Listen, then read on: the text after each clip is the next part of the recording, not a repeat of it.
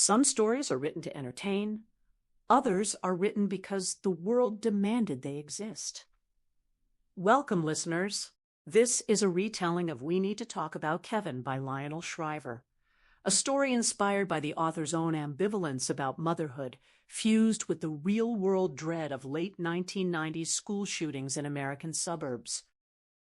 First published in 2003, the book has since sold over 1 million copies worldwide.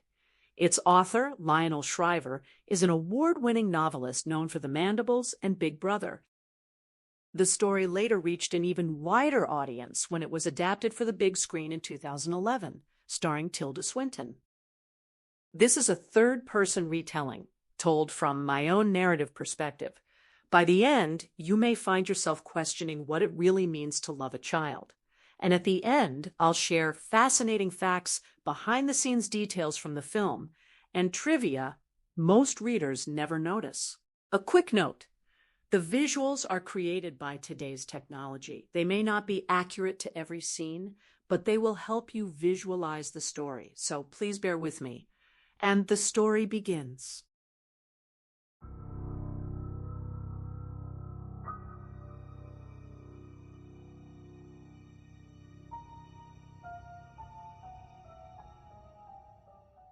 The November evening finds her in the kitchen of the flimsy duplex, writing to Franklin. One small incident at the grocery store has cracked something open in her. That need to deliver the day's oddities to him, the way a cat lays mice at your feet.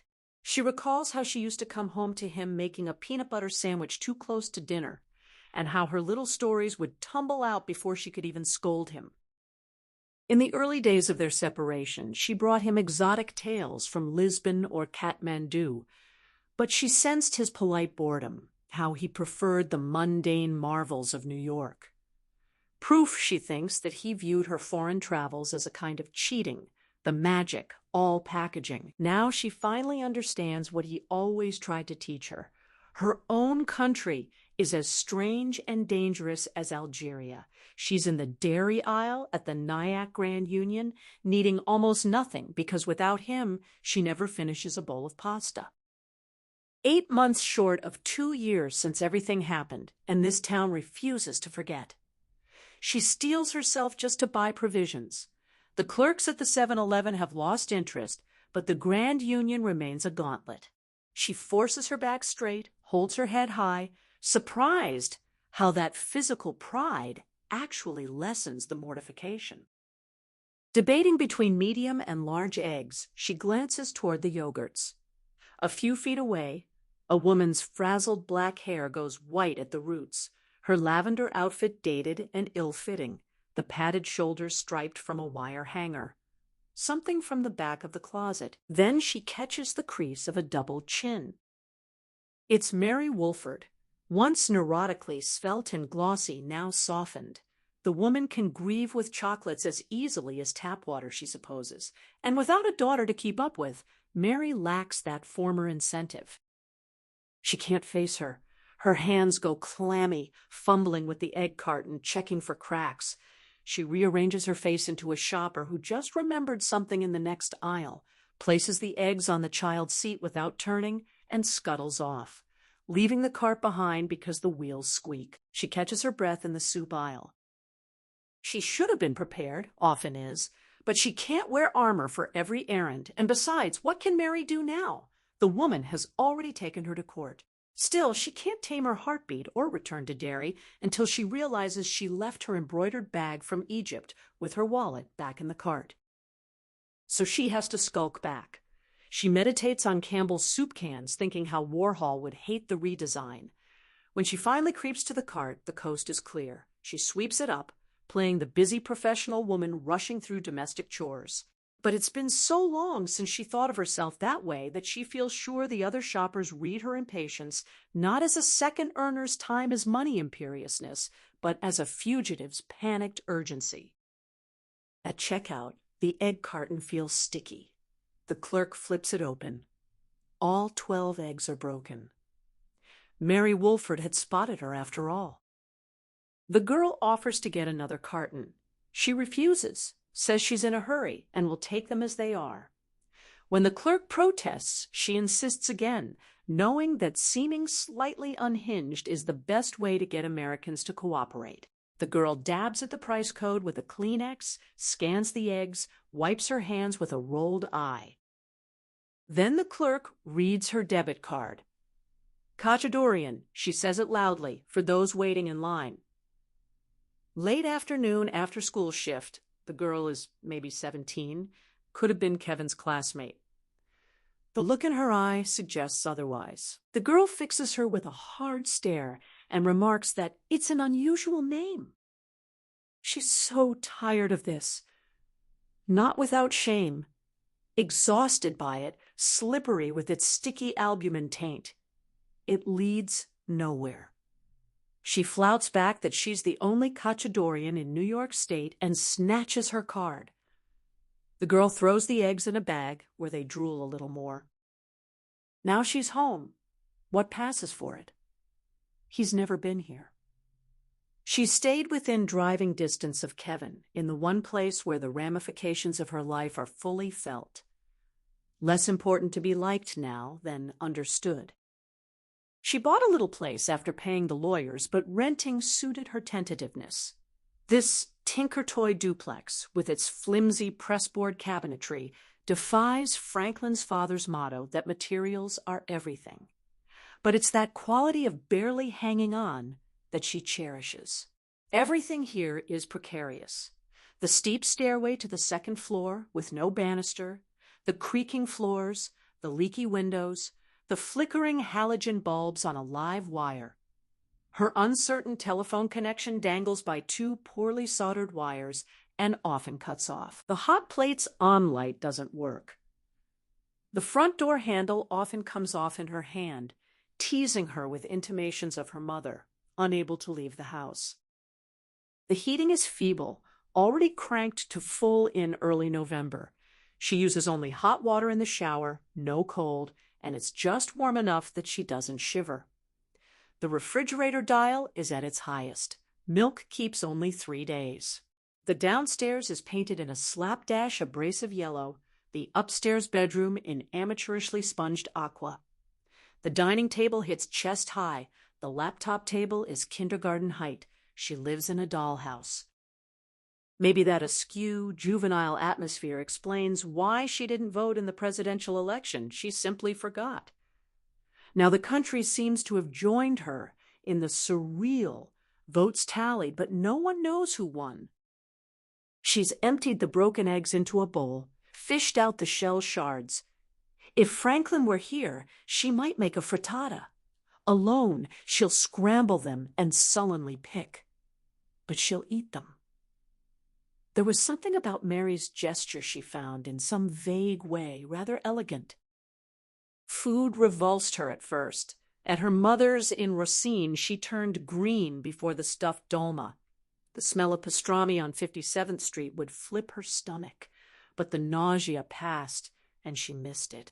When after 4 or 5 months she grew ravenous, the appetite struck her as unseemly, so she kept acting the part of a woman who'd lost interest. After a year, she faced that the theater was wasted. If she grew cadaverous, no one cared. What did she expect? That Franklin would wrap his enormous hands around her rib cage and reproach her for being too thin? So now she eats a croissant with her coffee every morning, picks up every flake with a moistened finger. Chopping cabbage occupies her long evenings. She's even declined the few invitations that still come, usually friends from abroad who don't know, whose voices sound too roistering, unlike the initiates with their hushed, churchy tones. She doesn't want to recite the story or endure mute commiseration. What really drives her to claim she's too busy? The terror that she and a friend will both order salad, the bill will arrive at 8:30 or 9 o'clock, and she'll go home to her tiny duplex with nothing left to chop. After so many years on the road for wing and a prayer, restaurants where waiters spoke Spanish or Thai, menus listing ceviche or dog, she has become fixated on a fierce routine.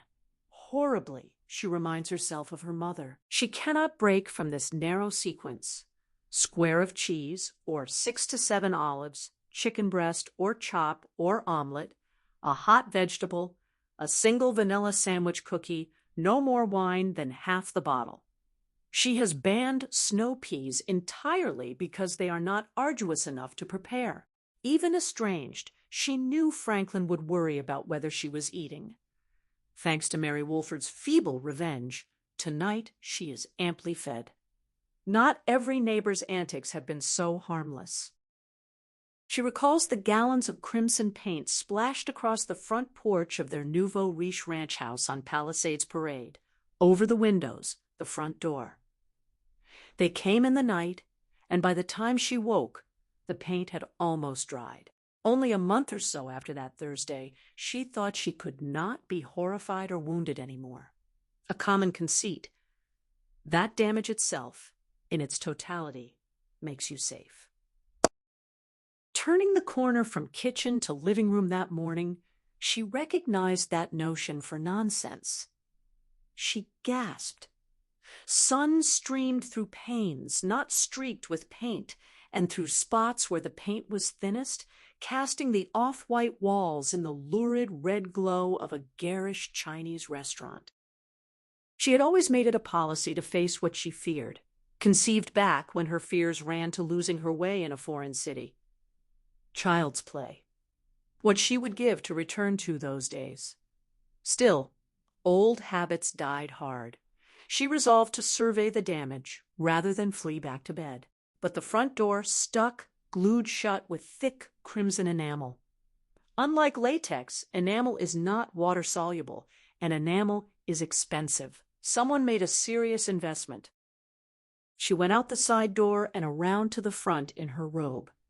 Taking in the artwork, she felt her face set in that same impassive mask the New York Times had described at the trial. The Post called it defiant. The local journal News went further. From her stony implacability, her son might have done nothing more egregious than dip a pigtail in an inkwell. She grants that she stiffened in court, squinting and sucking her cheeks against her molars, grasping at one of Franklin's tough guy mottos about not letting them see you sweat. But defiant, she was trying not to cry. The effect was magnificent if you had a taste for the sensational, which she did not. The house looked as if its throat were slit. The hue had been chosen meticulously, deep, rich, luscious, with a hint of purplish blue, as if specially mixed. She thought dully that if the culprits had requested this color rather than grabbing it off the shelf, the police might track them down. She wasn't walking into a police station again unless she had to. Her thin kimono, the one Franklin gave her for their first anniversary in 1980, meant for summer, was the only wrap she had from him, and she wouldn't reach for anything else. She has thrown so much away, but nothing he gave her. Those talismans are excruciating. That is why she keeps them. Therapeutic types would call her cluttered closets, unhealthy. She disagrees. Compared to the cringing, dirty pain of Kevin, of the paint, the criminal and civil trials, this pain is wholesome, a surprisingly scarce property. Clutching that soft blue cotton and assessing the slapdash paint job, she was cold. May, but crisp with a whipping wind. Before she found out for herself, she might have imagined that after personal apocalypse, life's little bothers would vanish. Not true. You still feel chills, despair when a package is lost in the mail, irritation at being shortchanged at Starbucks, embarrassing perhaps to still need a sweater or to object to being cheated of $1.50. But since that Thursday, her whole life has been smothered in such a blanket of embarrassment that she takes these passing pinpricks as solace instead, emblems of a surviving propriety. Picking her way back to the side door, she puzzled over how marauders could have attacked while she slept unaware. She blamed the heavy dose of tranquilizer she was taking every night, knowing Franklin wouldn't approve. Then she realized she had the scene wrong. It was a month later, not a day. No jeers, no ski masks, no shotguns. They came in stealth. The only sounds: broken twigs, a muffled thump, As the first Fulkin hit the mahogany door, the oceanic lap of paint against glass, a tiny rat-a-tat-tat of spatters, no louder than fat rain. The house had not been sprayed with day-glow outrage, but slathered with a hatred that had reduced until thick and savorous, like a fine French sauce. Franklin would have insisted they hire someone to clean it. He loved American specialization, an expert for every want. He sometimes thumbed the yellow pages for fun. But the papers had made so much of how rich they were, how Kevin had been spoiled. She didn't want to give Gladstone the satisfaction of watching her hire another minion. No, she made them watch her day after day, scraping by hand, renting a sandblaster for the bricks. One evening, after a day's toil, clothing smeared, fingernails creased, hair flecked, she glimpsed her reflection and shrieked. She had looked like this once before. A few crevices around the door may still gleam ruby. Deep in the faux antique bricks may glisten drops of spite she couldn't reach with the ladder. She wouldn't know. She sold that house after the civil trial. She had to. She expected trouble unloading the property. Surely superstitious buyers would shy away once they knew who owned it. That just showed how poorly she understood her own country. Franklin once accused her of lavishing all her curiosity on third-world shitholes, while the most extraordinary empire in human history stared her in the face. He was right. There's no place like home. As soon as the property was listed, the bids tumbled in. Not because the bidders didn't know, because they did. The house sold for well over $3 million, more than it was worth. In her naivete, she hadn't grasped that the notoriety was the selling point. While poking through her pantry, couples on the climb were picturing the crowning moment of their housewarming dinner party, a toast announcing where they'd bought the place, the name Cacciadorian, the story of Kevin. One imagined guest's husband slow on the uptake. Their own son Lawrence had his room now, tried staying up to watch a serial killer film because he thought it was haunted by Kevin Ketchup. The father had to disappoint the kid. Kevin Ketchup couldn't haunt anything when the worthless little bastard was alive and well in some kiddie prison upstate. Up to that father, the scumbus would have gotten the chair. No, it wasn't quite as bad as Columbine. 9 dead, 7 kids, 2 adults. The teacher he killed had been the brat's big champion.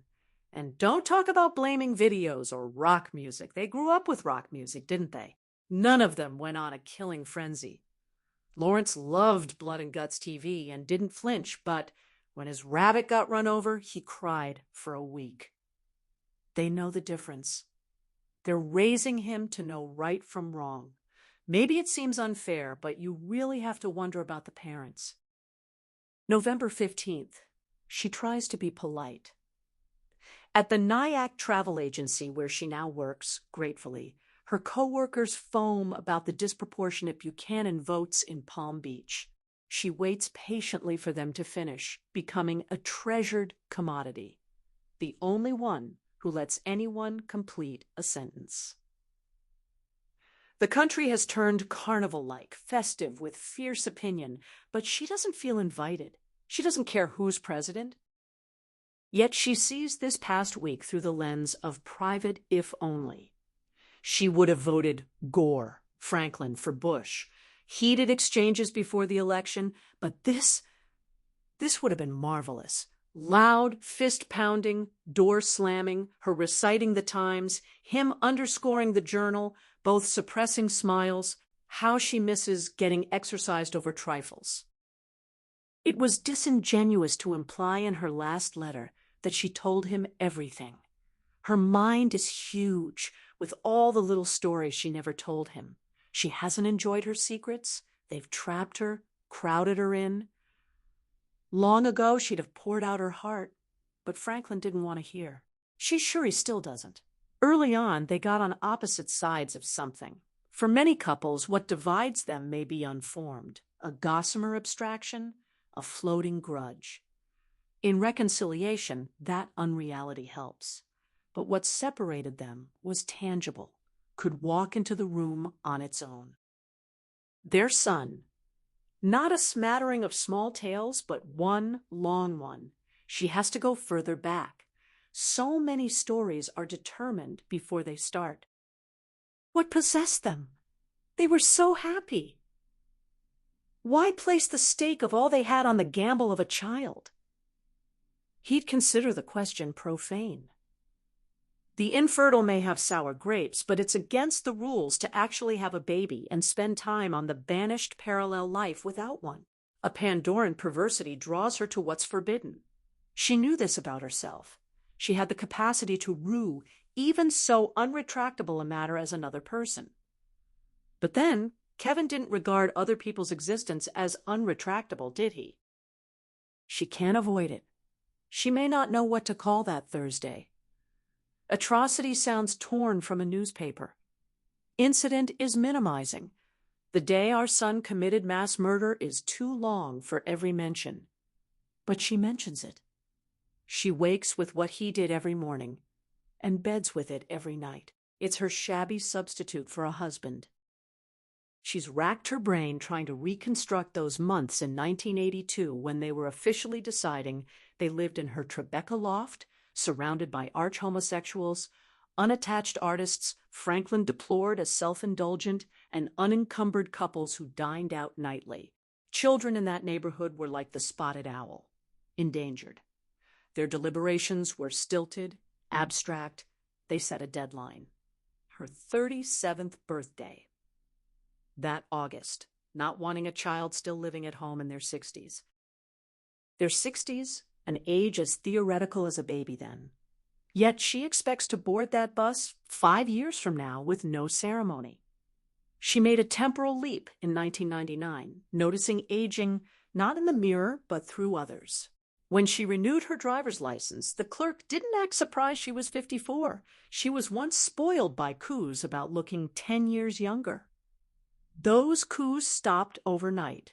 Soon after Thursday, a subway attendant informed her that over 65s qualified for a senior discount.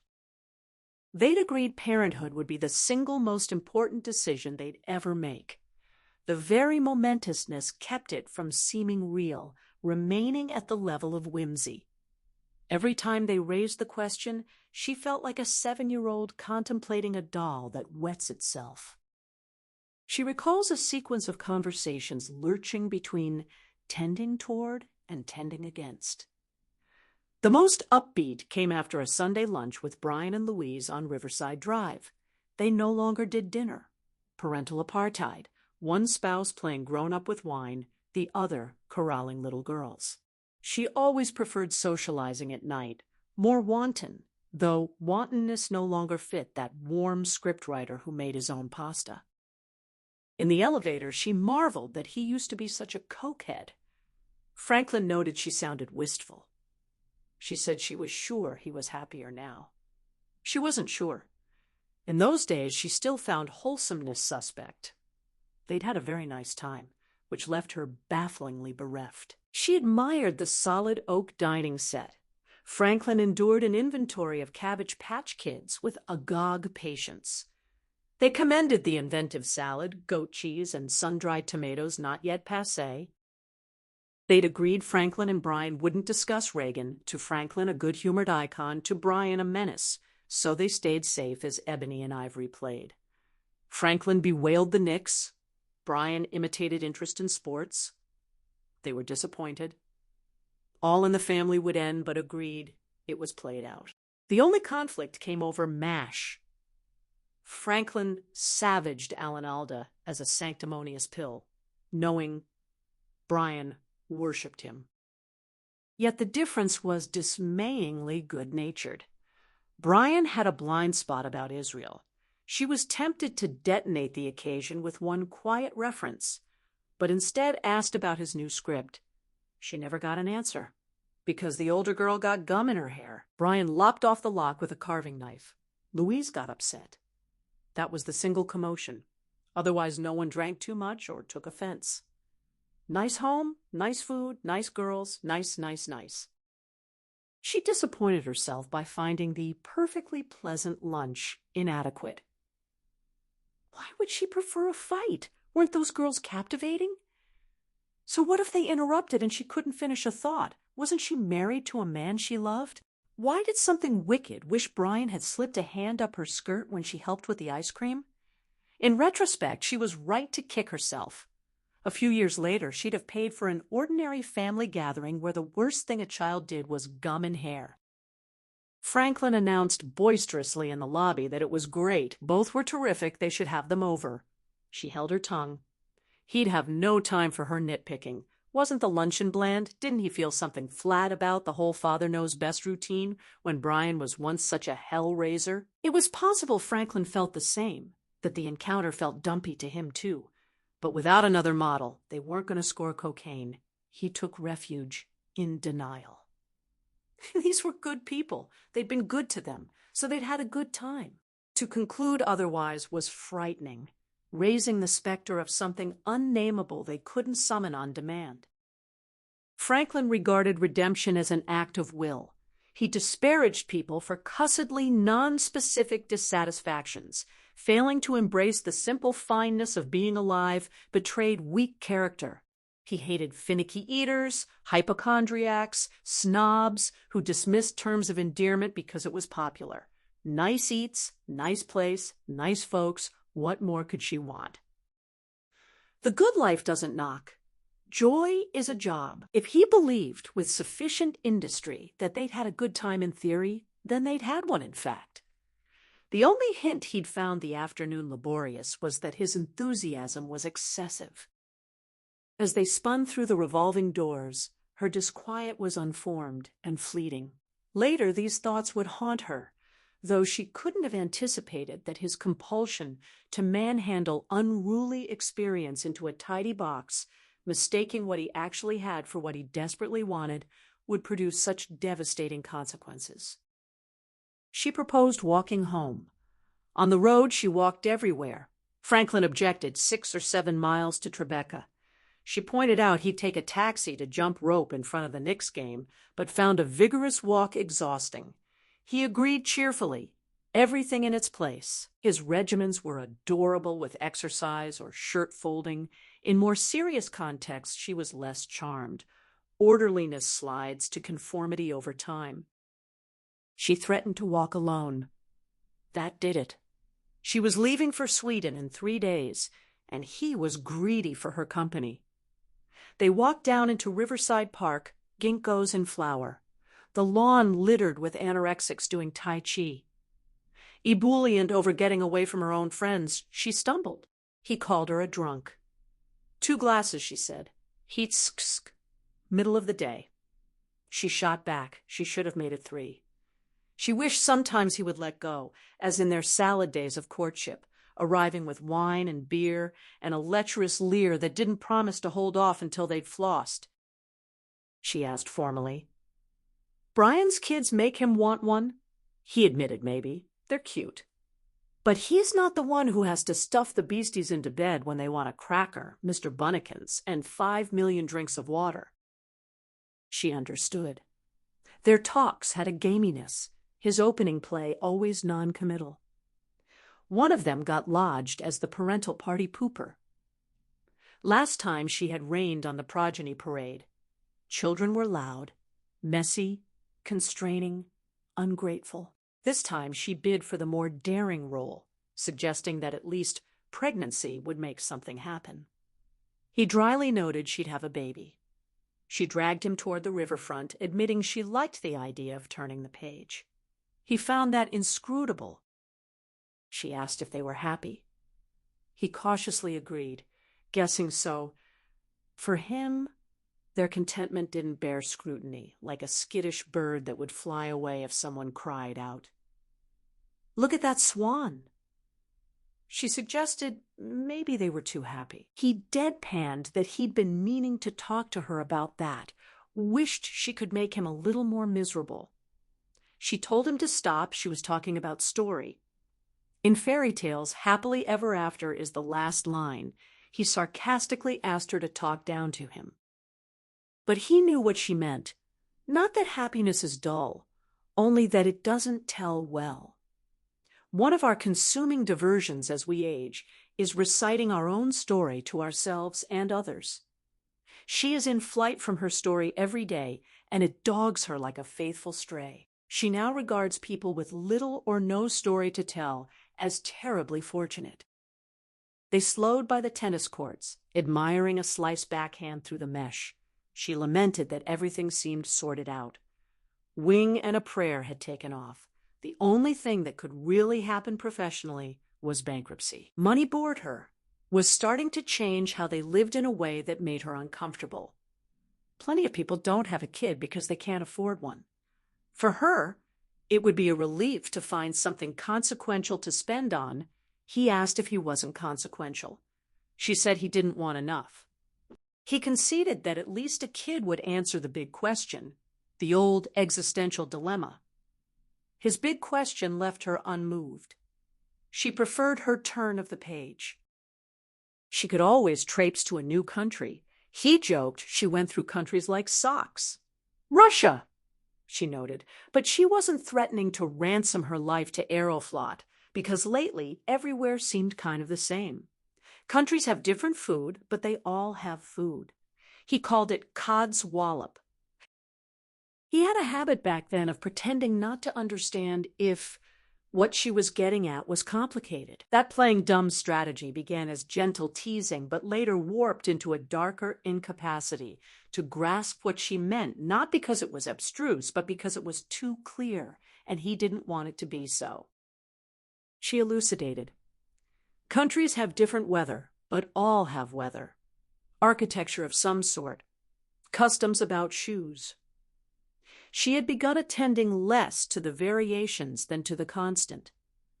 The continuum itself had become a location, landing her relentlessly in the same place. Globalization meant she could buy his favorite brogans in Bangkok. But what had grown monotonous was the world in her head, what she thought, felt, said. The only way her head was going somewhere else was to travel to a different life, not a different airport. She condensed in the park. Motherhood. Now that is a foreign country. When it seemed she might really want to do it, he got nervous. He said location scouting for ad clients hadn't brought him self-actualization. She stopped, leaned on the warm wooden rail overlooking the Hudson, faced him squarely. She asked what was going to happen to him professionally. What were they waiting and hoping for? He waggled his head, seeming to discern she wasn't impugning his achievements. He could scout for feature films instead. She noted he'd always said, that's the same job, and ads pay better. He said married to Mrs. Moneybags, that didn't matter. She said it did to him. His maturity about her out-earning him had limits. He'd considered trying something else altogether. She guessed he'd get fired up to start a restaurant. He smiled. They never make it. Exactly. He was too practical. Maybe he would do something different, but on the same plane. She was talking about topography, emotional, narrative topography. They live in Holland. Sometimes she gets a hankering for Nepal. He could have been injured that she didn't regard him as ambitious, but he was practical about himself and didn't take offense. He was ambitious for his life, what it was like when he woke up, not for attainment. Like most people without a calling, he placed work beside himself. Any occupation would fill the day, but not the heart. She liked that enormously. They started walking again. She swung his hand and resumed. Their parents will die soon. Everyone they know will start pitching mortal coils in the drink. They'll get old, losing more friends than they make. They can take holidays, eat more foods, have more sex. But she worried it all starts getting tired. He pleasantly suggested one of them could always get pancreatic cancer. She acknowledged that, or running a pickup into a concrete mixer would thicken the plot. That was her point. Everything she could think of that would really happen from now on was awful. He kissed her hair, called her pretty morbid for such a gorgeous day. She hooked his belt loop with her forefinger. The euphemism expecting was apt. A healthy baby's birth is a big, good, huge event to look forward to. From then on, every good thing that happens to them happens to you too. Bad things also, but first steps, first dates, first places in sack races. Kids graduate, marry, have kids. In a way, you get to do everything twice. Even if their kid had problems, at least they wouldn't be the same old problems. Recounting this dialogue breaks her heart. Looking back, maybe saying she wanted more story was all by way of alluding that she wanted someone else to love. They never said such things outright. Too shy. She was nervous of intimating he wasn't enough for her. Now that they're parted, she wishes she'd overcome her bashfulness and told him more often that falling in love with him was the most astonishing thing that ever happened to her. Not just the falling, but being in love. Every day apart, she would conjure his wide, warm chest, the clavicle valley for her head. On mornings, she didn't have to catch a plane. Sometimes she would hear him call her name from around a corner. EVA. Irascible, curt, demanding, calling her to heel because she was his. She didn't resent it and wanted him to make that claim, the emphasis always on the second syllable. Some evenings she could hardly answer because her throat closed with a rising lump. She would have to stop slicing apples for a crumble because a film formed over her eyes and the kitchen went liquid and wobbly. He always shouted at her when she cut herself. It made him furious. And the irrationality of that anger would almost beguile her into doing it again. She never took him for granted. They met too late for that. She was nearly 33. Her past without him was too stark for her to find the miracle of companionship ordinary.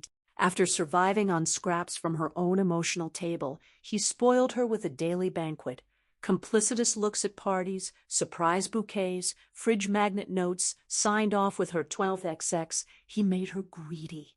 She wanted more. She was curious how it felt when a piping voice called "Mom, me" from that same corner. He started it. Like someone who gives a single carved ebony elephant, and suddenly you think it might be fun to start a collection. Postscript at 3:40 a.m. She's been trying to go cold turkey on sleeping pills, knowing he'd disapprove. Without them, she keeps tossing. She'll be worthless at Travel or Us tomorrow, but she wanted to get down another memory. Soft shell crabs with Eileen and Belmont at the loft. That evening was wanton. Even Franklin threw caution to the winds and lurched for raspberry brandy at 2 a.m. With no interruptions for dolly outfits, no school tomorrow, they gorged on fruit and sorbet and splashed second shots of framboise, whooping at each other's tails in the orgy of eternal adolescence, characteristic of the childless in middle age. They all talked about their parents, to their collective detriment, an unofficial contest whose parents were the most bonkers. Franklin was at a disadvantage. His parents' New England stoicism was hard to parody. Her mother's contrivances for avoiding leaving the house made for great hilarity. She explained the private joke between her and her brother Giles. It's very convenient, their family's catchphrase for "they deliver." In those days, before he became reluctant to let his children near her, she had only to say it to Giles, and he guffawed. By the wee hours, she could say it to Eileen and Belmont, and they cracked up too. Neither could compete with that interracial vaudeville team of been-around-the-block bohemians. Eileen's mother was schizophrenic, her father a card sharp. Belmont's mother was a former prostitute who still dressed like Bette Davis in Baby Jane, his father a jazz drummer who had played with Dizzy. She sensed they'd told these stories before, but they told them very well. After so much Chardonnay and crabs, she laughed until she wept. Once she considered bending the conversation toward the monstrous decision she and Franklin were trying to make, but Eileen and Belmont were at least 10 years older, and she wasn't sure they were childless by choice. Raising it might have been unkind. They didn't leave until nearly 4 a.m. Make no mistake, she'd had a wonderful time. One of those rare evenings worth the bustle of the fish market, the chopping of fruit, even the dusty kitchen work. She could see being a little let down the night was over or heavy from too much booze, whose giddy effects had peaked, leaving only unsteadiness and difficulty focusing on not dropping wine glasses. But that wasn't why she felt dolorous. Franklin noticed her quiet stacking plates, asked if she was beat. She nibbled a lone crab claw that had fallen in the skillet. 4 or 5 hours talking about their parents. He asked what the problem was. If she felt guilty about bad-mouthing her mother, she was looking at penance until 2025. It was one of her favorite sports. She admitted that's what bothered her. He reassured her mother couldn't hear, and no one at that table assumed that because she thought her mother was funny, she didn't also find her tragic, or that she didn't love her in her way. But when her mother dies, she couldn't carry on like that, not without feeling traitorous. He suggested she pillory the poor woman while she could. But should they be talking about their parents for hours at this age? He pointed out she was laughing so hard she must have wet herself. She had an image after they left, the 4 of them in their 80s, with liver spots, still boozing, still telling the same stories, tinged with affection or regret because the parents would be dead, but still talking about weird mom and dad. Wasn't that a little pathetic? He suggested she'd rather anguish over El Salvador or dole out cultural after-dinner mints. Belgians are rude. Thais disapprove of public groping. Germans are obsessed with shit. The tinge of bitterness in such jibes had been increasing. Her anthropological nuggets reminded him she'd gone on adventures while he searched New Jersey for a tumble-down garage. She might have snapped that she was sorry, her travel stories bored him, but he was mostly teasing.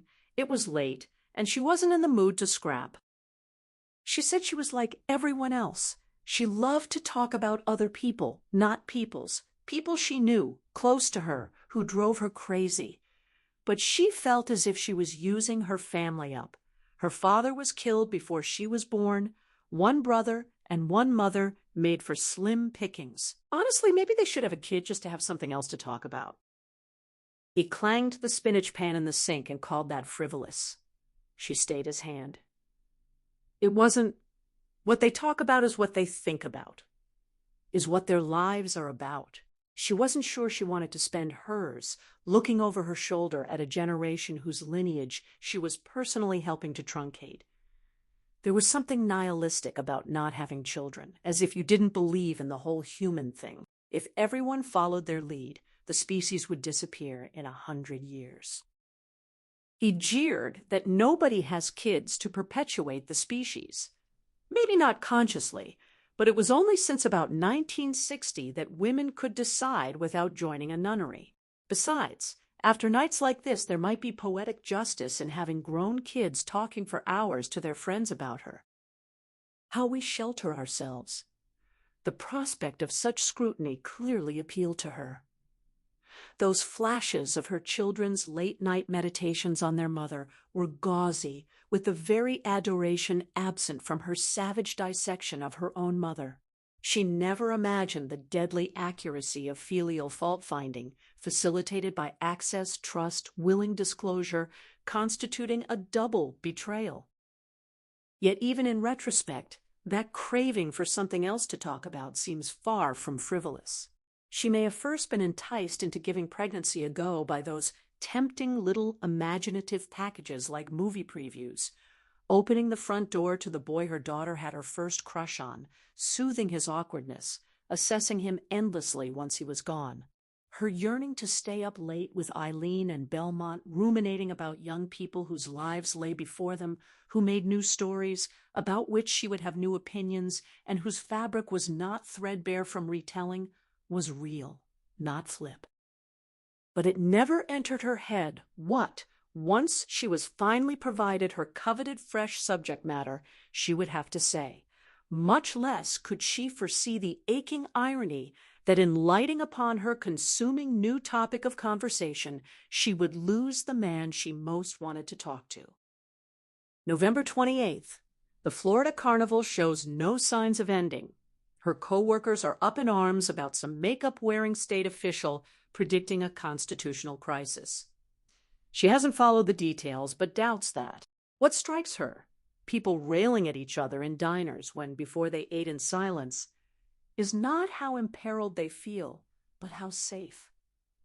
Only an invulnerable country can afford political turmoil as entertainment. But having come so close to extermination within living memory, few Armenian Americans share that smug security. The numerics of her own life are apocalyptic. Born in August 1945, when the spores of 2 poisonous mushrooms gave a cautionary foretaste of hell. Kevin was born during the anxious countdown to 1984, much feared, though she scoffed at people who took Orwell's title to heart. Those digits ushered in an era of tyranny for her. Thursday itself happened in 1999, widely mooted as the end of the world, and wasn't it? Since she last wrote, she's been rooting around in her mental attic for her original reservations about motherhood. She recalls a tumult of fears, though all the wrong ones. Had she cataloged the downsides, son might turn out killer would never have appeared. Instead, hassle. Less time just the 2 of them. Try no time. Other people, PTA meetings, ballet teachers, insufferable friends and parents. Turning into a cow. She was slight and preferred to stay that way. Her sister-in-law's bulging varicose veins mortified her more than she could say. Unnatural altruism, forced to make decisions for someone else. She calls herself a pig. Curtailment of traveling. Dementing boredom. She found small children brutally dull. Worthless social life. She never had a decent conversation with a friend's 5-year-old in the room. Social demotion. Everyone would take her less seriously. Paying the piper, parenthood repays a debt. But who wants to pay a debt she can escape? Only the most warped mother could feel rewarded that at last her daughter's life is hideous too. Those are the pygmy misgivings she weighed beforehand. The reasons to remain barren were all petty inconveniences, trifling sacrifices. Selfish means small-minded. Anyone compiling such a catalog who still chose her tidy, airless, static, dead-end, child-free life was not only short-sighted, but a terrible person. Yet as she contemplates that list now, the conventional reservations about parenthood are practical. With effective contraception, it's amazing anyone reproduces at all. The modern incentives, love, story, content, faith in the human thing, are like dirigibles. Immense, floating, few, optimistic, large-hearted, even profound, but ominously ungrounded. For years, she'd awaited the narcotic pining that draws childless women to strangers' strollers. She wanted to be drowned by the hormonal imperative to wake and throw her arms around Franklin's neck and pray he had left her with child. That expression has a lovely, warm sound, an archaic acknowledgement that for 9 months you have company wherever you go. Pregnant, by contrast, is heavy and bulging, always sounding like bad news. Whatever the trigger, it never entered her system. That made her feel cheated. When she hadn't gone into maternal heat by her mid-30s, she worried something was wrong, something missing. By the time she gave birth to Kevin at 37, she anguished over whether or not accepting this defect had amplified an incidental deficiency into a flaw of Shakespearean proportions. What finally pulled her off the fence? Franklin, for starters. If they were happy, he wasn't quite. There was a hole in his life she couldn't fill. He liked location scouting, but didn't love it. His passion was for people. When she saw him playing with Brian's children, nuzzling them with monkey puppets, she yearned to provide him the ardor she herself once found in her work. She remembers him trying to express something haltingly, not the sentiment, but the language. He was uncomfortable with the rhetoric of emotion, not emotion itself. He feared too much examination could bruise feelings, like clumsy hands handling a salamander. They were in bed in the Tribeca loft, that cavernous space with the creaky elevator always breaking down. They'd made love, and she was swooning off to sleep when she sat bolt upright. She had to catch a plane from Madrid in 10 hours and forgot to set the alarm. After adjusting the clock, she noticed he was on his back, eyes open. She asked what was wrong. He sighed, said he didn't know how she did it. Leave all the time for so long. Leave him. She said she didn't like to. He wondered. She said she didn't contrive her company to escape him. It predated him. He said he could hardly forget that. She said it was her job. He said it didn't have to be. She sat up. He pressed her gently back down. This wasn't going as he'd planned, and she could tell he had planned it. He rolled over, elbows on either side of her, touched his forehead to hers. He wasn't trying to take her series away. He knew how much it meant to her. That was the trouble.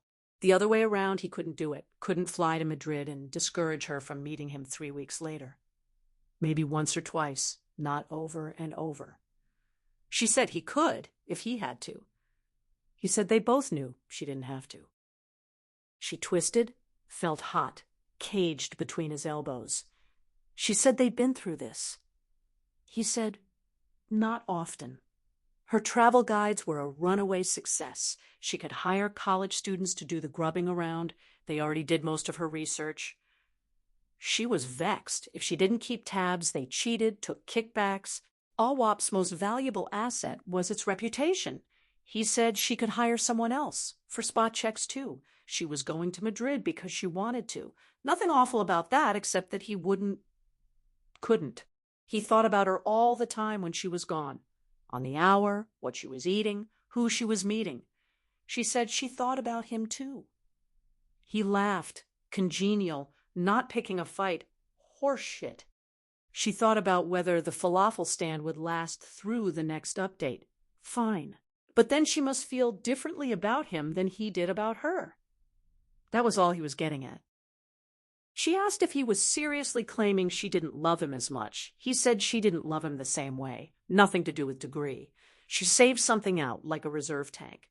She walked out and another source kicked in. She puttered around Europe or Malaysia until it finally ran low and she came home. Yet what he described was closer to her pre-Franklin self. She was once an efficient little unit like a travel toothbrush that folds into a box. She tends to over-romanticize those times. She was a kid. She'd gotten the idea for winging a prayer halfway through her first trip to Europe, for which she'd brought too little cash. The notion of a bohemian travel guide gave her purpose, and from then on she went everywhere with a tattered notebook, recording rates, hot water, English-speaking staff, backed-up toilets. It's easy to forget the competition now, but in the mid-'60s, globe-trotters were at the mercy of the Blue Guide, aimed at the middle-aged and middle class. In 1966, when the first edition of Western Europe on a Wing and a Prayer went into a second printing almost overnight, she realized she was onto something. She likes to portray herself as shrewd, but she was lucky. She couldn't have anticipated the backpacking craze or the baby boomers. She mostly reasoned that the next explorer after her would be scared the way she was scared. And if she got food poisoning first, she could make sure the novice wayfarer didn't spend the first night heaving. She wrote the guide she wished she'd been able to use herself. She imagines Franklin rolling his eyes. This lore is shop-worn, and perhaps it's inevitable that what first attracts you to someone is what later irritates you. Bear with her. She was always horrified by the prospect of turning out like her mother. She and Giles only learned the term agoraphobic in their 30s. She's looked up the strict definition more than once, fear of open or public spaces, but that never seemed apt. Her mother wasn't afraid of football stadiums. She was afraid to leave the house. Enclosed spaces panicked her just as much as long as the enclosed space wasn't 137 Enderby Avenue. There's no word for that. But when she calls her mother agoraphobic, people understand she orders in. She's heard the irony more times than she can count. With all the places she's been, people savor the symmetry of apparent opposites. Let her be candid. She is much like her mother. Maybe because as a child she was always running errands for which she was too young, sent out to locate new gaskets for the kitchen sink at 8 years old. In pushing her to be her emissary while she was still so small, her mother reproduced in her the same disproportionate anguish about minor interactions with the outside world that she herself felt at 32. She can't recall a single trip abroad that up against it she truly wanted to take, that she hasn't in some way dreaded and wanted desperately to get out of. She was repeatedly forced out the door by a conspiracy of previous commitments. The ticket purchased, the taxi ordered, reservations confirmed. She would always talk up the journey to friends before florid farewells, boxing herself in further. Even on the plane, she'd have been blissfully content for the wide body to penetrate the stratosphere for all eternity. Landing was agony. Finding her first night's bed was agony, though the respite itself, her ad hoc replication of Enderby Avenue, was glorious. She got hooked on the sequence of accelerating terrors, culminating in a vertiginous plunge to her adoptive mattress. Her whole life, she has been making herself do things. She never went to Madrid out of appetite for paella, and every one of those research trips Franklin imagined she used to slip the surly bonds of their domestic tranquility was really a gauntlet she'd thrown down and compelled herself to pick up. If she was ever glad to have gone, she was never glad to go. Over the years, the aversion grew milder, but surmounting a mere annoyance is not so rich. Once she habituated to rising to her own challenge, to proving repeatedly that she was independent, competent, mobile, grown up, gradually the fear inverted. The one thing she dreaded more than another trip to Malaysia was staying home. So she wasn't only afraid of becoming her mother, but a mother, afraid of being the steadfast, stationary anchor who provides a jumping-off place for another young adventurer whose travels she might envy, afraid of being that archetypal figure in the doorway, frowsy, a little plump, who waves goodbye, dabs her eyes with an apron ruffle in the fumes of departing exhaust, turns forlornly to twist the latch and wash the too few dishes as the silence presses down like a dropped ceiling. More than leaving, she had developed a horror of being left. How often she had done that to Franklin, stranded him with the baguette crusts of their farewell dinner, and swept off to her waiting taxi. She never told him how sorry she was for putting him through those little deaths of serial desertion, or commended him on constraining his justifiable sense of abandonment to the occasional quip. She was absolutely terrified of having a child. Before she got pregnant, her visions of child-rearing, reading stories about cabooses with smiley faces, feeding glop into slack mouths, all seemed like pictures of someone else. She dreaded confrontation with her own closed, stony nature, her selfishness and lack of generosity, the thick, tarry powers of her resentment. However intrigued by a turn of the page, she was mortified by the prospect of becoming hopelessly trapped in someone else's story. She believes this terror is precisely what must have snagged her, the way a ledge tempts one to jump off. The very insurmountability of the task, its very unattractiveness, was what attracted her to it. December 2nd. She settled into a little coffee shop in Chatham, the Bagel Cafe, handwritten on a legal pad because Franklin could always decipher her spidery scrawl on postcards. The couple at the next table is having a knockdown drag-out over absentee ballot applications in Seminole County, the kind of minutia consuming the whole country. Everyone around her has turned into a procedural pedant. She basks in their heatedness as before a wood stove. Her own apathy is bone-chilling. Chatham is homey, authentic. Middle America quaintness that wealthier towns spend money to feign. Its railroad station still receives trains. The main drag has second-hand bookstores full of the Lauren Esliman novels Franklin devoured, bakeries with burnt-edged bran muffins, charity shops, a cinema whose marquee says theater on the parochial presumption that British spelling is more sophisticated, a liquor store with pricey Zinfandels for out-of-towners. Manhattan residents with second homes keep this disheveled hamlet alive, along with the new correctional facility on the outskirts. She was thinking about Franklin on the drive up. By way of counterpoint, she tried to picture the kind of man she assumed she'd end up with before they met, a composite of the on-the-road boyfriends he always wrote her about. Some were sweet, though whenever a woman describes a man as sweet, the dalliance is doomed. If that assortment of cameo companions in Arlos or Tel Aviv was anything to go by, she was destined for a stringy cerebral type with sharp elbows, prominent Adam's apple, narrow wrists, a strict vegetarian, an anguished sort who reads Nietzsche, wears spectacles, alienated from his time and contemptuous of automobiles, an avid cyclist and hill walker, professional marginalia, perhaps a potter with a love of hardwoods and herb gardens, whose aspirations to an unpretentious life of physical toil and lingering sunsets are belied by the steely rage with which he pitches disappointing vases into an oil drum, a weakness for weed. Brooding, an understated but ruthless sense of humor, a dry, distant laugh, back massages, recycling, sitar music and a flirtation with Buddhism mercifully behind him, vitamins and cribbage, water filters and French films, a pacifist with 3 guitars but no TV, unpleasant associations with team sports from a picked-on childhood, a hint of vulnerability in the receding hairline, a soft, dark ponytail, a sallow, olive complexion, almost sickly, tender, whispering, sex. A curious carved wooden talisman thonged around his neck that he will neither explain nor remove. Diaries.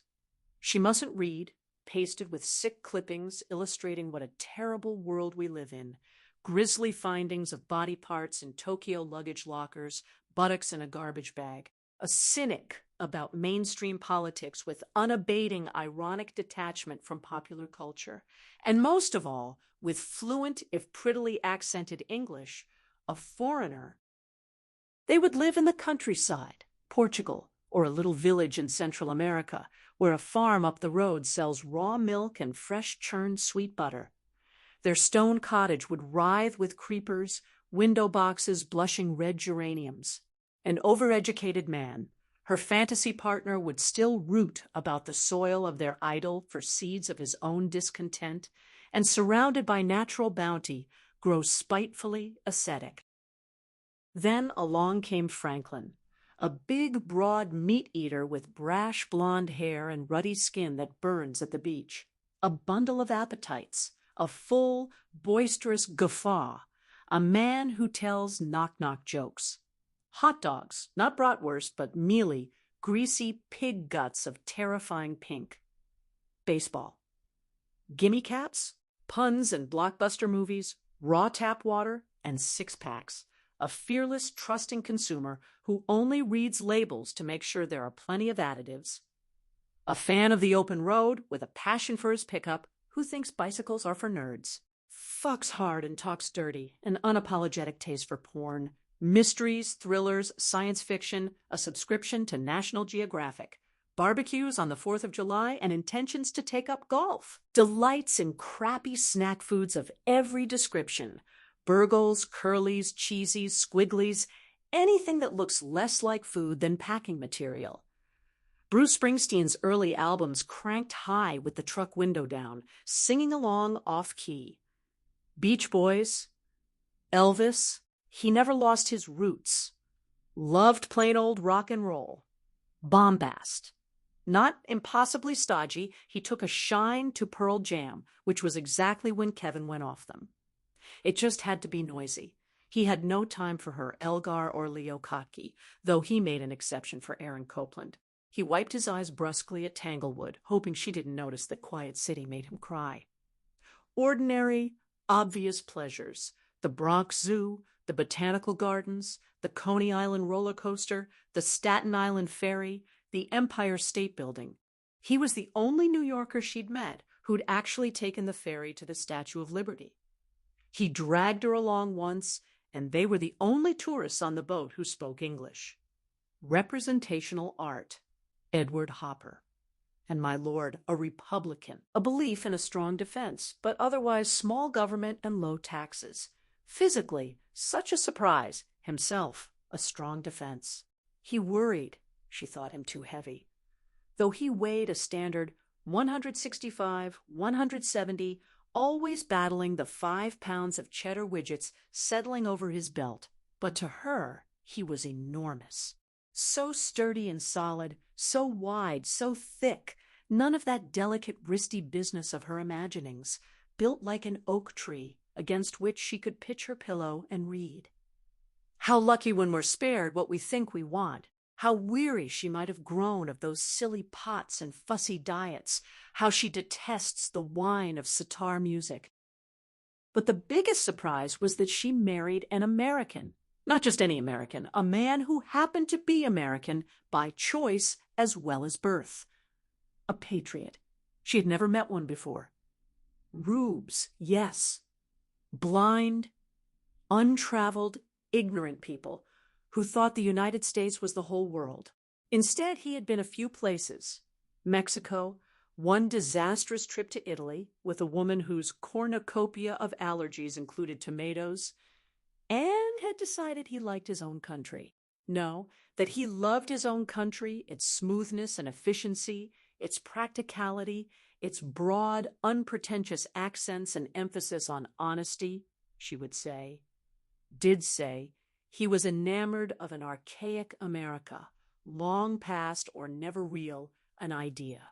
He would say that part of what America was an idea which was more than most countries could claim, a nation that aimed to preserve above all the ability of its citizens to do pretty much whatever they wanted, was exactly the sort of place that should have captivated her. It hasn't worked out that way, she'd object. Better than anywhere else, he'd counter, and off they'd go. It's true she grew disenchanted, but she would still like to thank him for introducing her to her own country. Wasn't that how they met? AWAP decided to run advertisements in Mother Jones and Rolling Stone. When she was vague about the photos they wanted, Young and Rubicam had Franklin stop in. Franklin showed up at her office in a flannel shirt and dusty jeans, a beguiling impertinence. She tried so hard to be professional because his shoulders were distracting. France, she supposed, the Rhone Valley. Then she dithered over the expense of sending him over, putting him up. He laughed, dismissed it as ridiculous. He could find her the Rhone Valley in Pennsylvania, which indeed he did.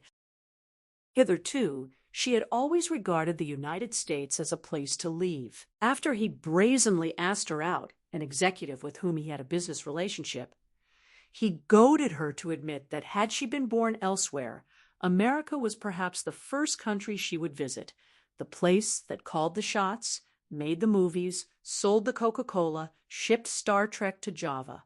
The center of the action, a country that demanded, if not acceptance, then at least rejection, anything but neglect, the country in every other country's face. Okay, she protested, she would visit. So she visited. In those early days, his recurrent astonishment that she had never been to a baseball game or to Yellowstone or the Grand Canyon. She sneered at them, but she had never eaten a McDonald's hot apple pie. She confesses she liked it. Someday, he observed, there would be no McDonald's. Profusion and popularity weren't necessarily devaluing. Time itself made all things rare.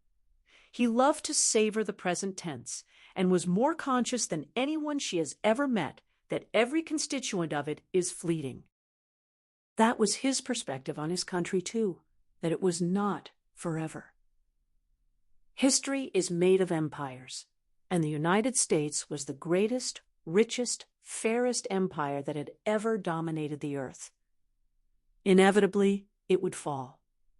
Empires always did. But they were lucky, he said. They got to participate in the most fascinating social experiment ever attempted. Sure, it was imperfect. But if the U.S. were to fall during his lifetime, collapse economically, be overrun or corrupt from within, he would weep. She believed him. But she sometimes considered. During those days, he was carting her off to the Smithsonian, needling her to recite the presidents, grilling her on the Haymarket riots, that she wasn't visiting the country, she was visiting his country, the one he had made for himself, like a child constructing a log cabin from popsicle sticks. Even now, when she glimpses the preamble to the Constitution, "We, the people," the hair raises on the back of her neck, because she hears his voice, the Declaration of Independence. "We hold these truths," his voice. She has thought about him in irony. It always got his back up when her European friends dismissed Americans as having no sense of irony. Yet in the latter 20th century, irony was huge in the U.S., painfully so. She was sick of it, though she didn't realize that until they met. Everything was retro, with an undercurrent of snideness, a distancing. Irony meant at once having and not having, a prissy dabbling, a disavowal. They had friends whose apartments were completely tricked out in sardonic kitsch, owning nothing that wasn't a joke. Franklin wouldn't live that way. To have no sense of irony was supposedly to be a moron, to have no sense of humor. He knew what it was. He laughed a little at the cast-iron black jockey Belmont picked up for their hearth to be polite. He got the joke. He just didn't think it was that funny, and in his own life he wanted objects that were truly beautiful, not just a laugh. Such a bright man. Sincere by design, and not merely by nature. American, by personal fiat. Embracing all that was good in that. Is it called naivete when you're naive on purpose? He would go on picnics, take conventional vacations to national monuments, sing "O'er the Land of the Free" at the top of his tuneless voice at Mets games, never with a smirk. The United States, he claimed, was on the existential cutting edge, a country of unprecedented prosperity, where virtually everyone had enough to eat, striving for justice, offering up nearly every entertainment and sport, every religion and ethnicity, with a wild wealth of landscapes. If it was not possible to have a fine, rich, sumptuous life in this country, with a beautiful wife and a healthy, growing boy, then it was not possible anywhere. Even now, she believes he may be right, but that it may not be possible anywhere. 9 p.m., back home. The waitress was tolerant, but the bagel cafe was closing. Printout may be impersonal, but it's easier on the eye. She worries he's been skimming, reading ahead, that the instant he spotted Chatham up top, he could think of nothing else, and couldn't care less about her feelings for the United States. She goes to Chatham. She goes at every opportunity. Every 2 weeks up to Claverack Juvenile Correctional Facility, the restrictive window of visiting hours leaves no freedom to go another day. She leaves at exactly 11:30 because it's the first Saturday and she must arrive immediately after the second lunch slot at 2 o'clock. She does not indulge in reflection over how much she dreads going to see Kevin, or more, improbably looks forward to it. She just goes. Franklin is astonished. He shouldn't be. Kevin is her son, too, and a mother should visit her child in prison. She has no end of failings as a mother, but she has always followed the rules. If anything, following the letter of unwritten parental law was one of her failings. That came out in the civil suit. She was appalled by how upstanding she looked on paper. Mary Wolford's lawyer accused her in court of visiting her son so dutifully during his own trial only because she anticipated being sued for parental negligence. Acting a part, going through the motions, the trouble with jurisprudence is that it cannot accommodate subtleties. The lawyer was onto something. There may be an element of theater in these visits, but they continue when no one is watching, because if she is trying to prove she is a good mother, she is proving this dismally to herself. Kevin himself has been surprised by her dogged appearances. Not to say, in the beginning at least, pleased. Back in 1999 at 16, he was still at that age where being seen with your mother was embarrassing. How bittersweetly these truisms about teenagers persist through the most adult of troubles.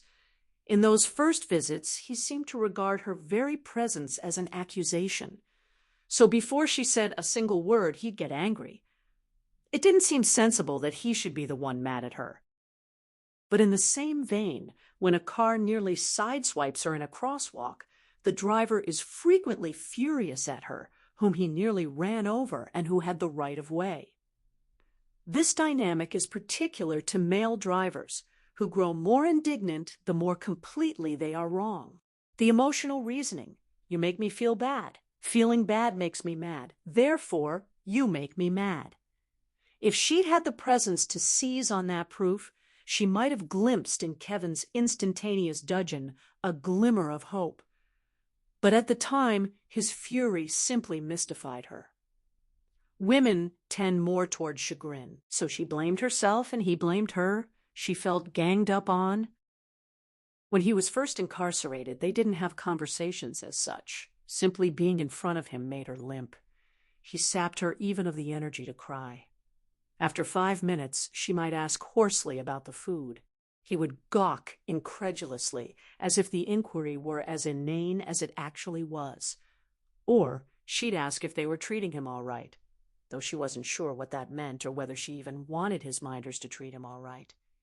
He'd slur that, sure they kiss him Betty bye every night. It didn't take long to run out of pro forma mommy questions, a relief for both. If it took little time to get past her posing as the loyal mother who's only concerned that Sonny is eating his vegetables, they are still contending with Kevin's more impenetrable pose as the sociopath beyond reach. While her role as a mother who stands by her son no matter what is ultimately demeaning, mindless, irrational, blind, sappy, a part she might gratefully shid, Kevin gets too much sustenance from his own cliché to let it go quietly. He still seems intent on demonstrating that he may have been a subjugant in her house who had to clean his plate, but now he's a celebrity on the cover of Newsweek, his name teased off every major network anchor's tongue. He's even had a hand in setting the national agenda, sparking calls for corporal punishment, juvenile death sentences, and the V-chip. In lockup, he wants her to know he is no teen-horn delinquent, but a notorious fiend whom his less accomplished fellows are in awe of.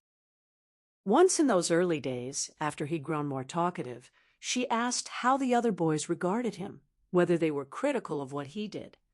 This was as close as she could come to asking if they tripped him or spat in his soup. She was hesitant, deferential. He frightened her physically, and she was desperate not to set him off. Prison guards were nearby, but there had been security in his high school, police in Gladstone, and what good had they been? She never feels protected anymore. Kevin honked that hard, joyless laugh through his nose. He said something like, "Are you kidding? They worship him?" There wasn't a juvenile in the joint who hadn't taken out 50 dickheads in his peer group before breakfast. In his head. He was the only one with the stones to do it in real life. Whenever Kevin cites real life, it is with the excessive firmness of fundamentalists referencing heaven or hell, as if he's trying to talk himself into something. She had only his word that far from being shunned, he'd achieved mythic stature among hoods who merely hijacked cars or knife dealers.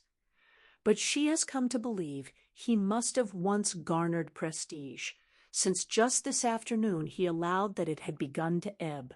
He said he was fucking tired of telling that same fucking story, from which she inferred that his fellow inmates were tired of hearing it.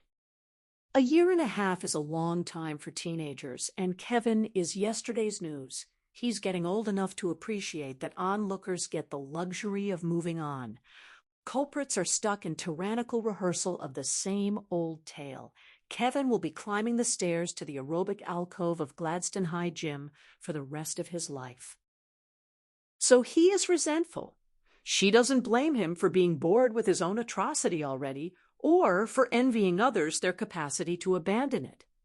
Today he groused about some pipsqueak new arrival at Claverack who was only 13. Kevin added for her benefit, the boy's cock was the size of a Tootsie Roll, the little ones, 3 for $1. With relish, Kevin explained the boy's claim to fame. An elderly couple in an adjacent apartment complained about how loudly he played Monkey CDs at 3 a.m.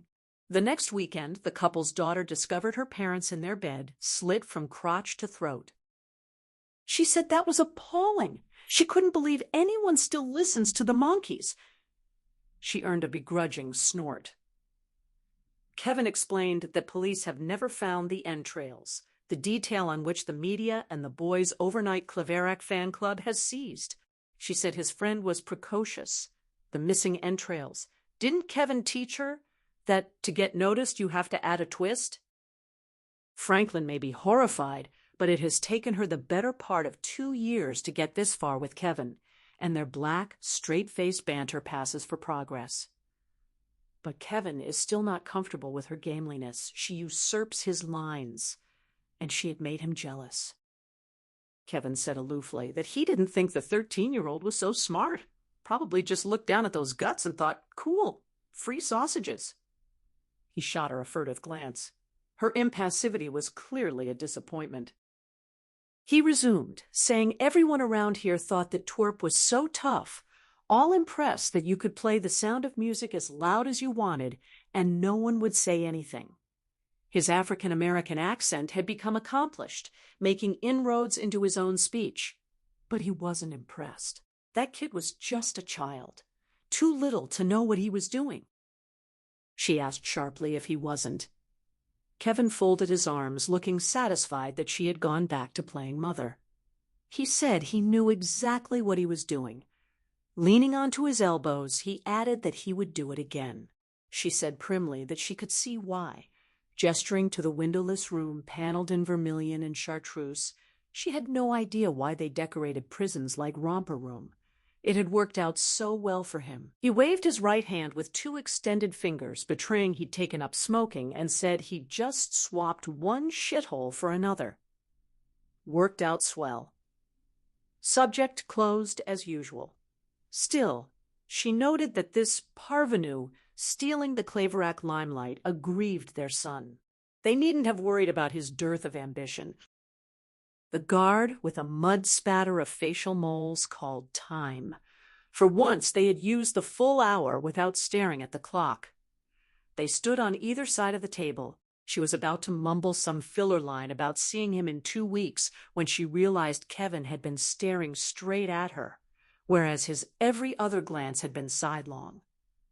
That stopped her, unnerved her, made her wonder why she had ever wanted him to look her in the eye. Once she stopped fussing with her coat, he said she might be fooling the neighbors and the guards and Jesus and her gaga mother with these goody-goody visits, but she wasn't fooling him. Keep it up if she wanted a gold star. But don't be dragging her ass back here on his account. Then he added, because he hated her. She knows children say that all the time in fits, eyes squeezed with tears, but Kevin was approaching 18, and his delivery was flat. She had some idea what she was supposed to say back, that she knew he didn't mean that, when she knew he did, or that she loved him anyway, like it or not. But she had an inkling that following those pat scripts had helped land her in a garish, overheated room that smelled like a bus toilet on an otherwise lovely December afternoon. So she said instead, in the same informational tone, that she often hated him too, and turned on her heel. So she needed a pick-me-up coffee. It was an effort to resist the bar. Driving home, she reflected that however much she might wish to eschew a country whose citizens eviscerated the elderly, it made perfect sense that she would marry another American. She had better reason than most to find foreigners passé, having penetrated their exoticism. Besides, by 33 she was tired. The cumulative exhaustion of standing all day, that you only register when you sit down. She was forever a foreigner, rehearsing phrasebook Italian, remembering to say pavement instead of sidewalk, defying hostile preconceptions, taking care not to be arrogant, pushy, ignorant, presumptuous, crass, or loud in public. But if she had arrogated the whole planet as her personal backyard, that effrontery marked her as hopelessly American, as did the notion that she could remake herself from the horribly specific origins of Racine, Wisconsin. Even carelessly abandoning her native land was classic of her nosy, restless, aggressive people who complacently assumed America was a permanent fixture. Europeans knew better. They knew the liveness of history, its immediate rapacities, and rushed back to tend their perishable gardens. To those for whom invasion was exclusively associated with outer space, the country was unassailable bedrock. She had explained her peripatetics to foreigners as facilitated by her perception that the United States didn't need her.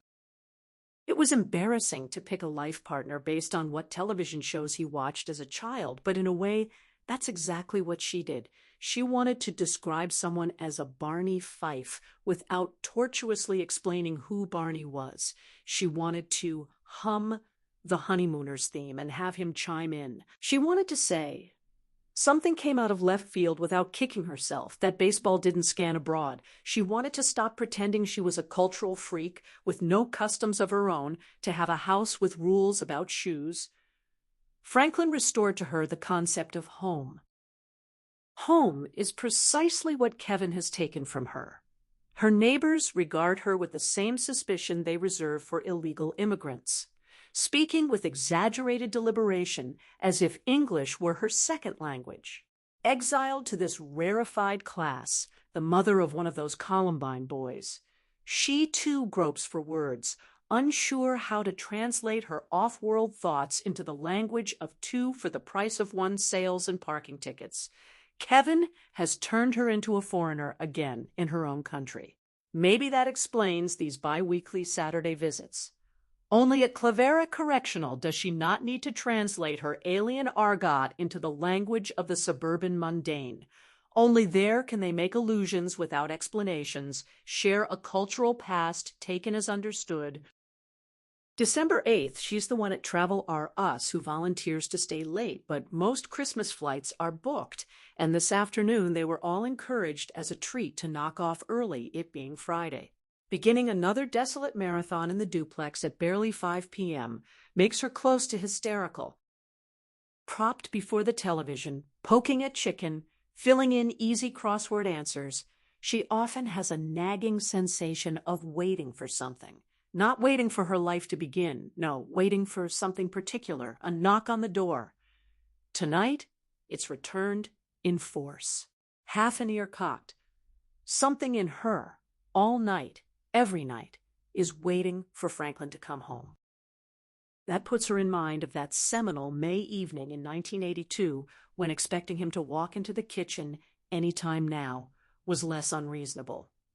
He was location scouting in the New Jersey Pine Barrens for a Ford ad, due home about 7 p.m. She'd recently returned from a month updating Greece on a wing and a prayer. When he hadn't shown by 8, she reminded herself her own plane had been 6 hours late. By 9, she was edgy and hungry, chewing distractedly on pistachio halva. She'd made moussaka, planning to convince him he did like eggplant after all. By 9:30, the custard topping had started to brown and crust at the edges despite turning the oven down. She took out the pan. Balanced between anger and anguish, she indulged a fit of pique, banging drawers, grumbling about fried eggplant turning into a dry, charred mess. She yanked her Greek salad from the fridge, furiously pitted the olives, then left it to wilt. The balance tipped. She couldn't be angry anymore. She was petrified. She checked both phones were on the hook, confirmed the elevator was working. 10 minutes later, she checked the phones again. This is why people smoke, she thought. When the phone rang around 10:20, she pounced. At her mother's voice, her heart sank. She said tersely that Franklin was over 3 hours late and she mustn't tie up the line. Her mother was sympathetic, a rare sentiment, but she was cruelly rude and hung up. 10:40. Southern New Jersey wasn't perilous, timber and farmland, but there were cars like primed missiles, drivers whose stupidity was murderous. Why didn't he call that? Was before mobile phones. She knows this experience is common as dirt. For the most part, these brushes with a parallel universe vanish without a trace. Hours that elongated into lifetimes suddenly collapse. So even though the salty terror in her gums tasted familiar, she couldn't recall a specific instance of pacing their loft before, head swimming with cataclysms. By 11 p.m., she was making vows. She gulped Sauvignon Blanc that tasted like pickle juice, wine without him. The moussaka's dry, dead hulk, food without him. The loft, rich with international booty, took on the tacky, cluttered aspect of an import outlet. Home without him. Objects had never seemed so inert, so pugnaciously incompensatory. His remnants mocked her, the jump rope limp on its hook, the dirty socks caricaturing his size 11 feet. Of course she knew a child couldn't substitute for a husband. She'd seen her brother stooped from being the little man of the house, tortured that their mother always searched his face for resemblances to that ageless photo on the mantel. Giles couldn't even remember their father, who had long since transformed into an immaculate icon looming over the fireplace. To this day, Giles carries himself with diffidence. When he forced himself to visit her in spring 1999, and there was nothing to say, he flushed with speechless resentment. Even more has he resented the public attention refracted off their son. His sole ambition is obscurity. Still, she kicked herself that she and Franklin had made love the night before, and she had absently slipped that rubber hat around her cervix. What could she do with his jump rope, his dirty socks? Wasn't there only one respectable memento of a man worth keeping? The kind that learns to spell Mississippi? No offspring could replace him. But if she ever had to miss him forever, she wanted someone to miss him alongside. Who would know him as a chasm in his life, as he was a chasm in hers? When the phone rang again near midnight, she hung back, late enough for a reluctant emissary of a hospital. The police. She let it ring a second time, hand on the receiver, warming the plastic like a magic lantern. Her mother claims that in 1945 she left the War Department envelope on the table for hours, brewing cup after cup of black tea and letting them grow cold. Already pregnant, she took frequent trips to the toilet, keeping the light off. She had described an almost gladiatorial afternoon, facing down an adversary bigger and more ferocious, knowing she would lose. Franklin sounded exhausted, his voice so insubstantial she mistook it for her mother's. He apologized for the worry. The pickup had broken down in the middle of nowhere. He'd walked 12 miles to find a phone. No point in talking, at length, but agony to end the call. When they said goodbye, her eyes welled in shame that she had ever declared love in that peck-at-the-door spirit that makes a travesty of passion. She was spared. In the hour it took a taxi to drive him to Manhattan, she slipped back to her old world of worrying about casseroles, seducing him into eggplant, nagging him about laundry. The same world where she could put off having a child another night because there were many more nights. But she refused to relax right away, to collapse into casual heedlessness. For a few hours, she had tasted her mother's whole post-war life.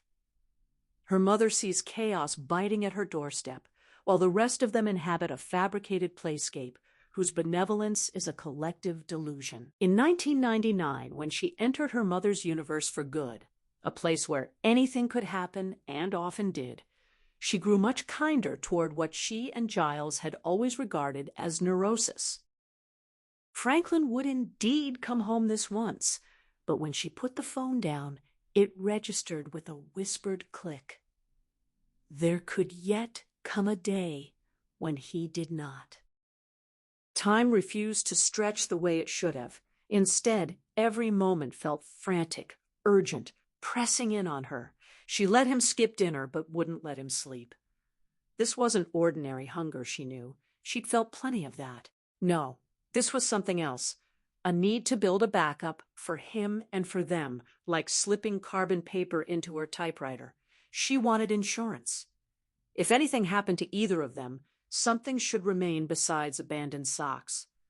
That night, she wanted a baby crammed into every corner of their lives. Later, still breathless, she admitted she hadn't used her diaphragm. He stirred, asked if that was dangerous. She told him yes. Extremely. Anyone could show up 9 months from now. They might as well have left the front door unlocked. Morning light? dressing side by side. He asked if she'd simply forgotten the night before. She shook her head, pleased with herself. He pressed, was she sure about this? She answered that they'd never be sure. No one knew what having a kid was like until they tried. He lifted her over his head, his face lit up the way it did when he played airplane with friends' daughters. He called it fantastic. She'd sounded confident, but when he brought her back down, panic started creeping in. Complacency had already begun to restore itself, and she'd stopped worrying whether he'd survive the week. What had she done? Later that month, her period came. She told him she was disappointed. That was her first lie, and it was enormous. Over the next 6 weeks, he applied himself nightly. He liked having a mission, approaching sex with the same energetic, do-it-right enthusiasm he'd used to build their bookshelves. She wasn't so sure about this workmanlike fucking. She'd always loved sex for its frivolousness, for being down and dirty, knowing even the Armenian Orthodox Church would now approve could kill her mood entirely. Meanwhile, she began seeing her body differently. For the first time, she understood her breasts as teats for nursing young. Their resemblance to cow udders or a lactating dog's swollen dugs became unavoidable. Funny how even women forget what breasts are actually for. The cleft between her legs transformed too, no longer a snug dead end, but a passageway to somewhere real. The flesh in front suddenly seemed like a tempter, a sweetener for doing the species' heavy lifting, like lollipops after a dentist visit. Everything that made her pretty was tied to motherhood. Her desire to be found attractive was just her body's trick for expelling its own replacement. She didn't pretend to have discovered anything new, but all this was fresh to her, and frankly, she wasn't sure she liked it. She felt expendable, thrown away, swallowed by a biological project she hadn't chosen, one that produced her but would chew her up and spit her out. She felt used. They fought about drinking. He believed she shouldn't touch alcohol at all. She pushed back. She'd go cold turkey the moment she discovered she was pregnant. She was pregnant, not we, but conception could take years, and she wasn't about to ruin every evening with milk. Generations of women had drunk through their pregnancies. Did they all give birth to children with disabilities? He sulked, went quiet. If she poured a second glass, his disapproving look spoiling her pleasure as intended. He grumbled that in her place he'd stop drinking for years if necessary. She had no doubt he would. She'd let parenthood influence their behavior. He'd let it dictate their behavior. Subtle distinction, she knew, but it was night and day. She never got the movie morning sickness scene heaving over the toilet. Some women simply don't. He offered to come with her urine sample, but she waved him off, saying it wasn't like she was getting tested for cancer. She remembered that remark later. People reveal themselves in what they claim something isn't. At the gynecologist, she handed over her jar, hiding her embarrassment with brisk efficiency. Dr. Reinestein, young, cold, clinical, better suited for rat trials than patients, swept in 10 minutes later. Leaning over her desk, she announced it was positive. Then she did a double take, asking if Eva was all right. She turned white. Eva felt strangely cold. The doctor reminded her that she'd been trying to get pregnant. This should be good news. Her tone carried reproach. Eva got the impression that if she wouldn't be happy, the doctor would take the baby and give it to someone who'd hop up and down like a game show winner. She was told to drop her head between her legs. She'd begun to weave. Once she sat up, partly because the doctor seemed so bored, Reinestein ran through a long list of prohibitions: foods, drinks, activities, appointments. This was Eva's introduction to becoming social property the moment she crossed into motherhood. That coy phrase about eating for two was really a way of saying she was eating for everyone now, for millions of meddlers who'd object if she wanted a jelly donut instead of whole grains and leafy vegetables. The right to boss pregnant women around would surely be in the Constitution soon. The doctor itemized vitamin brands and lectured on avoiding squash. She had the afternoon to assemble herself into a glowing mother-to-be. She chose a plain cotton sundress, more pert than sexy, and gathered ingredients for an aggressively nutritious meal. Unbreaded sea trout, a salad with sprouts. She rehearsed different ways to break the news: coy, delayed, bemused, gushing, but none fit.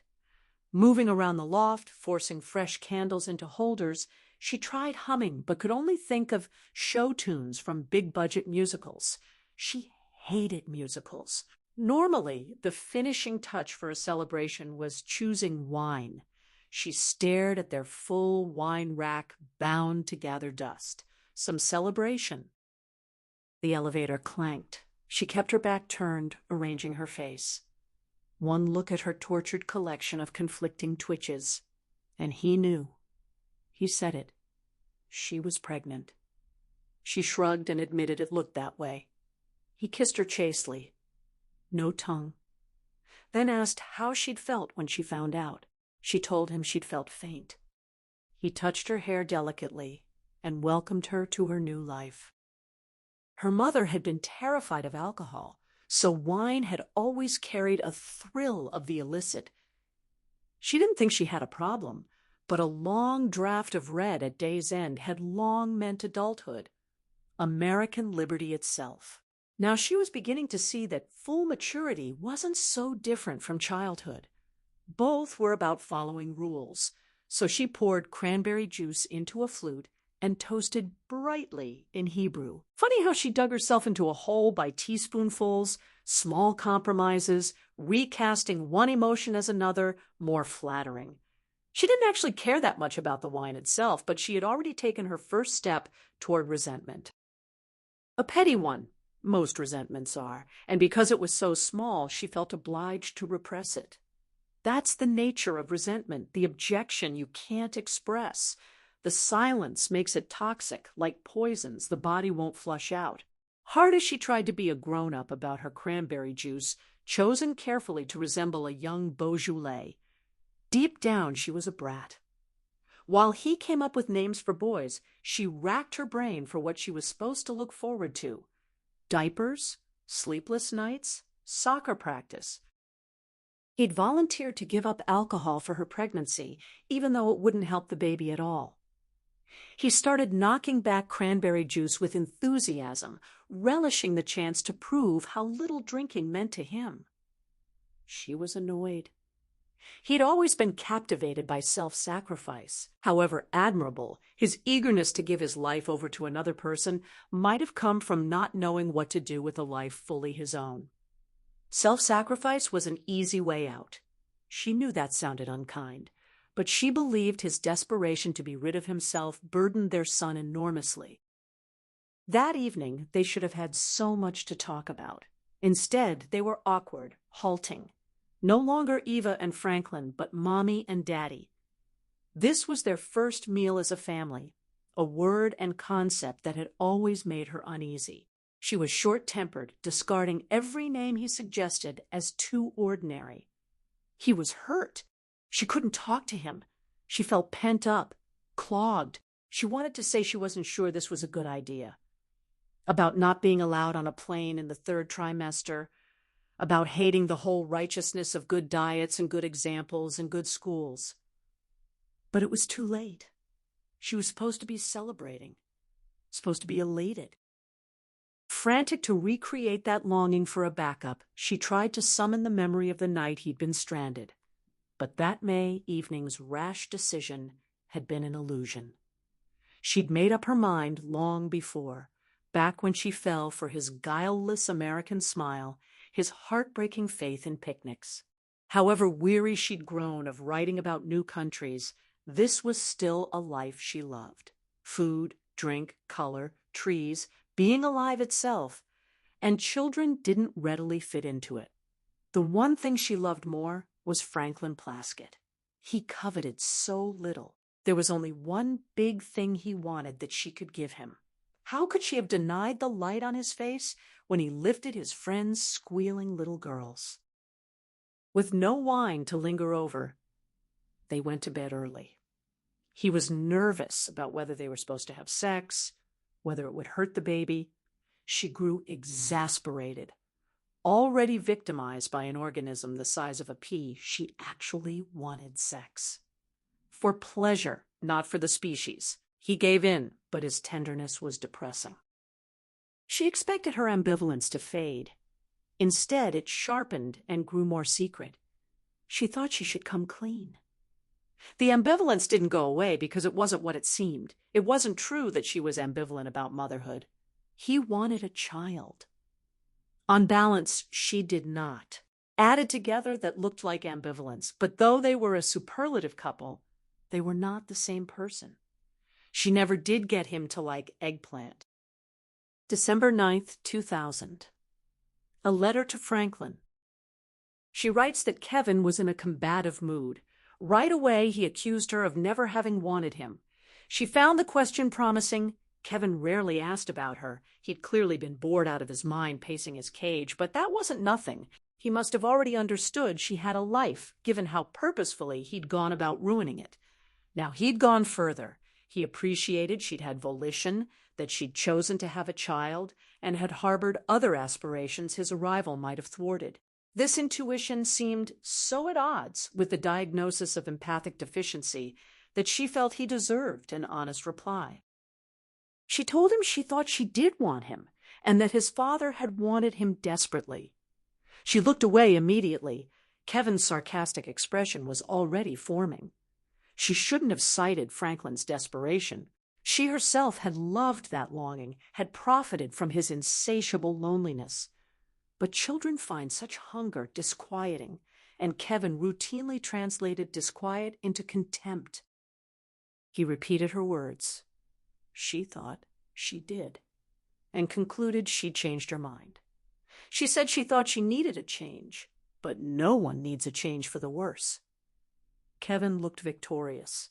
He'd tempted her to be nasty for years. She stayed factual, presenting emotions as facts, which they are, as a fragile defense. She explained that motherhood was harder than expected. She'd been used to airports, sea views, museums. Suddenly, she was stuck in the same few rooms with Lego. He smiled that lifeless, hook-lifted smile and said he'd gone out of his way to keep her entertained. She'd anticipated mopping vomit, baking cookies. She couldn't have expected. His look dared her. That simply forming an attachment to him would be so much work. She thought that part came for free. He jeered at the word free. Waking up every morning isn't free. She conceded dolefully that it wasn't anymore. Time hangs off her like molting skin. Then he asked slyly whether it ever occurred to her that maybe he didn't want to have her. She shot back that he wouldn't have liked any other couple better. Whatever they did for a living, he'd think it was stupid. He mocked cheap travel guides and car ads. She exploded. Would he want himself? If there was justice, he'd wake up one day with himself next to his bed in a crib. Instead of recoiling, he went slack.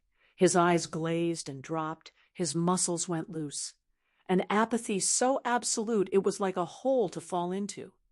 Franklin thinks she was mean to him, and that's why he withdrew. She disagrees. She thinks he wants her to be mean the way people pinch themselves to make sure they're awake. And if anything, he slackened in disappointment that here she was finally pitching half-hearted injuries, and he felt nothing. Besides, the image of waking up with yourself did it. That's just what he does do, and why every morning feels so costly. She's never met anyone who found his own existence more of a burden or indignity. If Franklin thinks she's brutalized their boy into low self-esteem, think again. She saw that same sullen expression when he was 1 year old. If anything, he thinks very well of himself. There's an enormous difference between disliking yourself and simply not wanting to be here. She threw him a bone. She did fight very hard to give him her last name. He slurred that it saved her trouble. Thanks to him, now everybody in the country knows how to spell Khachaturian. She reflects that Americans stare at pregnant women. In the low birth rate first world, gestation is a novelty. With TNA on every newsstand, real pregnancy conjures intrusive visions of spread flesh, seepage, that eely umbilical, slither. Walking down Fifth Avenue as her belly swelled, she'd register with incredulity that every single person came from a woman's cunt. She used the crudest word in her head to drive the point home. Like the purpose of breasts, it's a glaring fact people tend to suppress. She once turned heads in a short skirt. The flickered glances from strangers in shops began to get on her nerves. Along with fascination, even enchantment, she spotted the incidental shiver of revulsion. Franklin thinks that's too strong. She doesn't. Notice how many films portray pregnancy as infestation, as colonization by stealth. From Rosemary's Baby to Alien to Mimic to The X-Files. The host is consumed or rent, reduced to husk, so a nightmare creature may survive. She didn't make these movies up. Any woman whose teeth have rotted, whose bones have thinned, whose skin has stretched, knows the price of a 9-month freeloader. Those nature films of female salmon battling upstream only to disintegrate made her mad. The whole time she was pregnant with Kevin, she was battling the idea of Kevin, the notion that she'd demoted herself from driver to vehicle, from householder to house. Physically, the experience was easier than expected. The first trimester's greatest affront was a watery thickening that passed as a weakness for candy bars. Her face filled out, beveling her androgynous angles into softer, girlier contours. Her face looked younger, but she thought, dumber. She doesn't know what took her so long to notice Franklin, simply assuming their baby would take his surname. Even on the Christian name, they weren't like-minded. He'd propose Leonard or Peter. She'd counter with Engine, Garabet, or Salam, her paternal grandfather's name. He'd wear that tolerant expression she wore when Brian's girls showed her their dolls. Finally, he said he couldn't possibly name his son Garabet Plaskett. She answered that Garabet Kachadurian had more of a ring. He said it had the ring of a kid not related to him. She shot back that Peter Plaskett sounded exactly the same way to her. They were at the Beach House, that bar on Beach Street, no longer there. She was stuck with orange juice, though they served a good chili. He drummed his fingers and proposed at least nixing the hyphenated version. Once hyphenated people marry each other, kids will go by whole phone books. Since somebody's got to lose, simplest to stick with tradition. She shot back that, according to tradition, women couldn't own property until the 1970s. Traditionally, in the Middle East, women walk around in black sacks, and traditionally in Africa, they get their clitorises carved out. He stuffed her mouth with cornbread and told her to drop the lecture. They weren't talking about female circumcision, but their kid's last name. She argued that men have always gotten to name children after themselves while doing none of the work. Time to turn the tables. He asked why turn them on him. American men were pussy-whipped enough. She's the one who complains they're all crying workshop faggots. She folded her arms and brought out the heavy artillery. Her father was born in Deir ez-Zor concentration camp. The camps were riddled with disease. The Armenians had hardly any food or water. It's amazing that baby survived because his 3 brothers didn't. Her father, Salim, was shot. 2/3 of her mother's extended family was so neatly obliterated that not even their stories survived. She was sorry to pull rank, but Anglo-Saxons are hardly endangered. Her forebears were systematically exterminated, and no one ever even talks about it. Franklin chimed in about the Young Turks and Hitler. She glared. He argued that her brother has 2 kids. There are 1 million Armenians in the U.S. alone. Nobody's about to disappear.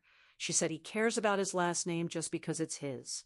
She cares about hers because it seems more important. He said his parents would have a cow. They'd think he was denying them, or under her thumb, or an asshole. She shot back that she should get varicose veins for a Plaskett. It's a gross name. He looked stung. She never said she didn't like his name. She said that wide A was blaring and crass, so awfully American, reminding her of fat nasal tourists in Nice whose kids all want ice cream. He called her an anti-American prig. It's Plaskett. A small but old and respectable Scottish family, a name he'd be proud to hand on. Now he knew why she didn't take it when they married. She hated his name. She apologized, saying she loves it in a way because it's his. He proposed, if it's a boy, it's a Plaskett. A girl, she can have Cachadorian. She jabbed his chest, so a girl doesn't matter. If he were Iranian, she'd be kept home from school. Indian, sold for a cow. Chinese, starved and buried in the backyard. He raised his hands. If it's a girl, it's a Plaskett then. But on one condition. None of this Gata Souvlaki stuff for a boy's first name. Something American. Deal. It was a deal. And in hindsight, she thinks they made the right decision. She then lists, year by year from 1996 to 1999, school shootings: Moses Lake, Washington, a middle school shooting over $40, Bethel, Alaska, Pearl, Mississippi, Paducah, Kentucky, Jonesboro, Arkansas, Edinburgh, Pennsylvania, Springfield, Oregon, and finally Littleton, Colorado, Columbine. So young Kevin, Franklin's choice, has turned out as American as a Smith & Wesson. As for his surname, their son has done more to keep the name Cachadorian alive than anyone else in her family. She admits she'd exaggerated the ethnic chip on her shoulder for effect, like so many neighbors latching onto tragedy, slavery, incest, a suicide, to stand out. She's since learned tragedy isn't meant to be hoarded. Only the untouched, the well-fed and contented could covet suffering like a designer jacket. She'd gladly donate her story to the Salvation Army for some other frump in need of color. The name? She thinks she just wanted to make the baby hers. She couldn't shake the sensation of having been appropriated. Even when Dr. Reinestein drew a finger around a shifting mass on the sonogram, she thought, who is that? Though right under her skin, swimming in another world, the form seemed far away. Did a fetus have feelings? She had no way to anticipate. She'd still be asking that about Kevin at 15. When Reinestein pointed out the blip between the legs, her heart sank. According to their deal, she was now bearing a Cachadorian, but getting her name on the title deeds wasn't going to annex the kid for his mother. And while she enjoyed the company of men, their down-to-earth quality, mistaking aggression for honesty, disdaining daintiness, she wasn't at all sure about boys. When she was 8 or 9, sent on an errand, a group of boys not much older set upon her, not raped. They wrenched up her dress, pulled down her panties, threw dirt clods, and ran. Still, she was frightened. Older, she continued giving wide berth to 11-year-olds in parks, pointed into bushes with flies down, leering and sniggering. Even before she had one herself, she was well and truly frightened by boys. Nowadays, she supposes she's frightened by just about everybody. For all the squinting to blur the sexes into duplicates, few hearts race passing gaggles of giggling schoolgirls.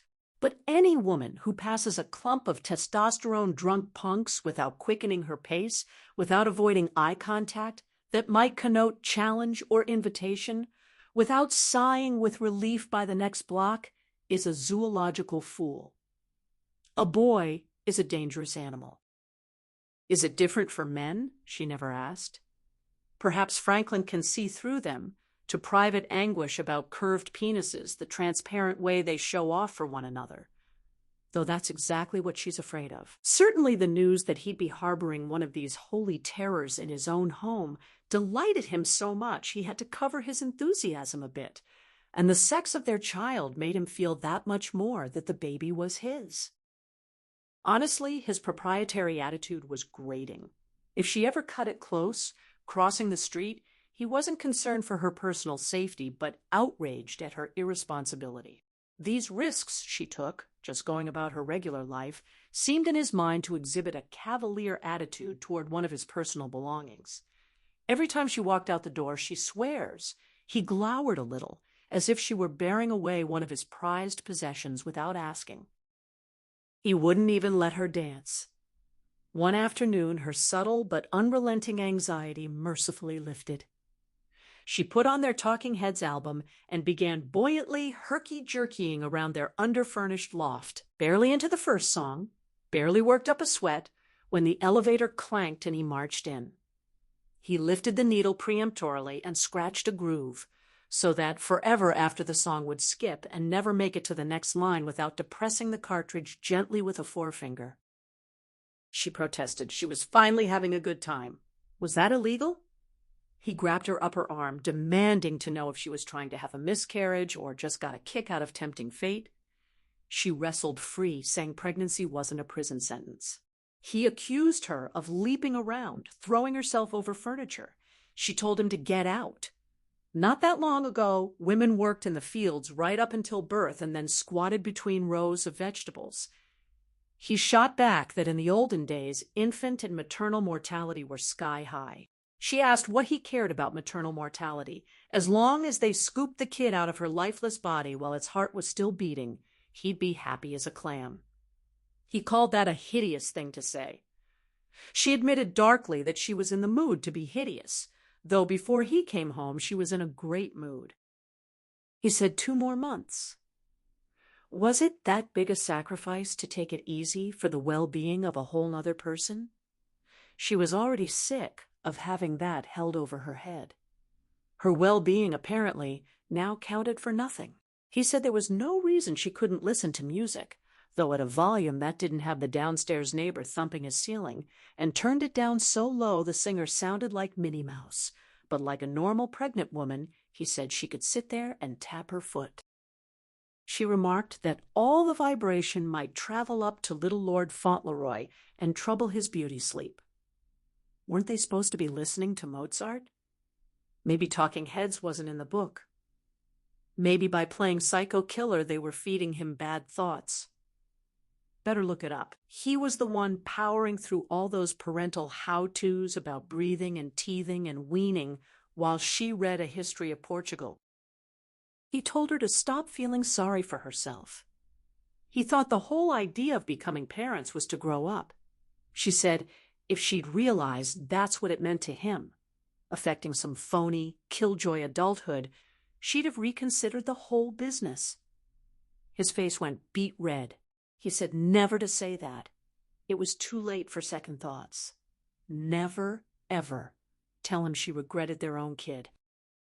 That's when she started to cry. She'd shared her most sordid sexual fantasies with him. Violations of heterosexual norms so disturbing she's too embarrassed to mention them without his own disgraceful smut shared in return. Since when was there anything one of them was never, ever to say? The track started to skip. Baby, what did you expect? Baby, what did you expect? December 12th, 2000. A letter to Franklin. She had no desire to linger at the agency today. The staff has gone from good-hearted jousting to all-out war. Observing the showdowns without taking sides makes the scenes feel like television with the sound off, slightly comic, unaffecting. She's a little lost as to how Florida became a race issue, except that sooner or later everything does in this country. The 3 Democrats have been throwing terms like Jim Crow at the 2 beleaguered Republicans, who huddle in the back room speaking in low tones the rest construe as conspiratorial bigotry. Funny, before the election, none displayed the least interest in what was agreed to be a dreary contest. Today, some Supreme Court decision was due, the radio on all day. Recriminations flew so fast that more than one abandoned customer simply walked out. She did the same. The conservatives argue nakedly for their side, while the liberals always weigh in on behalf of truth, justice, or humanity. Though once a staunch Democrat, she long ago gave up defending humanity. It's beyond her, on most days, to defend herself. She hopes this correspondence hasn't degenerated into shrill self-justification, but she worries equally that she may seem to be laying groundwork for claiming Kevin is all her fault. She does indulge that sometimes, gulping down blame with a powerful thirst. But she said, indulge. There's a self-aggrandizement in wallowing mea culpas, a vanity. Blame confers awesome power. It's simplifying, not only to onlookers and victims, but to culprits most of all. It imposes order on slag.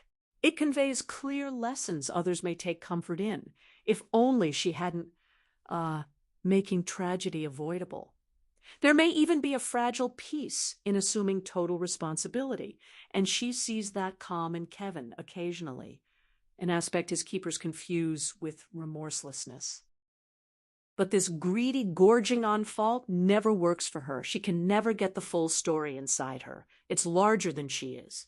It has damaged too many people, aunts, cousins, best friends she will never know and wouldn't recognize. She cannot contain the suffering of so many family dinners with one empty chair.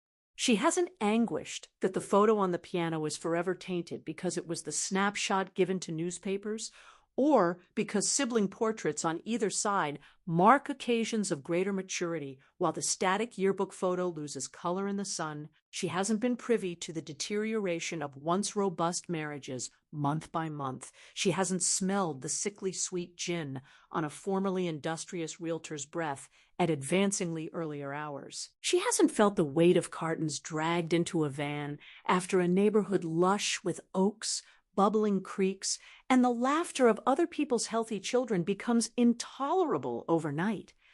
For her to feel guilty in any meaningful way, she'd have to suspend all these losses in her head. Yet like those card games where you recite an alphabet of things you're taking on a trip, she always blanks on an element or two before the end. She starts juggling Mary's unnaturally beautiful daughter, the Fergusons' short-sighted computer whiz, the Corbetts' gangling redhead who overacted in school plays, then throws in that uncannily gracious English teacher, and the balls fall on the floor. Just because she can't swallow all the blame doesn't mean others won't heap it on her anyway. She'd be glad to provide a useful receptacle if she thought the heaping did any good. She always comes back to Mary Wolford, whose experience of injustice had hitherto run to an inconvenient one-way street. Spoiled, she supposes, Mary stirred up excessive fuss when Laura didn't make the track team, though her daughter, however lovely, was physically languid. But it may not be fair to call it a flaw that someone's life has always gone well with minimal impedance. Mary was restive, given to indignation by nature.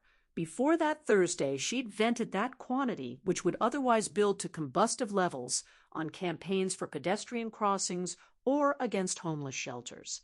Denial of funds or arrival of hairy riffraff had previously constituted her version of catastrophe.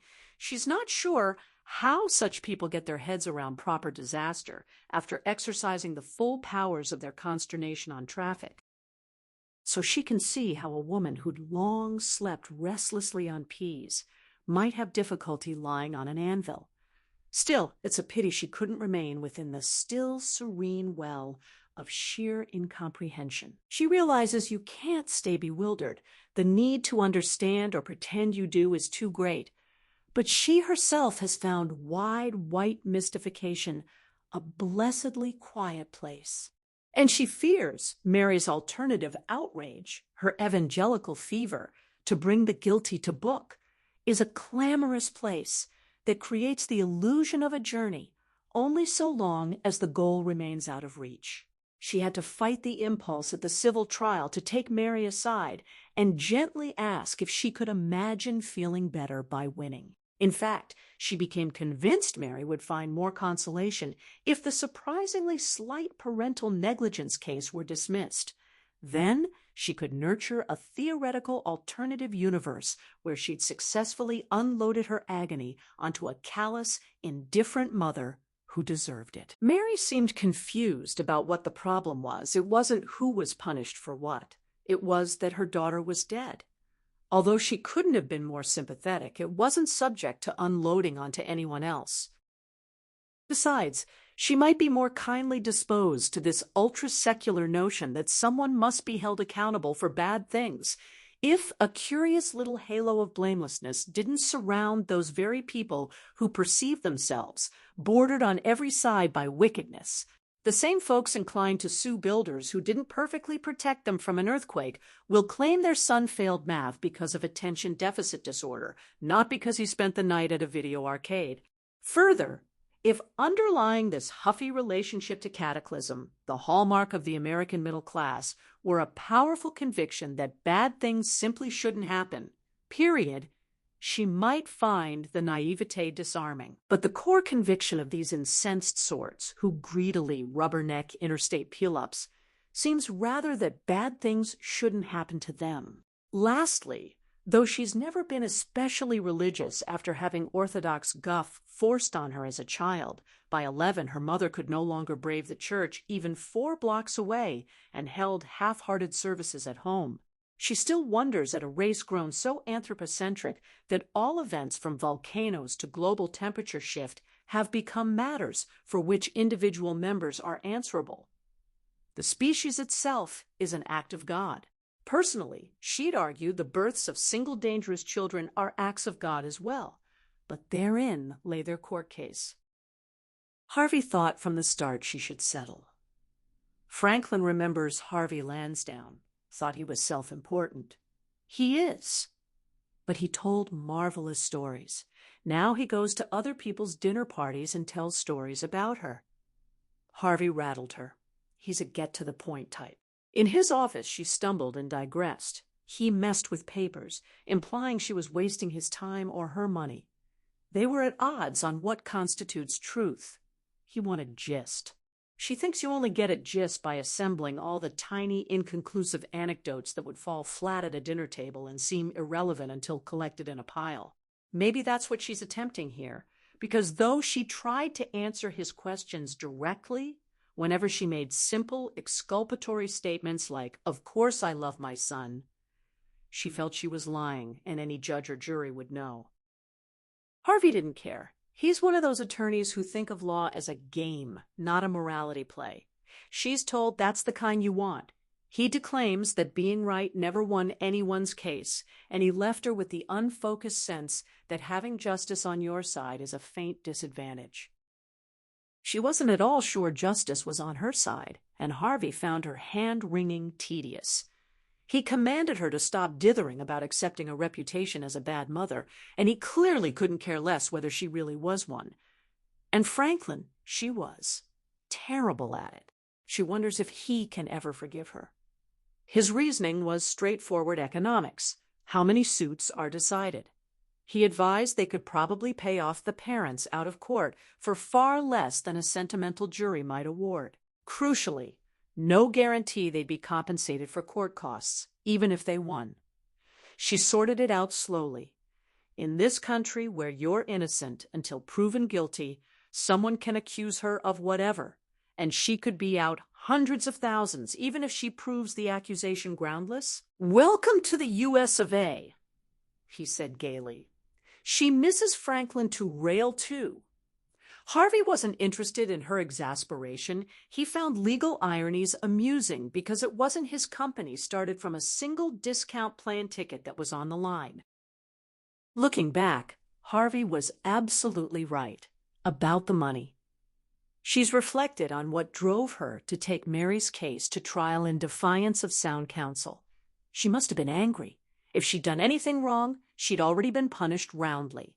No court could sentence her to worse than this arid life in her poky duplex with chicken breast and cabbage, tremulous halogen bulbs, robotic bi-weekly visits to Chatham, or worse, nearly 16 years with a son who asserted he didn't want her as a mother and gave her daily good reason to not want him as a son. Still, she ought to have worked out that if a jury's damning verdict would never assuage Mary's grief, a kinder judgment would never temper her own complicity either. She's sad to say she must have been motivated in no small part by a desperation to be publicly exonerated. Alas, public exoneration wasn't what she truly craved, which may be why she sits night after night trying to record every incriminating detail. Look at this sorry specimen, a mature, happily married woman of nearly 37, informed of her first pregnancy, almost faints in horror. A response she disguises from her delighted husband with a pert gingham sundress. Blessed with the miracle of new life, she dwells instead on a foregone glass of wine and varicose veins. She throws herself about her living room to tawdry popular music with no thought of her unborn child. At a time she ought to be learning the true meaning of ours, she frets about whether the baby is hers. Even beyond when she should have learned her lesson, she's still banging on about a movie confusing human birth with expulsion of an oversized maggot. She's a hypocrite, impossible to please. After admitting that flitting about the globe is not the magical mystery tour she once pretended, that these peripatetics have become trying and monotonous, the moment this gadding about is imperiled by someone else's needs, she swoons over the halcyon life of jotting down whether Yorkshire youth hostels provide kitchen facilities. Worst of all, before her hapless son has even survived the inhospitable climate of her clenched, reluctant womb, she has committed what Franklin deemed officially unspeakable. She has capriciously changed her mind, as if children are little outfits you try on at home, and after turning critically before the mirror to conclude it doesn't suit, cart back to the store. She recognizes this portrait isn't attractive. She can't remember the last time she felt attractive to herself or anyone else. Years before she got pregnant, she met a young woman at the White Horse in the village, a college acquaintance from Green Bay. Though they hadn't spoken since, the woman had recently given birth to her first child, and she needed only to say hello for her to begin spewing despair. Compact, with unusually broad shoulders and close, curly black hair, Rita was physically attractive. With no solicitation, she regaled Eva with the irreproachable state of her physique before she conceived. Apparently, Rita had been using the Nautilus every day. Her definition had never been sharper, her fat-to-muscle ratio unreal, her aerobic conditioning topping the charts. Then, pregnancy. Terrible. The Nautilus didn't feel good anymore. She'd had to stop. She was a mess, could hardly do a sit-up, much less 3 sets of proper crunches. Starting from scratch or worse. This woman was fuming. She clearly muttered about her abdominal muscles as she seethed down the street, yet at no point did she mention her child's name, sex, age, or father. Eva remembered stepping back, excusing herself to the bar, and slipping away without saying goodbye. What most mortified her, what she had to flee, was that Rita sounded not only unfeeling and narcissistic, but just like her. She's no longer sure whether she rued their first child before he was even born. It's hard to reconstruct that period without contaminating the memories with the outsized regret of later years. Regret that bursts the constraints of time and gushes into the period when Kevin wasn't there yet to wish away. But the last thing she's wanted is to whitewash her own part. That said, she's determined to accept due responsibility for every wayward thought, every petulance, every selfish moment. Not to gather all the blame to herself, but to admit this is her fault and that is her fault, but there, precisely there, she draws a line. And on the other side, that is not. Yet to draw that line, she fears she must advance to its very edge. By the last month, the pregnancy was almost fun. She was so ungainly. The condition had a goofy novelty. And for a woman who'd always been so conscientiously trim, there was relief in becoming a cow. How the other half lives, more than half, as of 1998, the first year more Americans were officially fat than not. Kevin was 2 weeks late. Looking back, she's superstitiously convinced he was foot-dragging even in the womb. Hiding. Perhaps she wasn't the only party with reservations. Why was Franklin never tortured with foreboding? She had to discourage him from buying so many bunnies and buggies before the birth. What if something went wrong?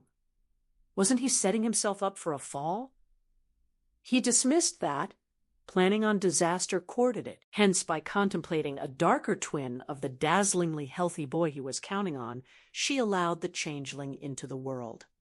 She was the over 35 mother keen on testing the fetus for Downs. He was adamantly opposed. All they give is a percentage chance, he argued. What's the cutoff? 1 in 500, she goes ahead. 1 in 50, flush and start again? Of course not, she said. 1 in 10? 1 in 3? Why force that choice? His arguments were convincing, though she wonders if behind them didn't lurk a poorly thought-out romance with the handicapped child, a clumsy but sweet-tempered emissary of God who teaches parents there's more to life than smarts. Thirsty to drink whatever funky cocktail their DNA served up, he must have flirted with those bonus points for self-sacrifice. She never told him, but she got the test behind his back. The optimistic result, about 1 in 100, allowed her to once more elude the enormity of their differences. She was picky. Her approach to parenthood was conditional, and the conditions were strict. She did not want to mother an imbecile or a paraplegic. Whenever she saw fatigued women wheeling stick-limbed progeny with muscular dystrophy to water therapy, her heart didn't melt. It sank. An honest list of what she didn't want to nurture might run damningly to a second page. In retrospect, her mistake wasn't getting the test in secret, but finding reassurance in its result. Rhinestein didn't test for malice, for spiteful indifference, or for congenital meanness. If they could, she wonders how many fish they might throw back. As for the birth, she'd always played up a macho attitude toward pain that merely betrayed she'd never suffered, debilitating illness, broken a bone, or emerged from a peel-up. She doesn't know where she got this idea of herself as so tough. She was the Mary Wolford of the physical world. Her concept of pain came from stubbed toes, skinned elbows, menstrual cramps. Nevertheless, how eagerly people buy into one another's mythologies. Franklin accepted her blasé response to cut fingers, a transparent bid for his admiration.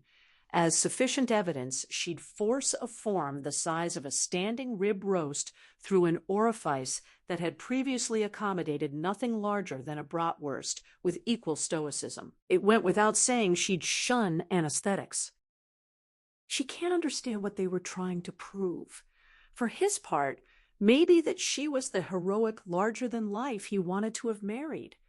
For her part, she got sucked into that little competition between women about childbirth. Even Brian's demure wife announced she'd managed a 26-hour labor with Kylie soothed only by raspberry leaf tea, a family factoid she repeated 3 times. Encounters like that swelled the ranks of the natural childbirth course she took at the New School, though she wagers many who talked the "I want to know what it feels like" game broke down and begged for an epidural at the first contraction. Not her. She wasn't brave, but she was stubborn and prideful. Sheer obstinacy is far more durable than courage, though not as pretty. The first time her insides twisted as if wrung like a wet sheet, her eyes bulged slightly, lids widening in surprise, her lips compressed. She impressed Franklin with her calm. She meant to. They were lunching at the beach house again, and she decided against finishing her chili. He dispatched a piece of cornbread before retreating to the restroom for a stack of paper towels. Her water had broken, gallons of it, or so it seemed, and she drenched the bench. He paid the bill, remembered to leave a tip, and led her home, checking his watch. They weren't going to embarrass themselves by turning up at Beth Israel, hours before her cervix began to dilate. Later that afternoon, driving across Canal Street in his baby blue pickup, he mumbled everything would be all right, though he had no way of knowing.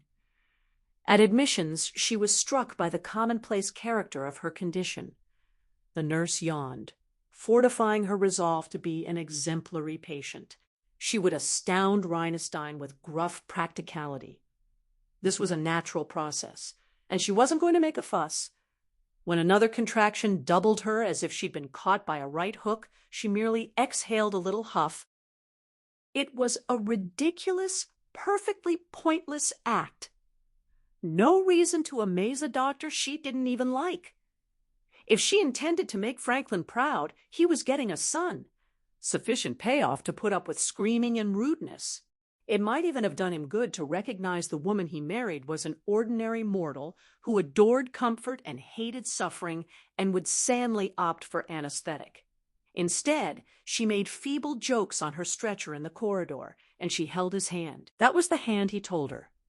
Afterward, she nearly broke. It was awful. She may be capable of toughness with certain kinds of pain, but her fortitude dwells in her calves or forearms, not between her legs. This wasn't a part of her body she'd ever associated with endurance or exercise. As the hours dragged, she began to suspect she was too old for this, too inelastic, approaching 40. Rhinestein said primly that she was small, as if indicating inadequacy, and after about 15 hours despaired. Eva really must make an effort. So much for earning her amazement. Around 24 hours, a few tears would leak down her temples. She hastily wiped them away, not wanting Franklin to see. More than once she was offered an epidural, and her determination to forgo it acquired a demented aspect. She seized on this refusal as if passing this little test were the point, not passing an infant son. So long as she declined the needle, she was winning.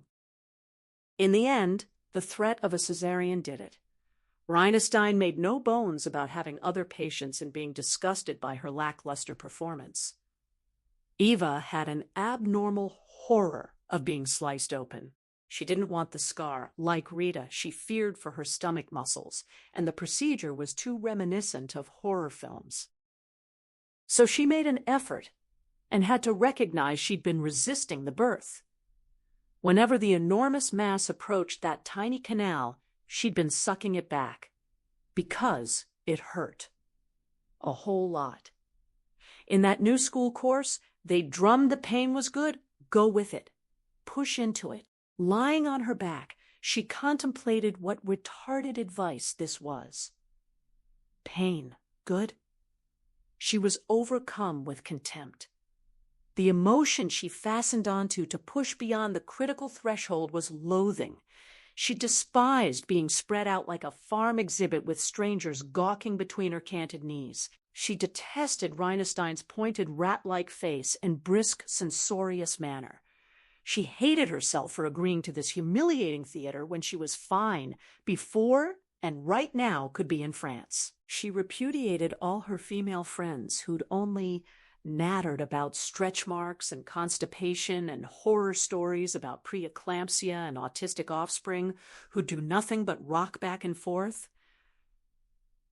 Franklin's eternally hopeful, encouraging expression made her sick. All very easy for him to want to be a daddy, to buy into stuffed bunny schlock, when she was the one who had to blow up like a sow, turn into a teetotaler, sucking down vitamins, watch her breasts get puffy and sore when they used to be so neat, be ripped to ribbons, ramming a watermelon through a garden hose. She hated him and his little coos and mumbles, wished he'd stop patting her brow with that damp washcloth as if it made the slightest difference, and she thinks she knew she was hurting his hand. Yes, she even hated the baby, which so far had brought her not hope and story and content, but unwieldiness and embarrassment, and a subterranean tremor quaking through the ocean floor of who she thought she was. But pushing past that threshold, she met such a red blaze of agony she could no longer afford the expenditure of loathing.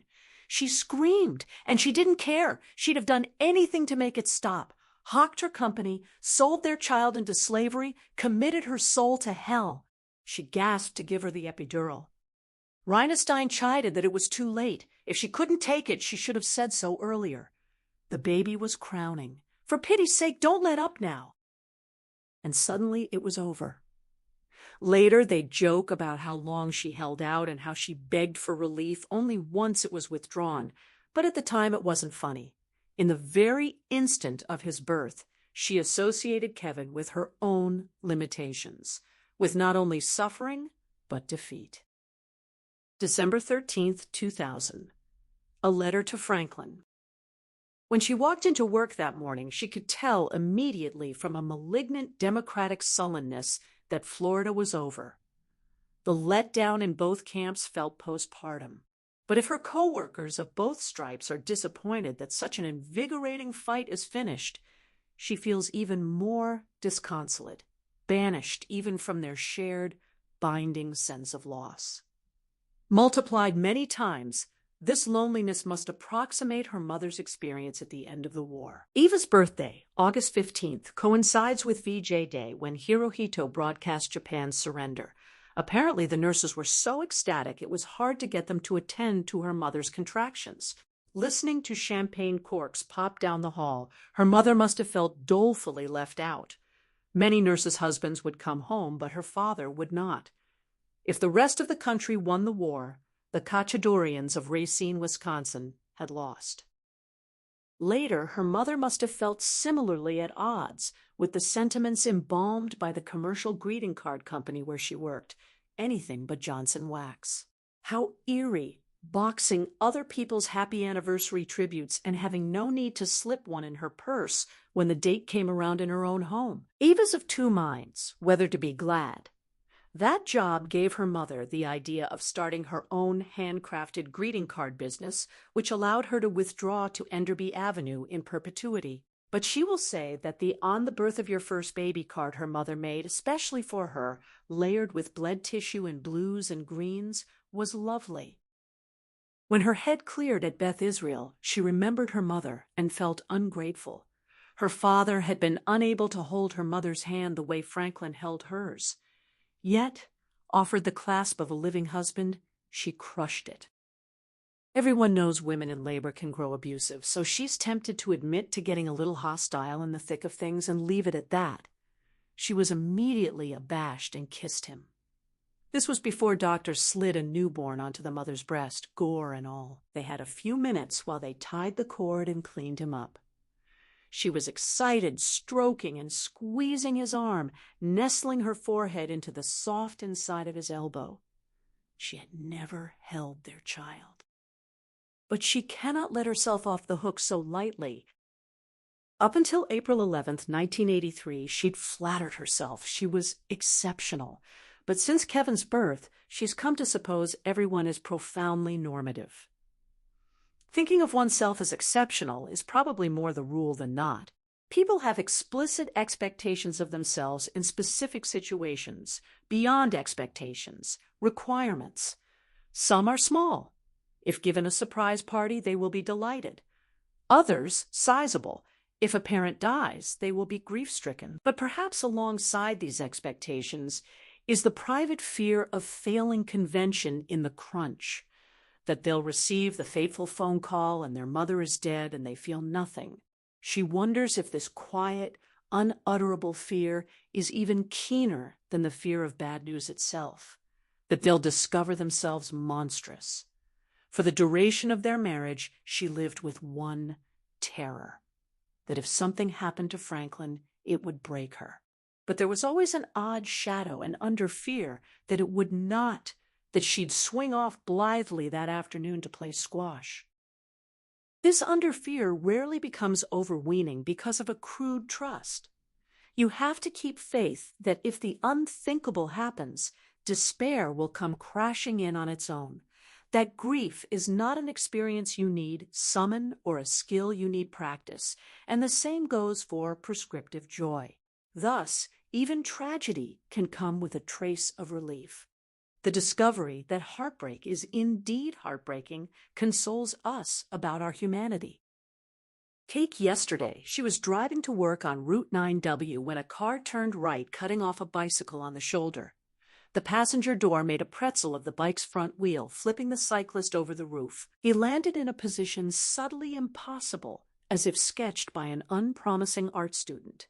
She'd already driven by, but in her rear view, 3 other cars pulled over to help. It seems perverse to find solace in such misfortune, yet presumably none of those drivers knew the cyclist. Still, they cared enough to inconvenience themselves potentially to the point of testifying in court. The drama left her physically shaken, hands trembling on the wheel, mouth dropping dry. She had acquitted herself well. She still blanches at the agony of strangers. Yet she knows what it's like to get off script. Surprise party? Funny she cited that. The week she was to turn 10, she sensed something up. Whispers. A closet she was directed to avoid. Her brother crooned she was going to be surprised. By the time her birthday came, she was bursting. Early afternoon, she was ordered to the backyard.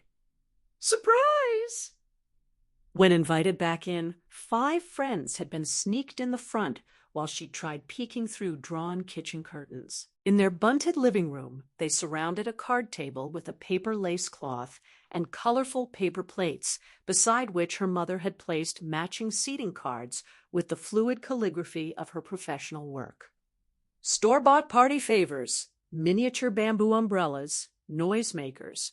The cake was from a bakery. Her mother dyed the lemonade vivid pink. Her mother saw her face fall. Children are lousy at covering up. At the party, she was desultory, laconic. She opened and closed her umbrella and rapidly tired of it. Odd, because she powerfully envied other girls who'd returned to school with precisely these parasols. Yet somehow it was revealed they came in packets of 10 in a plastic bag and could be purchased even by the likes of her, and that devalued them more than she could say. 2 guests she didn't much like. Parents never get it right about your friends. The cake was sealed in fondant like a plastic puck, flavorlessly sweet. Her mother's baking was better. More presents than usual, but each unaccountably disappointing. She was visited by a prescient taste of adulthood, a no-exit sensation rarely plaguing children. They were sitting in a room, and there was nothing to say or do. The minute it was over, floor messy with crumbs and wrappings, she cried. She must sound spoiled, but she wasn't. Little had been made of her birthdays before. Looking back, she feels despicable. Her mother went to so much trouble. Her business didn't make much money. She'd labor over 1 card for over an hour and sell it for a quarter. Customers still squawking. The outlay was considerable. Whatever had she contemplated that made her surprise party such a letdown? Nothing in particular she could form concretely. That was the problem. She'd been awaiting something large and amorphous, a vast thing so marvelous she couldn't even imagine it. The party was all too imaginable. Had her mother brought a brass band and magicians, she'd have still been crestfallen. No extravagance would not fall short, because it would be finite and fixed. One thing and not another. The point is, she doesn't know exactly what she'd foreseen when Kevin was first hoisted to her breast. She wanted what she could not imagine. She wanted to be transformed, transported. She wanted a door to open and a whole new vista expand before her. She wanted nothing short of revelation, and revelation by its nature cannot be anticipated. But if she extracted one lesson from her 10th birthday party, it was that expectations are dangerous when both high and unformed. She may have misrepresented herself. Of course she had misgivings. But her expectations of motherhood were high, or she wouldn't have agreed. She'd attended hungrily to accounts from friends. You have no idea what it's like until you have one of your own. Whenever she admitted being less than enamored of infants, she was assured, "Same here, couldn't stand other people's kids." But it's different when they're yours.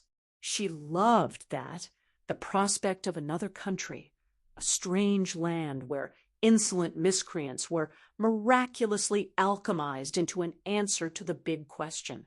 She may even have misrepresented her feelings about foreign countries. Yes, she had travel fatigue. Yes, she always fought hereditary dread before a flight. But setting foot in Namibia, Hong Kong, even Luxembourg for the first time made her high as a kite. What she hadn't realized, a friend confided, is that you fall in love with your own children. Not just love them, you fall in love. And that moment when you lay eyes on them for the first time, indescribable. She wishes he had described it anyway. She wishes he had tried. Rhinestein dangled the infant over her breast and rested the tiny creature down with, she was glad to see it at last, painstaking gentleness. Kevin was damp, blood creasing his neck and limbs. She put her hands diffidently around him. The expression on his twisted face was disgruntled, his body inert. She could only interpret his lassitude as lack of enthusiasm.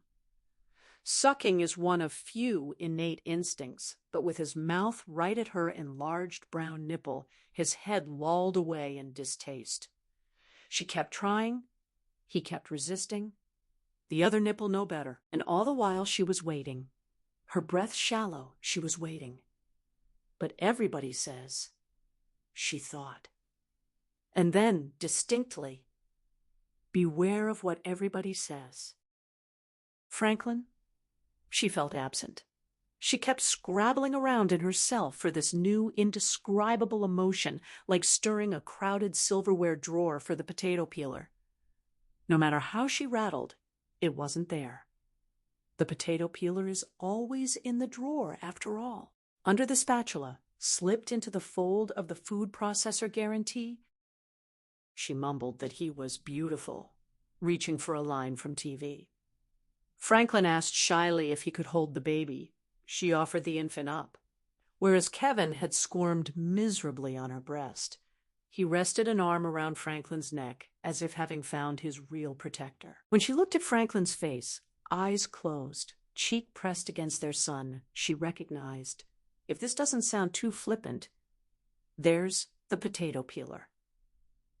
Unfair. He was clearly choked up, filled with wonderment-defying expression, like watching him lick an ice cream cone he refused to share. She sat up, and he returned the baby reluctantly. Kevin began to squall. Holding him, still refusing to suckle, she was revisited by that now. What sensation from her 10th birthday party. Here they were in a room, and there seemed nothing to say or do. Minutes wore on. Kevin yowled, rested limply, jerked irritably. She felt the first stirrings of what, appallingly, she can only call boredom. Please don't. She knows what Franklin would say. She was exhausted. 37-hour labor. Ridiculous to think she'd be capable of anything but weariness and numbness. Absurd to imagine fireworks. A baby is a baby. He'd remind her of that story about her junior year abroad, stepping onto the airstrip in Madrid, obscurely disheartened that Spain, too, had trees. Of course Spain has trees, he'd jeered. She was embarrassed. Of course she knew it had trees, but with the sky and the ground and people walking around, it just didn't seem that different. He'd referenced that anecdote to illustrate her expectations were always preposterously outsized. Her very ravenousness for the exotic was self-destructive, because as soon as she seized upon the otherworldly, it joined this world and didn't count. Besides, he would cajole. Parenthood isn't something that happens in an instant. The fact of a baby, when so recently there was none, is so disconcerting. She probably just hadn't made the whole thing real to herself yet. She was dazed. That's it. Dazed. Not heartless or defective. Besides, sometimes when you watch yourself too hard, scrutinizing your own feelings, they flee. She was self-conscious, trying too hard. She'd worked herself into emotional paralysis. These spontaneous outpourings of high passion are matters of faith. Her belief had flickered. She'd let the under-fear temporarily get the best of her. She just needed to relax and let nature take its course and get some rest. She knew Franklin would say all this because she said it to herself, but it didn't make a dent. Not in her sense that the whole thing was going wrong from the start, that she wasn't following the program, that she'd dismally failed them and their newborn, that she was, frankly, a freak. While they stitched the tearing, Franklin offered to take Kevin again.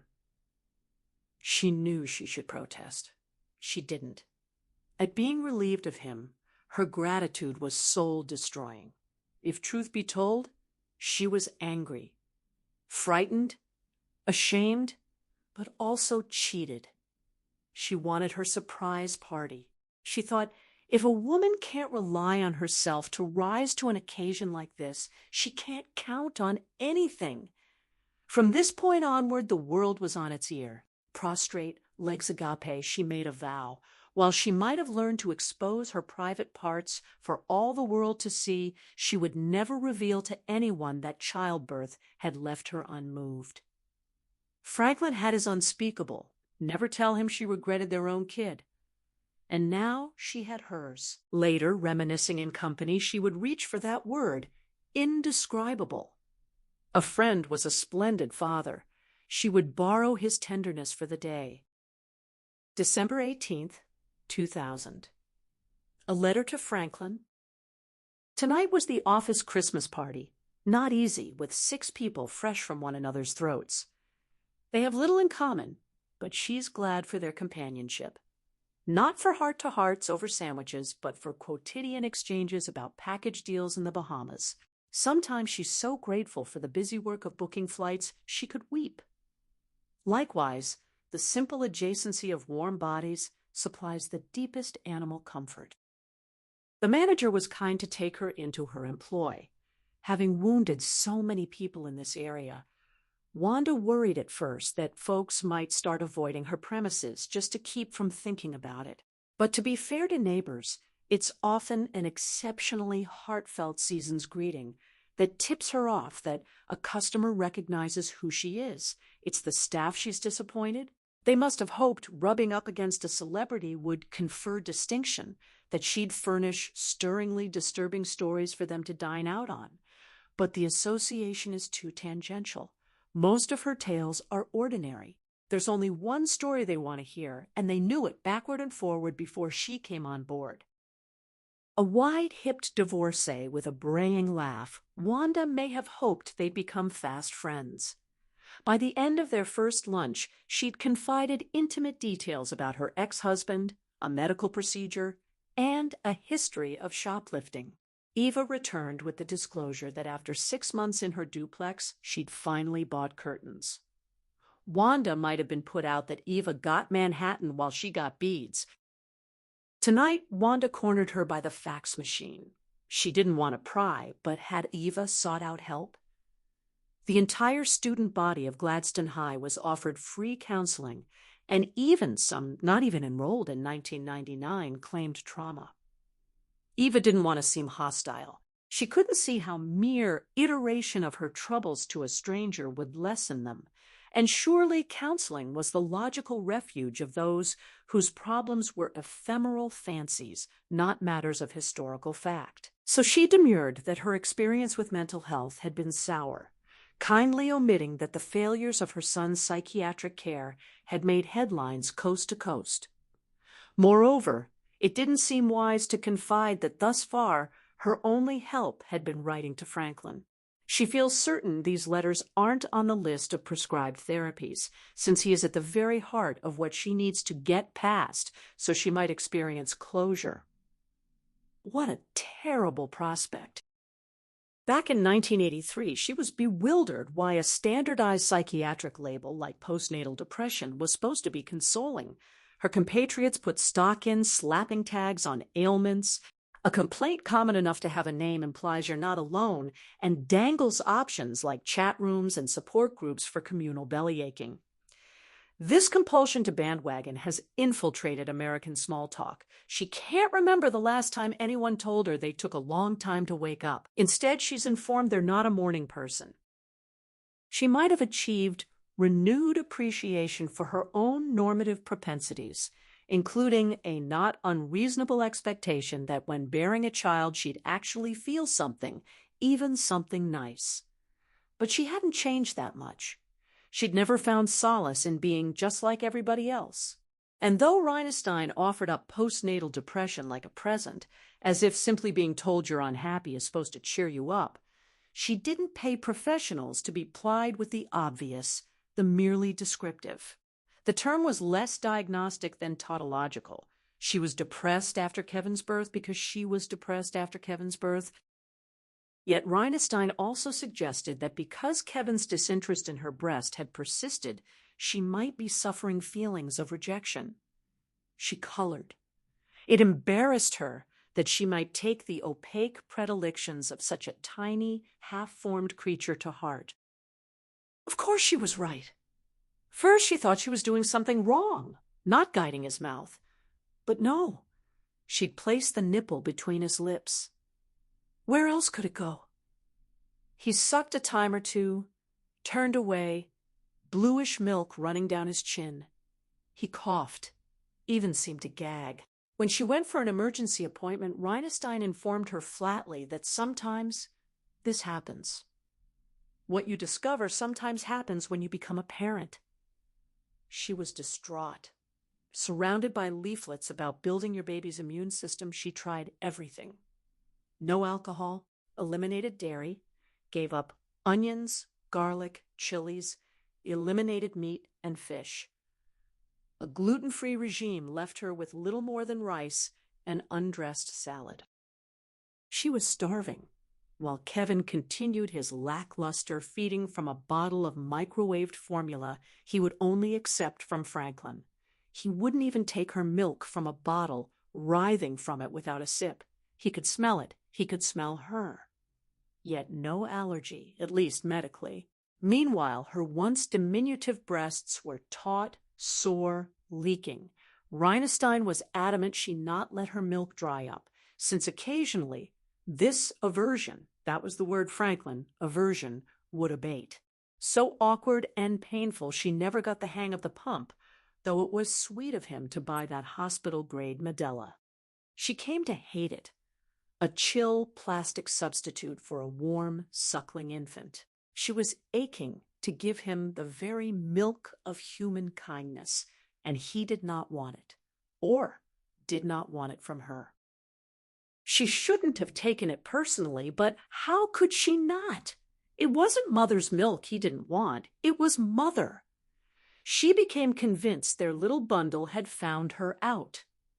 Infants have great intuition because intuition's all they've got. She felt certain he could detect a telltale stiffening in her arms when she picked him up. Could infer from a subtly exasperated quality in her voice when she burbled and cooed that burbling didn't come naturally. His precocious ear could isolate in that endless stream of placating blather and insidious compulsive sarcasm. Since he'd read that it was important to smile at infants to elicit a response, she smiled and smiled until her face hurt. But when it hurt, she was sure he could tell. Every forced smile, he clearly knew she didn't feel like smiling because he never smiled back. He hadn't seen many smiles in his lifetime, but he'd seen Franklin's, enough to recognize something wrong with Mother's. It curled up falsely, evaporated with revelatory rapidity when she turned from his crib. Is that where Kevin got that marionette smile pulled up by strings? She knows Franklin doubts her on this, but she did try very hard to form a passionate attachment to her son. But she'd never experienced her feeling for him, for example, as an exercise rehearsed like scales on piano. The harder she tried, the more aware she became that her very effort was an abomination. Surely all this tenderness she simply aped should have come knocking uninvited. Hence, it wasn't just Kevin who depressed her, or that Franklin's affections were increasingly diverted. She depressed her, guilty of emotional malfeasance. But Kevin depressed her as well, and she does mean Kevin, not the baby. From the very beginning, that child was particular to her, whereas Franklin often asked, "How's the kid? How's my boy? Where's the baby?" To her, he was never the baby. He was a singular, unusually cunning individual who'd arrived to stay and just happened to be very small. For Franklin, he was our son, or, once he started giving up on her, my son, a persistently generic character to his adoration that she's certain Kevin sensed. Before Franklin gets his back up, she doesn't mean that as criticism. This overarching commitment to an abstraction, to one's children, right or wrong, can be even more fierce than commitment to them as explicit, difficult people.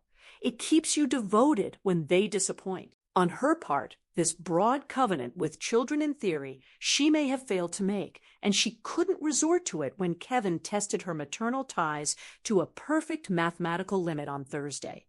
She didn't vote for parties, but for candidates. Her opinions were as ecumenical as her larder. Then, still full of salsa verde, anchovies, lime leaves, no problem with abortion, but abhorred capital punishment, which meant she embraced the sanctity of life only in grown-ups. Her environmental habits were capricious. A brick in the toilet tank, but after weak European showers, she'd bask under scalding water for half an hour. Her closet wafted with Indian saris, Ghanaian wraparounds, Vietnamese O'Day, her vocabulary peppered with imports. She mixed and matched the planet so much that Franklin sometimes worried she had no commitments anywhere. He was wrong. Her commitments were simply far-flung and obscenely specific. By the same token, she couldn't love a child. She would have to love this one. She was connected to the world by many threads. Franklin by a few sturdy guide ropes. Same with patriotism. He loved the idea of the United States far more powerfully than the country itself. Thanks to his embrace of the American aspiration, he could overlook fellow Yankee parents lining up overnight for Nintendo. In the particular dwells the tawdry. In the conceptual dwells the grand, the transcendent, the everlasting. Earthly countries and single malignant little boys can go to hell. The idea of countries and the idea of sons triumph for eternity. Although neither ever went to church, she concluded Franklin was a naturally religious person. In the end, mastitis put an end to her desperate search for whatever foodstuff was putting Kevin off her milk. Poor nutrition may have made her susceptible, along with fumbling to get Kevin to take the breast, lacerating the nipples enough to transmit infection from his mouth. Inimical to her sustenance, he could still introduce her to corruption, as if already at year 0 he was the more worldly party. Since the first sign of mastitis is fatigue, it's little wonder early symptoms went unobserved.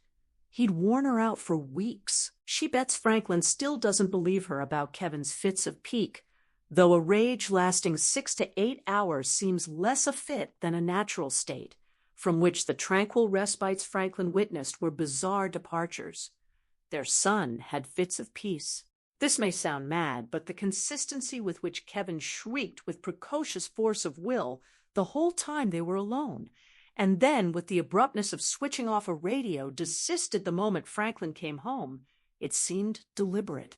The silence still ringing for her, Franklin would bend over their slumbering angel, who was just beginning to sleep off his Olympian exertions. Though she'd never have wished her pulsing headaches on him, she couldn't bear the subtle distrust building between them when his experience of their son didn't square with hers. She sometimes entertained the retroactive delusion that even in his crib Kevin was learning to divide and conquer, scheming to present such contrasting temperaments they'd be set at odds. Kevin's features were unusually sharp for a baby, while hers still displayed that rounded credulity, as if he'd leached her very shrewdness in utero. Childless, she'd perceived baby crying as undifferentiated, loud or not so loud, but in motherhood she developed an ear. There's the wail of inarticulate need, first groping after language for wet or food or pin.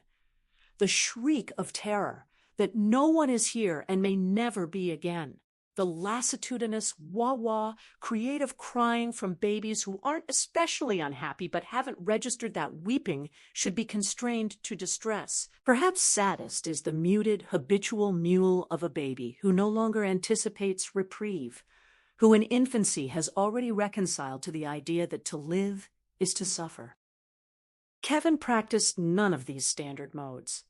After Franklin got home, he'd sometimes fuss a little like a normal baby, and Franklin would take care of it and he'd stop, then look at her like, see, and she'd want to slug him. With her, once Franklin left, Kevin was not to be bought off with anything so petty as milk or dry diapers. If fear of abandonment contributed to decibels rivaling an industrial buzzsaw, his loneliness displayed an awesome existential purity, not about to be allayed by the hover of that haggard cow with her nauseating waft of white fluid. She discerned no plaintive cry of appeal, no keen of despair, no gurgle of nameless dread. Rather, he hurled his voice like a weapon, howls, smashing the walls like a baseball bat bashing a bus shelter.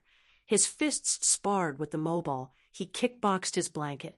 Driving this remarkable combustion engine was the distilled and infinitely renewable fuel of outrage. About what? He was dry, fed, had slept, blanket on, blanket off, neither hot nor cold. Burped. She has a gut instinct he didn't have colic. Kevin's was not a cry of pain, but of wrath. Toys dangling overhead, rubber blocks in his bed. His mother took 6 months off to spend every day by his side. She picked him up so often her arms ached. He lacked for nothing. As the papers would observe, 16 years later, Kevin had everything. She's theorized you can locate most people on a spectrum of how much they like being here, just being alive. Kevin hated it. He was off the scale, hated being here so much. He may even have retained some trace spiritual memory from before conception. Glorious nullity, far more what he missed than her womb. Kevin seemed incensed that no one had consulted him about turning up in a crib with time going on, when nothing whatsoever interested him. The least curious little boy she's ever encountered. One afternoon, she started feeling draggier than usual, lightheaded. For days, she'd been unable to keep warm, and it was late May. Kevin had pulled off a virtuosic recital. Huddled on the couch in a blanket, she reflected crankily that Franklin had stacked up more work than ever. Fair enough. Freelancers don't want long-term clients to find alternatives, whereas her company could be trusted to underlings. But this meant she was stuck all day with hell in a handbasket while he tooled off to window shop for fields with the right colored cows. She suspected that if their situation were reversed, Eva would be expected to drop scouting like a hot brick. When the elevator clanked, she noticed a small patch under her right breast had turned bright red, tender, and strangely stiff, mirroring a much larger patch on the left. Franklin opened the gate and went straight to the crib. She was glad he was becoming an attentive father, but of the 2 other inhabitants, only his wife appreciated the meaning of hello. She whispered not to wake Kevin. He'd only been down 20 minutes and had outdone himself today. She doubted he ever slept. He passed out. Franklin asked if he'd been fed, deaf to her imprecations, laying Kevin on his shoulder and poking his conked-out face.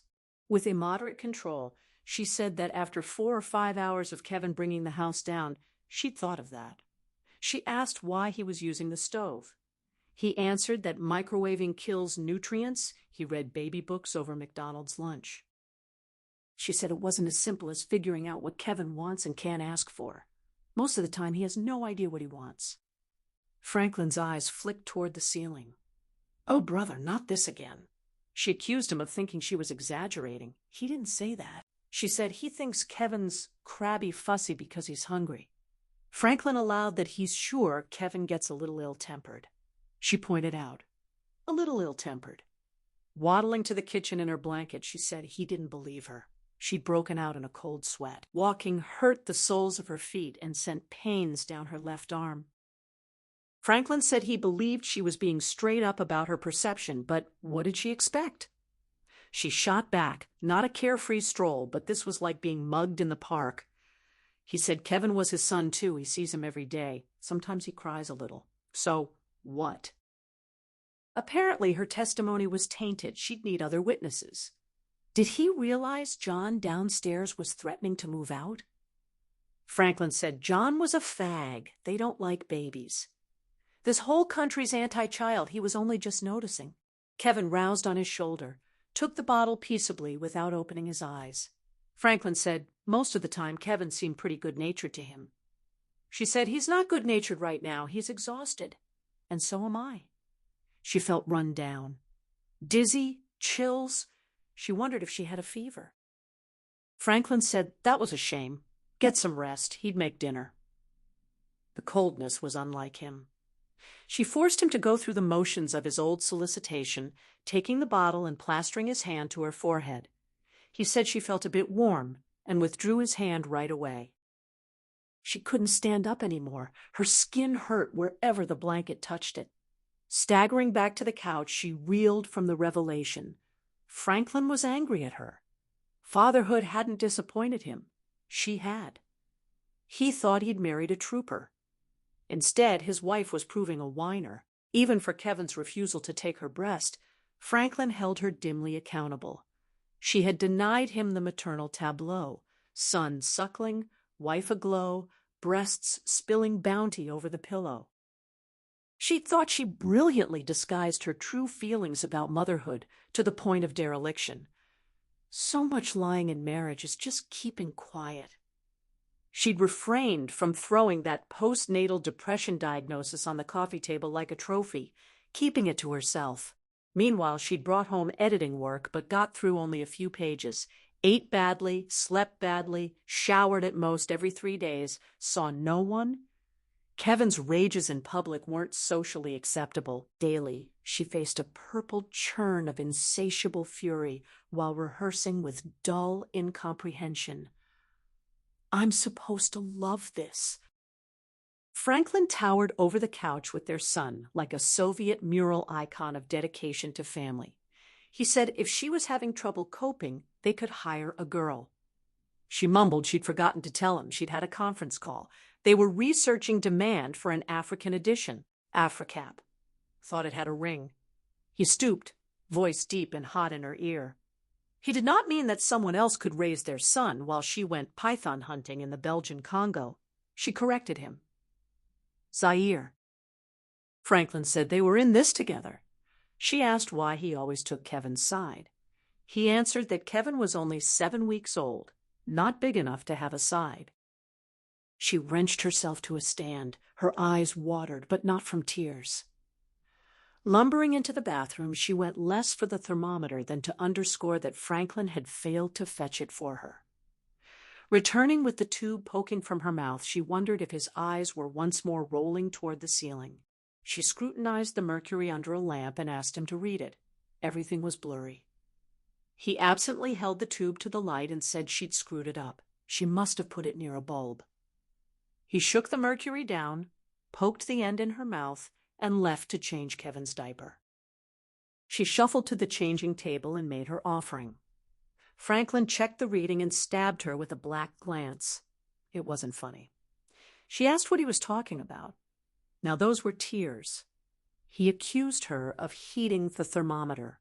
A shitty joke. She insisted she wasn't. She just put the bulb under her tongue. He said it read practically 104 degrees. Oh. He looked at her, then at Kevin, for once torn between loyalties. Hastily scooping Kevin from the table, he bedded him so perfunctorily that Kevin forgot his theatrical schedule and cranked up his daytime shriek. With that manliness she'd always adored, Franklin ignored him. He apologized, lifting her off the floor and sweeping her back to the couch. She was really sick. They had to call Rhinestein, get her to a hospital. She was sleepy, fading, but she remembers thinking it had taken too much, wondering if she would have had a cool cloth on her forehead, ice water, an aspirin, and Rhinestein on the phone if the thermometer had read only 101 degrees. December 21st, 2000. A letter to Franklin. She's rattled. The phone just rang, and she has no idea how this Jack Marlin person got her unlisted number. He claimed to be a documentary maker from NBC. The working title, Extracurricular Activities, sounded authentic enough. And at least he distanced himself from that hasty Fox show. Her brother said was mostly on-camera weeping and prayer services. Still, she asked Marlin why he imagined she'd want to participate in another sensationalist post-mortem of the day her life as she understood it ended. He said she might want to tell her side of the story. What side would that be? She'd been on record assuming opposition when Kevin was 7 weeks old. Marlin asked whether her son wasn't a victim of sexual abuse.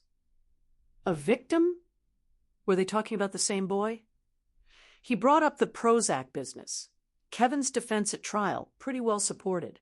She said faintly, that was his lawyer's idea. Marlin suggested maybe she thought Kevin was misunderstood. She knows she should have hung up, but she speaks to so few people outside the office.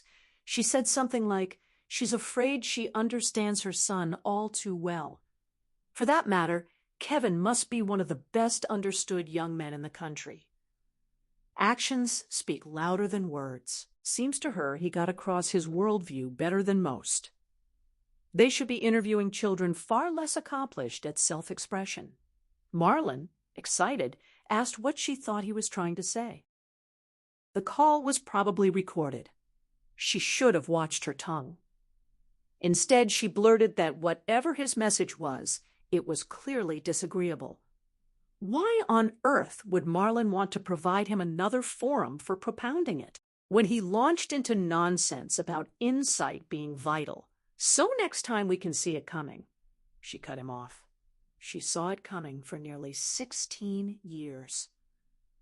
A fat lot of good, that did. She hung up.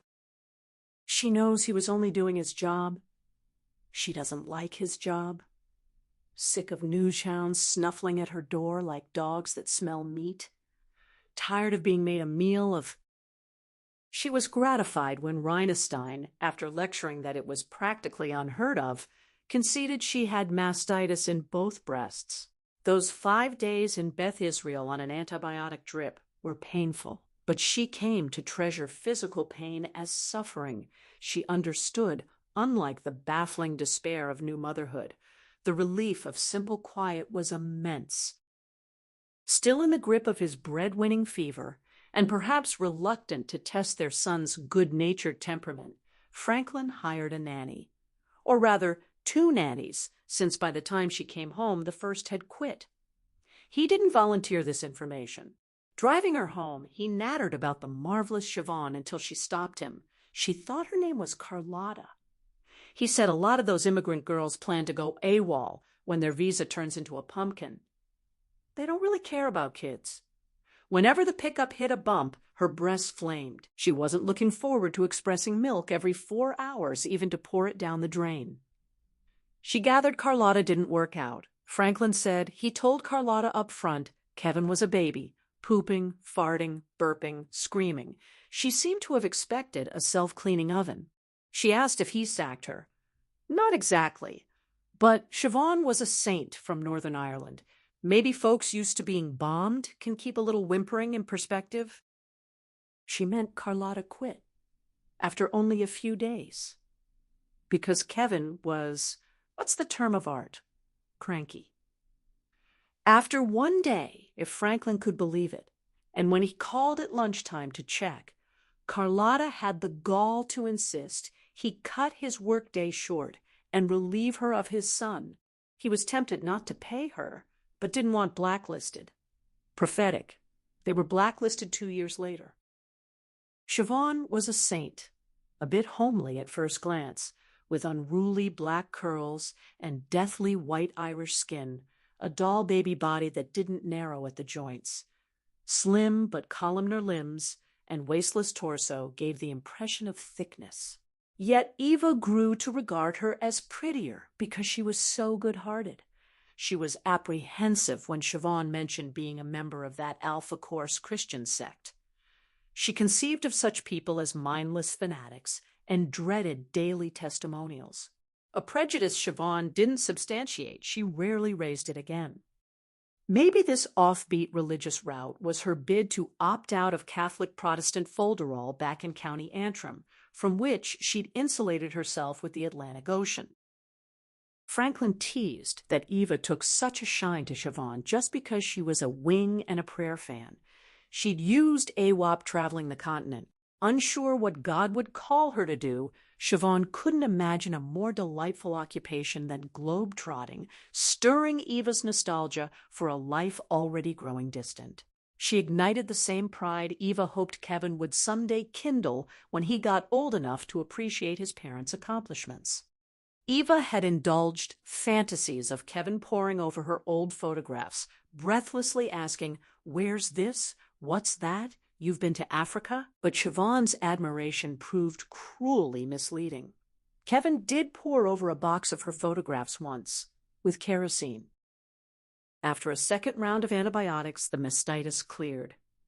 Resigned that Kevin was on formula for keeps, Eva allowed her breast to dry up, and with Siobhan holding down the fort, she returned to AWOP that fall. What relief! To dress well, move briskly, speak in low adult tones, tell someone what to do, and have them do it. While she took fresh relish in what had grown workaday, she chided herself for having imputed to a tiny bundle of confusion such malign motives as driving a wedge between her and Franklin. She'd been unwell, harder to adapt than expected. Recuperating energy and discovering she'd agitated herself back to her former figure, she assumed the worst was over and made a mental note that next time a friend bore a first child, she'd fall all over herself to sympathize. Often she'd invite Siobhan to linger for coffee when she came home. The enjoyment of conversing with a woman half her age may have been less delight in leaping generations than the more standard pleasure of talking to anybody. She was confiding in Siobhan because she wasn't confiding in Franklin. Siobhan said, Eva must have wanted Kevin something fierce, seeing sights, meeting amazing people, paid for the pleasure. She couldn't imagine giving that up. Eva said she hadn't given it up. After a year or so, she'd resumed business as usual. Siobhan stirred her coffee and asked if that was what Franklin expected. Eva said it's what he ought to expect. Siobhan hesitated, uncomfortable tattling, but mentioned Franklin had said that Eva running off for months at a go, that it was over. Eva admitted she'd been a little burned out lately. Endless underwear shortages, French train strikes, and worried she'd given the wrong impression about herself. Siobhan answered sorrowfully, not seeming to want trouble, even though she saw it coming. She speculated that Franklin must have been lonely during Eva's absences, and that if Eva resumed traveling, Franklin would be left alone to mind wee Kevin whenever Siobhan wasn't there. Then she asked, cautiously, whether some American fathers stayed home while mothers worked. Eva dismissed the idea. Americans varied, but Franklin wasn't that type. Siobhan pressed that Eva ran a whole company and could surely afford it. Eva clarified, only in the financial sense. It was hard enough, she explained, when a man's wife got profiled in Fortune while he'd only scouted the ad on the facing page. Siobhan mentioned that Franklin had said Eva used to travel 5 months a year. Eva admitted heavily that she'd have to cut back. Siobhan warned that Kevin might be tricky, an uneasy baby. Sometimes they grew out of it, she hazarded starkly. Sometimes they didn't. Narrating now from Eva's limited perspective, Eva had always thought Siobhan was devoted to Kevin, but she read Siobhan's loyalty as directed more toward Eva and Franklin. Siobhan rarely spoke of Kevin except logistically, sterilized bottles, low nappies.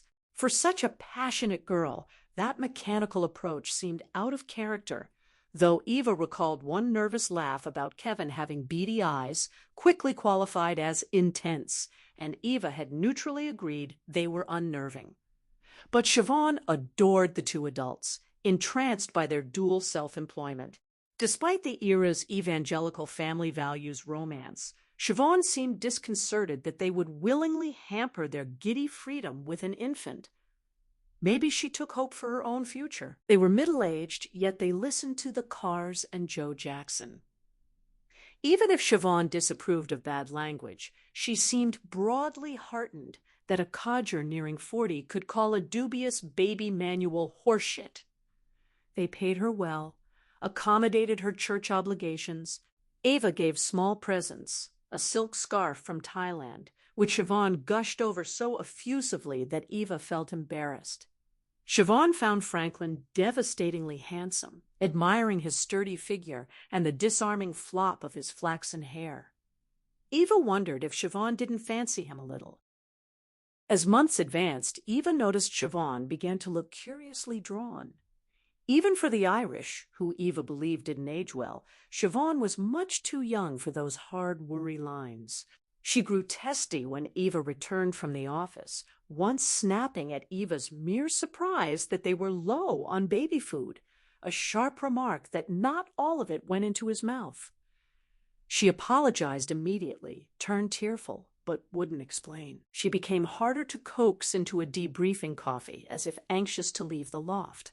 When Eva proposed, she moved in, walling off a corner, installing a separate bath, far more capacious than the cubbyhole Siobhan shared in the East Village with a loose, boozing, godless waitress she didn't much like. With no salary cut and buckets saved on rent, Siobhan recoiled.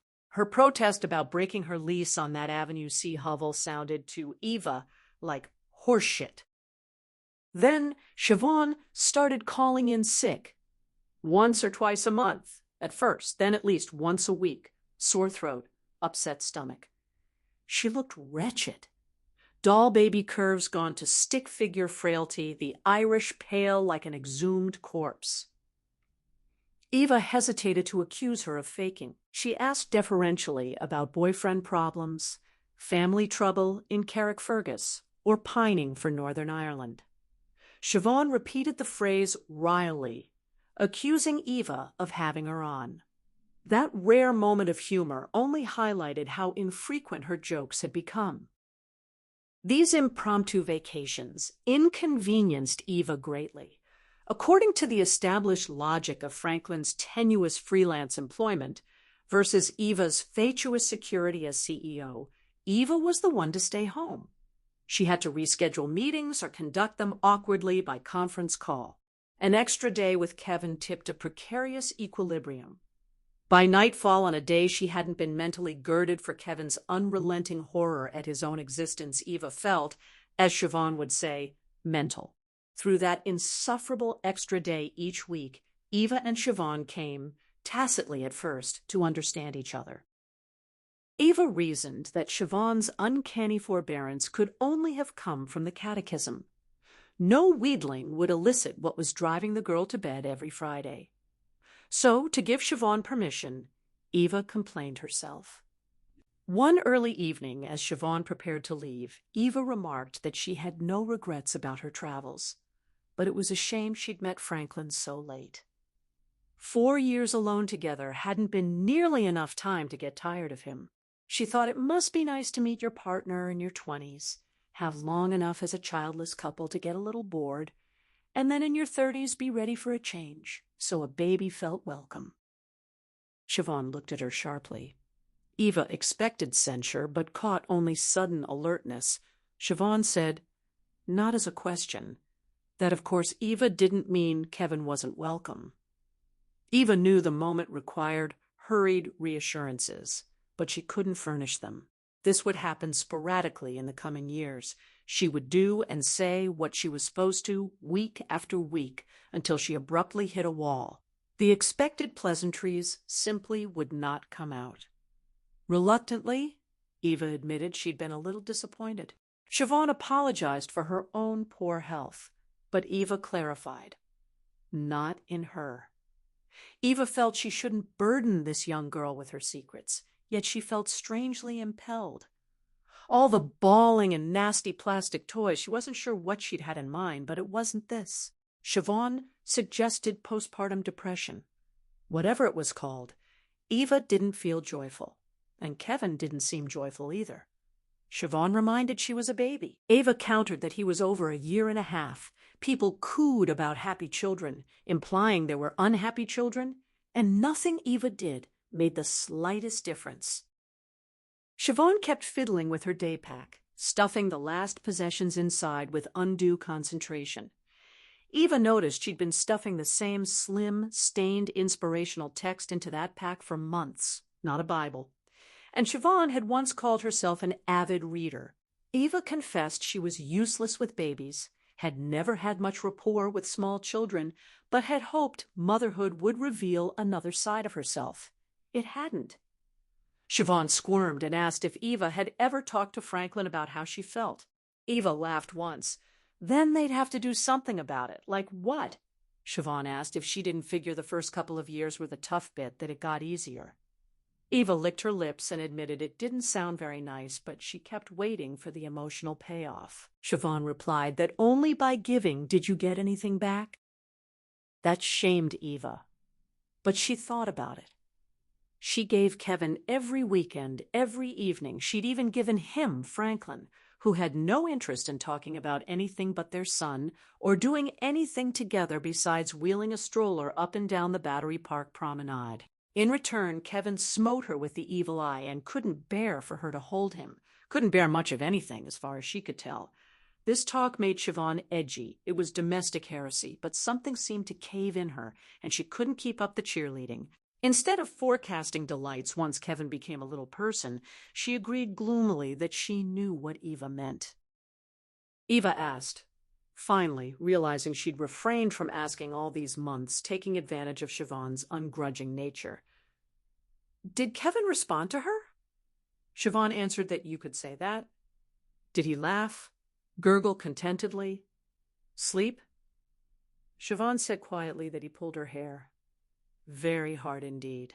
He was old enough now, and she thought he knew it hurt. And that lovely silk muffler from Bangkok was in shreds. Then Kevin woke, the rattle banging onto the metal xylophone Franklin had brought home, showing no musical promise. Eva observed over the racket that Franklin called it cranky. Siobhan added that Kevin threw all his toys out of the playpen, screamed until they were all back, then flung them out again. A violent clatter suggested Kevin had kicked the instrument from between his crib slats. Siobhan despaired that it was desperate. The same thing in the high chair with Cheerios, porridge, cream crackers, all his food on the floor. She hadn't a baldy where he got the energy. Eva touched her hand and reframed it. Where Siobhan got the energy. Kevin started up like a lawnmower. Eva and Siobhan looked each other in the eye. Neither rose. Siobhan offered, hopefully, that she guessed it was different when it was your own. Eva agreed flatly.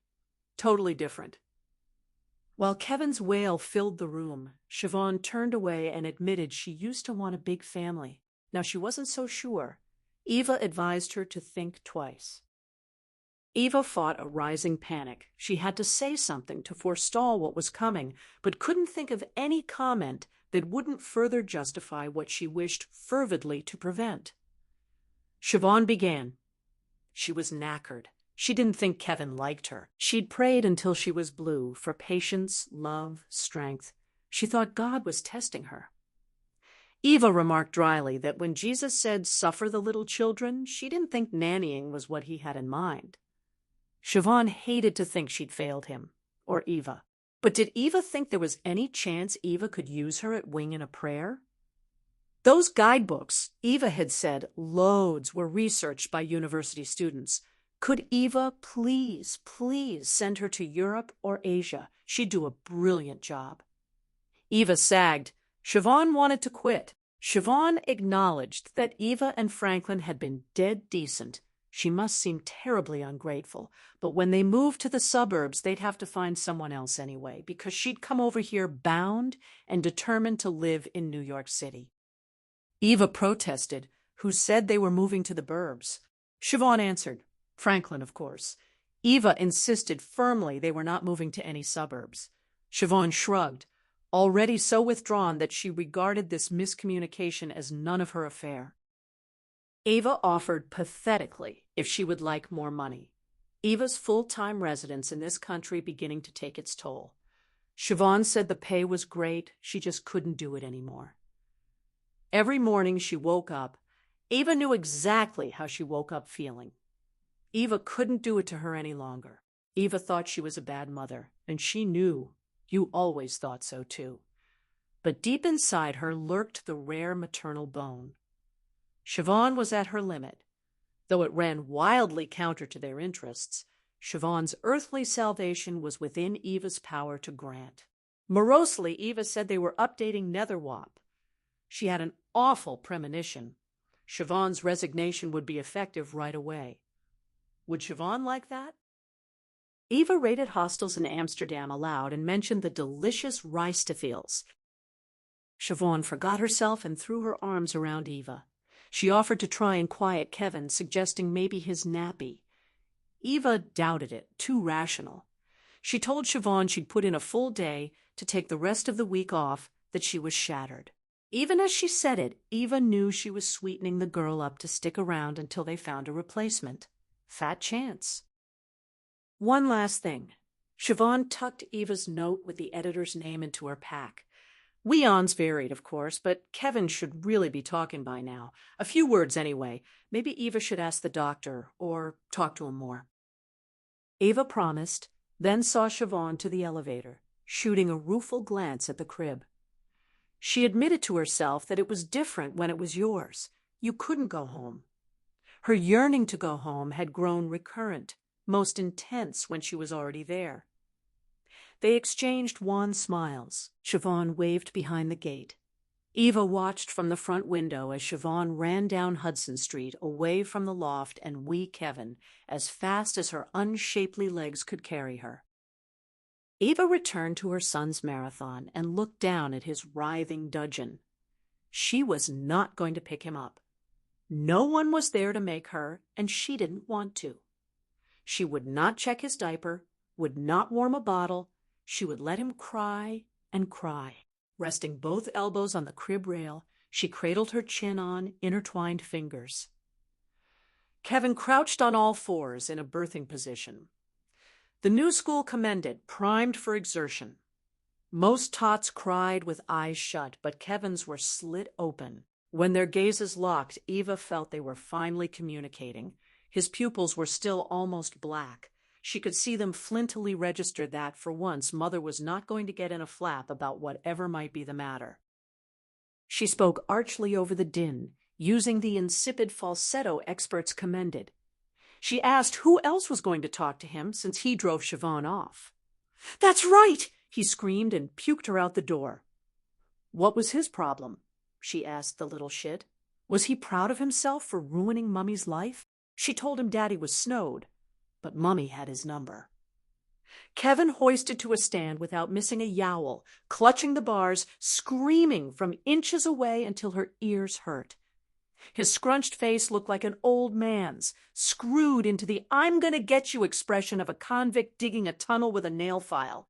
On a zookeeping level, proximity was hazardous. Siobhan hadn't been kidding about the hair. She told him Mummy was happy before Whittle Kevin came along, and now Mummy woke up every day wishing she were in France. Mummy's life sucked now, didn't it? Some days Mummy would rather be dead than listen to him screech, would jump off the Brooklyn Bridge. She turned and blanched. She may never have seen quite that stony look on your face. You said they understood speech long before they learned to talk, pushing past her to pick him up. You didn't understand how she could stand there and watch him cry. Eva told you to ease up. She was only kidding around, blowing off steam. She shot a parting private glare at Kevin. It was his caterwauling that had kept her from hearing the elevator gate. She announced that Siobhan quit.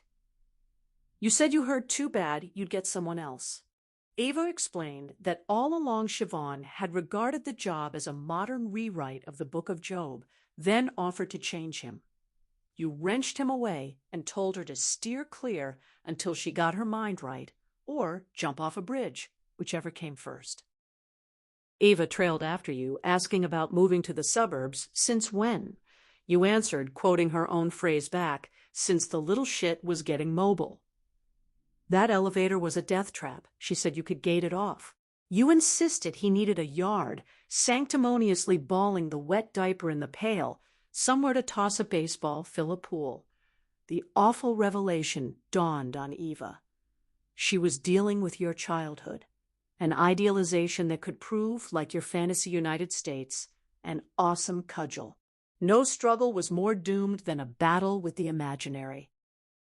She protested that she loved New York, sounding like a bumper sticker. You called the city dirty and swimming in diseases. A kid's immune system wasn't fully developed until 7, and you could stand to move into a good school district. She argued that the city had the best private schools in the country. You dismissed New York private schools as snobbish and cutthroat. Kids there started worrying about Harvard at 6. She raised the tiny matter that your wife didn't want to leave. You countered that she'd had 20 years to do whatever she wanted, and you had too. Besides, She'd said she yearned to spend your money on something worthwhile. Now was her chance. You should buy a house with land and a tire swing. Ava said her mother never made a single major decision based on what was good for her. You shot back that her mother had lost Fork. Ava clarified that when she was a kid, parents called the shots. Now that she was a parent, kids called the shots. So they got fucked coming and going. She flounced onto the couch saying she wanted to go to Africa and you wanted to go to New Jersey. You asked what this was about Africa and why she kept bringing it up. She explained you were going ahead with AfroWAP, Lonely Planet and Rough Guide were squeezing you badly in Europe. You asked what the edition had to do with her. She said the continent was huge. Someone had to do a preliminary canvass of countries. You told her someone other than her. Didn't she still get it? Maybe it was a mistake for her to think of motherhood as another country. This was no overseas holiday. It was serious. She exclaimed that you were talking about human lives. You didn't even smile. You asked how she'd feel if Kevin lost a hand reaching through that elevator gate, got asthma from all the crap in the air, or some loser kidnapped him from her grocery cart. She charged that the truth was you wanted a house, a yard, a dorky Norman Rockwell vision of daddydom. You wanted to coach Little League. You straightened victoriously at the changing table, Kevin in blazing fresh Pampers on your hip, and announced you had that right. And there were two of you, and one of her. It was a ratio Eva was destined to confront repeatedly. Ava wrote to you from Racine on Christmas Day 2000. She'd agreed to visit her mother for the holiday. At the last minute, when Giles found out she was coming, he decided his family would spend Christmas with his in-laws instead. She could choose to feel injured. She did miss her brother, if only as someone to mock their mother with, but their mother was getting so frail at 78 that their patronizing despair on her behalf seemed unfair. Besides, she understood, around Giles and his kids, she never mentioned Kevin, Mary's lawsuit, or even you. But through benign discussion of snow and pine nuts in Sarma, she still personified a horror that, despite their mother's locked doors and sealed windows, had gotten inside. Giles resented her co-opting the role of family tragic figure. He'd only moved as far as Milwaukee, and the child at closer hand was always chopped liver, while for decades she'd made a living from being as far from Racine as she could get. Like De Beers restricting diamonds, she'd made herself scarce, a cheap gambit in Giles's view for artificially manufacturing the precious. Now she'd stooped even lower, using her son to corner the market on pity. Having kept his head below the parapet working for Budweiser, he was in grudging awe of anyone who'd been in the newspaper. She kept trying to find a way to tell him that this was dime store fame any unremarkable parent could win in the 60 seconds it took an automatic assault rifle to fire 100 bullets. She didn't feel special. There was a peculiar smell in the house she used to find rank. She remembered insisting the air was thin. Her mother rarely opened a door, much less aired the place out. And she'd been convinced the distinctive headache on arrival was carbon dioxide poisoning. But now, the clothes, clinging admixture of stale lamb grease, dust, and mildew, sharpened with the medicinal reek of her mother's colored inks, somehow comforted her. For years, she'd written off her mother as having no grasp of her life. But after Thursday, she came to terms with the fact that she'd made no effort to understand her mother's. They'd been distant for decades, not because her mother was agoraphobic, but because she herself had been remote and unsparing. Needing kindness herself, she was kinder now, and they got on amazingly well. During her traveling days, she must have seemed uppity and superior. Her new desperation for safety had restored her status as a proper child. For her part, she'd come to recognize, since any world was self-enclosed, and to its inhabitants all there was, that geography was relative. To her intrepid mother, the living room could be Eastern Europe, her old bedroom Cameroon. The internet was the best and worst thing that ever happened to her mother, who could now order anything from support hose to grape leaves over the web. Consequently, the multitude of errands Ava used to run was already dispatched, and she felt a little useless. She supposed it was good. Technology had granted her mother independence, if that was what it was called. Her mother, by the way, didn't avoid talking about Kevin at all. That morning, as they opened their few presents beside the spindly tree, ordered online, her mother noted that Kevin rarely misbehaved in the traditional sense, which always made her suspicious. All children misbehaved, she said. You were better off when they did so in plain view. She recalled their visit when Kevin was about 10, old enough to know better.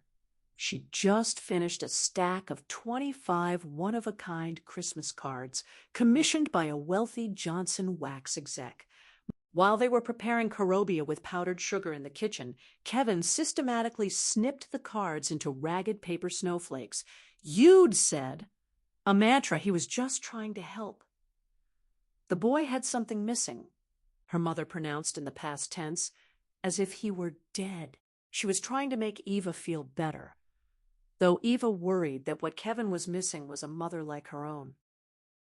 Ava traced the flowering of her present filial grace to a gasping phone call on the night of Thursday itself. With nowhere else to turn but her mother, the primitiveness of that tie was sobering.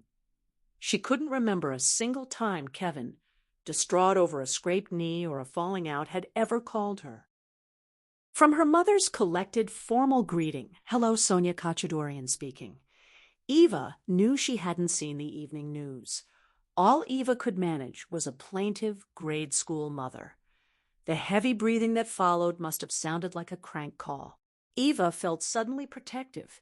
If her mother lived in mortal dread of a trip to Walgreens, how would she confront a murderous grandson? For pity's sake, she thought, her mother was 76 and already lived through a mail slot. After this, she'd never pull the covers off her head. But Armenians had a talent for sorrow. Her mother wasn't even surprised. Somber but composed, for once acting and sounding like a real parent, she assured Eva she could depend on her, an assertion that would have made Eva scoff before. It was almost as if all that dread had finally redeemed itself, as if on some level her mother was relieved that her whole batten-down-the-hatches gestalt hadn't proved baseless.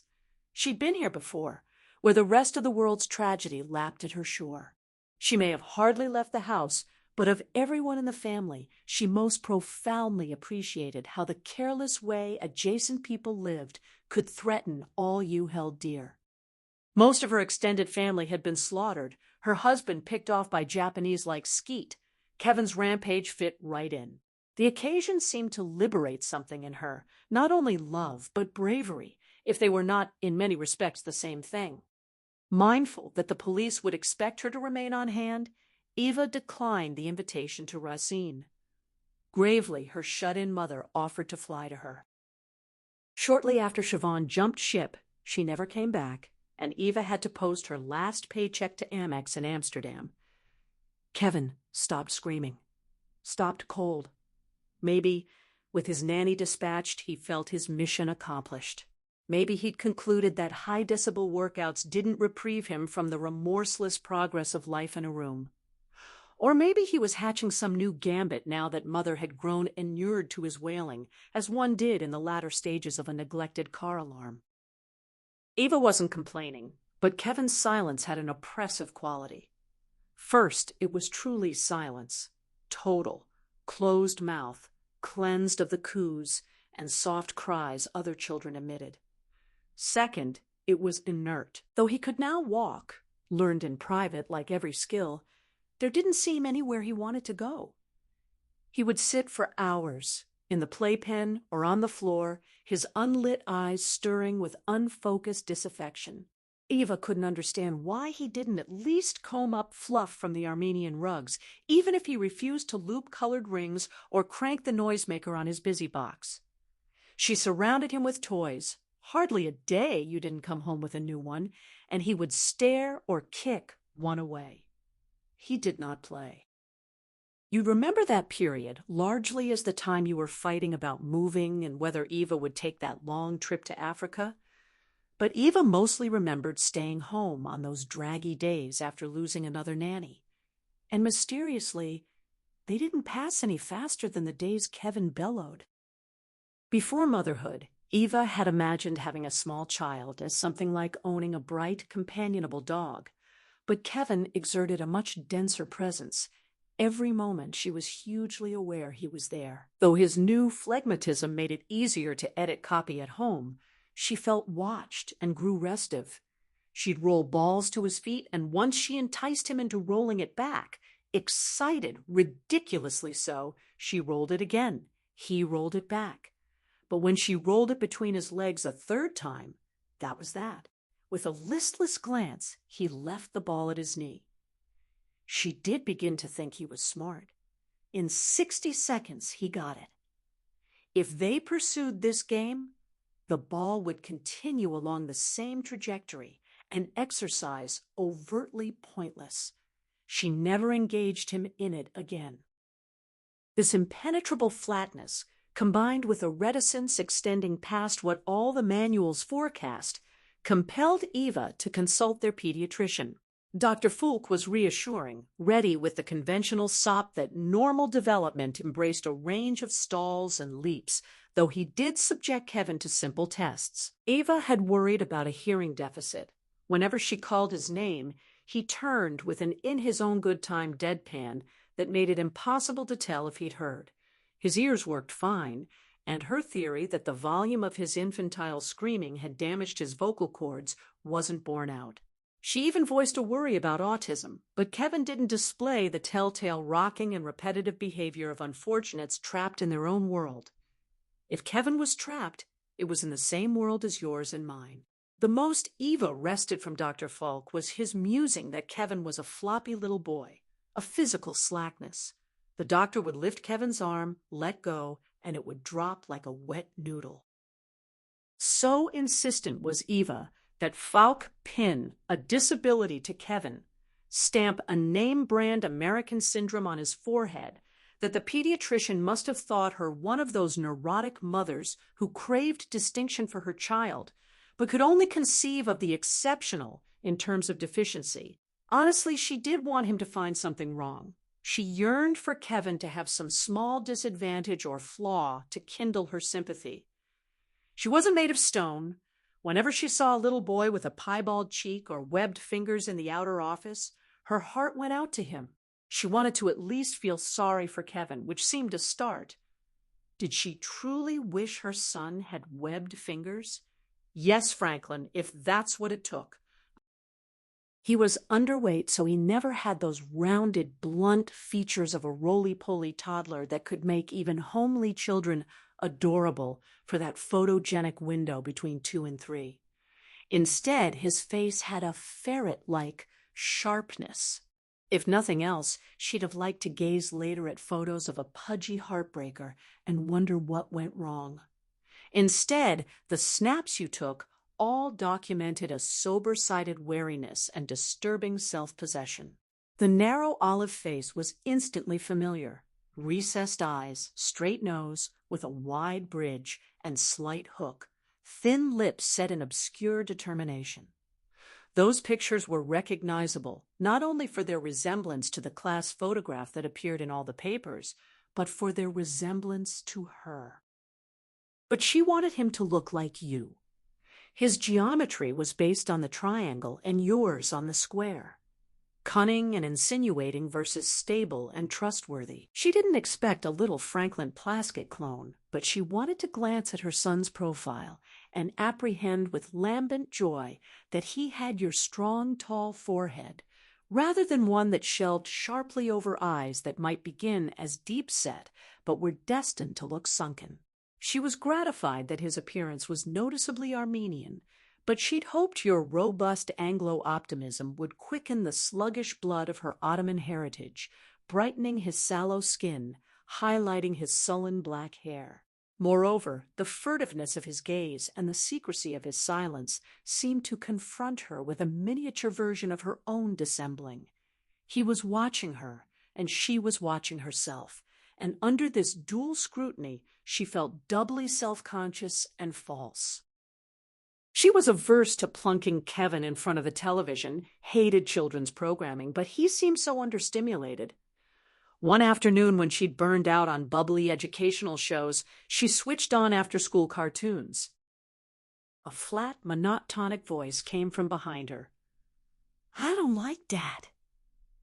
Eva reeled away from the beans she was tailing for dinner, certain the line hadn't escaped from the A-team. She rushed to turn the TV down and stooped to her son. He repeated levelly, "He didn't like that." With more urgency than she'd ever applied to this foundering relationship, she took his shoulders and asked what he did like. It was a question he wasn't prepared to answer, and to this day at 17 remained unable to answer to his own satisfaction, much less hers. So she returned to what he didn't like, a subject that would soon prove inexhaustible. She asked what he wanted to stop. He batted a hand against the television tube. He didn't like that. Turn it off. Eva stood up and marveled. She turned the cartoon off, thinking, a toddler with good taste.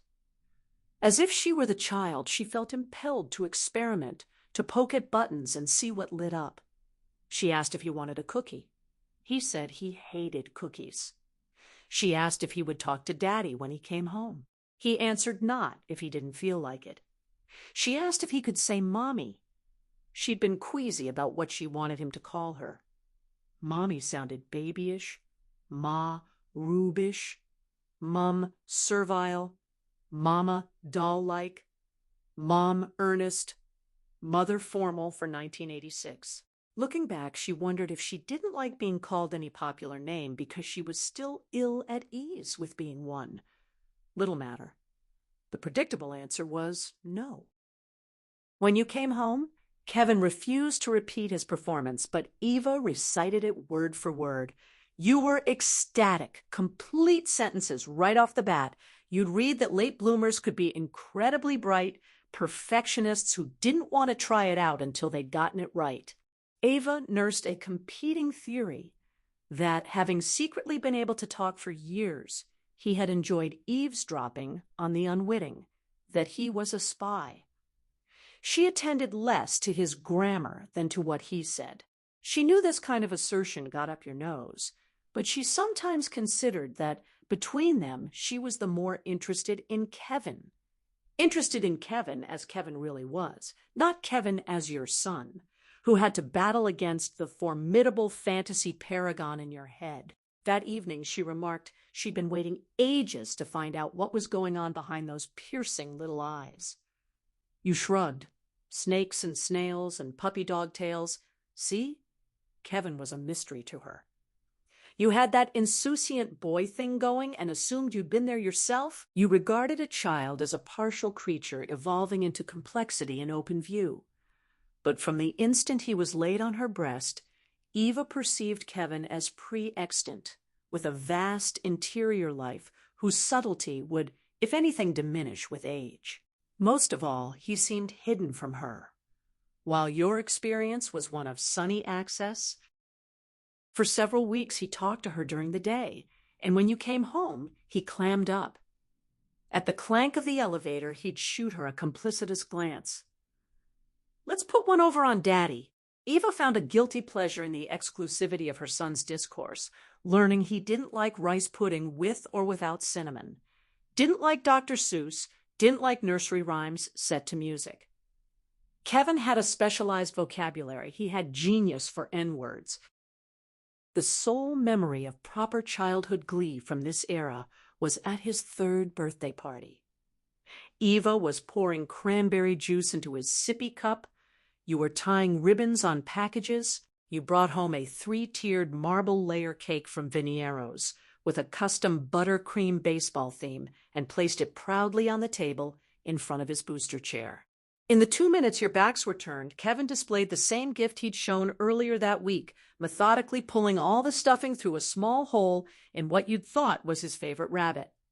Eva's attention was drawn by a dry chuckle she could only characterize as a nascent snicker.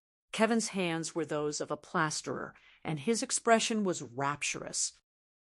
Such a young birthday boy, not yet fully grasping the concept of birthdays, had no reason to understand slices.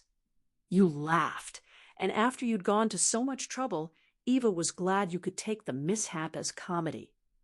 But as she cleaned his hands with a damp cloth, her own chordal was muted. Kevin's technique, plunging both hands mid-cake and spreading its whole body apart in a single surgical motion, was uneasily reminiscent of medical shows when the patient coded and a doctor yelled to crack the chest. Kevin hadn't simply played with that cake, he had ripped its heart out. In the end, they finalized the inevitable swap. Eva would license you to find a house across the Hudson. You would license her to take her reconnaissance trip to Africa. Her deal was raw, but desperate people often opted for short-term relief in exchange for long-term losses. She sold her birthright for a bowl of soup. She didn't mean she regretted that African sojourn, though it was badly timed. Motherhood had dragged her down to lower matters, eating and shitting, and that was ultimately what Africa was about. She might have been better off traveling to more decorative nations, where bathrooms had roseate soaps and meals came with radicchio garnish. Brian had recommended children as an antidote for jadedness, seeing the world anew through their awestruck eyes. But whenever Eva saw the world through Kevin's eyes, it appeared unusually dreary. Through Kevin's eyes, the whole world looked like Africa. People milling, scrounging, squatting, lying down to die. Yet amid that squalor, she couldn't locate a safari company that was truly budget. Most charged hundreds per day. Lodging divided into luxurious and pricey or filthy, and too cut rate, nothing for her target market. Some Italian and Indian restaurants were good value, but authentic African eateries served mostly unseasoned goat. Transport was appalling. Train lines prone to stopping, decrepit aircraft, fresh from Bananarama pilots, kamikaze driving, buses bursting with cackling passengers and chickens. She sounded finicky, she knew. She'd been to Africa in her 20s and been entranced. It had seemed truly elsewhere. But in the interim, wildlife had plummeted. Humans burgeoned. Misery exponential. Appraising the territory with a professional eye, she discounted whole countries. Uganda was still picking corpses from crocodile mouths. Liberia ruled by that murderous idiot Samuel Doe? Hutus and Tutsis hacking each other in Burundi. Zaire in Mobutu's grip. Mengistu ransacking Ethiopia. Renamo rampaging in Mozambique. Listing South Africa risked a U.S. boycott. For the bits left, you might accuse her of being unnurturing, but she was reluctant to take responsibility for young Westerners trooping into perilous parts, armed only with a sky-blue wing and a prayer. She'd read about robberies leaving 3 dead for a camera and a guidebook and feel it was her fault. As Kevin would later illustrate, she attracted liability. She began concluding the marketing people's heads were up their backsides. They'd researched demand, but not supply. She didn't have faith that even her intrepid army could produce a volume protecting users from gross missteps. For once, she felt motherly. Toward customers like Siobhan, and the last place she'd want pasty, there's good in all of us, Siobhan, to end up, was a scorching Nairobi slum. Afro-Wop was a non-starter. But her greatest disappointment was in herself. Relinquishing Afro-Wop might have freed her to gallivant without taking notes, but she'd grown dependent on research for purpose. Released from a dictated itinerary, she felt aimless. Africa was a lousy place to wonder what you were doing there, though its careless, fetid, desperate cities pressed the question. She couldn't shut you and Kevin from her mind. Missing you fiercely served as an aching reminder that she'd been missing you since Kevin was born. Away, she felt not emancipated, but remiss, sheepish. Unless you'd finally solved the nanny problem, you'd have to cart Kevin along in the pickup to scout. Everywhere she went, she felt laden, as if slogging potholed streets with leg weights. She had started something back in New York. It was not finished. She was shirking. And what she'd started was going badly. That much isolation was good for facing. After all, the one thing you couldn't escape in Africa was children. On the latter legs of the 3-month trip, which you'd recall she cut short, she made resolutions. This sojourn, launched less to explore than to make a point, to prove her life hadn't changed, that she was still young, curious, free, was only proving the opposite. At 41, she was not remotely young. She had truly sated a certain glib curiosity about other countries, and there was a liberty she could no longer take without sinking the one tiny island of permanence and durable meaning she'd managed to annex. Camping in Harare's airport lounge on gritty linoleum, no seats, the plane 8 hours late, the whole 737 appropriated by some government minister's wife who wanted to shop in Paris, Eva had unaccountably lost her old serene certainty. That inconvenience was the springboard for adventure. She was no longer persuaded by the old saw planted in every AWOP intro that the worst thing for any trip was for everything to go smoothly. Instead, like any standard Western tourist, she was impatient for air conditioning and disgruntled that the only drinks were Fanta Orange, which she didn't like, boiling because the concession's refrigeration had broken down. That sweaty, protracted delay let her contemplate that her commitment to motherhood had been toe in the water. She resolved that she had to remake that arduous decision of 1982 and jump into parenthood with both feet. Get pregnant with Kevin all over again. Like his birth, raising him could be transporting, but only if she stopped fighting it. As she was at pains to teach Kevin thereafter, rarely was the object of your attentions innately dull or compelling. Nothing was interesting if you were not interested. She had been waiting for Kevin to prove out, to demonstrate he was worthy of her ardor. Too much to demand of a little boy. He would only be as lovable as she allowed him to be. Past time she at least met Kevin halfway. Flying into Kennedy, she was bursting with determination, optimism, and goodwill. But in retrospect, she felt obliged to observe that she was at her most passionate about their son when he was not there. Merry Christmas, Eva. December 27th, 2000. Eva wrote to you from her mother's house. Her mother had asked gently beforehand if Eva was up to it, then hosted a little holiday hen party. Eva thought her mother regretted the timing. The day before, in Wakefield, Massachusetts, a very large, unhappy software engineer named Michael McDermott, a science fiction fan, the nation now knew, much as most men off the street were familiar with Kevin's predilection for undersized clothing, had walked into Edgewater Technology with a shotgun, an automatic, and a pistol, and murdered 7 co-workers. Mr. McDermott had been upset, and Eva found herself conversant with details of his financial life, down to his car on the verge of repossession, because his employers had garnished his wages for back taxes. She couldn't help thinking of your parents since they didn't live far from Wakefield. Your father had always been concerned that his top-of-the-line appliances maintain a fine sense of proportion, a preoccupation surely extending to behavioral ratios like grievance to redress. Your parents must imagine the world of the physically preposterous was closing in on them. These old birds had sampled her mother's Lama June and Zilu Goes many times before, having long since given up inviting Sonia Kachadorian to their own soirees and suffering her fanciful excuses. They were disinclined to dwell on the finger food. Instead, with some diffidence given the guest of honor, they were all dying to talk about Michael McDermott. One dowager sadly observed how a young man might feel rejected with a nickname like Mucko.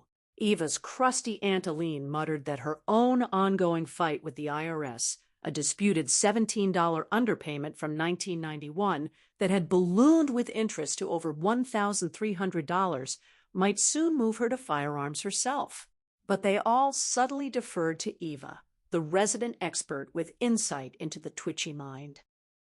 Eva firmly reminded these women that she and this friendless, overweight loner had never met. It seemed to register all at once that no one specialized in plain old murder anymore. Workplace massacre and school shootings were quite different fields of concentration. Eva sensed collective embarrassment, as if they'd rung the sales department when they should have asked for customer relations. Since it was still too dangerous to bring up Florida without everyone being on side, someone prudently changed the subject back to the Lama June. Who said crime didn't pay? Eva doubted the IRS would ever see a dime of Mucko's money now, and the 42-year-old tax cheat would cost Uncle Sam far more in prosecution than the IRS would ever have squeezed from his paycheck. That was how Eva thought. Now, since the price of justice was no longer abstract but a hard-nosed tally of dollars and cents. She often had flashbacks of the civil trial. The criminal one was almost a blank. She would hear Harvey begin stentoriously on redirect.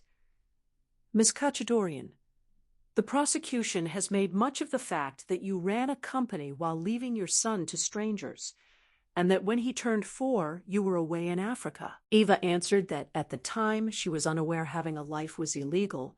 Harvey asked if after her return she hired someone else to oversee day-to-day operations to be a better mother. That was right. Didn't she take over as primary caregiver? In fact, aside from occasional sitters, cease to bring in outside help altogether? Frankly, they'd given up hiring a nanny because they couldn't find anyone to put up with Kevin for more than a few weeks. Harvey looked sour. His client was self-destructive. Eva imagined this made her special, but her lawyer's fatigued expression suggested she was a set type. Harvey pressed. She was concerned Kevin needed continuity, so she terminated the revolving door of young girls. No longer went to the office 9 to 5. Yes, she loved her work. Correct. Great personal satisfaction. This decision was a considerable sacrifice, all for her child. The sacrifice was enormous, she said. It was also futile. No further questions. They'd rehearsed enormous, period. Harvey shot her a glare. Was she, back in 1987, already planning her defense? Her open-ended leave from AWOP was on a grand, overcompensatory scale, but cosmetic. She thought it looked good. She'd never conceived of herself as someone who dwelled on what others thought, but hoarders of guilty secrets were inevitably consumed with appearances. Hence, when you two met her plane at Kennedy, she stooped to hug Kevin first. He was still in that floppy phase, didn't hug back. But the strength and duration of her embrace paraded her born-again conversion from Harare. She said she'd missed him so much, promised 2 surprises, a present, and that Mommy would never, ever go away this long again. Kevin just got floppier. She stood up and arranged his willful shocks of hair, embarrassed. She was playing her part, but onlookers might deduce from his unnatural lassitude that she kept him handcuffed to the water heater in the basement. She kissed you. Although she thought children liked seeing parents affectionate, Kevin stamped impatiently and mooed, dragging at your hand. Maybe she was mistaken. She never saw her mother kiss her father. She wished she had.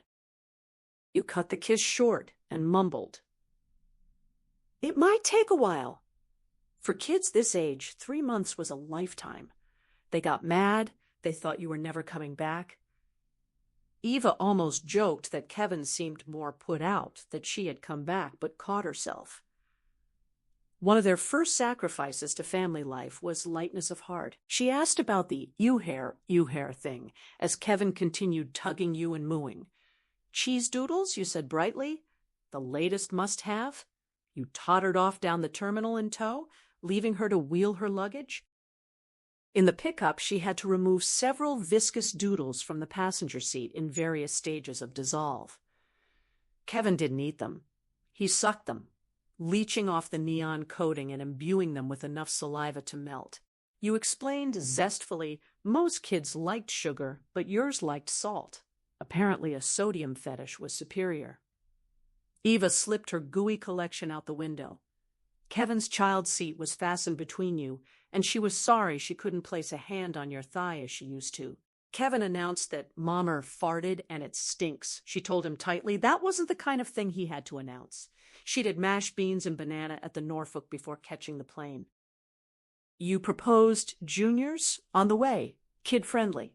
It wasn't like you to fail to consider she'd been in transit from Nairobi for 15 hours, tired, bloated, overfed with airline danishes, not in the mood for a loud, camp, bright hash house whose sole redeeming feature was cheesecake. She'd privately hoped you'd found a sitter and met her alone to sweep her off to a quiet drink where she could bashfully reveal her turned maternal leaf.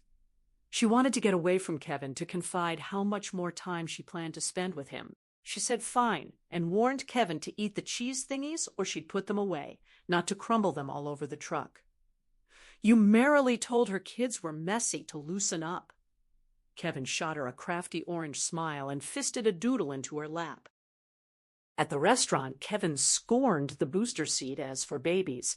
Parenthood having turned her overnight into an insufferable prig, she lectured that he only got to sit like an adult if he acted like one. Kevin responded with a waltzing mockery of her stern cadence and preachy inflection, "Nigh, nigh, nigh, nigh, nigh, nigh," capturing her pitch so perfectly he might have a future as a lounge singer.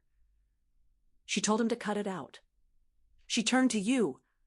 How long had this been going on? A month, you said? A phase? He'd grow out of it? She said she couldn't wait, increasingly loath to let anything out of her mouth lest it come parroted back in nye speak. You wanted to order Kevin onion rings. She objected he must have been eating salty crap all afternoon. You said you were grateful when he ate anything. Maybe he craved some trace element, trust nature. Eva's translation: you liked Edie Whizzes too and had been bonding over snack food. Order him a hamburger patty. He needed protein. When the waitress read back the order, Kevin Nyde threw out apparently garden salad, house dressing on the side.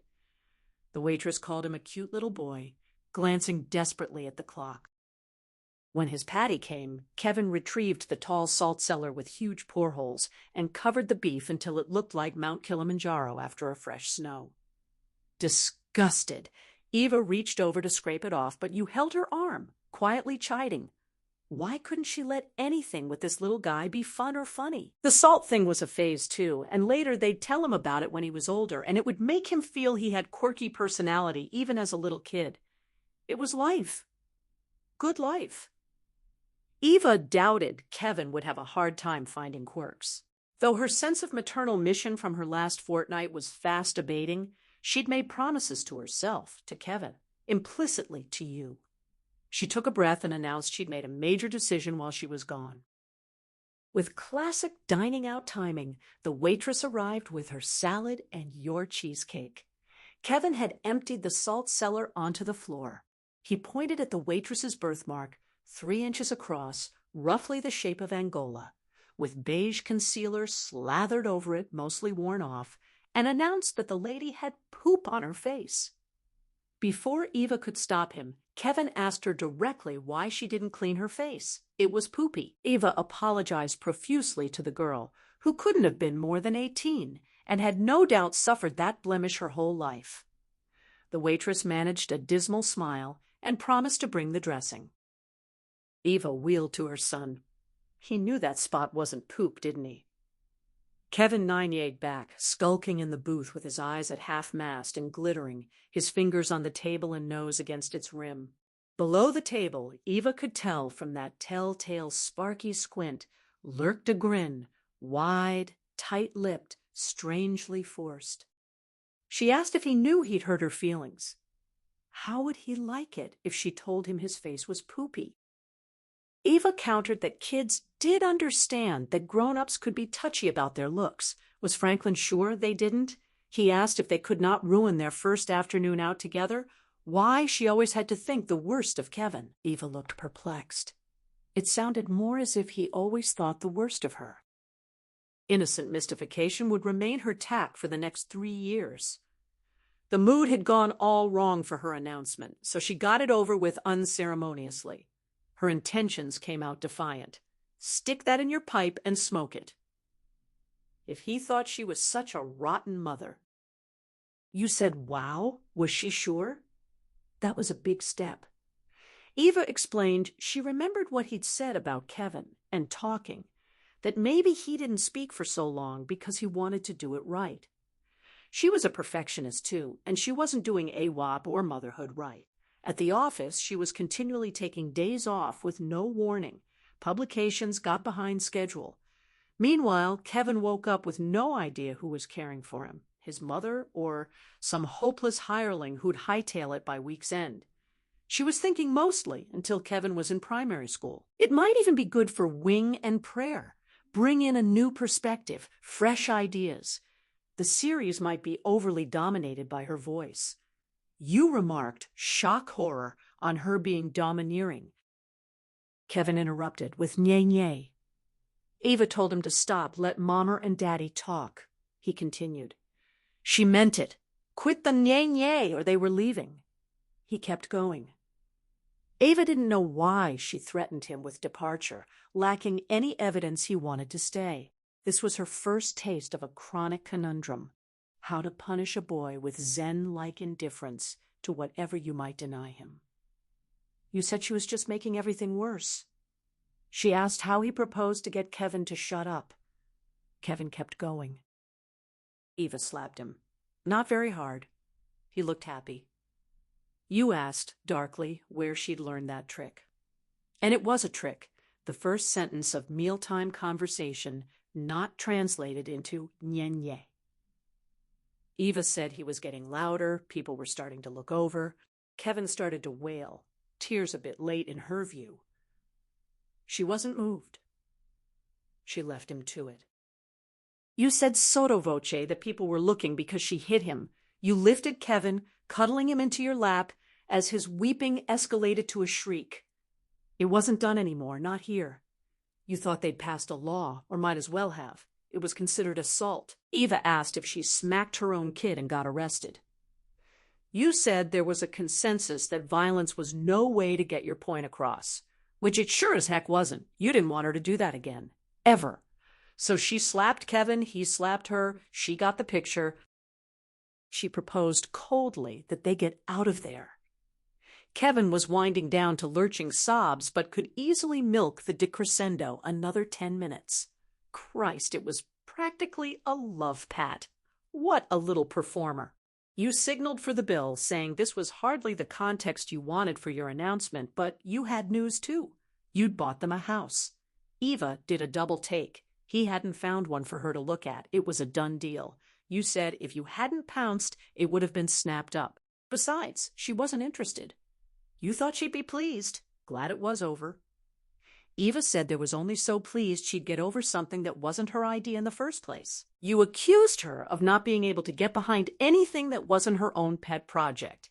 If she didn't personally cook up Suburbawap, she was all disaffected. Good luck delegating at the office. It didn't come naturally. You left a generous tip. Eva inferred the extra $3 was to cover the poopy face cracks. Your motions were mechanical. She could see you were hurt. You'd searched far and wide, looked forward to delivering your big news. Must have been excited about the property, or you wouldn't have bought it. She whispered sorry as they walked out. Other patrons peered furtively. She was just tired. She was pleased. She couldn't wait to see it. Kevin nye-nyed softly.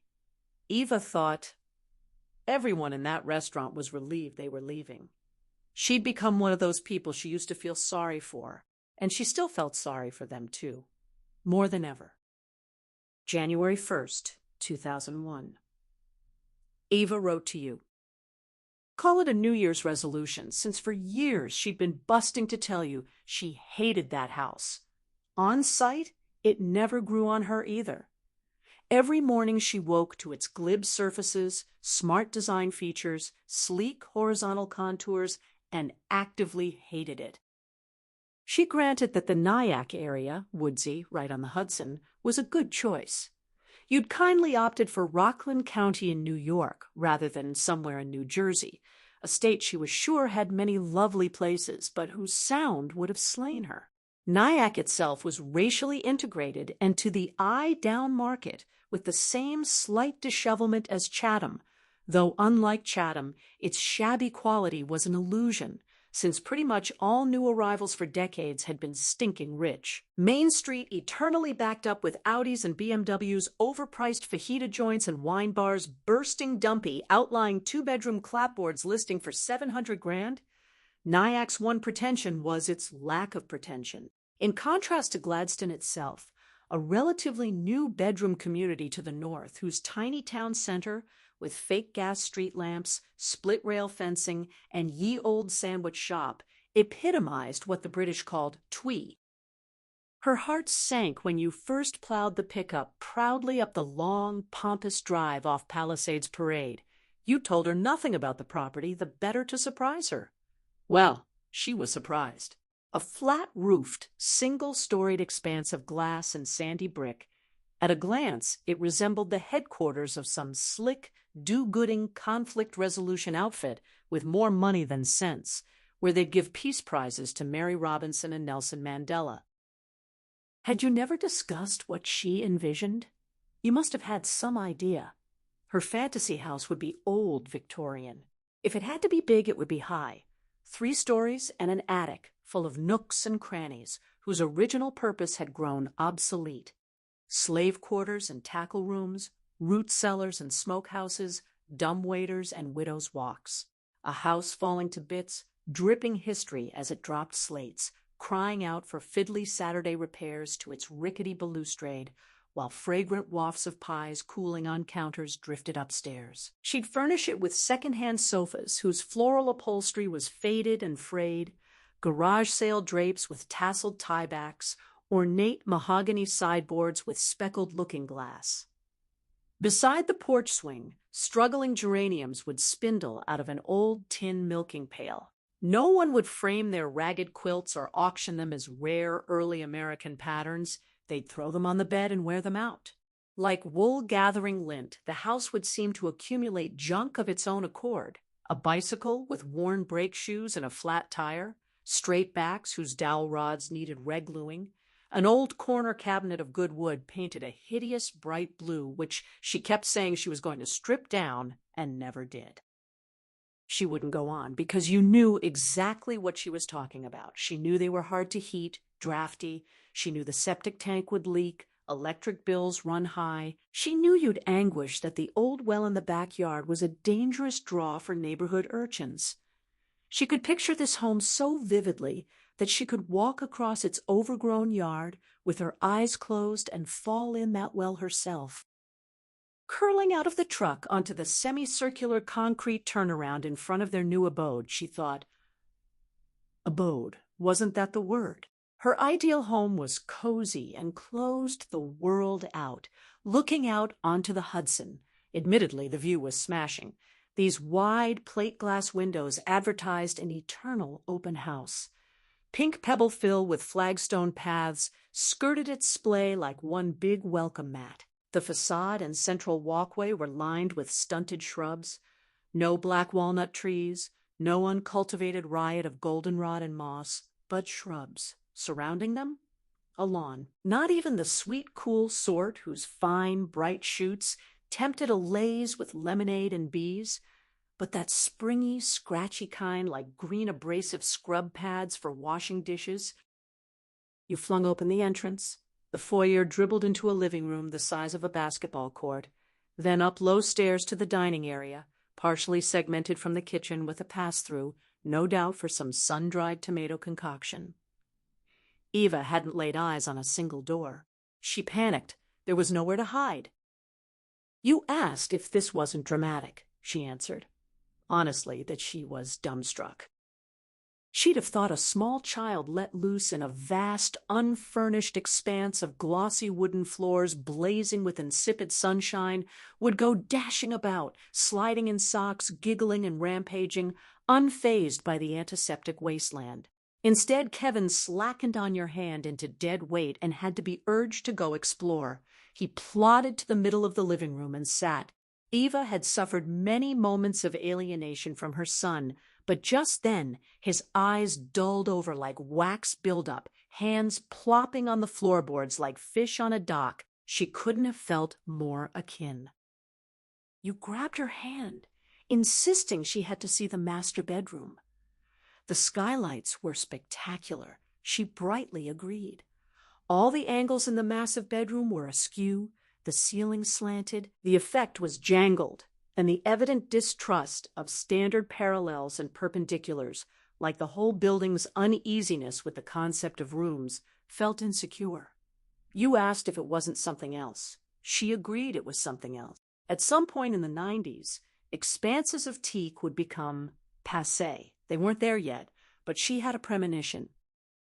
You demonstrated the built-in teak laundry hamper, doubling as a bench with a smiley-face yellow cushion. You rolled back the closet doors on their gliding wheelies. All the moving parts were silent, surfaces smooth. The closet doors had no handles. None of the woodwork had fixtures. Drawers had gentle indents. The kitchen cabinets pushed open and shut with a click. The whole house, Eva thought, was on Zoloft. You led her out the glass sliding doors to the deck, she thought. I have a deck. I will never shout, I'm on the porch, but I'm on the deck. She told herself it was only a word. Still, the platform cried out for barbecues with neighbors she didn't much like. The swordfish steaks would be raw 1 minute, overcooked the next, and she would care. She knew she sounded ungrateful. You'd searched hard, taking on the job with the seriousness of location scouting for Gillette. She was now better familiar with real estate scarcity in the area, so she trusted that every other property you'd looked at was plain hideous, which this place was not. The builders had spared no expense. The woods were precious, the taps gold-plated. The previous owners had commissioned it to their own exacting specifications. You had bought some other family's dream home. Ava could see it. An industrious couple works up from shoddy rentals to nothing special split levels until an inheritance, a market upswing, a promotion. Finally, they can afford to construct the house of their heart's desire. They pore over blueprints, weighing where to hide every closet, how to segue gracefully between living area and den. With a door! She wanted to scream, but it was too late for her stodgy advice. All those innovative angles look so dynamic on paper. Even shrubs are adorable at a 1/4 inch high. But she had a theory about dream homes. Not for nothing did folly mean both foolhardy mistake and costly ornamental building. She'd never seen a dream home that worked. Some almost worked, though unqualified disasters were equally common. Part of the problem was that regardless of money lavished on oak baseboards, an unhistoried house was invariably cheap in another dimension. Otherwise, the trouble seemed rooted in the nature of beauty itself. Elusive, rarely bought outright. It fled from too much effort. It rewarded casualness, and most of all, arrived by whim, by accident. On her travels, she'd become a devotee of found art, a shaft of light on a dilapidated factory, an abandoned billboard whose layers wore into a beguiling pentimento, cut-rate pensions whose faded cushions perfectly matched unplanned. Confoundingly, this Gladstone Xanadu, beam by beam, would materialize into a soul-destroying disappointment. Had the builders cut corners? An arrogant architect taken liberties? No. Down to the tortuously blank kitchen cabinets, the visionary designs had been followed to the letter. That mausoleum came out precisely as its creators intended, and that's what made it so depressing. To be fair, the gap between most people's capacity to conjure beauty from scratch and to merely recognize it was the width of the Atlantic. So the original owners may have had pretty good taste. More's the pity if they did. Certainly, the fact that they built a horror show was no proof against Eva's theory that they knew very well they'd constructed one. She was further convinced that neither husband nor wife ever let on to the other what a downer this vapid atrocity turned out to be, that they each braved out the pretense, while separately scheming from the day they moved in to get out. You said yourself the place was only 3 years old. 3 years old? That would have taken that long to build. Who goes to that much trouble only to leave? Maybe Mr. Homeowner was transferred to Cincinnati, but then he accepted the job. What else would drive him out besides revulsion for his own creation? Who could live day after day with the deficiency of his own imagination made solid as brick? Eva asked, as you led her around the sculpted backyard, why the folks who built this place sold it so soon after constructing such an ambitious house. You said you got the impression they were going in different directions, getting a divorce.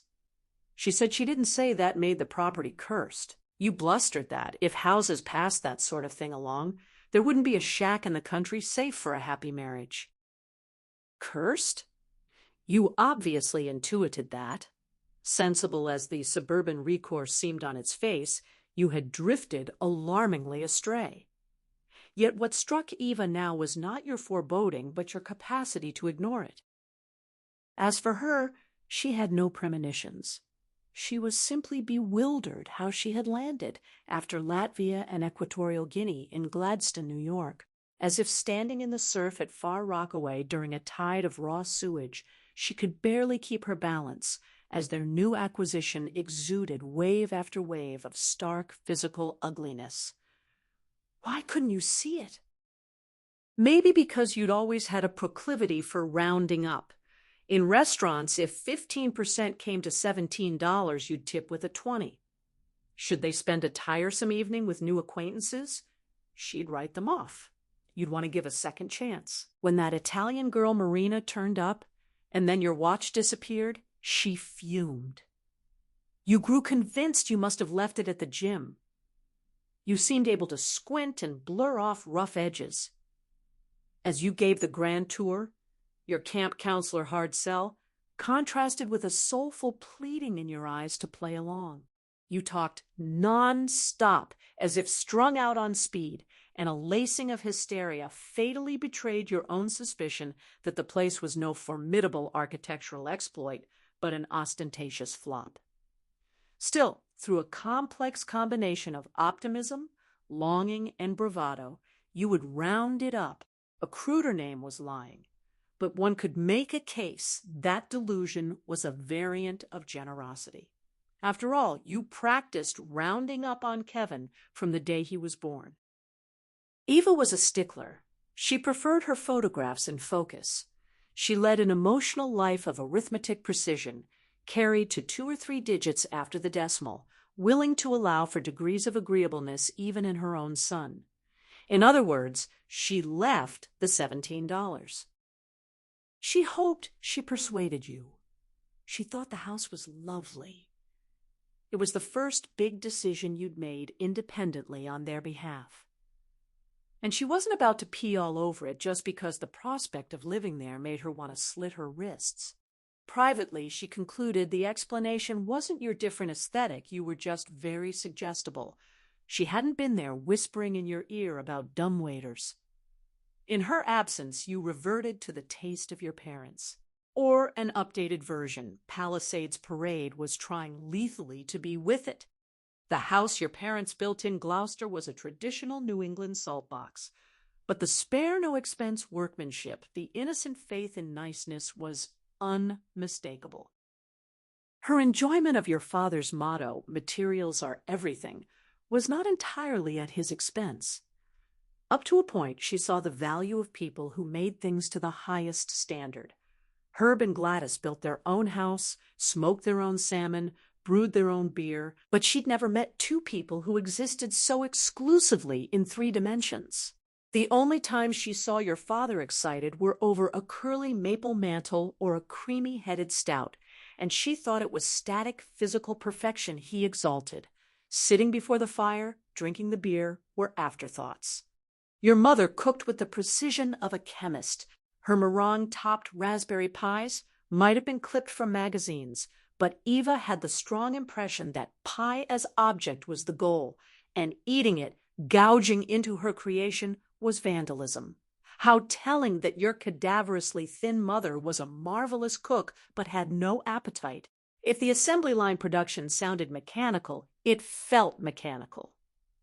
Eva was always a little relieved to get out of your parents' house, and they were so kind to her, materially kind, that she felt churlish. Still, Everything in their house was buffed to a high, flat shine. So much reflection to protect that there was nothing underneath. They didn't read, there were a few books, but the only well-leafed volumes were instruction manuals, how-tos, cookbooks, and a haggard set of the way things work. They had no comprehension why anyone would seek out a film with an unhappy ending or buy a painting that wasn't pretty. They owned a top-shelf stereo with $1,000 speakers, but only a handful of easy listening and best-of CDs. That sounded lazy, but Eva thought it was more helpless. They didn't know what music was for. You could say that about all of life with your family. They didn't know what it was for. They were big on mechanics, they knew how to get cogs to interlock, but they suspected they were building a widget for its own sake, like a coffee table knick-knack whose silver balls clicked fruitlessly until friction tired them. Your father was profoundly dissatisfied when their house was finished, not because anything was wrong, but because there wasn't. Its high-pressure shower head was impeccably installed, and just as he trooped out for generic best-of CDs to feed his magisterial stereo, Eva could easily envision your father running out to roll in the dirt to provide that shower a daily raison d'etre. For that matter, their house was so neat, glossy, and pristine, so fitted out with gizmos that knead, julienne, defrost, and slice bagels, that it didn't seem to need its occupants. Its puking, shitting, coffee-sloshing tenants were the only blights of untidiness. You talked about all this on visits. The point was, when Kevin, Thursday, well, they weren't prepared. They hadn't bought the right machine that would process this turn of events and make sense of it. What Kevin did wasn't rational. It didn't make a motor run more quietly, a pulley more efficient. It didn't brew beer or smoke salmon. It did not compute. It was physically idiotic. Eva observed the irony. Though your parents always deplored Kevin's absence of Protestant industry, they had more in common with him than anyone she knew. If they didn't know what life was for, what to do with it, Kevin didn't either. Interestingly, both your parents and your firstborn abhorred leisure time. Kevin always attacked this antipathy head-on, which involved a certain bravery. He never deceived himself that by merely filling time he was putting it to productive use. He would sit by the hour, stewing and glowering, doing nothing but reviling every second of his Saturday afternoon. For your parents, the prospect of being unoccupied was frightening. They didn't have Kevin's character to face the void. Your father was forever puttering, greasing machinery, though the additional convenience burdened him with only more odious leisure time. By installing a water softener or irrigation system, he had no idea what he was trying to improve. Hard water had offered the happy prospect of regular de-liming, and he rather liked sprinkling the garden by hand. Your father would wittingly install the water softener for no good reason, and Kevin would not. Pointlessness never bothered your father. Life was a collection of cells and electrical pulses, material, which was why materials were everything. This prosaic vision contented him. So here was the contrast. Kevin, too, suspected that materials were everything. He just didn't care about materials. Ava would never forget the first time she visited your parents after Thursday. She'd put it off. Week. It would have been colossally difficult, even if you'd been able to come. But irretrievable breakdown prevented that. Alone, without the cartilage of their son, she was presented with the stark fact that they were no longer organically joined. When your mother opened the door, her face turned ashen. But when she asked Eva to come in, she might have been ushering a salesman for Hoover Uprights. To call your mother stiff would be unjust, but she was a great one for social form. She liked to know what to do now and what came next. That was why she was such a fan of elaborate meals. She found repose in set courses, the numbing way that preparing, serving, and cleaning up could stitch up a cook's time. She was grateful for rules. Alas, there didn't appear to be an etiquette yet for afternoon tea with your former daughter-in-law after your grandson had committed mass murder. She seated Eva in the formal sitting room instead of the den. A mistake. The rigidity of the high-backed wing chairs only emphasized that the rules were in free fall. The sea green and dusty rose velveteen were so at variance with the glistening, livid subtext of Eva's visit as to seem musty, the colors of mold. Your mother fled to the kitchen. Eva almost cried after her not to bother. She couldn't eat a thing, but realized that to deny her this busy work delay would be cruel. She forced herself to eat a Gruyere twist later, though it made her a little sick. Gladys was such a nervous, high-strung woman that her brittleness— Eva didn't mean she couldn't be warm or kind. Her bodily brittleness had kept her looking much the same. The lines in her forehead had rippled into permanent perplexity. Her eyes darted even more frenetically, and there was, especially when she wasn't aware Eva was watching, a quality of lostness that reminded her what she must have looked like as a little girl. The overall effect was stricken, but so subtle that a camera might not have captured it. When your father came up from the basement, Eva heard his tread and fought dread. Though 75, he'd always been vigorous, but the steps were too slow and heavy. The change wasn't subtle at all. His cotton work clothes sloughed off in drooping folds. It had only been 6 weeks. Eva was shocked that it was possible to lose so much weight. All the flesh in his weathered face had dropped, lower eyelids sagging to expose red rims, cheeks loose like a bloodhound's. Eva felt guilty, infected by Mary Wolford's conviction that someone must be to blame. Then that was your father's conviction as well. He wasn't vengeful, but a retired electronics machine toolmaker. Too perfect. He'd made machines that made machines. Took corporate responsibility with utmost seriousness. Kevin had proven defective, and Eva was the manufacturer. Rattling her fluted teacup, Eva felt clumsy. She asked how his garden was doing. He looked confused, as if he'd forgotten he had a garden. He remembered mournfully that the blueberry bushes were just beginning to bear. The word hung in the air. She asked about the peas. He'd always grown lovely sugar snaps. He blinked. The chimes struck 4. He never explained about the peas. A horrible nakedness filled their silence. They had exposed that all those other times she'd asked, she hadn't cared about his peas. And all those other times he'd answered, he hadn't cared about telling her. She lowered her eyes and apologized for not visiting sooner. They didn't say that's all right. They didn't make any noises. So she kept talking. She said she'd wanted to go to all the funerals if she was welcome. She'd rung the parents beforehand. A couple had hung up. Others implored her to stay away. Her presence would be indecent, Mary Wolford said.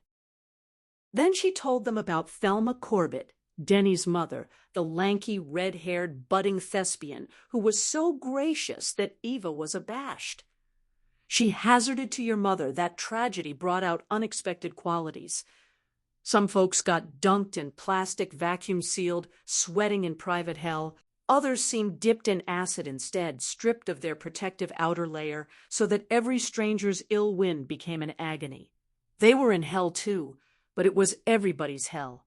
A shoreless sea of toxic waste. Eva doubted she put it as fancily, but she did say Thelma Corbett was the kind of woman whose private suffering became a conduit for other people's. The full conversation came back. Thelma immediately admiring the courage it must have taken for Eva to pick up the phone, inviting her to Denny's funeral, but only if it wasn't too painful. Eva allowed that it might help to express her own sorrow. And for once, she realized she wasn't simply going through the motions. Apropos of nothing, Thelma explained that Denny had been named after the chain restaurant where she and her husband had their first date. Eva almost stopped her. It seemed easier to know as little as possible, but Thelma believed they would both be better off if Eva knew just who her son had murdered. Denny had been rehearsing for the school's spring play, and Thelma had been helping with his lines. Eva said she'd seen him in Streetcar the year before, and that, stretching the truth, he'd been terrific. Thelma seemed so pleased that her boy wasn't just a statistic. Then she wondered whether Eva didn't have it harder than any of them. Eva backed off. At least she still had her son. Thelma asked, "Do you, really?" Eva didn't answer, but thanked her for her kindness, and they both got lost in mutual gratitude, impersonal gratitude that everyone in the world wasn't simply horrid, and both cried.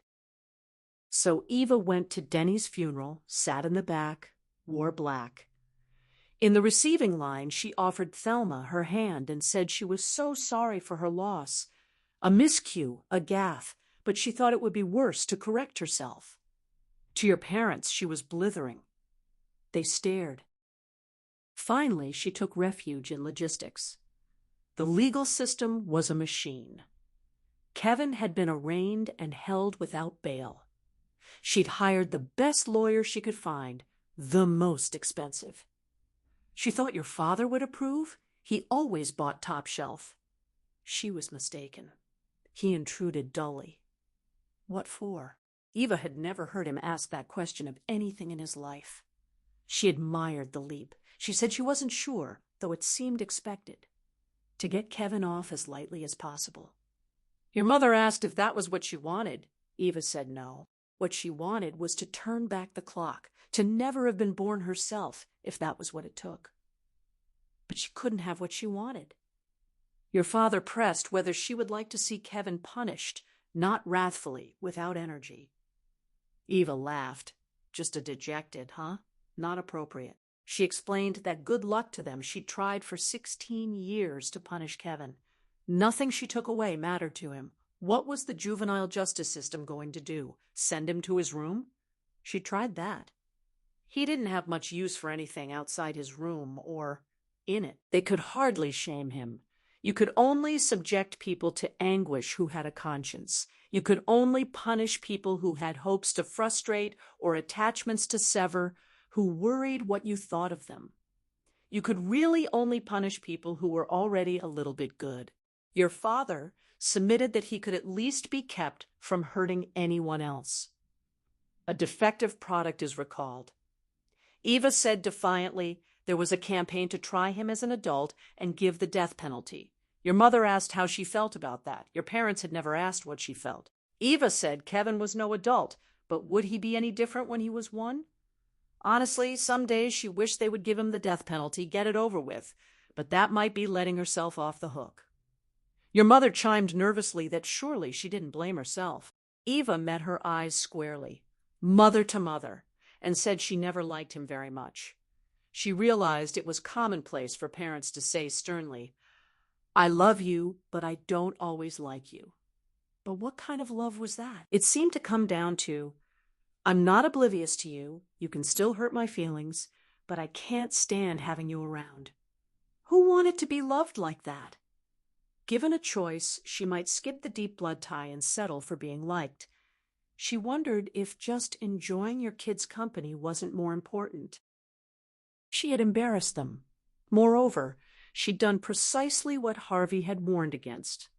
Later, they were both deposed, and snippets of this deadly little speech would be quoted verbatim. Eva didn't think your parents had it in for her, but they were honest New Englanders, and she'd given them no reason to protect her.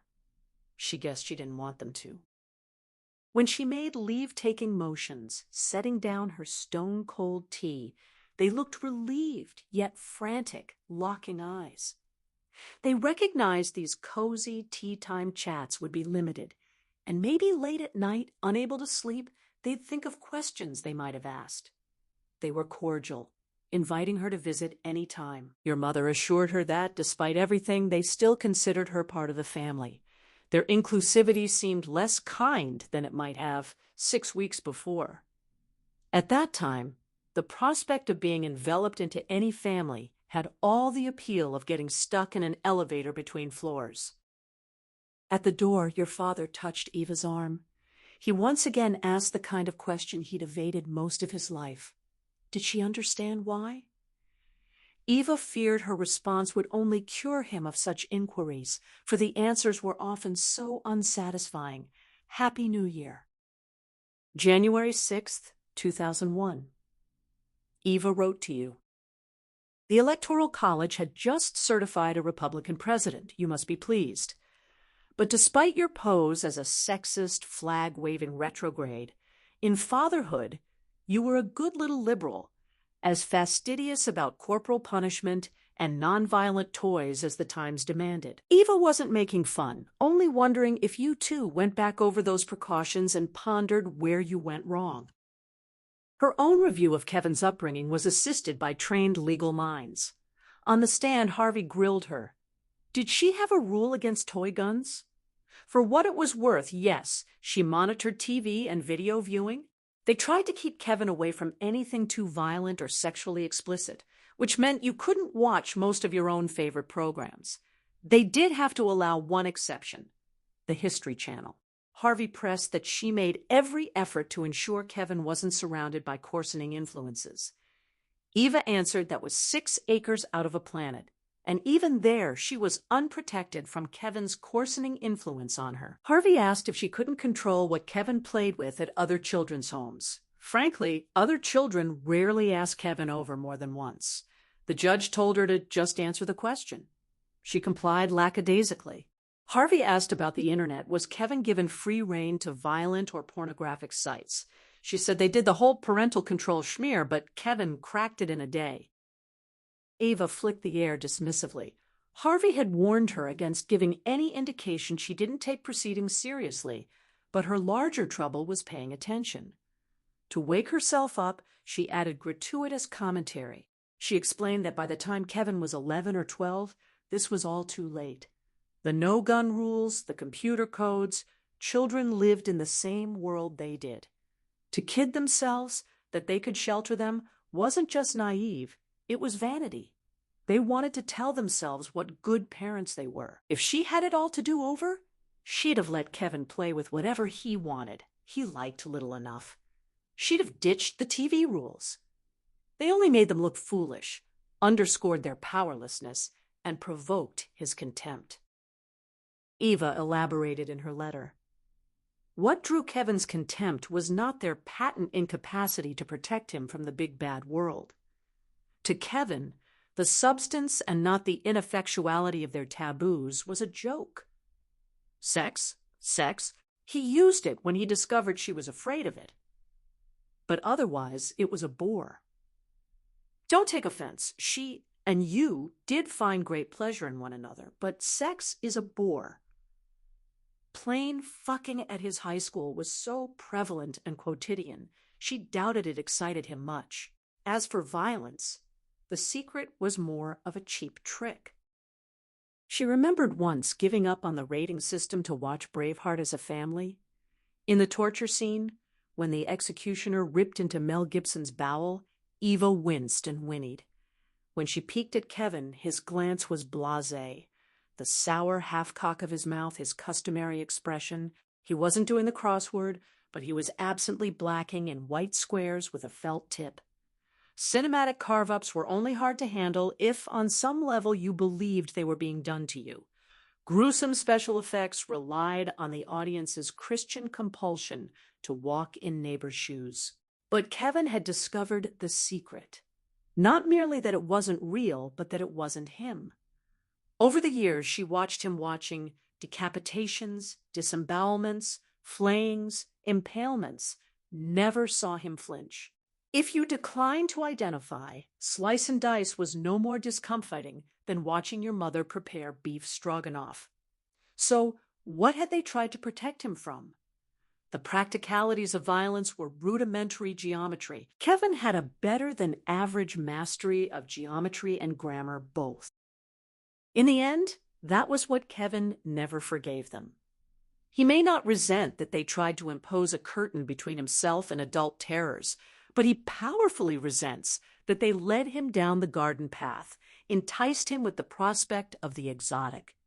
When they shrouded grown-up mysteries, they implicitly promised that when the time came, the curtain would pull back to reveal what? Kevin couldn't have imagined that they were withholding nothing, that there was nothing on the other side of their silly rules. Nothing.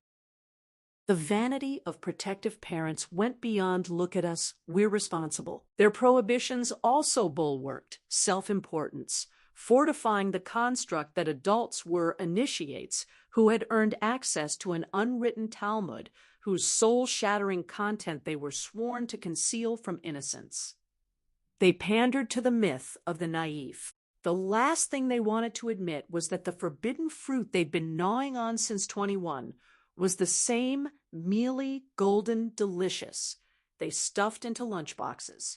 The last thing they wanted to admit was that playground bickering perfectly presaged boardroom machinations, that social hierarchies merely extended who got picked first for kickball, that grown-ups still divided into bullies and fatties and crybabies.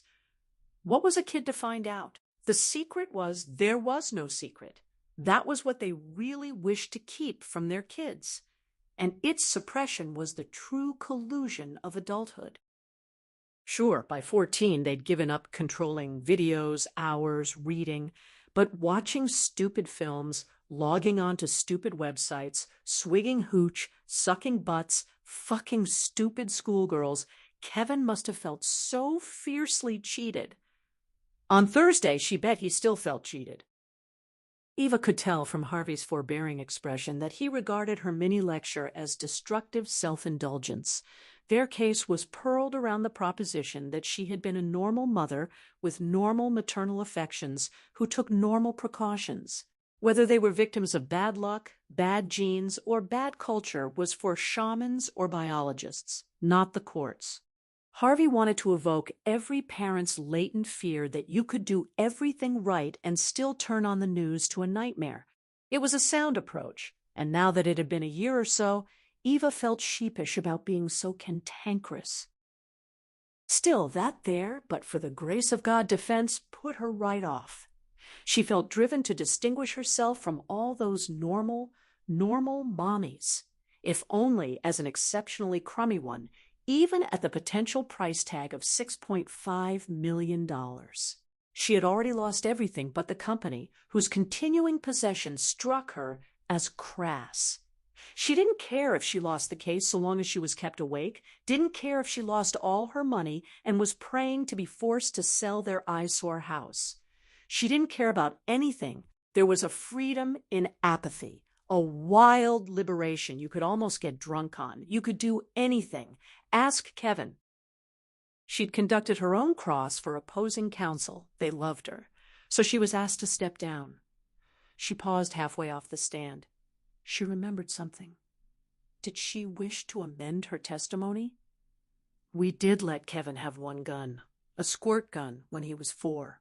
You loved squirt guns as a boy, so they made an exception. It was an exception to a rule she thought inane to begin with. Keep them away from replicas, and kids will aim a stick. She saw no developmental distinction between formed plastic that went rat-a-tat-tat versus a piece of wood and shouting, bang, bang, bang. At least Kevin liked his squirt gun. He discovered it was annoying. All through the move from Tribeca, he'd soaked the flies of their movers and accused them of having peed their pants. The accusation was pretty rich, from a little boy still refusing to learn to go potty 2 years after most kids were flushing. He was wearing the wooden mask she'd brought from Kenya, scraggy sisal hair, tiny eye holes surrounded by huge blank whites, fierce bird-bone teeth. Enormous on his scrawny body, it gave him the appearance of a voodoo doll in diapers. She didn't know what she was thinking. That boy hardly needed a mask when his naked face was already impenetrable, and the gift's expression of raw, retributive rage gave her the creeps. Schlepping boxes with a wet, itchy crotch couldn't have been a picnic. The movers were nice guys, uncomplaining and careful. As soon as she noticed their faces begin to twitch, she told Kevin to cut it out. He swiveled his mask in her direction to confirm she was watching, then water cannoned the wiry black mover in the butt. She told him to stop, not to squirt. These nice men one more time, and she meant it. Naturally, she'd only implied that the first time she hadn't meant it. An intelligent child took the calculus of this time, I'm serious, so last time, I wasn't to its limit, and concluded that all his mother's warnings were horse shit. She walked through the house with Kevin, the squish of a squirt gun marking every step. She warned him repeatedly to stop, finally threatening to take the toy away. His response came as a burst of mocking, nonsense syllables, a gleeful, unintelligible taunt that dismissed her authority entirely. Franklin, who had read all the parenting books, surprised her by stooping down to borrow the gun from their son. She heard muffled giggles and something about "mommer," and then a stream of water hit her. She told him it wasn't cute. She had just ordered Kevin to quit, and Franklin wasn't helping. He answered her with more of those nonsense sounds, then shot her right between the eyes. Kevin honked that strange, unformed laugh of his. When Franklin handed the gun back, Kevin soaked her face completely. She snatched the squirt gun away. Franklin whined that moving was such a pain, asking why they couldn't have a little fun. She felt the fork in the road. She could squirt him back gleefully, spark a rough-housing family fight where the gun changed hands again, creating a memory they might cherish for years. But then she'd have no right to stop Kevin from soaking the movers. She chose the killjoy route instead, dropping the gun into her purse. Franklin told Kevin that the movers had peed their pants, but Mommer had pooped the party. She recognized the classic good cop/bad cop cliché, the unfairness of it, and thought bitterly, "How did this happen to me?" Kevin didn't cry like most boys would. Instead, he turned that bird-bone grimace on her in silence. Even from preschool, he was a plodder. He knew how to wait. When she confiscated the gun, she felt a savage rush of joy. Riding in the pickup behind the moving van, she found such pleasure in possessing his beloved toy that she pulled it from her purse, finger on the trigger. Kevin, strapped between her and Franklin in the front seat, lifted his gaze with theatrical unconcern. His body was slack, his face a mask, but she could see the rage boiling underneath. He hated her with everything he had. She was happy as a clam. She sensed he noticed her pleasure and resolved to deny her that satisfaction in the future.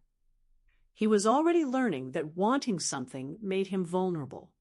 As if honoring that realization, he dropped his mask to the floor, kicked it idly with his shoe, and cracked a few teeth. She didn't think he had conquered every appetite at 4.5. He still wanted the gun back. But indifference was already recommending itself to him as a devastating weapon. The house looked even uglier than she remembered. She wondered how she would make it through the night without crying. She hopped out. Kevin could unstrap himself now and scorned help. He stood on the running board so she couldn't close the door. He demanded the gun back, not a whine, but an ultimatum. She wouldn't get a second chance.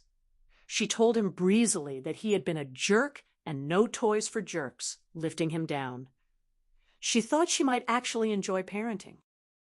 The gun leaked, so she didn't want it in her purse. In the kitchen, she hoisted herself onto the counter and slid the toy on top of the cupboards. She spent the next 20 minutes directing movers. When she returned, she spotted him immediately and told him to freeze. He had stacked boxes into a stairway to the counter, then shelves, but he had waited for the sound of her footsteps before climbing. Unwitnessed disobedience was wasteful in his book. His shoes perched 3 shelves up, one hand gripping the cupboard door, the other hovering 2 inches from the gun. She needn't have shouted. He was already posing like a photograph. She bellowed urgently for Franklin. She wasn't tall enough to reach him. Standing below to catch him if he slipped, she locked eyes with Kevin. His pupils stirred with something like pride or glee or pity. My God, she thought, he's only 4, and he's already winning. Franklin laughed, lifted him down with those beautiful arms, but not before Kevin snatched the gun. She sputtered that Kevin had been very, very bad, and they would take it away for a very, very long time. Franklin dismissed it, saying the kid had earned it. That climb took guts. A shadow crossed Kevin's face. Maybe he sensed condescension, but it served his purposes. He said flatly that he was the little monkey. then strode out, gun swinging with the arrogant nonchalance of an airplane hijacker. She told Franklin he had just humiliated her. He said, moving was hard on everyone, traumatic for kids, and told her to cut Kevin some slack. Then he changed the subject to bad news about her rocker. For the new home's christening dinner the next night, she wore her favorite white-on-white caftan from Tel Aviv. That evening, Kevin learned to fill the squirt gun with grape juice. Franklin thought it was funny. The house resisted her as much as she resisted it. Nothing fit. Her old Tribeca furniture, the handmade toy box, the tuneless piano, the slumping couch with leaking chicken feathers, had hit an offbeat note in the loft. In this slick new home, the funk turned to junk. She felt sorry for those pieces, like unsophisticated friends from Racine at a party full of sharp-tongued New Yorkers. Her 1940s mixer went from quaint to grungy on the green marble counters. Franklin came home with a bullet-shaped KitchenAid, and she took the old one to Salvation Army as if at gunpoint. Her dented, duct-taped pots and pans looked like a homeless person had nested in a jet-set household. Those went, too, replaced by a matching red enamel set from Macy's. She'd never noticed how scummy the old cookware had become, and she had kind of liked not noticing. She was borderline rich, but had never owned much.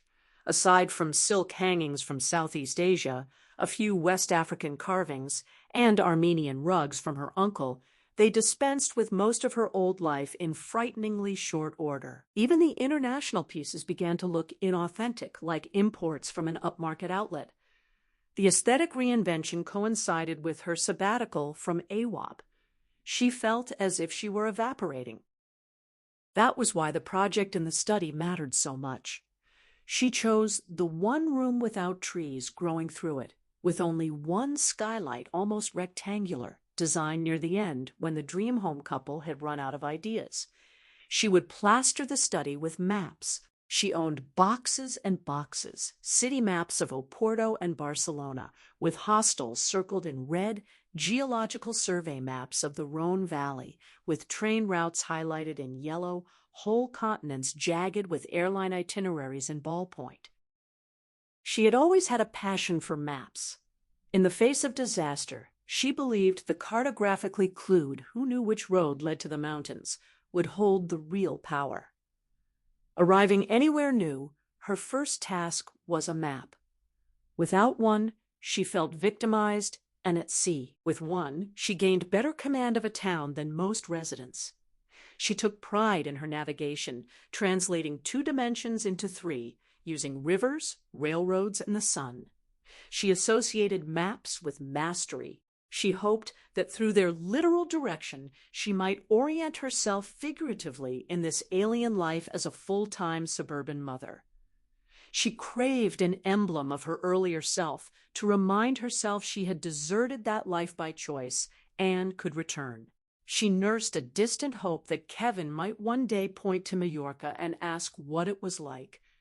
She wanted him to be proud of her. She still had no idea what a tall order that could be. The project was fiddly, maps of different sizes, a pattern, neither symmetrical nor systematic but pleasing, balancing colors, mixing town centers and continents. Wallpaper paste was messy. Older, tattier maps had to be ironed. With so much else to attend to and constant consultation with her managing editor, she papered the study over several months. That was what she meant by biding his time. Kevin followed the project and knew how much trouble it was. He had personally helped make it more trouble, tracking paste all over the house. He may not have understood the countries, but he understood they signified something to her. When she brushed on the last rectangle, a topographical map of Norway stitched with fjords, she climbed down and surveyed the results with a twirl. It was gorgeous, dynamic, quirky, lavishly sentimental. Train stubs, museum floor plans, hotel receipts made it personal. She had forced one patch of this blank, witless house to mean something. She put on Joe Jackson's Big World, lidded the paste, opened her roll-top desk, and unpacked her last box. Antique cartridge pens, red and black ink, tape, stapler, tchotchkes, the miniature Swiss cowbell, the terracotta penitent from Spain. She burbled to Kevin about everyone needing a room of their own. She explained that this was Mommer's room, and all those maps reminded her of the trips she had taken. She told him he might want to make his own room special someday, and she would help if he wanted. He asked what she meant by special, hugging one elbow while the leaking squirt gun drizzled from his free hand. Though still slight, he took up more metaphysical space than anyone she'd met. A sulking gravity that never let you forget he was there, always watching. She explained it meant making the room look like his personality. He asked what personality. She felt sure she had explained the word before. She was always feeding him vocabulary or Shakespeare, educational chatter, filling the void. There seemed no end to the information he did not want. She offered his squirt gun as an example of his personality, refraining from mentioning the ruined caftan or the fact that he was still soiling diapers approaching age 5. She told him he was being stubborn and probably knew what she meant. He sounded put upon, saying he had to put junk on the walls. She said unless he'd rather not. He said he'd rather not. She observed they had found one more thing he didn't want to do, betting he couldn't think of another. He promptly supplied all the squiggy squares of paper, calling them dumb, his favorite word, after, "I don't like that." She reminded him that his own room was nobody else's business. She didn't care if he thought her maps were dumb. She liked them. She raised an umbrella of defiance. He wouldn't rain on this parade. Her study looked terrific, and she could not wait to add the crowning touch, a bolt on the door she had commissioned. But Kevin wouldn't drop it. He didn't understand. It had been gucky. It took forever. Now everything looked dumb. What difference did it make? Why had she bothered? He stamped his foot. It was dumb. Kevin had skipped the typical why phase at 3, but his real why phase had arrived. He thought her wallpaper an incomprehensible waste of time, as he did most adult things. It didn't just perplex him, but enraged him. And so far his why phase had proven not a passing stage, but a permanent condition. She knelt, placed a hand on his shoulder, looked into his stormy face, and told him because she loved her new study. She loved the maps. She loved them. He called them dumb, stonily. She stood and dropped her hand. The phone was ringing. The separate line wasn't installed yet, so she went to the kitchen. Louis had another crisis about Jap Wap, which took considerable time. She called for Kevin to come where she could see him more than once, but she still had a business to oversee. She thought about the diligent mother who turns her back for an eye blink, leaves a child in the bath to answer the door, only to discover her little girl has drowned in 2 inches of water. No one credits the 24 hours minus 3 minutes that mother watched like a hawk. Only the 3 minutes count. She finally got off the phone. Down the hall, the study door was shut. She called out that when he was this quiet, he made her nervous, turning the knob. Her wallpaper was spidery with red and black ink. The more absorbent papers had started to blotch. The ceiling, too. She had papered that as well, murder on her back. Drips from overhead were staining one of her uncle's most valuable Armenian carpets, their wedding present. The room looked as if a fire alarm had triggered a sprinkling system that flung not water but motor oil, cherry punch, and mulberry sorbet. From the transitional squirts of sickly purple, she might later conclude he had used the black ink first before moving to crimson, but Kevin left nothing to deduction. He was still draining the last of the red into the squirt gun's barrel. As he had posed retrieving the gun from the kitchen cabinet, he seemed to have saved this last tablespoon for her arrival. He stood on her study chair, bent in concentration, not even looking up. The filling hole was small. Her burnished oak desk was awash in spatter. His hands were drenched. He announced quietly that now it was special. She snatched the gun, flung it to the floor, and stamped it to bits with her pretty yellow Italian pumps. The ink ruined her shoes. Months or years later, she was writing to Franklin from the Bagel Cafe on a Saturday. She was haunted by the guard with facial moles like feeding ticks, who looked at her with the usual mixture of sorrow and distaste. She wondered if he obsessed over his lesions or had developed a perverse fondness for them. People could get used to anything, and it was a short step from adaptation to attachment. She had read about a neural operation that cured some Parkinson's patients, so successful that more than one beneficiary had killed themselves.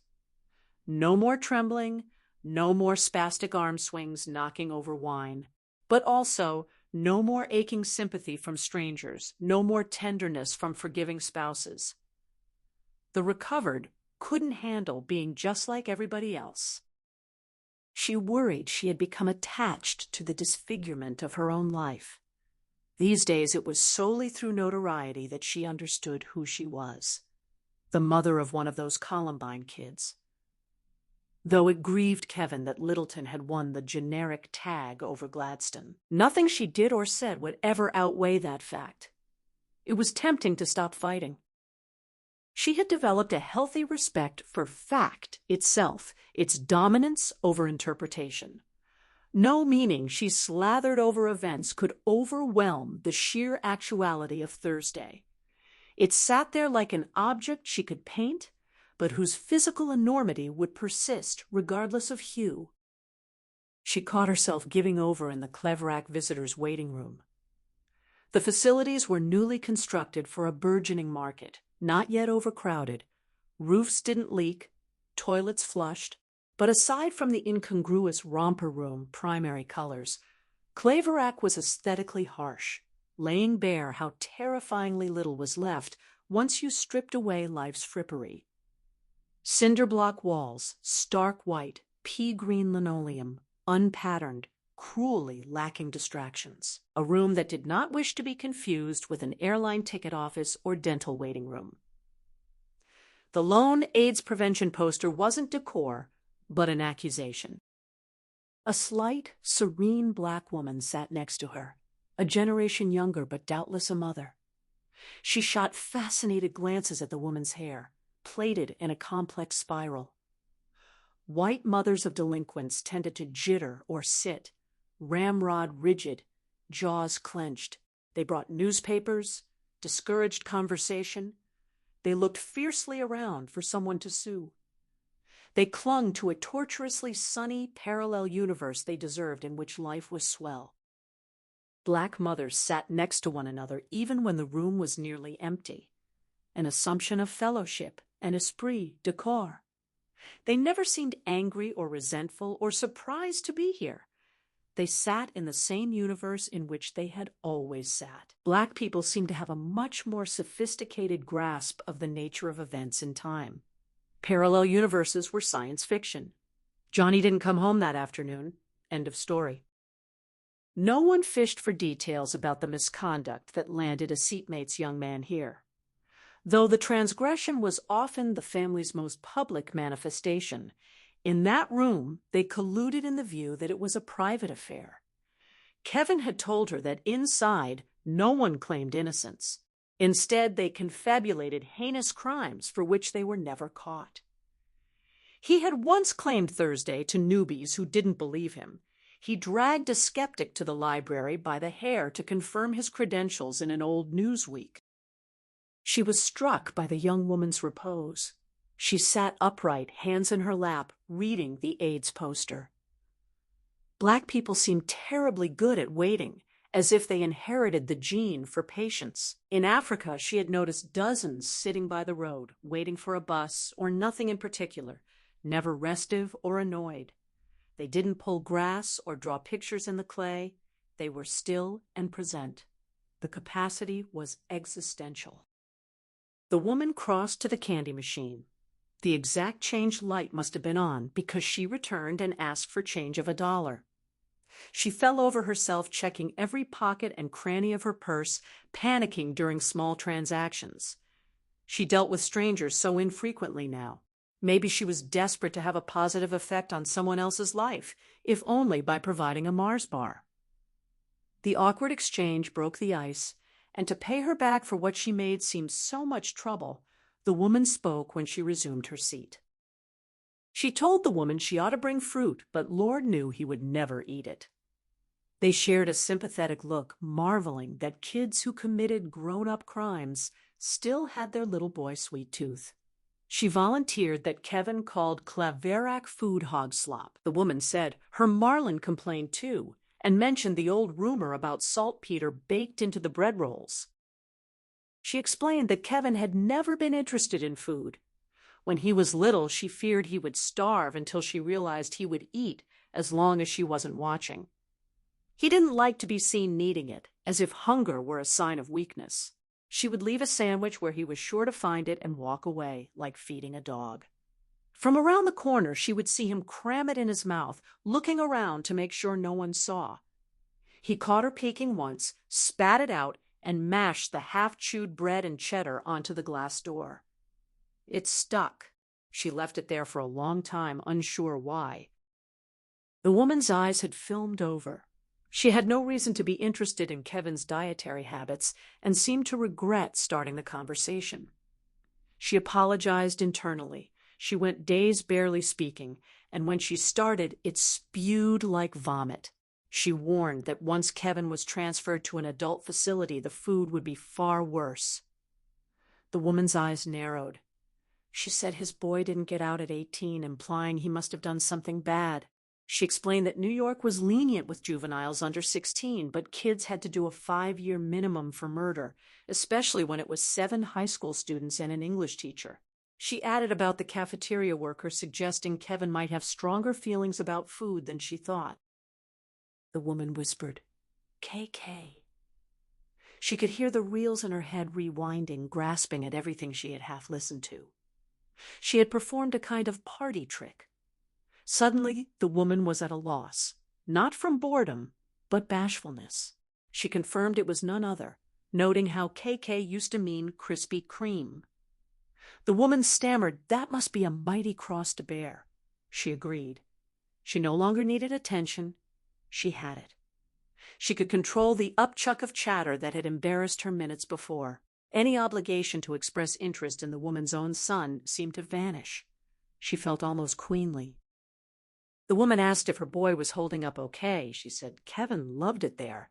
He had few interests, never knew what to do with himself. After-school hours hung off him like an oversized car coat. Here his day was agreeably regimented, and he lived in a world where being pissed off all day was totally normal. She thought he felt a sense of community, not with the inmates themselves, but their prevailing humors of disgust, hostility, and derision were like old friends. Other visitors were eavesdropping, flicking averted eyes like lizard tongues. She might have lowered her voice, but enjoyed the audience. The woman asked if he looked back on what he did, if he felt any remorse. She asked dryly what he could regret.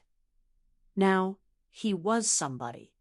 He didn't have to worry about being a freak or a geek, a jock or a nerd. Whether he was gay, he was a murderer. It was marvelously unambiguous. And best of all, he got away from her. The woman said, it sounded like a silver lining, that she got away from him too. She gestured helplessly at the waiting room and said, not quite. The woman glanced at her swatch, aware that in a once-in-a-lifetime opportunity, she had to work in the question she always wanted to ask before it was too late. What drove him to it? Why? She knew what was coming. It was what everyone wanted to ask. She expected it was her fault, defiantly. She wasn't a very good mother. Cold, judgmental, selfish. Though one couldn't say she hadn't paid the price. The woman drawled that she could blame her mother, and her mother could blame hers. Sooner or later, it was the fault of someone who was dead. The guard called a name. The woman tucked her candy away and rose, calculating whether to slip in one more question or deliver a parting thought. She chose the latter.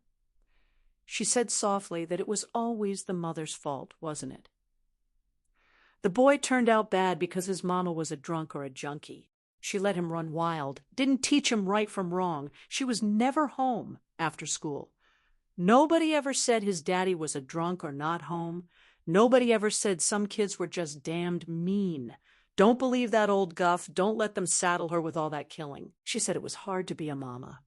Nobody ever passed a law that before you got pregnant you had to be perfect. She was sure she tried the best she could. She was here, in this dump, on a Saturday afternoon. She was still trying. She told her to take care of herself, honey, and not talk any more of that nonsense. Loretta Greenleaf held her hand and squeezed. Her eyes sprang hot. She squeezed back so hard and long that the woman must have feared she might never let go. Later, back at her duplex, she felt ashamed. She didn't need to identify herself as Kevin's mother. She didn't know what got into her, but she did. She was thirsty for companionship and felt the woman's engagement waning. She had the power to rivet her and reached for it. In the immediate aftermath of Thursday, she had wanted only to crawl down a sewage drain. She longed for unobtrusiveness, oblivion. The last thing she was worried about was distinction. But the resilience of the spirit was appalling. She got hungry now for more than chicken. She waxed nostalgic for the time she made a memorable impression because she had founded a company or traveled extensively in Laos. But stripped of company, wealth, and handsome husband, she stooped to her one surefire shortcut. Mother of Kevin Kachadorian. It was one more of his little victories. For the first half of her life, she was her own creation. Now she was a bundle of other people's histories, a creature of circumstance. Kevin had taken on the aggressive Yankee task of making himself up. She wondered how hard she had really tried to answer the why question. She wasn't sure she wanted to understand Kevin, to find a well within herself so inky that from its depths what he did made sense. Yet little by little, she grasped the rationality of Thursday. In a country that didn't discriminate between fame and infamy, the latter was plainly more achievable. She was no longer amazed by the frequency of public rampages, but by the fact that every ambitious citizen in America wasn't atop a shopping center looped with ammunition. What Kevin did Thursday and what she did in the waiting room departed only in scale. Yearning to feel special, she was determined to capture someone's attention, even if she had to use the murder of 9 people to get it. Kevin was at home at Claverack. In high school, he had too much competition for the role of surly punk. Now he had carved a niche. He had colleagues in Littleton, Jonesboro, Springfield. He was severe with contemporaries who recanted, who sullied their gesture with craven regret. He admired style, capable planning, a refined sense of irony. He had contempt for rank incompetence. Like any professional, he was suspicious of parviness.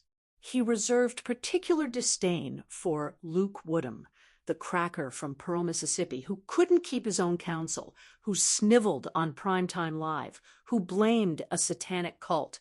Kevin regarded refusal to stand by one's own handiwork as a betrayal of the tribe. She turned to the visit itself. He looked well enough. A tinge too much blue in his complexion, fine veins at his temples conveying vulnerability. He had hacked his hair in uneven shocks. The perpetual half-cock on the right corner of his mouth was carving a permanent single quote into his cheek. No close quote on the left. The asymmetry was disconcerting. No more orange jumpsuits. He persisted in the perplexing style from 14, clothes too small. When he first trotted it out in 8th grade, she assumed old favorites and bought duplicates in larger sizes. He never touched them. Now she understood the dungarees whose zipper wouldn't close, the windbreakers riding up his wrists, the ties dangling 3 inches above the belt. The gaping shirts were carefully selected. The tiny clothes got a lot across. At first glance, he looked poverty-stricken, but a closer inspection revealed designer labels, a parodic wink. The suggestion of a hot water shrinkage connoted comic ineptitude, and the binding jacket sometimes pulled his arms out from his sides like a baboon's. That was as close as he had come to fitting the mold of a conventional cut-up. No one she had spoken to had ever mentioned finding him funny. The way his jeans stopped short of his socks made a hayseedy impression, consonant with his fondness for playing dumb. There was more than a suggestion of Peter Pan, a refusal to grow up, though she was confused why he would cling to being a kid, when throughout his childhood he had seemed so lost in it. Claverak's policy of allowing street clothes let him reiterate his fashion statement inside. While corner boys in outsized gear looked like toddlers from a distance, Kevin's shrunken dress had the opposite effect of making him look bigger, more adult, bursting. One psych consultant had accused her of finding the style unnerving for its aggressive sexuality. His crotch cut revealingly into his testicles, the painted-on T-shirts made his nipples protrude. The tight-sleeve hems, taut collars, and yanked-in waistbands strapped his body in cords and reminded her of bondage. He looked uncomfortable, and the garb was apt. The tiny clothing replicated the constriction he felt in his own skin. Discomfort begot discomfort in others. And that, too, must be part of the plan. She often found that when she was with him, she pulled at her own clothes. Some fellow inmates had started mimicking his eccentric dress sense. T-shirts in unusually small sizes had become prized possessions, and Kevin had mentioned smugly that runts were being robbed of their clothes. He seemed gratified at having initiated his own fad. Today he lounged into the visiting room, wearing sweatpants from one of the runts, a plaid button-down secured only by the middle 2 buttons exposing his midriff. Even his tennis shoes were too small. He crushed their heels under his feet. He was graceful, with a languor to his motions. He walked sideways like a crab, leading with his left hip in the subtle sidle of a supermodel. If he realized she saw traces of effeminacy, she doubted he would be offended. He prized ambiguity. He greeted her smoothly with a remark about what a surprise, pulling out a chair whose raw aluminum shrieked across the cement. He drew out the sound. He slid his elbow across the table, resting his temple on his fist, sardonic with his whole body. She still reared back whenever he sat in front of her. She was irked that she always had to come up with something to talk about. He was old enough to carry a conversation. He had imprisoned her in her life every bit as much as he had imprisoned himself. They suffered an equal poverty of fresh subject matter. They often ran through the same script, her asking how he was, him asking if she wanted him to say fine, her wanting him to say something, him reminding her she was the one who came to see him. He could sit out the whole hour. As for tolerance for nullity, there was no contest. He used to spend whole Saturdays in front of the Weather Channel. Today, she skipped even a perfunctory greeting. She was still agitated by her exchange with Loretta Greenleaf.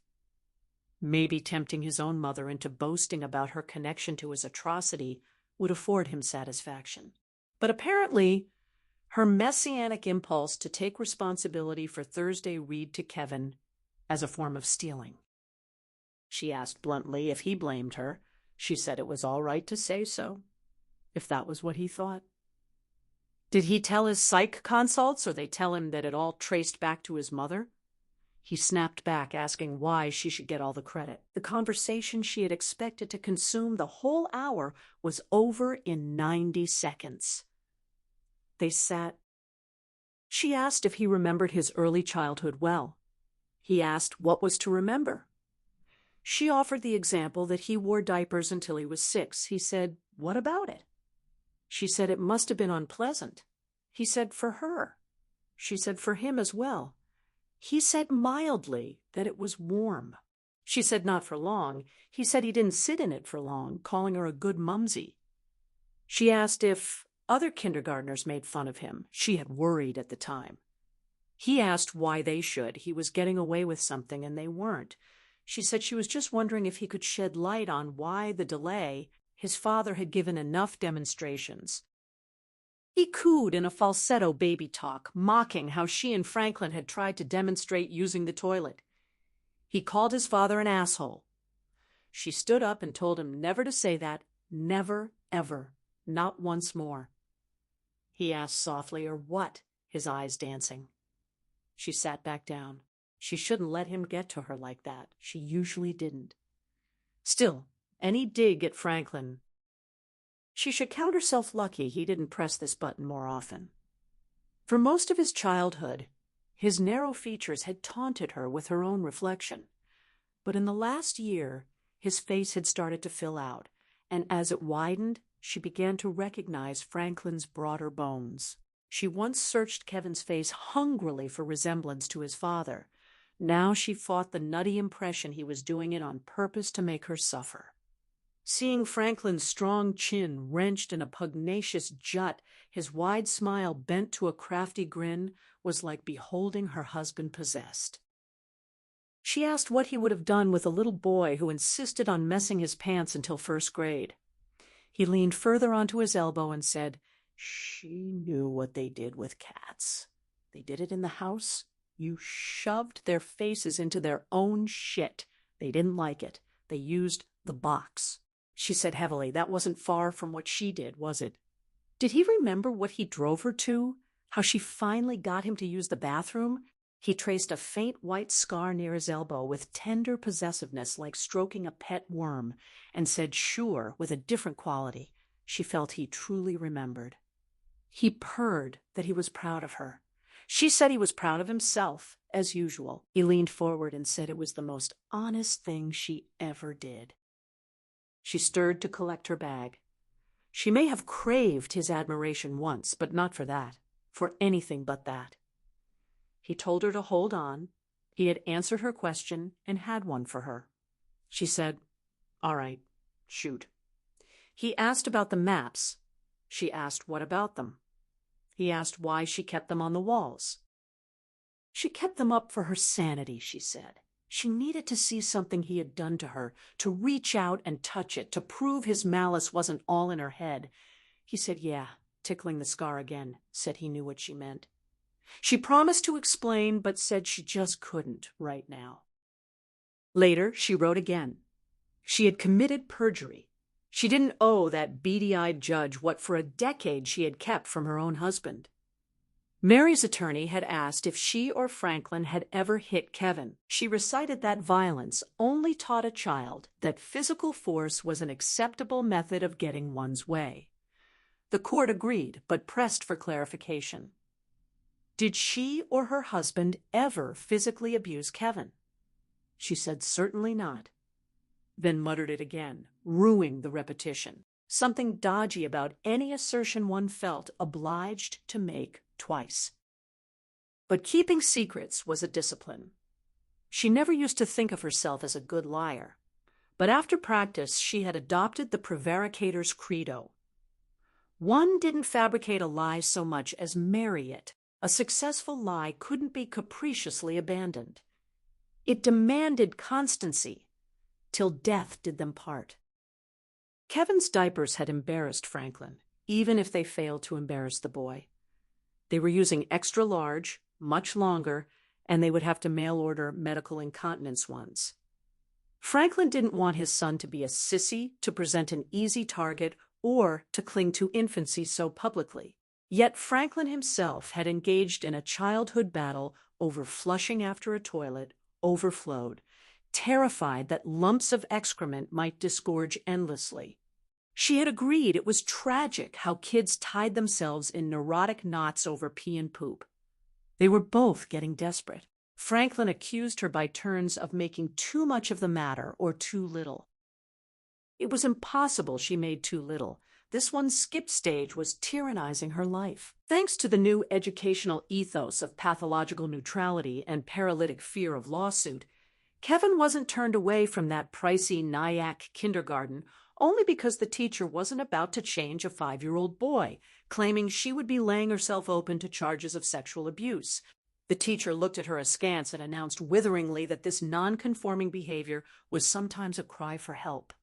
She didn't spell it out, but for the next week she lived in fear of a knock on the door and flashing blue lights. So no sooner had she dropped him off at Love and Learn at 9 a.m. than she was obliged to return around 11:30 with the diaper bag. If he was dry, she'd engage in pretextual hair tousling and ask to see his drawing, though enough of his artwork was stuck on the fridge. While other children had graduated to stick figures and landscapes, Kevin still scrawled formless, jagged Scrabble in black and purple crayon. Often a midday reprieve meant a ringing phone. The teacher informing her Kevin was drenched and other kids were complaining about the smell. She could hardly say no. After picking him up at 2 p.m., she would have made 4 trips in a day. So much for plenty of time to herself once Kevin started school, or for resuming the directorship of AWOP. If Kevin were a pliant, eager boy who happened to have this one problem, the teacher might have felt sorry for him. But Miss Fabricant's relationship with their son was not thriving for other reasons.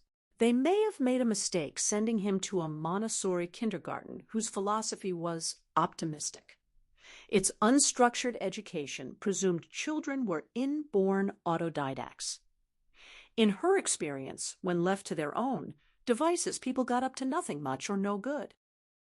An initial report of Kevin's progress mentioned he was somewhat undersocialized and may need assistance with initiating behaviors. The teacher was loath to criticize, so it was pulling teeth to translate that Kevin had spent his first 2 months sitting slack on a stool, gazing dully at his puttering classmates. She knew that, look, a precociously geriatric, glaucous glare sparked only by sporadic, scornful incredulity. When pressed to play, he replied whatever they were doing was dumb, speaking with effortful weariness. However, she persuaded him to craft those dark, furious drawings she never knew. She rapidly ran out of compliments and imaginative interpretations for his crayon mangles, hard-pressed to keep cooing over his exciting choice of colors when he drew exclusively in black, brown, and violet. She timidly suggested that abstract expressionism, having hit a dead end in the 50s, maybe he should try approximating a bird or a tree. But for Miss Fabricant, Kevin's clog-drained still lifes were proof the Montessori method could work wonders. Nonetheless, even Kevin could sustain stasis for only so long without doing something to make life interesting, as he demonstrated on Thursday. By the school year's end, Miss Fabricant must have waxed nostalgic for the days when Kevin Cacciadorian did absolutely nothing. The pea plants died, and the sprouting avocado that replaced them also died. Around the same time, she noticed she was missing a bottle of bleach. After one particular day in January, a little girl with Shirley Temple curls began crying the moment Ava led Kevin into the classroom. Her wailing worsened until she never came back. Another boy, aggressive in September, suddenly became silent and inward, developing severe asthma and an inexplicable terror of the coat closet. She couldn't say what any of that had to do with Kevin. Some incidents were harmless, like the time Jason found his red galoshes filled with squares of apple spice cake from snack time. What most aggrieved the teacher was that other children started regressing in the potty department. They had hoped Kevin might be inspired by his peers, but the opposite took place. By the end of the year, there were 3 or 4 6-year-olds in diapers. She was more unsettled by a couple of incidents. One morning, a delicate girl nicknamed Muffet brought an ornate family heirloom tea set in a velvet-lined mahogany box for show and tell. After she poured a round of pineapple grapefruit juice, Kevin hoisted his cup in a toast and dropped it on the floor. In rapid succession, all 11 classmates followed suit. Before the teacher could intervene, saucers and spoons suffered the same fate. Nothing remained but the pot. If she had ever nursed hope that her son might display leadership qualities, this was not what she had in mind. The teacher's early 20s exhilaration at molding receptive moppets was fraying. After relating the tale in a breathless stage whisper, she clearly expected Eva to cover the cost. She could afford it, but not the attendant assumption of total blame. Franklin would have had a fit. He was touchy about their son being singled out. Technically, Kevin had only broken one setting. She offered to speak to him about respecting others' property, but the teacher was underwhelmed. In the car, she told Kevin that breaking Muffet's teacup wasn't very nice. He said she had a stupid name. He claimed it slipped. She asked how he would feel if he had something he cared about more than anything, and someone smashed it. He asked, like what? Innocence tinged with self-congratulation. She reached for an example of a possession Kevin cherished, but there wasn't one. Searching harder, she felt the same dismay of patting empty pockets. It was unnatural. In her own underfurnished childhood, she had been a fetishistic custodian of the lowliest keepsake. Kevin had things in abundance. Franklin showered him with toys, but he ignored them. She had spent weeks crafting homemade, personalized playthings, making sure he watched so he knew they were labors of love. The most curiosity he ever showed was asking why she didn't just buy a storybook. When she read her hand-drawn book aloud, he looked vacantly out the window. She admitted the story was hackneyed. A little boy loses his beloved dog and finds it, but she couldn't get Kevin to identify with the boy. The only interest he displayed was when she left him alone with it. She returned to find magic marker on every page. He later drowned a stuffed sock teddy in Bear Lake and fed pieces of her black and white wooden zebra jigsaw down the driveway drain. She reminded him of his squirt gun, how Mommer lost her temper and stamped on it. She had got into the habit of referring to herself in the third person. Kevin had dropped Mommer altogether, ceasing to call her anything at all. She asked if he didn't like that. He said he didn't care. His memory was accurate. Franklin had replaced the squirt gun, which Kevin tossed into his toy box and never touched. The squirt gun had served its purpose. She'd had a spooky presentiment when grinding it into the floor that since he had been attached to it, he was glad to see it go. When she told Franklin about the tea set, he was about to brush it off, but she shot him a warning glance about presenting a united front. He told Kevin lightly that teacups were for girls, and sort of prissy, but don't break them. It was uncool. Then he suggested Frisbee. Kevin shot off with a cheerful, "Sure, Dad," looking for all the world like a regular rambunctious kid, except it was too much like one, almost studied. Even that "Sure, Dad" had a rehearsed ring. She had the same queasy feeling on weekends when Kevin would pipe up about seeing another battlefield. She watched Franklin throw Frisbee with Kevin and could not believe Kevin was still that inept, tossing the disc on its side, hooking his rim on his middle finger, curling it yards short. Franklin was patient, but she worried. His patience tempted Kevin. She didn't remember all the incidents that year. There were several, which Franklin dismissed with the umbrella that every boy pulls a few pigtails. She spared him some accounts because reporting Kevin's misbehavior seemed like telling on him, reflecting badly not on him but on herself. But one sight in March unnerved her so much she couldn't keep it to herself. She went to pick up Kevin, and no one knew where he was. The teacher's expression grew pinched. Eventually, someone checked the bathrooms. The teacher sang out that she found him at the door to the girls' room, then gasped. There was a slight, dark-haired kindergartner named Violetta, whom Eva had mentioned earlier that year. She was quiet, withdrawn, hid in the teacher's skirts. She was quite pretty, but most people couldn't get past the eczema. Massive scaly patches, red and flaking, cracked and scabbed, down her arms and legs and across her face. Every time Eva saw her, something caved in her. She fought the impulse to gather Violetta in her arms. She had hankered for some temporary misfortune that would stir in her the same bottomless sympathy for her own boy. She had only had one outbreak of eczema and knew it itched like fury.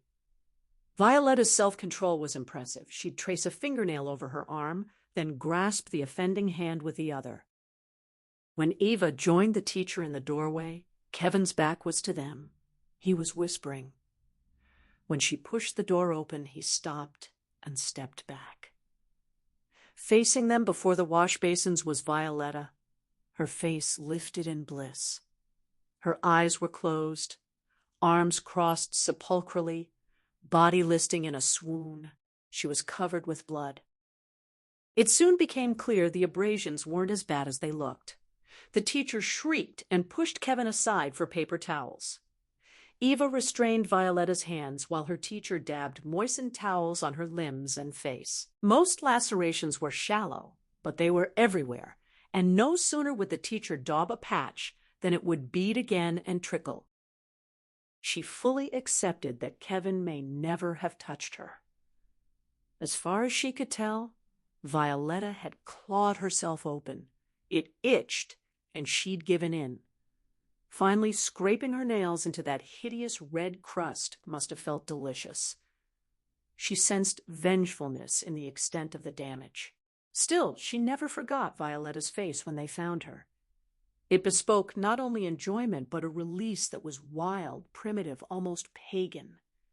She knew it would hurt later, that she was making it worse, that her mother would be beside herself. That very apprehension suffused her expression and gave it, even at 5, a hint of obscenity. She would sacrifice herself to this one glorious gorging. Consequences be damned.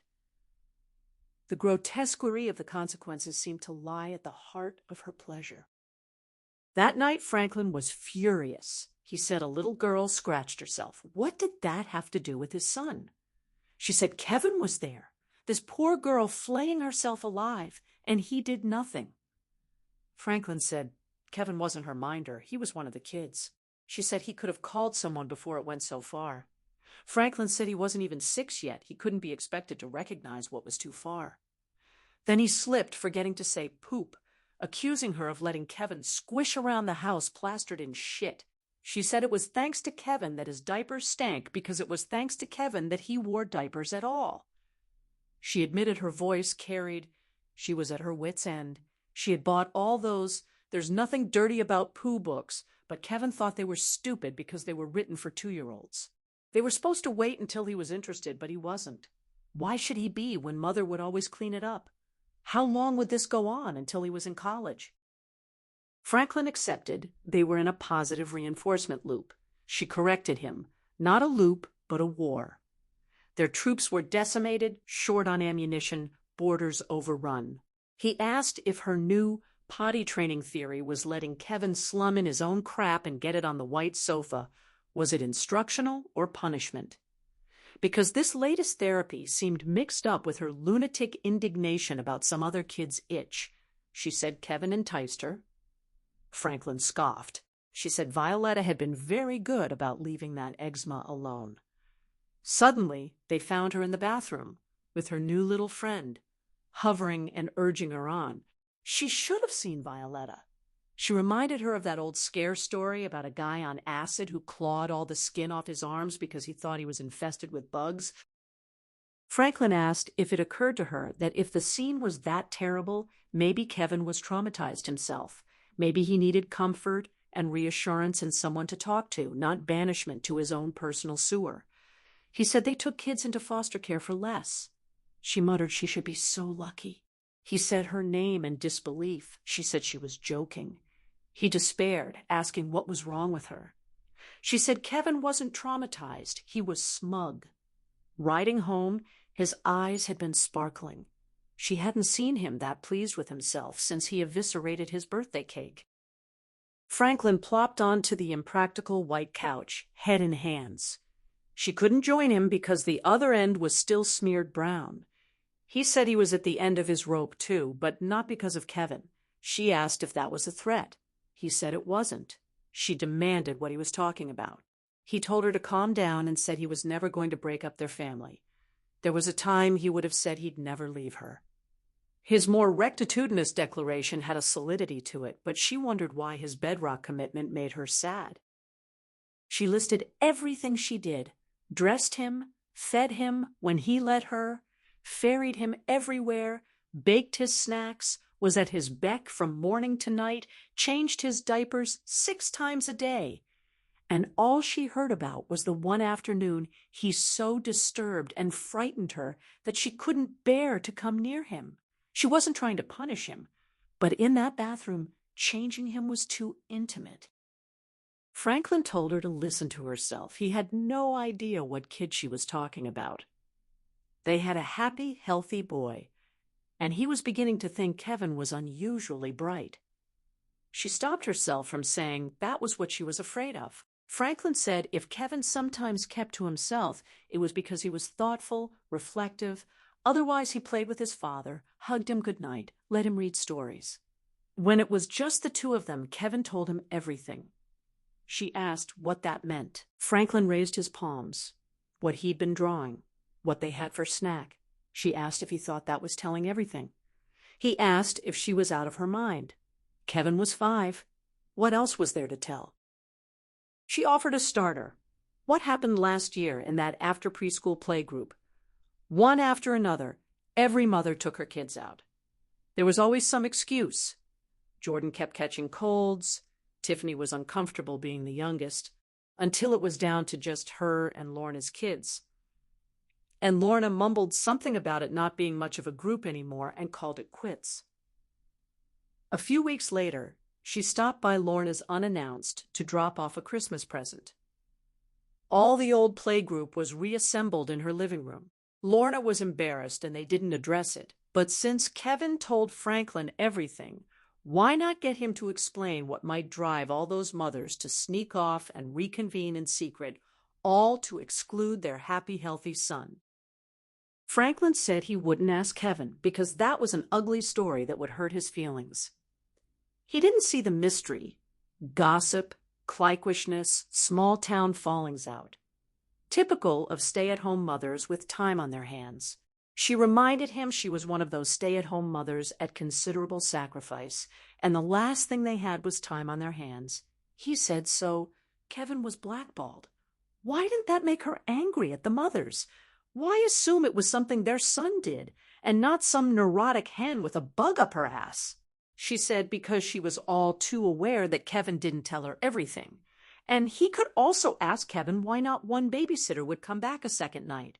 Franklin said he didn't need to. Most teenagers around here got an allowance of $100 a week, $12 an hour. Wasn't very tempting. She said then at least he could get his sweet, confiding little boy to tell him exactly what he said to Violetta. They didn't fight all the time, but it was the fights she remembered. She may have been glad to scratch the dry surface of their day-to-day peaceableness the way Violetta had clawed her eczema, anything to get something bright and liquid flowing. But she feared what lay beneath. She feared that at bottom she hated her life and hated being a mother, and even in moments hated being Franklin's wife. Since he had done this to her, turned her days into an unending stream of shit and piss and cookies Kevin didn't even like. No amount of shouting was resolving the diaper crisis. In a rare inversion, Franklin regarded the problem as internally complicated. She thought it was simple. They wanted Kevin to use the toilet, so he wouldn't. Since they weren't about to stop wanting that, she was at a loss. She found Franklin's dismissal of her word war preposterous. Corralling Kevin to the changing table reminded her of guerrilla conflicts where ragtag rebels inflicted serious losses on powerful armies. Lacking the establishment's arsenal, rebels fell back on cunning. Kevin ran a seat-of-the-pants operation and had learned to form a weapon from shit. He submitted to being changed placidly enough, seeming to bask in the ritual. Swabbing his tight little testicles when he was nearly 6, was beginning to feel risque. She was never persuaded that even an infant's effluence smelled sweet. A kindergartner's feces benefited from no such reputation. Kevin's had grown firmer and stickier. Some days he seemed deliberately to hold his intestines in check for a second strike. He had a virtuoso's command of his sphincter. She wasn't excusing what happened that July. She didn't expect Franklin to be anything but horrified. She wasn't even asking forgiveness. It was late for that, but she badly needed his understanding. Kevin graduated from kindergarten in June, and they were stuck with one another all summer. She got on his nerves as much as he got on hers. The Montessori method was not working wonders at home. Kevin still hadn't learned to play. Left to entertain himself, he would sit like a lump with a moody detachment that turned the whole house oppressive. She tried to involve him in projects: yarn, buttons, glue, fabric scraps for sock puppets. She would have a cracking good time herself, but in the end she would have made a nibbling rabbit, and Kevin's arm would sport a plain knee-high dipped in paste. She tried to give him a jump on first grade by tutoring him on numbers. She proposed working on his numbers so when he got to school, he'd be better than anyone else at arithmetic. He asked what good arithmetic was. She explained about paying bills. He said she used a calculator. She said she needed arithmetic to be sure the calculator was right. He asked why use it at all, if it didn't always work.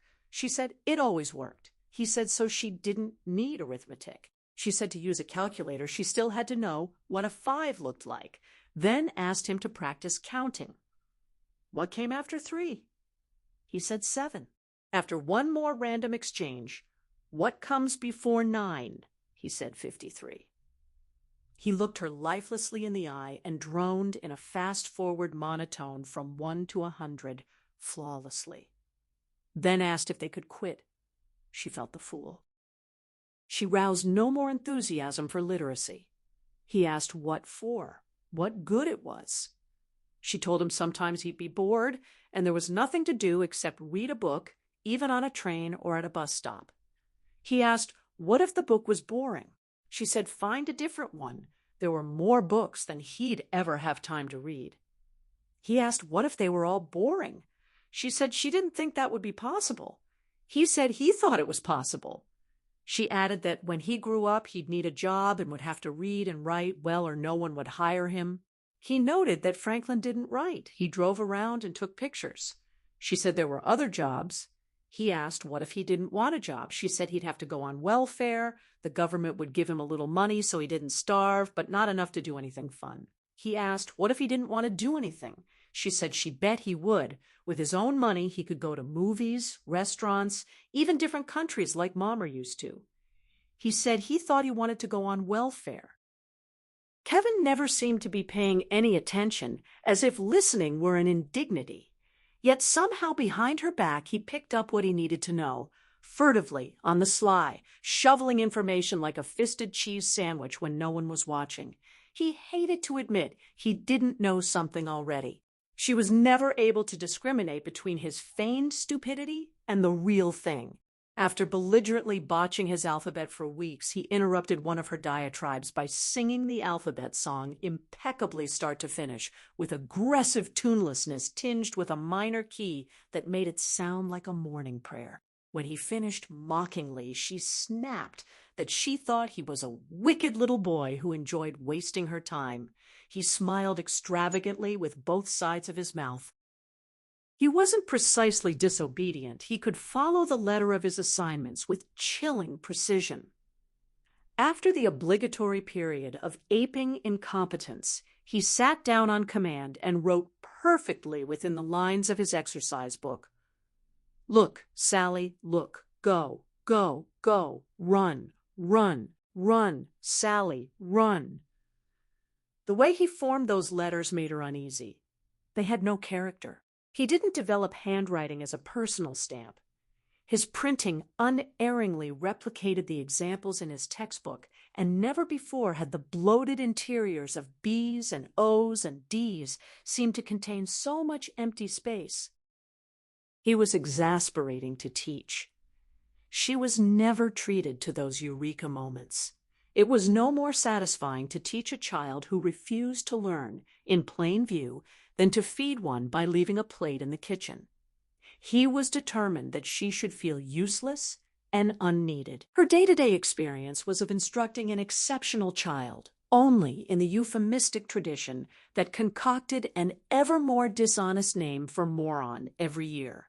She would drill what is 2 + 3 over and over until once, when he staunchly refused to say 5 one more time, she sat him down, scrawled a long addition problem with a line under it, and told him to add that up then and multiply it by 25 while he was at it, since he thought he was so smart.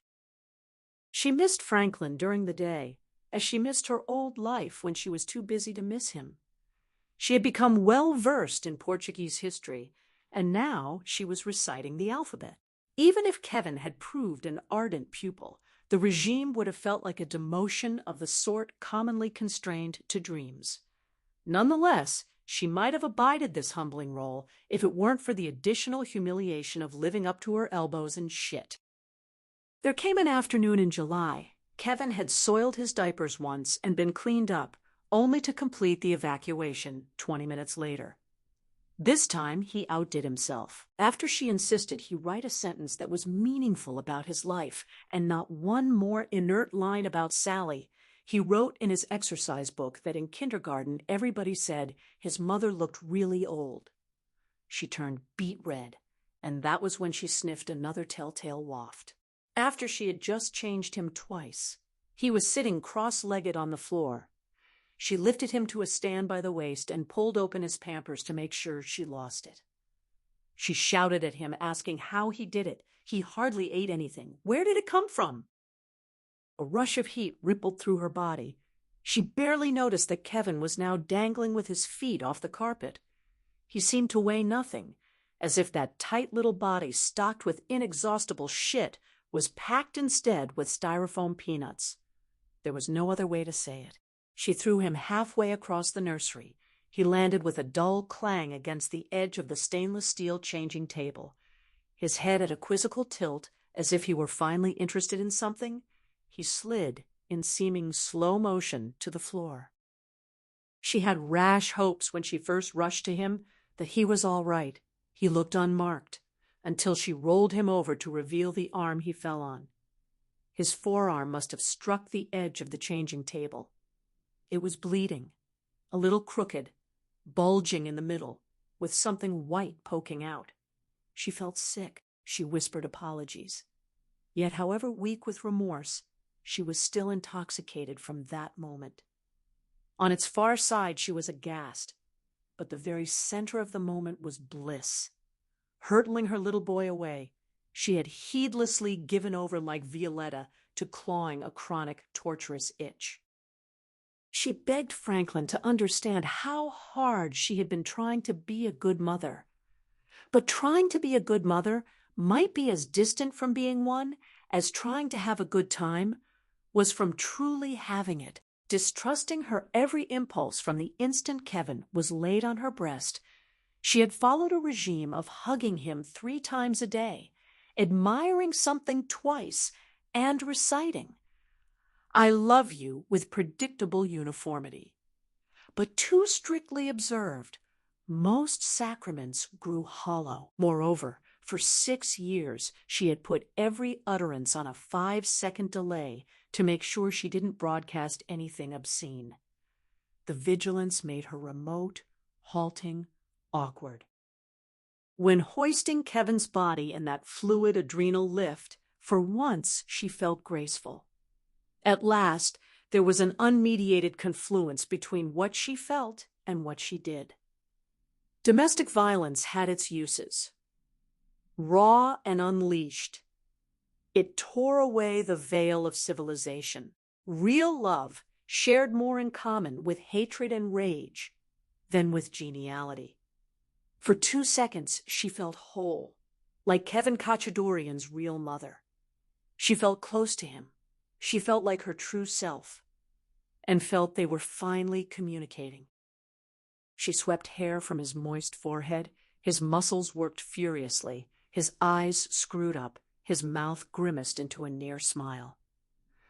Even when she ran to fetch that morning's New York Times and slipped it under his arm, he did not cry. Holding the paper under the arm, she helped him to his feet, asked if anything else hurt. He shook his head. She started to pick him up. Another shake. He would walk. Together they shuffled to the phone. He might have wiped away an odd tear when she wasn't looking, but Kevin would no more suffer in plain view than he would learn to count. Their pediatrician met them at the hospital's intimate emergency room. She felt certain everyone could tell what she had done. The notice for the victim hotline beside the registration window seemed posted for her son. She talked too much and said too little, babbling about what happened but not how. Kevin's unnatural self-control had mutated into the bearing of a martinet. He stood straight, with chin lifted, turning at right angles. Having assumed responsibility for supporting his arm with the newspaper, he allowed the doctor to hold his shoulder but shook off her hand. When he entered the orthopedic surgeon's examining room, he about-faced in the doorway to announce briskly he could see the doctor by himself. She asked if he didn't want her to keep him company in case it hurt. He commanded her to wait out there, the muscles rippling in his clenched jaw, the only indication it already hurt. The doctor remarked that was quite a little man and closed the door.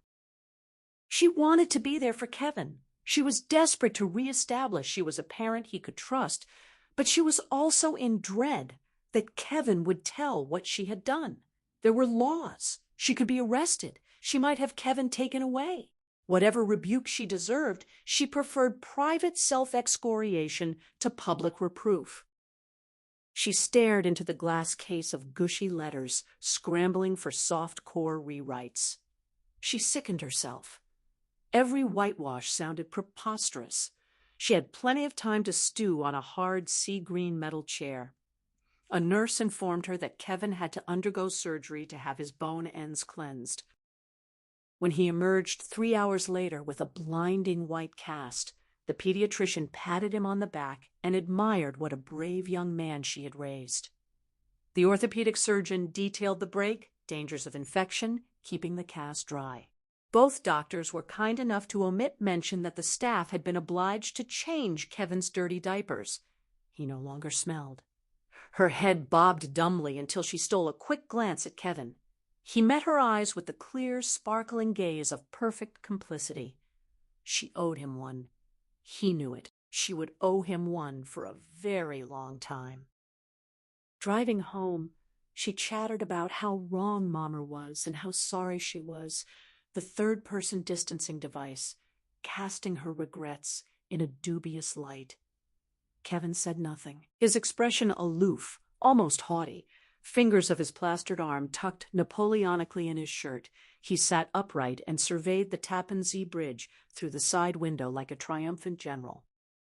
She enjoyed no such equipoise. She might have escaped the police and social services, but she was condemned to run one more gauntlet, Franklin. When they walked into the kitchen, Franklin's back was turned as he finished slathering peanut butter on a cracker. Her heart thumped. She had no idea what she would say. She had never wittingly done anything that would imperil their marriage, but she was sure this would push them to the brink. Franklin exclaimed at Kevin's cast, knelt before him, her skin prickled all over. She had that presentiment of one more second after which nothing would ever be the same. But headlong collision was averted. Having grown accustomed to trusting Kevin's version over his wife's, Franklin had gone straight to their son. Kevin announced he broke his arm. Franklin asked how. Kevin said he fell. Franklin asked where. Kevin explained he had poopy pants. Mommer went to get more wipes. He fell off the changing table onto his Tonka dump truck. Mommer took him to Dr. Goldbutt. He was smooth. The story was ready. He had learned what all skilled liars knew. Appropriate as much of the truth as possible. He did have poopy pants. The wipes box was empty. He had more or less fallen. The Tonka truck was indeed on the nursery floor. And calling her Mommer, after eschewing the cutesy name for months, lent his story a cuddly cast. Dr. Goldbutt was playfully scatological, setting Franklin at ease. Most impressive, he did not allow himself the one collusive glance that might have given the game away. Franklin exclaimed. "That must have hurt," she said. The orthopedist said, "For an open fracture, it was pretty clean and should mend well." Now she and Kevin looked at each other just long enough to seal the pact. She had ransomed her soul to a 6-year-old. Franklin asked if he could sign the cast, explaining the tradition. Kevin agreed cheerfully, but said he had to go to the bathroom first, then sauntered off. Franklin put an arm around her shoulders and said that must have given her a scare. She squirmed, saying it was all her fault. He said no mother could watch a kid every second. She wished he wouldn't be so understanding. She heard a delicate trickling from the hall bathroom. Franklin whispered that maybe the shock did the trick, or maybe Kevin was scared of landing back on the changing table. She shrugged. She did not believe she had terrorized Kevin into using the toilet. She was being rewarded. She told Franklin not to make a big deal out of it. Kevin preferred his reversals off camera. She knew better than to read pee in the potty as admission of defeat. Kevin had won the larger battle. He had tempted her into violating her own rules of engagement. She had committed a war crime. When Kevin returned, tugging up his pants with one hand, she proposed a big bowl of popcorn for dinner, adding obsequiously lots and lots of salt, drinking in the music of normal life, pots banging, the steel bowl, kernels rattling. She had a foreboding that her crawling on her belly mode could endure indefinitely so long as Kevin kept his mouth shut. Why didn't he blab? He was protecting her. But a balance sheet calculation may have entered in.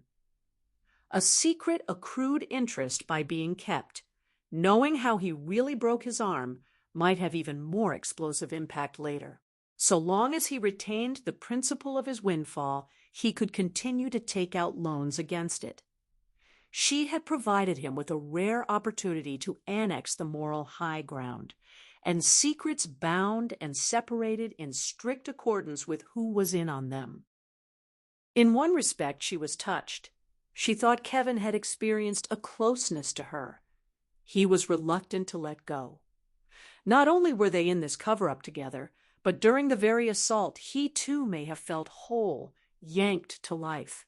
For once, she had known herself for his mother, so he may have known himself also, sailing across the nursery like Peter Pan.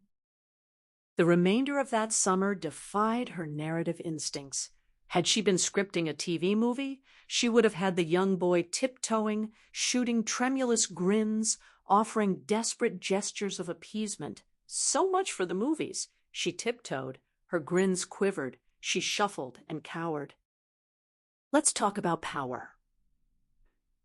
Myth dictated that parents were endowed with a disproportionate amount of it.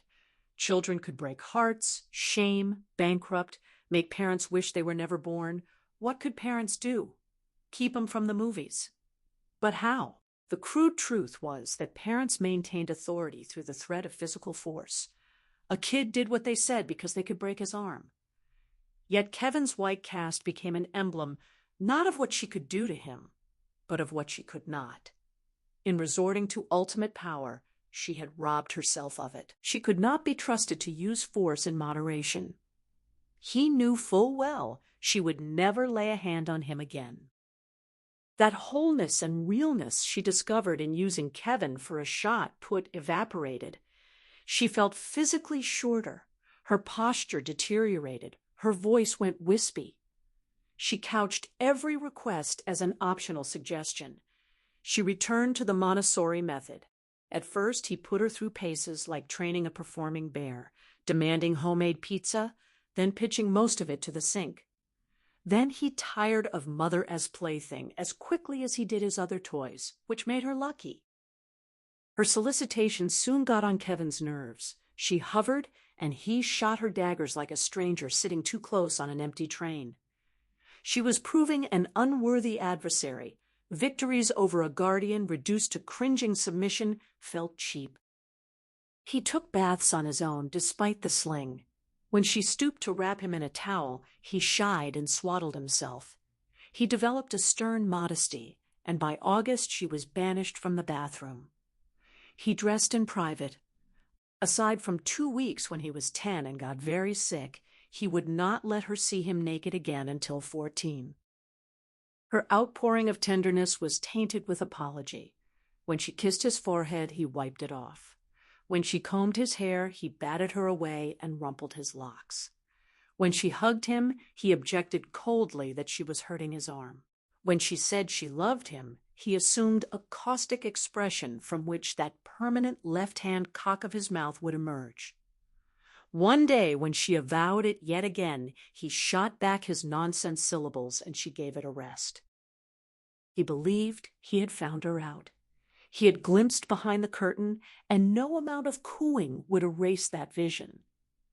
What surprised her was how much this revelation of her viciousness and violence seemed to please him. If he had her number, it intrigued him far more than the numbers of their dreary arithmetic drills.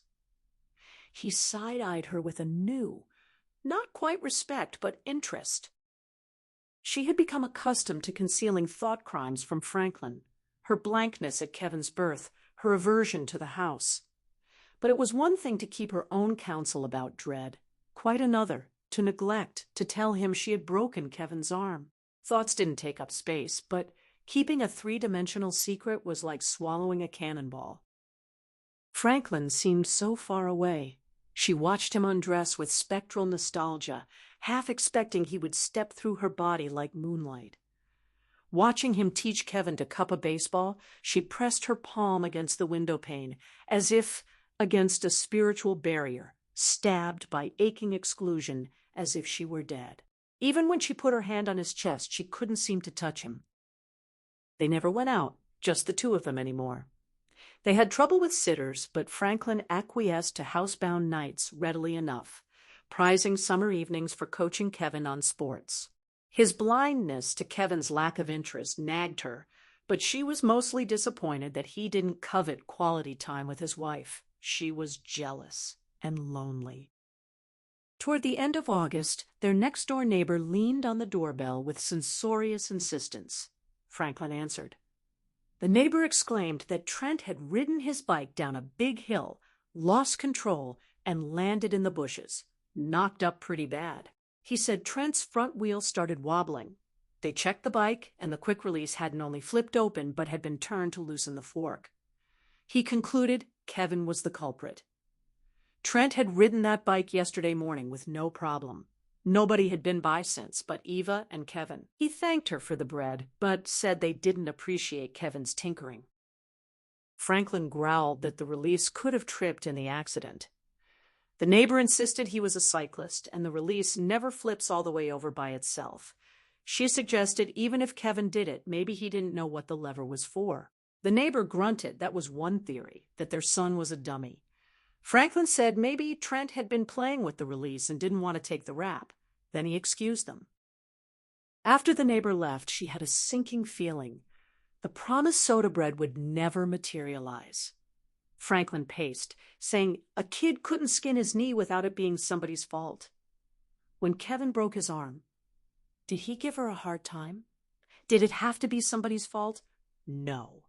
Shit happened. She asked if he wanted to talk to Kevin about the bike. He said, what for? He couldn't see Kevin had done anything. She said, under her breath, that Franklin never did. He said levelly that she always did. A standard exchange, not even exceptionally acrimonious, so she wasn't sure why it flipped something in her. She closed her eyes. She had no idea what she would say until she said it. She wanted to have another child. She opened her eyes, having surprised herself. Franklin wheeled and said she could not be serious. She said she wanted them to start trying to get her pregnant right away. She felt perfectly certain, self-possessed, and simple. She'd never been so sure of anything. Franklin said she was 44. She'd have a three-headed toad. She said lots of women had children in their 40s. He reminded her that with Kevin in school, full-time, she had planned to go back to AWOP, to move into Eastern Europe. She said she could work for the rest of her life. There was only one thing she could do for a short while longer. She asked, wouldn't he like Kevin to have someone to play with? Truthfully, she wanted someone to play with too. He said they were called classmates, and siblings always hated each other. She said only if they were close together, she'd be younger by at least 7 years. The pronoun she made him bristle. He accused her of wanting a girl to dress in little outfits. She said that wasn't like her. There was no call for that. She said she could see his reservations, but didn't understand why the prospect of her getting pregnant seemed to make him so angry. He asked if it wasn't obvious. She said it was anything but. She thought he had enjoyed being a parent. He said he had. Then asked what gave her the idea that even if she had this fantasy daughter, everything would be different. She maintained she didn't understand why she would want everything to be different. He asked what could possess her, after it had gone the way it had gone, to want to do it again. She asked neutrally what way it had gone. He took a quick look out the window to make sure Kevin was still playing. He said she never wanted Kevin to come with them. She always wanted to dump him so they could waltz off by themselves like the good old days. She said she didn't remember saying that. He said she didn't have to. He could tell she was disappointed every time he suggested they do something so Kevin could come too. She said that explained why they had spent countless long evenings in expensive restaurants while their son languished with strangers. He said she resented it. He brought up Peru. She wanted to go. He was game, but he assumed they would take a vacation as a family. He started supposing how far a 6-year-old could hike, and her face fell like a lead balloon. Soon as Peru would involve Kevin, she lost interest. He said he didn't have a kid to get away from him as often as possible. She said she was with Kevin all day. It made sense she would be more anxious for a break. Franklin said he never ceased to hear about what a terrible sacrifice she had been making. She said she was sorry it meant so little to him. He said it should mean something to Kevin. She said she didn't understand. He said she stayed home to impress him. Kevin just never entered in. She said she only wanted to tell him she would like another baby, for him to be happy about it or get used to the idea. He accused her of picking on Kevin, blaming him for everything that went wrong. He said she had complained about the poor kid at every stage. First, he cried too much, then he was too quiet. He developed his own language, and it was annoying. He didn't play right. He didn't treat her handmade toys like museum pieces. He didn't pat her on the back every time he learned a new word. Since the whole neighborhood wasn't clamoring for his dance card, she was determined to paint him as a pariah. He developed one serious psychological problem about toilet training, not that unusual, but painful for the kid, and she insisted on interpreting it as a mean-spirited personal contest. He was relieved. Kevin seemed over it, but with her attitude, he wasn't surprised it lasted long. He did what he could to make up for what he called her coldness, and he was damned if he would let her freeze out another child of his. She was stunned. He said the discussion was over. He hoped things could get better. He knew she thought she made an effort. Maybe she did make what for her was an effort, but so far it wasn't enough. Then he swooped up Kevin as he sauntered in, raising him over his head and asking if he was at the end of his tether. Kevin said he had wrapped the ball around 843 times. Franklin said terrific, betting next time he could do 844. Franklin was trying to make an awkward transition, but she didn't care for the expected Hollywood gaga. Kevin's expression flickered with, "Oh, brother," he said if he tried really hard, wasn't it great to have a goal? She called Kevin over and stooped, saying Trent had had an accident but would be all right. Maybe they could make him a get-well card like the one Grandma Sonia made when Kevin hurt his arm. Kevin moved away and said Trent thought he was so cool with that bike. She stood up and rubbed her arms. She didn't remember mentioning anything about a bicycle. For some reason, she imagined it would reassure Franklin that she still got the times, but she had misplaced the grid that once determined what parts were worth reading. Famines and Hollywood divorces appeared equally vital. She either devoured the paper completely or tossed it unread. How right she had been in those days. How easily the United States could get on without her. For the last 2 weeks, she had tossed them unread. But capriciously that morning, she read everything, including an article about American workers' excessive overtime. She read about a young electrical lineman who had slept only 5 hours in 2.5 days, climbing poles for 24 hours straight. At noon, he climbed a 30-foot pole, hooked his safety straps, and reached for a live cable without putting on his insulating gloves. There was a flash, and he hung motionless by his straps. His father, arriving before the ladder truck, stood at the foot of the pole for more than an hour, begging for somebody to bring his boy down. She had no strong feelings about overtime. She knew no electrical lineman, But this image, a father pleading with onlookers while his hard-working son creaked in the breeze like a hanged man, made her cry. Fathers and sons, grief and misspent diligence. But she also wept for that young man's real father. It had been drilled into her that 1.5 million of her people were slaughtered by Turks. Her own father was killed in a war. Since Thursday was the slimy garnish on this feast of snakes, she wouldn't be surprised to find herself heart of heart. Instead, she was easily moved, even mawkish. Holocaust did not amaze her. Rapes and child slavery did not amaze her. Kevin did not amaze her. She was amazed when a teenager ran 2 blocks to return a dropped glove, when a checkout girl flashed a wide smile, lost wallets posted to owners, strangers who gave meticulous directions, neighbors who watered houseplants. These things amazed her. Celia amazed her. As Franklin instructed, she never raised the matter again. But the eerie certainty that descended in August never lifted, and he had left her no choice. Kevin's cast had been removed 2 weeks earlier, but it was after Trent Corley's bike accident that she stopped feeling guilty. There was no equivalence between what she had done and what she would do. It was irrational. But she seemed to have arrived at the perfect penance. She would put herself to the test. She was not at all sure she would pass a second sitting. Franklin noticed she had become a horny little beastie. He seemed glad of a desire that had sadly ebbed. They had slid from sex almost nightly to once a week. Her rekindled passion was no contrivance. She wanted him more urgently than in years.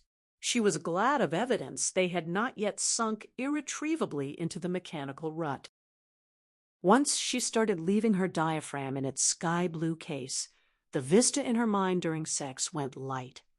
She peered down long hallways shimmering to the vanishing point, marble parquet blazing, sunlight pouring in from either side. Everything she envisioned was bright: wedding dresses, cloudscapes, fields of edelweiss. She felt transported. Her mind opened up. She slept like a baby. She was not at her most fertile. It took a year. But when she finally missed a period the following fall, she started singing, not show tunes, but Armenian folk songs her mother had sung. When she discovered she had forgotten some words, she called her mother, who was delighted to oblige and inscribed the songs inside greeting cards. Kevin noticed her transformation.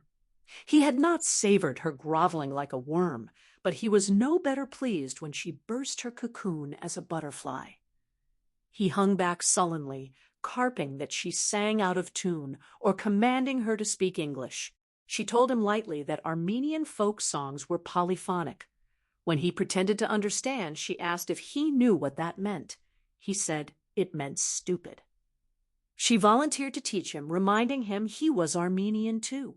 He asserted he was American. Something was up. Mommer wasn't slumping anymore, yet even pre-broken arm Mommer had not reappeared. The brisk, formal woman who marched through motherhood like a soldier. This Mommer purled about her duties like a bubbling brook. Apprised that her son thought all his classmates were retards and everything they studied he knew already, this Mommer didn't remonstrate. She just laughed. She didn't get bent out of shape about escalating threats from Iraq's invasion of Kuwait. Franklin remarked in November that she was usually so dramatic. No, she wasn't worried about anything. After she missed her 3rd cycle, Kevin started accusing her of getting fat. He poked her stomach and jeered that she was giant. Vain about her figure, she concurred cheerfully that Mommer was a big pig. Franklin finally remarked one night in December that she might have gained a bit around the waist. She hummed and practically put her fist in her mouth to keep from laughing. He said, "Maturity." Usually if he suggested she'd gained an ounce, she went, "Apeshit." He brushed his teeth, joined her in bed, and sidled a hand to a swollen breast, murmuring that a little more Eva was pretty sexy. He turned toward her, lifted an eyebrow, and asked if it was in. She hummed an affirmative. He nuzzled and observed her nipples were big, asked if it was time for her period, said it seemed like it had been a while. His head stilled. He pulled back, looked her in the eye, and turned white. Her heart sank. She could tell it would be worse than she had led herself to believe. He asked stonily when she was planning to tell him. She said, "Soon, weeks ago. It never seemed the right time. He said he could see why it wouldn't." She expected to palm this off as an accident. She said no, it wasn't an accident. He said he thought they discussed this. She said that was what they didn't do. He went on a tirade, wouldn't listen. He said she just went ahead with a fait accompli like a mugging, as if it had nothing to do with him. She said it had everything to do with him, but she was right and he was wrong. He called it the most presumptuous, arrogant thing she had ever done. She agreed. He asked if, now that it no longer mattered what he thought, she was going to explain what this was about. He was listening, though he didn't look it. She said she had to find something out. He asked how far she could push him before he pushed back. She said about her soul. He asked if there was anyone else in her universe. She said she would like there to be. He asked, what about Kevin? She asked, what about him? He said it would be hard for him. She said she read somewhere that other children had brothers and sisters. He told her not to be snide. Kevin was used to undivided attention. She said another way of saying he was spoiled. This was the best thing that could possibly happen to that boy. He said a little bird told him that wasn't the way Kevin would look at it. She said maybe it would be good for Franklin, too, for them. He said it was an agony aunt standard. The stupidest thing to cement a shaky marriage was to have a baby. She asked if their marriage was shaky. He said she just shook it and turned away.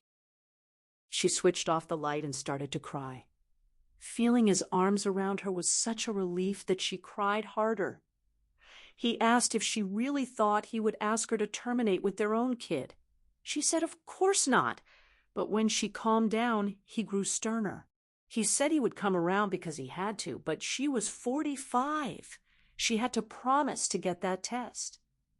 There was a purpose to that test only if they were prepared to act on a discouraging outcome with their own kid.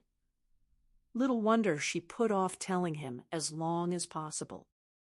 She didn't get the test. She told Franklin she did. The new gynecologist offered, but did not press.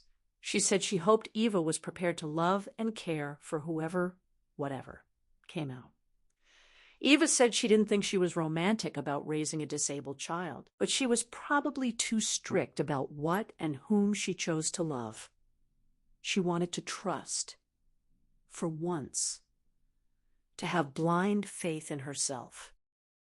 There was never any doubt that their second child was hers.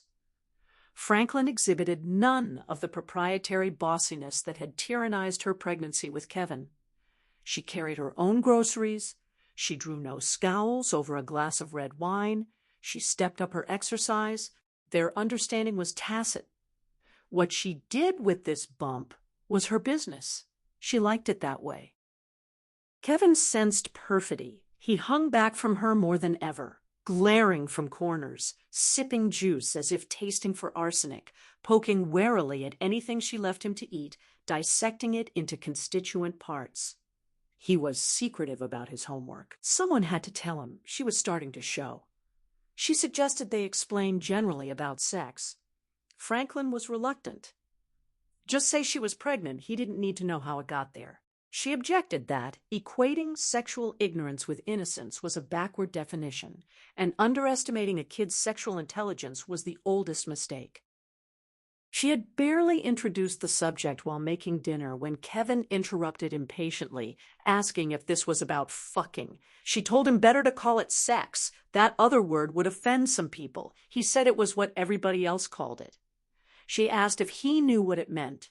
He rolled his eyes and recited that the boy puts his pee-pee in the girl's doo-doo. She went through the stilted nonsense about seeds and eggs. Kevin was tolerant. He said he knew all that. She muttered, What a surprise! Asked if he had any questions, he said no. She said he could always ask her or Franklin anything about boys and girls or sex or his own body that he didn't understand, he said darkly. He thought she was going to tell him something new and left the room. She felt strangely ashamed. She had raised his expectations, then dashed them. When Franklin asked how the talk had gone, she said, okay. He asked if Kevin seemed frightened or uncomfortable or confused. She said actually he seemed unimpressed. Franklin laughed. She asked dolefully what was ever going to impress him if that didn't.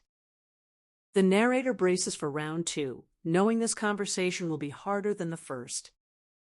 She tries the next evening, reminding Kevin of their talk about sex and explaining that his parents do that too sometimes. He asks why. She tells him one reason is so he could have company. Maybe he'd like some company too. Hasn't he ever wished for someone to play with around the house? He says no. She kneels down to the play table where Kevin methodically snaps every crayon from his box of 64. She announces he's going to have company, a little baby brother or sister. He might discover he likes it. He glares at her, long and sulky, but not especially surprised, then asks what if he doesn't like it. She says he'll get used to it. He counters that. Getting used to something doesn't mean liking it. She's used to him. She agrees enthusiastically, adding that in a few months they'll all get used to someone new. His fingers strain against a short, stubborn crayon stump. He tells her she's going to be sorry. Then the crayon breaks. She tries to draw him into a discussion of names, but he's indifferent. The Gulf War has started, and CNN distracts him completely. She notices Kevin slumped beside him in the den, noting that the generals and fighter pilots don't captivate the boy any more than the ABC song did, though he does show an early grasp of what a nuclear bomb means.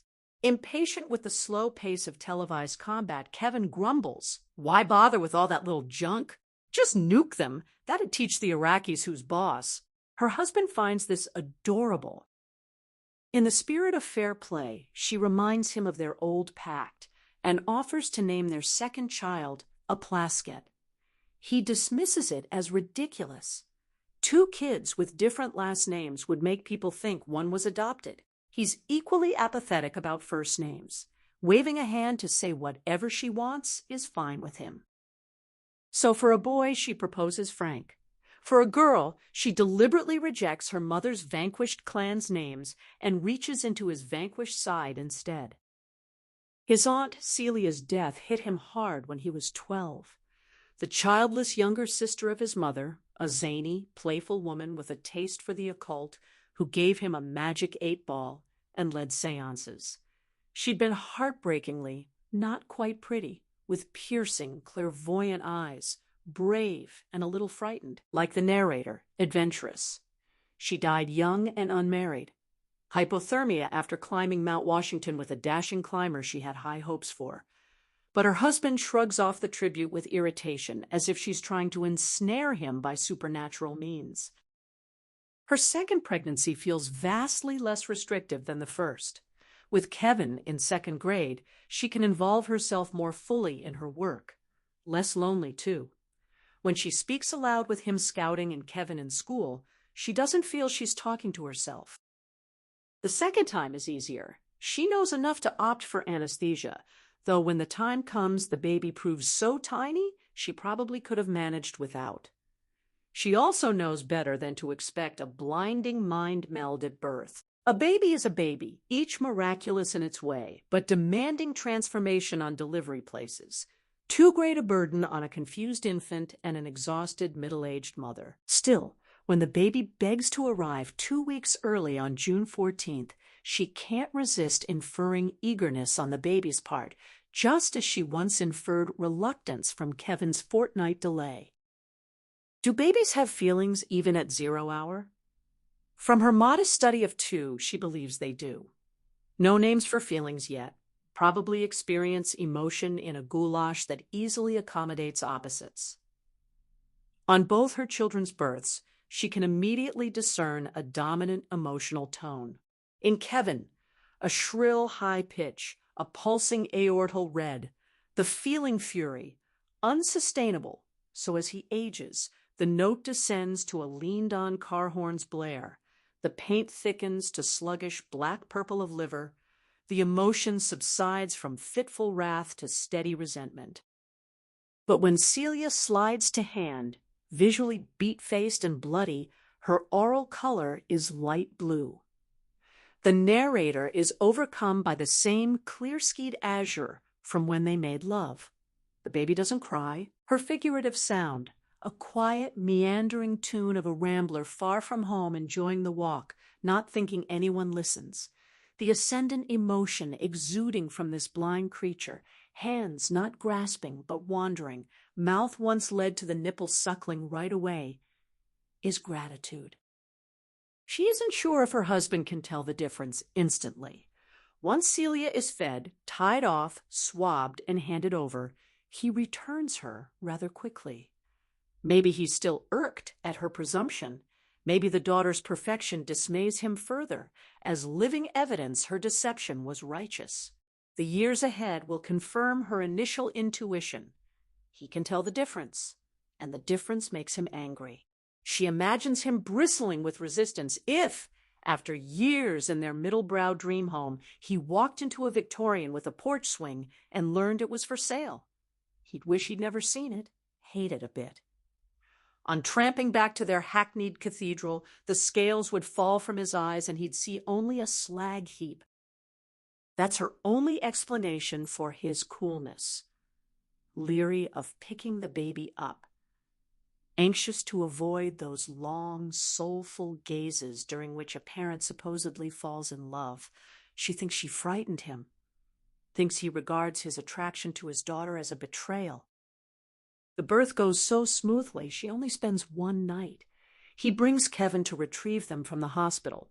She's nervous, appreciating how infuriating it must be for a firstborn to contemplate invasion by a speechless weakling. But Kevin trails in wearing an I'm the Big Brother t-shirt with a smiley face, fresh creases and price tag in the neck betraying a last-minute gift shop prop. He slouches around the foot, drags a zinnia from the bedside bouquet, and starts denuding it of petals, the safest outcome. Celia should simply bore him. She asks if he'd like to meet his sister. He wearily asks why she's coming home with them, so he'll meet her every day. She says he should at least know her name. She gently pulls the baby away from the breast. Kevin himself once showed such disinterest in, though Celia had just started feeding. Most infants would squall, but from the start, Celia takes deprivation as her due, receiving whatever trifle she's offered with wide-eyed abashment. She tugs up the sheet and holds the baby out. She tells Kevin, "This is Celia. Not much fun yet, but when she's bigger, she'll be his best friend." She wonders if he knows what one is. He's yet to bring a classmate home. He says that means she'll tag along after him. He's seen it. It's a pain. Her husband claps his hands on Kevin's shoulders from behind, rocking him in a friendly motion as Kevin's face twitches. He says, that's all part of being a big brother. He had a little sister, too. Never leaves you alone. Always pestering to play with doll babies when you want to play with trucks. The narrator objects that she played with trucks, shooting him a look. They'll have to discuss this retrograde sex role crap at home. It's a shame that he and his sister Valerie, a prissy girl grown officious, consumed by her drapes, were never very close. There's no telling what Celia will like, any more than you can tell if Kevin might like dolls. He cries out fraternally in disbelief. She points out action figures are dolls. He mutters that she's giving the little guy a complex. Meanwhile, Kevin sidles closer, dips his hand into the bedside water glass, eyes the baby askance, and holds his wet hand over her face, letting drops drip onto her. Celia twists, disconcerted, but doesn't cry, though the narrator will later learn that her daughter not complaining or crying out is meaningless. Kevin's face stirring with rare clinical curiosity, he wets his hand again and spatters his sister's nose and mouth. She isn't sure what to do. The christening reminds her of fairy tales where an aggrieved relative curses the princess in her crib. But he's not really hurting her, and she doesn't want to taint the introduction with a reprimand. When he dips his hand a third time, she resettles on the pillow, dabs the baby's face with the sheet, and discreetly withdraws Celia out of his reach. Her husband rubs his hands and announces they should go find something really greasy and salty in the machines down the hall so she can get dressed. Leaving the hospital, he says she must be shot after being up all night and volunteers to babysit so she can sleep. She whispers, "It's odd. She did get up a couple times for feeding, but had to set an alarm." The baby doesn't cry. He says not to expect that to last. She says they're all different. He vigorously insists babies ought to cry. A kid who just lolls in bed and sleeps all day, she's raising a doormat. At home, she notices the framed photo of herself in her late 20s from the foyer table is missing and asks if he moved it. He shrugs. No. She declines to pursue it, assuming it will turn up. It doesn't. She's a little perturbed. She no longer looks nearly that pretty. And verifications of being once lineless and lovely grow precious. The shot was snapped on an Amsterdam houseboat with a captain she had a brief, uncomplicated affair with. She treasured the expression he'd captured: expansive, relaxed, warm. A simple glorying in light on water, bright white wine, a handsome man. The portrait softened the severity of her shelved brow, deep-set eyes in shadow. The captain mailed it. She doesn't have the negative. Oh well. Presumably, while she was in the hospital, Kevin snatched it to poke pins in. She's in no mood to get exercised over one silly snapshot. In fact, when she carries Celia over the threshold, she has the exhilarating impression of having reset their troop strengths at a healthy par. Little can she know that, as a military ally, a trusting young girl is worse than nothing, an open left flank. On February 18th, 2001, the narrator writes to Franklin. She reflects that she might have been able to handle everything. Thursday, the trials, even their separation. If only she'd been allowed to keep Celia. Still, she likes picturing her daughter with him, glad they may finally be getting to know each other.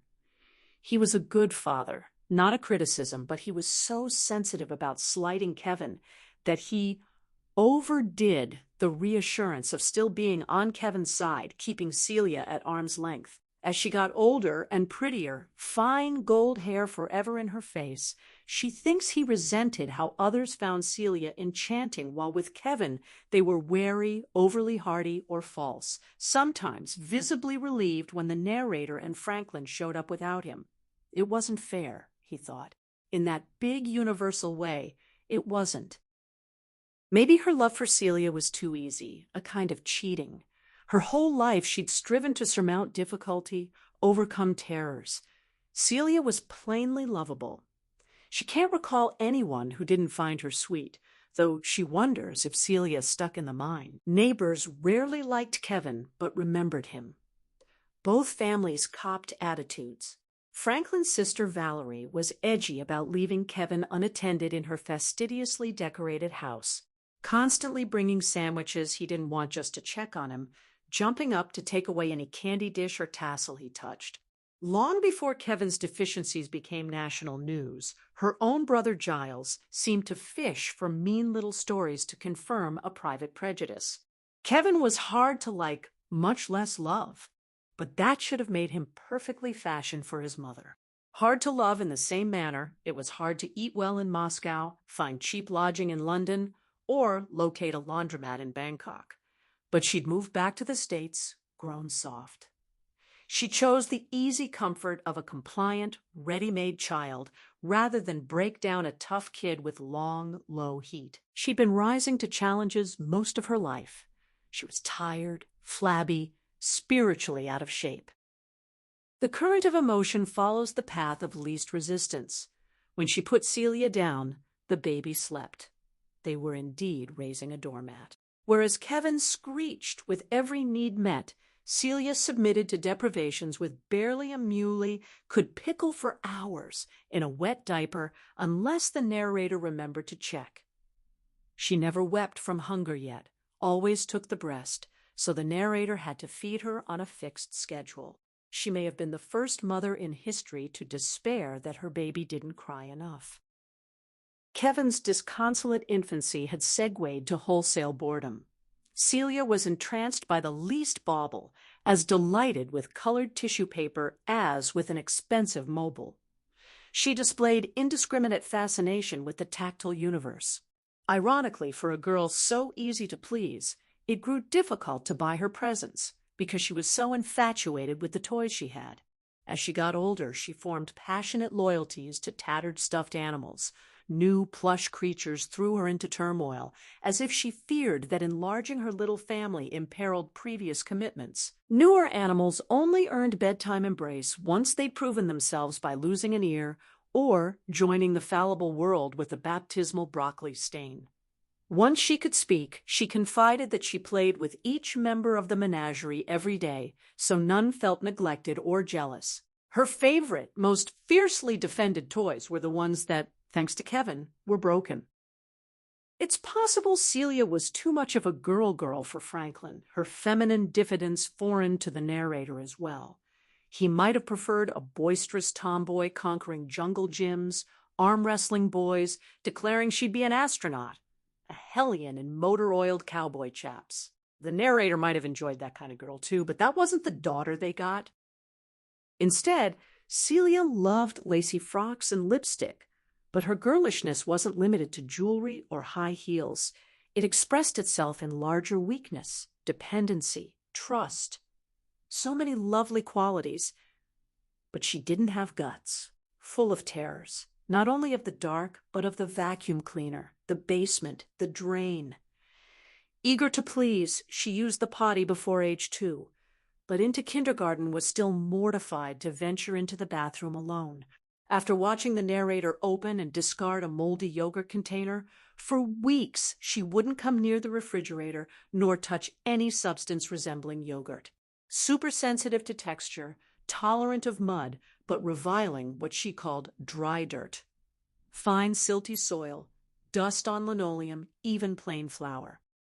The first time the narrator taught her to roll a pie crust, Celia stood stricken in the middle of the kitchen with floured hands held out, fingers spread, eyes wide. Celia always expressed horror in silence. It took a while to discern her fierce aversions. Loath to seem choosy, she'd force herself to choke down whatever she was offered, unless the narrator attended to her indrawn shoulders and stifled gags. Revulsed by anything with lumps, tapioca, raisin pumpernickel, slime, okra, tomatoes, cornstarch-thickened sauces, or skin, rubbery jello bottom, cooled cocoa surface, even an unpeeled peach. While the narrator was relieved to have a child with tastes at all, she might have fashioned Kevin's meals from colored wax. Celia grew so pale and moist before these comestibles that the food might have been poised to eat her. For Celia, her whole surround was animate, each tapioca lump with its own dense, nauseating little soul. She knows it was frustrating, always having to remember to leave the hall light on or get up to accompany Celia to the toilet. More than once, Franklin accused her of coddling her, since to indulge a fear fed it. But what was she to do? Finding a 4-year-old trembling in the hall at 3 a.m., chilled, clutching between her legs, but beg her to always wake one of them if she needed to pee. Besides, Celia was frightened of so many things that it's possible she was, in her own terms, courageous. What a variety of dreadful textures or murky corners might she have been terrified of and quietly faced down alone? But she drew the line when Franklin despaired that Celia was clingy. An ugly word describing the honey of the heart as a sticky, pestering substance that won't brush off. To whatever degree clinginess involves an incessant demand for attention, approbation, ardor in return, Celia beseeched them for nothing. She didn't nag them to come see what she'd built, didn't paw and tug while they read. Whenever the narrator hugged her unbidden, Celia returned the embrace with thankful ferocity, implying unworthiness. After the narrator went back to work, Celia never complained at her absence, though her face would turn ashen with grief at preschool drop-off and light like Christmas when she came home. Celia was not clingy, simply affectionate. Sometimes she wrapped her arms around the narrator's leg in the kitchen, pressed her cheek to her knee, and exclaimed with amazement, "You're my friend!" Whatever difficulty Franklin may have had with her arrival, he was never so hard a man as to find such demonstrations anything but touching. Confirmation that they were her friends seemed to entrance her far more than abstract protestations of parental love. Though Franklin thought Kevin far smarter, Kevin entered the world utterly stymied by what it was for and what to do with it, while Celia arrived with unshakable certainty about what she wanted and what made life worth living. That goo that wouldn't brush off. Surely that constitutes intelligence of a kind. All right, she didn't do well in school, but that's because she tried too hard. Caught up in wanting to get things right, seized by the prospect of failing her parents and teachers, she couldn't get down to the task itself. At least she didn't hold everything they tried to teach her in contempt. The narrator tried to drill into her, memorize that Florida's capital is Tallahassee, period. As great a believer in mystery as her namesake, Celia couldn't imagine it was that simple, that there wasn't a magic trick, doubting herself, so that taking a test she'd immediately question Tallahassee precisely because it popped into her head. Kevin never had trouble with mystery. He ascribed to the whole world the same terrifying plainness, the question never whether he could learn something, but whether to bother. Celia's faith, emphatic toward others, deficient toward herself, assured her no one would insist she study the manifestly useless. Kevin's cynicism assured him a malign pedagogy would pitch him nothing but chaff. She doesn't mean Celia couldn't exasperate her as well. Like Kevin, she was impossible to punish, though there was rarely reason to punish her except for something she didn't actually do. She took the least admonition to heart, any remonstrance like killing a fly with a sledgehammer. At the slightest suggestion she disappointed them, she was inconsolable, pouring out apologies before knowing what they'd like her to regret. A single sharp word sent her into a tailspin.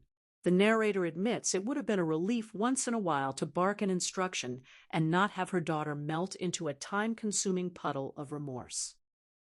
But her primary exasperation was otherwise.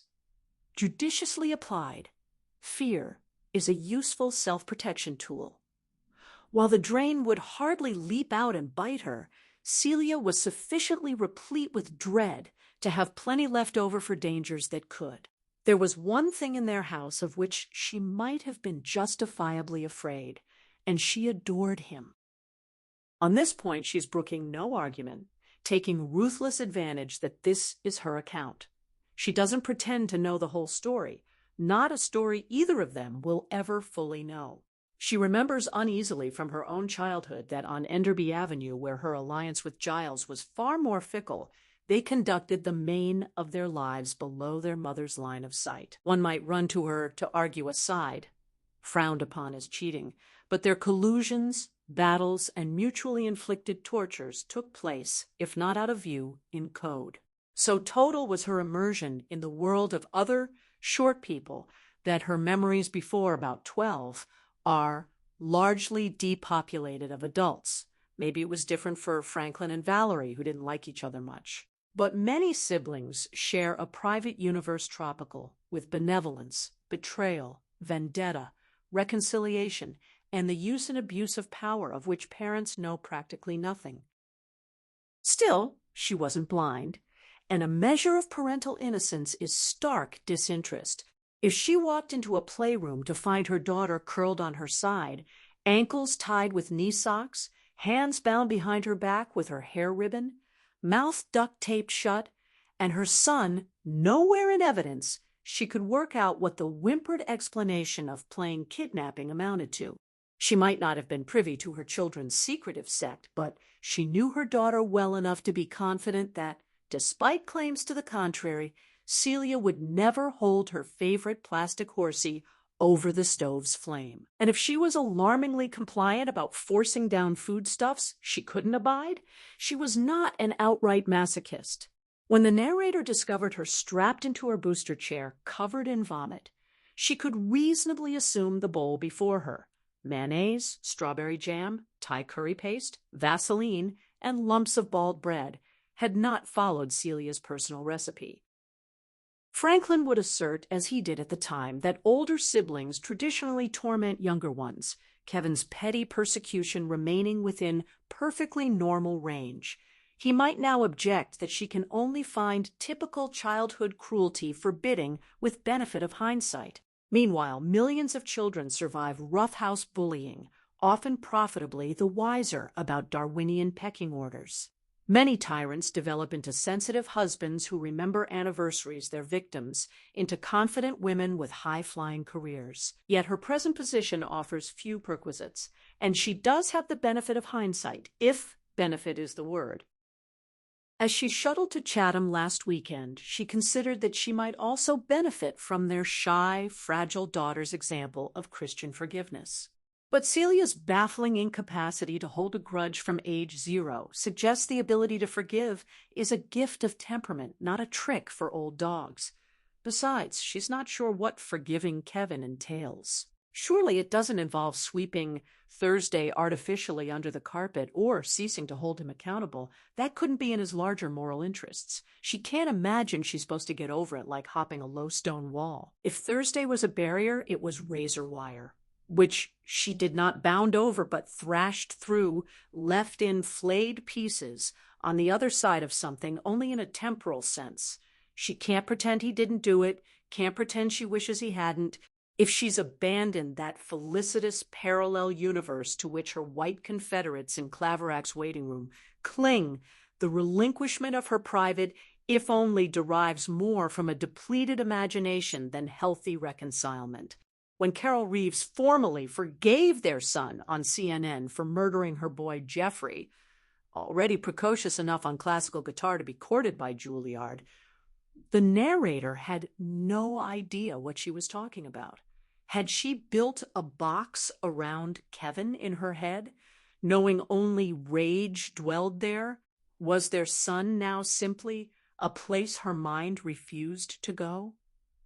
At best, she reasoned that Carol had depersonalized him into a regrettable natural phenomenon like a hurricane or earthquake, concluding nothing to be gained from railing at weather or tectonic shifts. Then again, nothing is gained by railing in virtually every circumstance, and that doesn't stop most of them.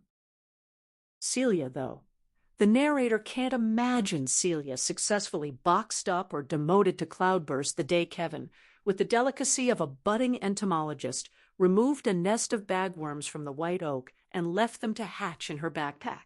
Subsequently, she reached for her spelling book in first grade and withdrew it, covered in striped caterpillars, the kind Kevin squished to green goo on the deck, several crawling onto her hand and up her rigged arm. Celia wasn't given to screaming, which might have brought rescue more quickly. She seized up, breath whiffing, nostrils flaring, pupils dilating to saucers, while her teacher kept explaining the hard C on the blackboard. Finally, the girls in adjacent desks began to shriek, and pandemonium ensued. Yet, however fresh the memory of those bagworms, it didn't feature 2 weeks later when Kevin offered her a ride on his back as he climbed the white oak and she clasped his neck. She was surprised when Kevin urged her off to perch tremulously on an upper branch, then climbed calmly to the ground. When she whined for him, cueing, she could get down. She must have sincerely believed that even after abandoning her 20 feet high and walking inside for a sandwich, he would return to help her out. Is that forgiveness? Like Charlie Brown taking one more running lunge at Lucy's football, no matter how many stuffed animals Kevin eviscerated or tinker toy cathedrals he felled, Celia never lost faith that deep down inside her big brother was a nice guy. Call it innocence or gullibility, but Celia made the most common mistake of the good-hearted. She assumed everyone else was just like her. Evidence to the contrary found nowhere to lodge, like a chaos theory book in a library without a physics section. She never told tales, and without a testimonial, it was often impossible to pin her misfortunes on her brother. As a consequence, from the moment his sister was born, Kevin Kachadorian, figuratively at least, got away with murder. The narrator confesses that during Celia's early years, Kevin receded for her, taking 2 giant steps backward like a game of Simon Says. Small children absorb attention, and Kevin had assumed a militant independence. Franklin was so good about taking him to ball games and museums that she may have handed him off a bit, putting her in his debt, which makes her feel especially awkward about what became only more striking from those 2 steps away. Their son was developing the personality equivalent of a black and white cookie. It started in kindergarten, if not before, and kept getting worse. She concedes that everyone learns what people are like with the permanent confound of their own presence, which is why chance glimpses of someone you love walking down the street seem so precious. So Franklin will have to take her word for it, which she knows he won't, that when he wasn't home, Kevin was sour, secretive, and sarcastic. Not just once in a while. Every day was a bad day. That laconic, supercilious, unforthcoming persona seemed real. Maybe not the only real thing, but it didn't come across as completely confected. In contrast, and she feels lousy about this, as if she's trying to take something away from Franklin that he cherishes, Kevin's behavior around him was different. When Franklin walked in, Kevin's face changed. Eyebrows shot up, head cocked. He put on a closed-mouth smile high on his chin, lips meeting at his upper gum. His features assumed the permanent expression of startled happiness seen on aging starlets with too much plastic surgery. He'd cry out a greeting, ask how work was, whether Franklin took pictures of any really cool stuff, more cows, fields, big buildings, rich people's houses. Franklin would launch into an enthusiastic description of the roadway sections he'd shot, and Kevin would enthuse about how great that was. Another car ad, he was going to tell everybody at school that his dad took pictures for Oldsmobile. One night, Franklin brought home a copy of the Atlantic Monthly, flipping proudly to the Colgate advertisement that sponsored their own pink marbled master bath. Kevin exclaimed that since their bathroom was in a toothpaste ad, did that make them famous? Franklin allowed that they were just a little famous. The narrator remembers wisecracking that to be really famous in this country, you've got to kill somebody. Franklin wasn't uniquely credulous. Kevin pulled the wool over his teacher's eyes for years. The narrator still has stacks of his schoolwork saved by Franklin, the family chronicler, photographer, scrapbook paster, while she was more apt to regard experience itself as her souvenir. She's not sure what possessed her to rescue the file folders of Kevin's essays from among the items she abandoned when she moved. She's been through 2 trials, if what preceded them isn't considered a third, and has learned to think in terms of evidence. She's become so accustomed to abdicating ownership of her life to journalists, judges, website writers, the parents of dead children, and to Kevin himself that even now she's reluctant to fold or deface his essays lest it constitute actionable tampering. On a Sunday afternoon, she forces herself to read a few. Their innocent physical manifestation disarms her. The fat, characterless printing, fragile yellowed paper. How prosaic, she thinks at first. She'll learn nothing but that he did his homework. But as she reads on, she grows more compelled, drawn in with the nervous fascination that leads one to poke and squeeze at an emerging cyst. She concludes that Kevin snowed his schoolmasters less with that scrubbed Partridge Family buoyancy he greeted Franklin with than with an eerie lack of affect. His papers always follow the assignment excessively to the letter. He adds nothing, and when marked down, it's usually for being too short. Nothing wrong with them. Factually correct. Spelling accurate.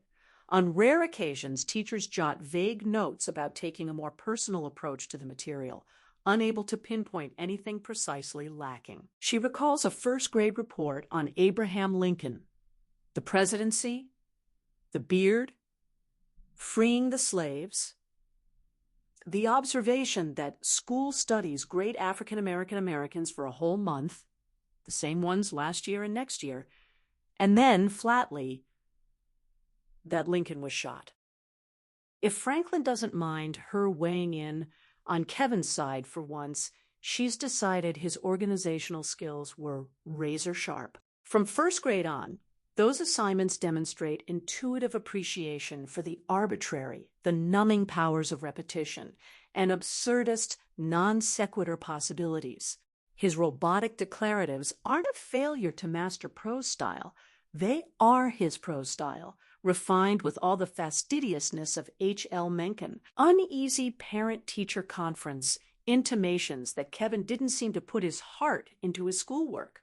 To the contrary, Kevin did put his heart into it, his heart and soul. She recalls a fourth-grade Meet My Mother. The mother goes somewhere else, sleeps in a different bed, eats different food. Then she comes home, sleeps at home, eats at home.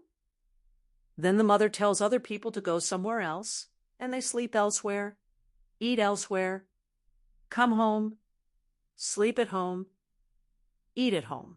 Conclusion: my mother is rich.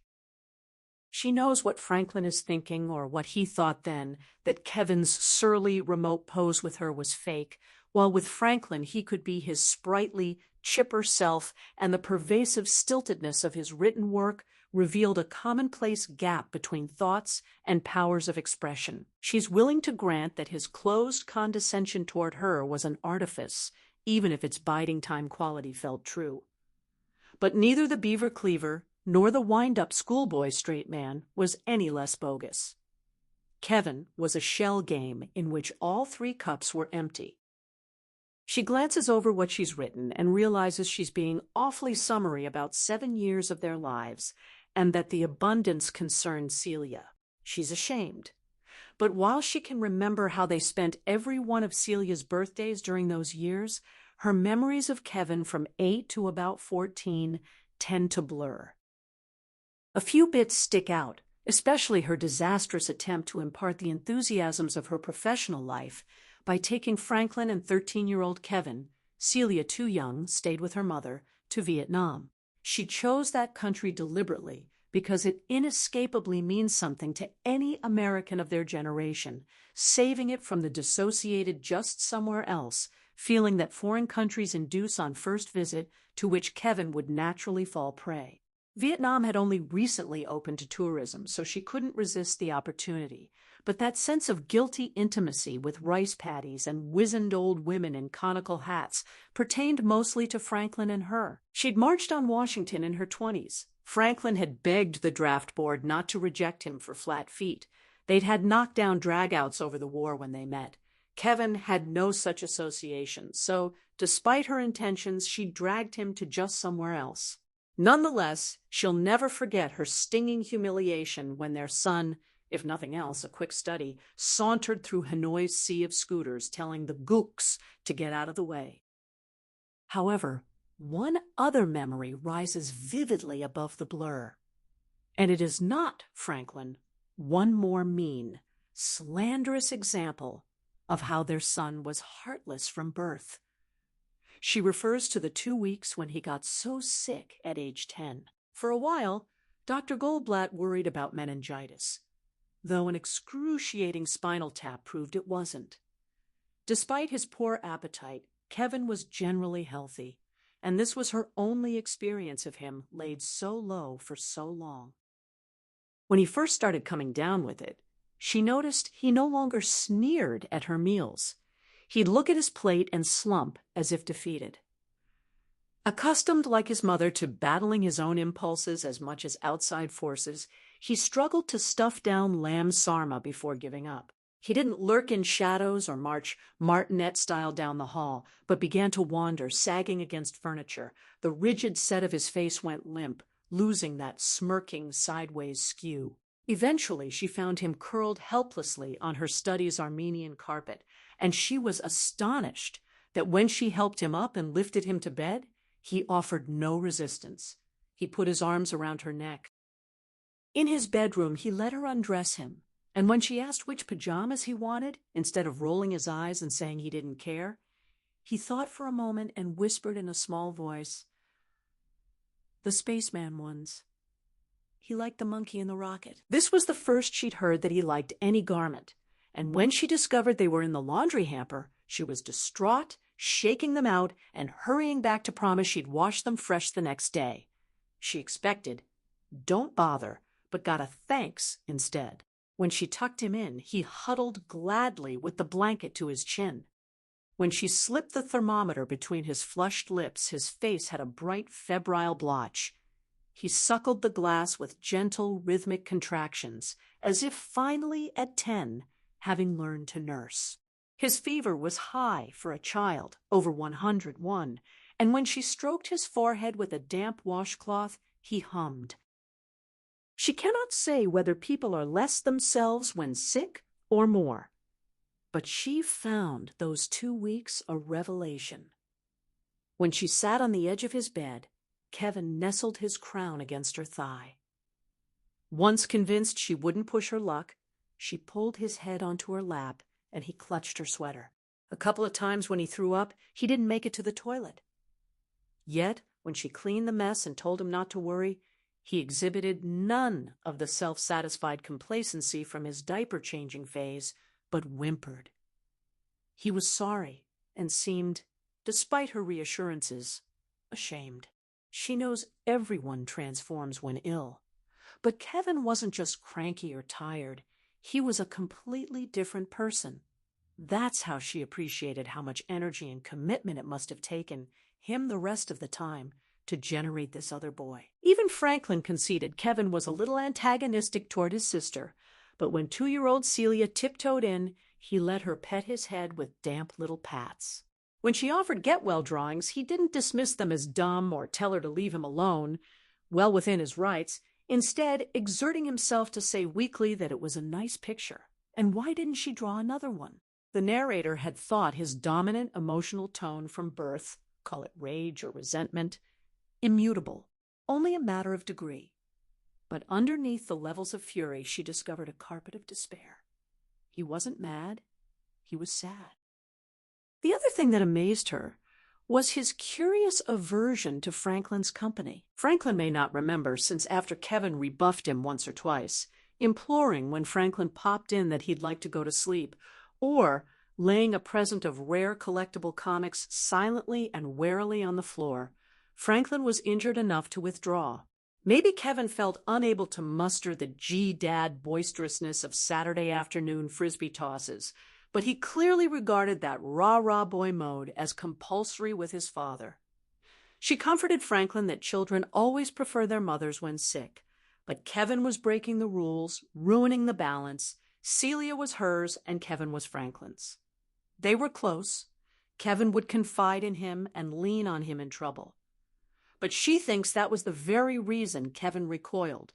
Franklin's insistence, crowding, wanting, cajoling, chummy, daddishness.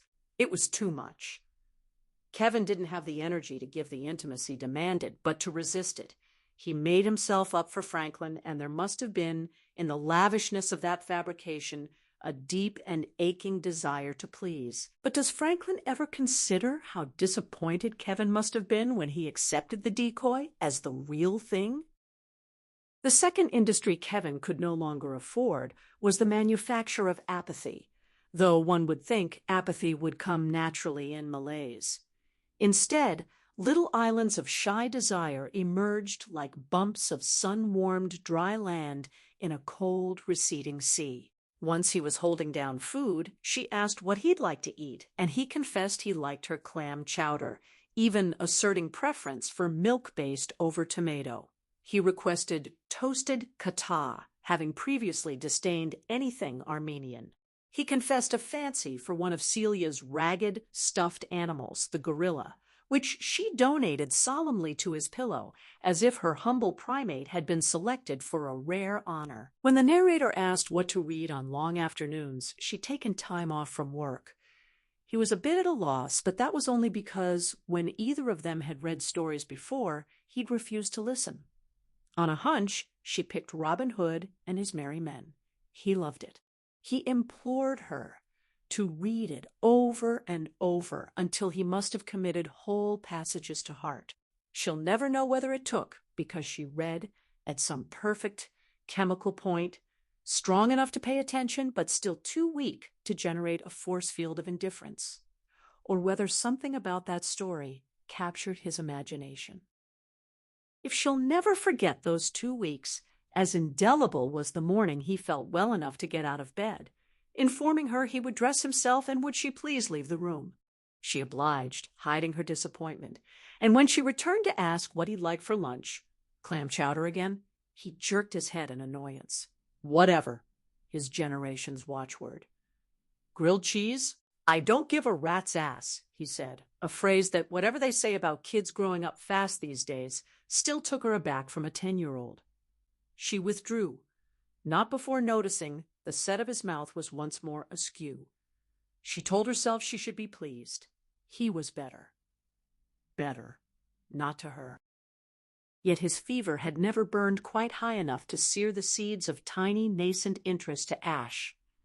She caught him the following week reading Robin Hood to himself. Later, she helped Franklin and Kevin buy his first bow and arrow set at the mall's sporting goods store and construct an archery range at the crest of their sloping backyard, praying all the while that this little bloom of rapture in their firstborn would endure the length of the project.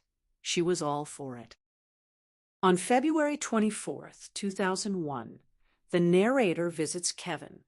His left cheek is bruised, his lower lip swollen, knuckles scabbed. She asks if he's all right. He says he cut himself shaving. The lameness of the remark passes for drollery in lockup, and he takes palpable pleasure in denying her access to his travails inside. She doesn't press. She might complain to prison authorities about failing to protect their son, but given what Kevin inflicted on others, objecting to a few scrapes seems worse than petulant. She drops preliminaries, increasingly indifferent to setting him at ease when his own efforts aim solely at her discomfiture. She admits something has been preying on her. She can almost understand an indiscriminate frenzy, venting frustrations on whoever happens to be in the way, like that quiet Hawaiian a year or two ago who just flipped. Kevin provides the name, Brian Uyesugi, who kept fish. She says 7 co-workers. Kevin mock applauds, adds 2,000 fish, Xerox, copy machine repairman, 9mm Glock. She says she's pleased this experience has afforded him expertise. He notes Uyesugi lived on Easy Street, a dead end. She tries the name. He corrects her pronunciation. She says it clearly didn't matter who those employees were. He says Uyesugi was a member of Hawaiian Carp Association. Maybe he thought that meant he was supposed to complain. She waits for his recital to end. She resumes. Kevin's get-together in the gym was by invitation only. He says not all his colleagues are indiscriminate. Cites Michael McDermott last December in Wakefield. Specific targets, accountants, anyone who had to do with docking his paycheck. She doesn't want to talk about McDermott. Kevin says he was fat. She doesn't want to talk about Harris and Klebold either. Kevin calls them morons who give mass murderers a bad name. She tells Franklin that Kevin is obsessed with those Columbine kids who upstaged him 12 days later with 6 more fatalities. She's sure she brought them up just to rile him. She observes coolly that at least Harris and Klebold had the courtesy to save taxpayers a bundle and make a quick exit. Kevin calls them weenies, trying to inflate their casualty figures. She asks why he didn't. He doesn't take offense. Why make it easy for everybody? She says everybody like her. He agrees smoothly, including her. She asks why Dana Rocco and not another teacher, why those particular kids, what made them so special? Kevin says he didn't like them. She points out he doesn't like anybody. Did they beat him at kickball, or does he just not like Thursdays? Her oblique reference to Brenda Spencer, who killed 2 adults and wounded 9 students because she didn't like Mondays, earns her what in another child would have been a smile. She says trimming the list must have been quite a project. He agrees affably. Started with 50 or 60 serious contenders, ambitious but impractical. She notes they have 45 more minutes and asks why Denny Corbett. Kevin calls him the Ham. She says he remembers a copy machine repairman's name in Hawaii, but isn't sure of the names of people he murdered. Kevin says Uyesugi actually did something. Corbett just sat Google-eyed against the wall as if waiting for his director to block the scene. She asks, so what if Denny was a ham? Kevin says watching that dork do Stanley in Streetcar, he could do a better Southern accent underwater. She asks what part Kevin is playing, the surliness, the swagger, where it came from Brad Pitt. She notes he's picked up a bit of a Southern accent himself, and it isn't very good either. His fellow inmates are abundantly black, and his locution has warped accordingly. The slack-jawed urban ghetto economy of dropped consonants and verbs infectious. Still, she seems to have annoyed him. He says he's not playing a part, he is the part. Brad Pitt should play him. She says, don't be ridiculous. Brad Pitt's way too old to play a pipsqueak high school sophomore, and no audience would buy that a guy who looks that street smart would do anything so moronic. She's read they're having trouble casting. Nobody in Hollywood will touch his filthy little part. Kevin grumbles, just as long as it isn't DiCaprio, he's a twit. She sits back and asks what his problem was with Ziggy Randolph, who had a professional future in ballet. Kevin says what had a professional future was his butthole. She says Ziggy got an overwhelming reception when he explained he was gay and proud at assembly, the whole student body cooing how courageous he was. Kevin marvels at a standing ovation for taking it up the ass. She says she hasn't figured out why Greer Ulanov, the fuzzy-headed girl with prominent teeth. Kevin corrects buck teeth like a horse. She says he generally had it in for the lookers. He says anything to get her to shut up about her vast right-wing conspiracy. She clues in the petition that circulated at Gladstone when Clinton was impeached. Kevin says she has to admit having a crush on the president is totally low rent. She hazards that he doesn't like people who have crushes of any sort.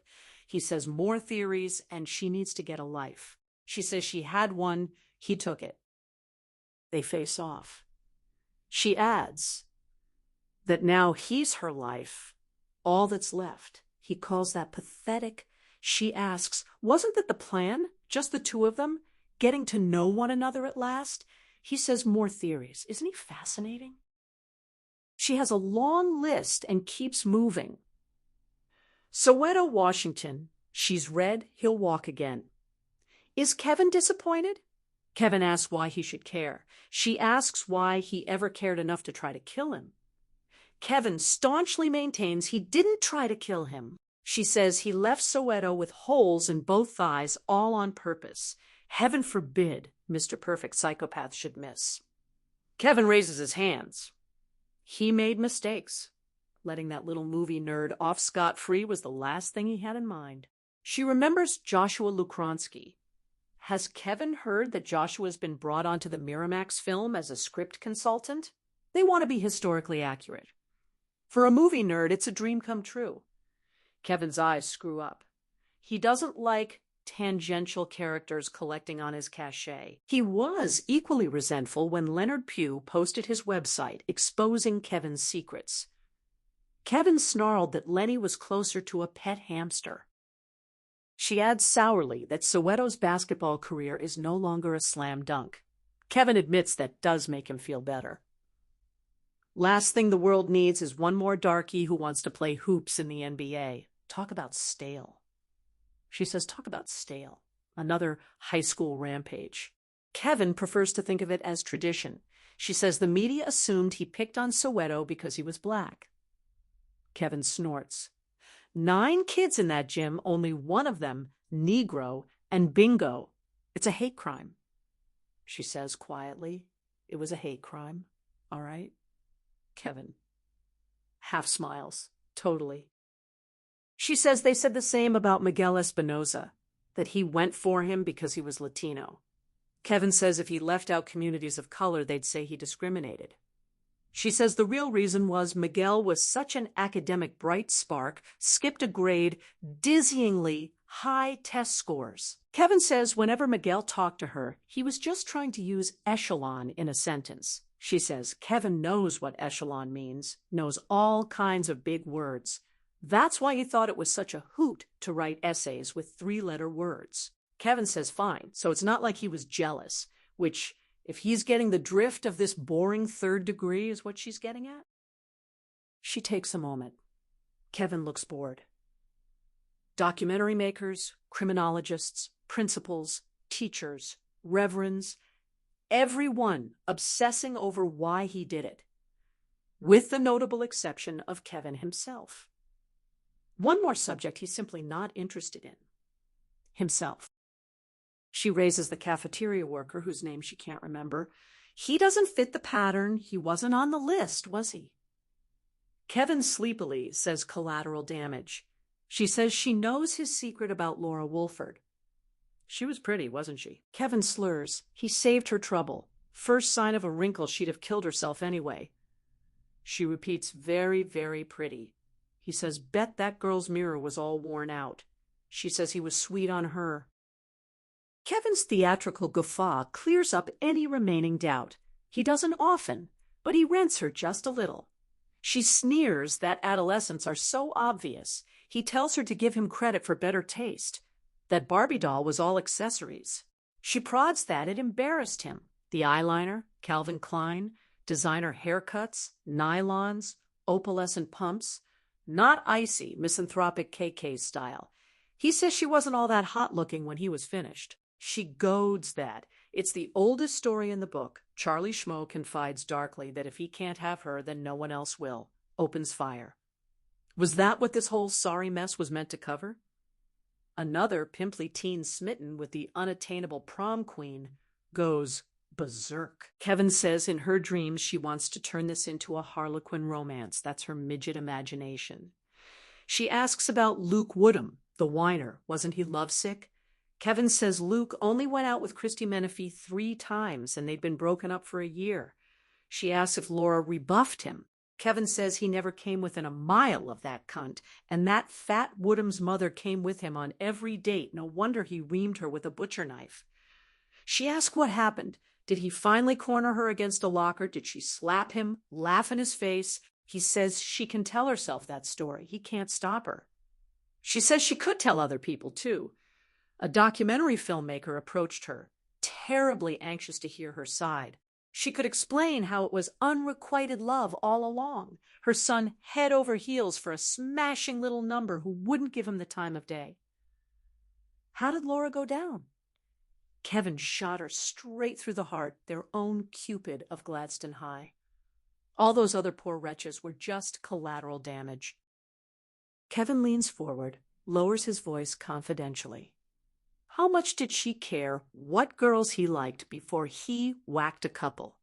How much did she care about anything that went on in his head until it got out? She loses it a bit. Her voice carries. She asks if he wants her to feel sorry for him. First, she'll feel sorry for Thelma Corbett and Mary Wolford, for the Fergusons and Randolphs, for the Ulanovs and Espinosas.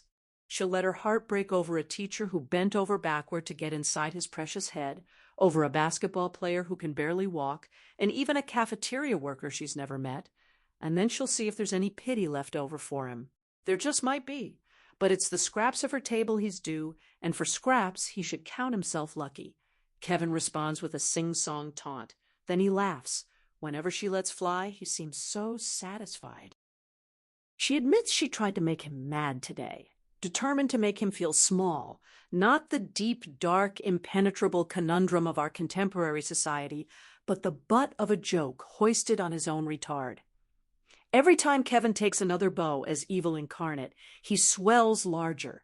Each slander, nihilistic, morally destitute, depraved, degenerate, debased, bulks his scrawny frame better than her cheese sandwiches ever did.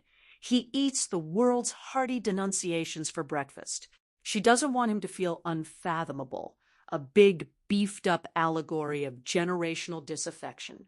She doesn't want to allow him to cloak the sordid particulars of his tacky, crappy, derivative stunt with the grand mantle of rudderless youth today. She wants him to feel like one more miserable, all too understandable snippet of a plain, dumb kid, witless, sniveling, inconsequential.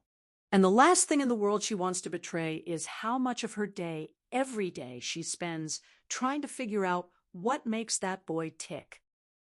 Her needling about Laura was merely an educated guess, although any suggestion that his grandiose atrocity derived from a tawdry little broken heart was certain to offend, she's not honestly sure how much his crush had to do with Thursday. For all she knows, he was trying to impress her. But she has made a study of those victims, whether or not he cares to examine the list himself. At first glance, a disparate group, motley as if names drawn from a hat, a basketball player, a studious Hispanic, a film buff, a classical guitarist, an emotive thespian, a computer hacker, a gay ballet student, a homely political activist, a vain teen beauty, a part-time cafeteria worker, and a devoted English teacher. Slice of life. An arbitrary assemblage of 11 characters scooped willy-nilly from the 50 or so whom their son didn't happen to like. But Kevin's displeasure isn't the only thing his victims had in common. Throw out the cafeteria worker, clearly there by mistake. Kevin has a neat mind and would prefer a tidy 10. Otherwise, every one of them enjoyed something. Never mind if the passion was pursued with any flash. Soweto Washington hadn't a chance at going pro. Denny was an atrocious actor. Greer Ulanoff's petitioning congressman who would vote with Clinton anyway was a waste of time. Joshua Lukronsky's obsession with movies annoyed many students beyond Kevin, forever quoting Tarantino, staging tiresome contests at lunch. Be that as it may, Joshua loved movies. And even his irksomeness didn't keep Kevin from coveting the infatuation itself. Didn't matter infatuation with what. Soweto loved sport and the illusion of a future with the Knicks. Miguel Espinosa, learning. Jeff Reeves, Telemann. Denny, Tennessee Williams. Mouse Ferguson, the Pentium 3 processor. Ziggy Randolph, West Side Story, and other men. Laura Woolford loved herself. And Dana Rocco, the ultimate unforgivable, loved Kevin. Kevin doesn't experience his aversions as envy. To him, all 10 victims were supremely ridiculous, excited over trifles, their enthusiasms comical. But like her wallpaper of maps, impenetrable passions have never made Kevin laugh. From early childhood, they have enraged him. Most children have a taste for spoliation. Tearing things apart is easier than making them. However exacting his preparations for Thursday, they couldn't have been nearly as demanding as befriending those people instead. Annihilation is a kind of laziness, but it still provides the satisfactions of agency. For most people, construction is tight and bunchy, while vandalism offers release, and there's an ownership to destruction and intimacy and appropriation. Kevin has clutched Denny Corbett and Laura Woolford to his breast, inhaled their hearts and hobbies whole. Destruction may be motivated by nothing more complicated than acquisitiveness, a ham-handed, misguided greed. She watched Kevin despoil other people's pleasures for most of his life. She can't count how many times she picked up the word favorite during maternal diatribes. The red galoshes stuffed with snack cake in kindergarten were Jason's favorite footwear. Kevin could easily have overheard that the white caftan he squirted with grape juice was her favorite floor-length dress. Each walking adolescent bullseye in that gym was some teacher's favorite student. He seems to especially revile enjoyments she can only call innocent. He habitually beelined for anyone poised to snap a photograph and walk deliberately in front of the lens. She began to dread trips to national monuments on behalf of the Japanese and all their wasted film. Across the globe are scattered dozens of collectible snaps, blurred headshots of the notorious KK in profile. When Kevin had just turned 14, she was approached at a PTA meeting to chaperone the 8th grade spring dance. She was surprised Kevin intended to go, since he boycotted most organized activities. In retrospect, maybe the draw was Laura Woolford. This end-of-year bash was the highlight of the social calendar. The idea was to give kids practice at being real teenagers before entering high school as bottom-of-the-pecking-order freshmen. She agreed, not looking forward to confiscating pints of Southern comfort.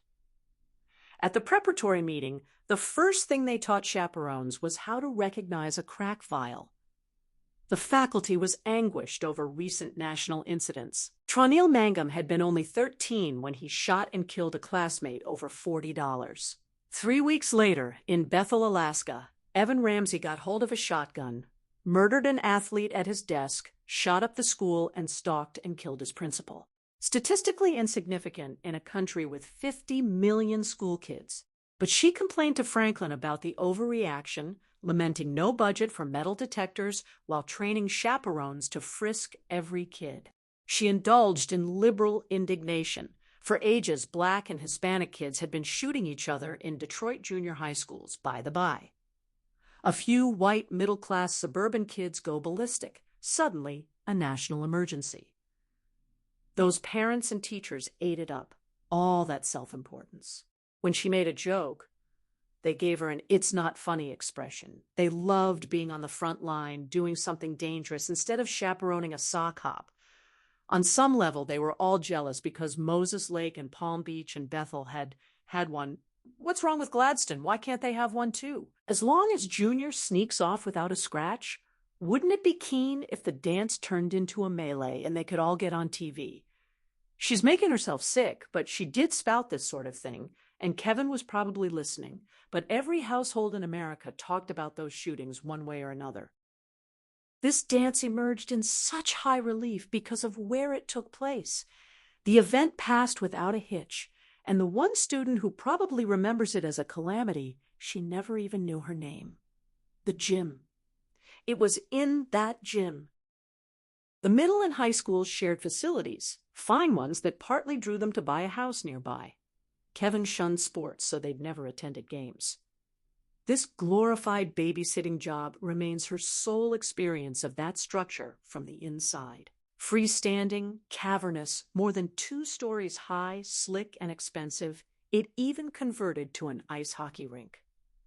That night, the arena made a booming echo chamber for the DJ. Sports equipment cleared.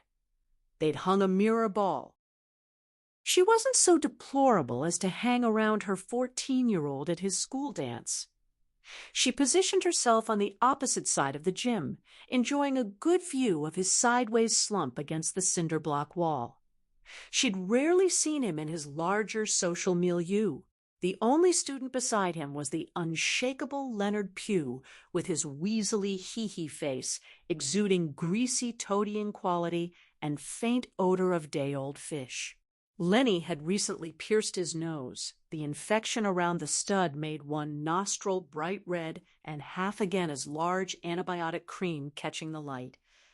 Something about that kid put her in mind of brown smudges in underpants. Kevin had recently conceived his tiny clothes fashion, which Lenny aped. Kevin's black jeans might have fit him at 11, legs reaching mid-calf, exposing dark hairs on his shins, zipper not quite closing. Lenny's ochreous cotton slacks looked nearly as hideous. Both wore stretched fruit of the loom, white T-shirts, leaving 3 inches of bare midriff. Whenever schoolmates passed, they gave those 2 wide berth, not snickering as if at a social reject. If laughing, they stopped. Crossing in front of that pair, students ceased talking altogether, resuming only once well out of earshot. Girls held themselves unnaturally erect. Football types trained their eyes straight ahead, darting edgy backward glances once a safe stone's throw away. As 8th graders hung back from the dance floor and flowered the walls, the space on either side of Kevin and his sidekick remained deserted for a good 10 feet. Not one classmate nodded, smiled, or ventured an innocuous greeting. Hesitant to risk what? The music made her feel old, but between bubblegum selections, she recognized some of the same artists they'd flopped about to in their 20s. Stones, Creedence, Who Hendrix, Joplin, The Band, Pink Floyd. She wondered if Kevin's peers, nodding along with Crosby, Stills, Nash, Young, The Grateful Dead, and even the Beatles, made their own era, especially distinguished, or his, especially destitute. When Stairway to Heaven came on, she had to stifle a laugh. She never expected Kevin would dance. The rest of the group's reluctance to break in was pro forma. no one wanting to be first. She was impressed when, the mid-court populated by no more than whirling polka dots from the mirror ball, one lone soul took the floor. Not a shadowy corner, the center. With pale, translucent skin, the girl had blonde hair and blonde lashes and eyebrows, whose tentative definition made her features look washed out. A weakness in her chin, small and ski-sloped, meant she'd never be pretty. The other problem was her clothes. Most girls played it safe with jeans.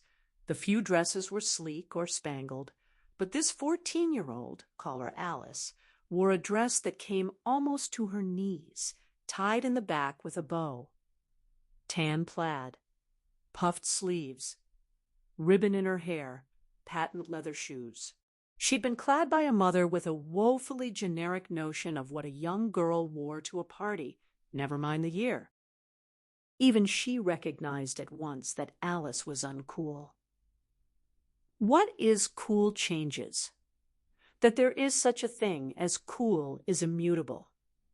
But this poor chinless waif didn't have enough social intelligence to rue her puffed sleeve, tan plaid, tie-bowed party dress. When her mother brought it home, she doubtless threw her arms around the woman in moronic gratitude. Stairway to Heaven enticed her to strut her stuff, but it's terribly slow, and she remembered it as undanceable.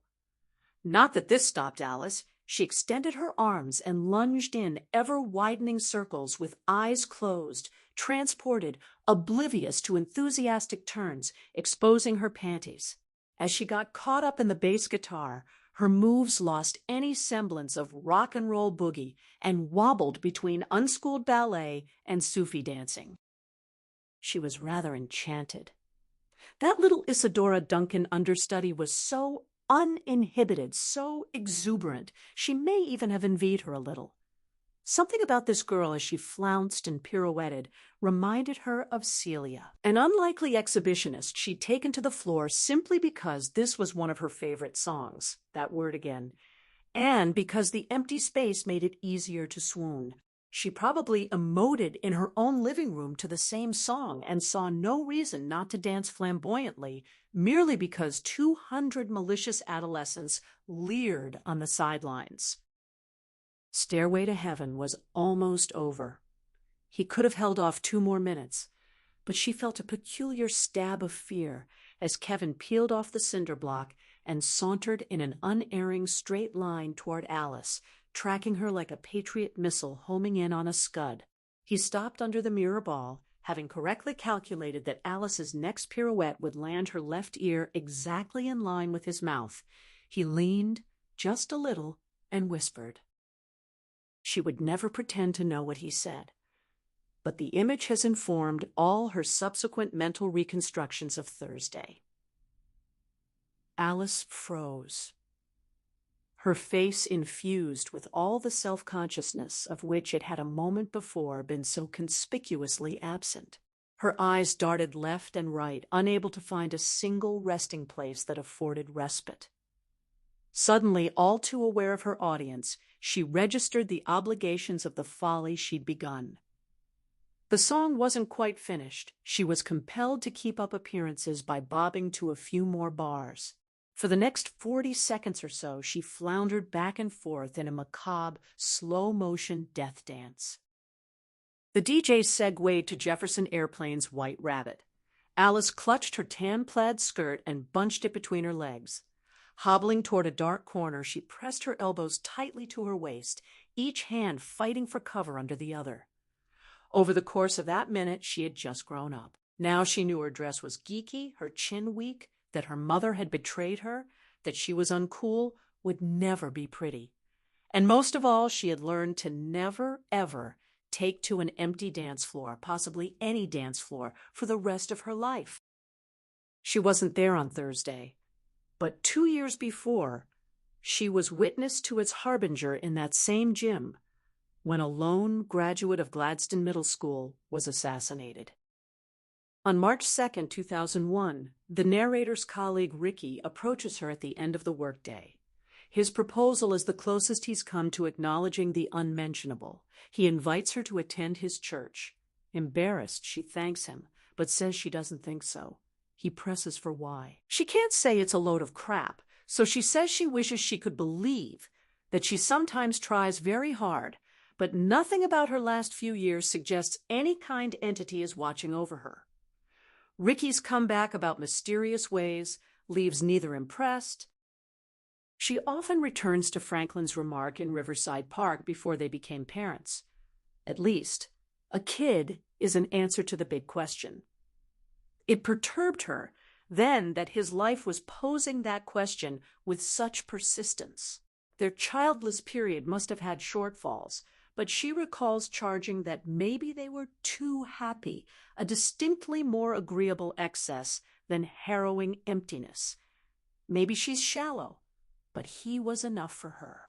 She loved scanning for his face outside customs after long trips, sleeping late in a hot pectoral cocoon. Their twosome wasn't enough for him. That may make him, between them, the more spiritually advanced, but it hurt her feelings. Yet if there's no reason to live without a child, how could there be with one?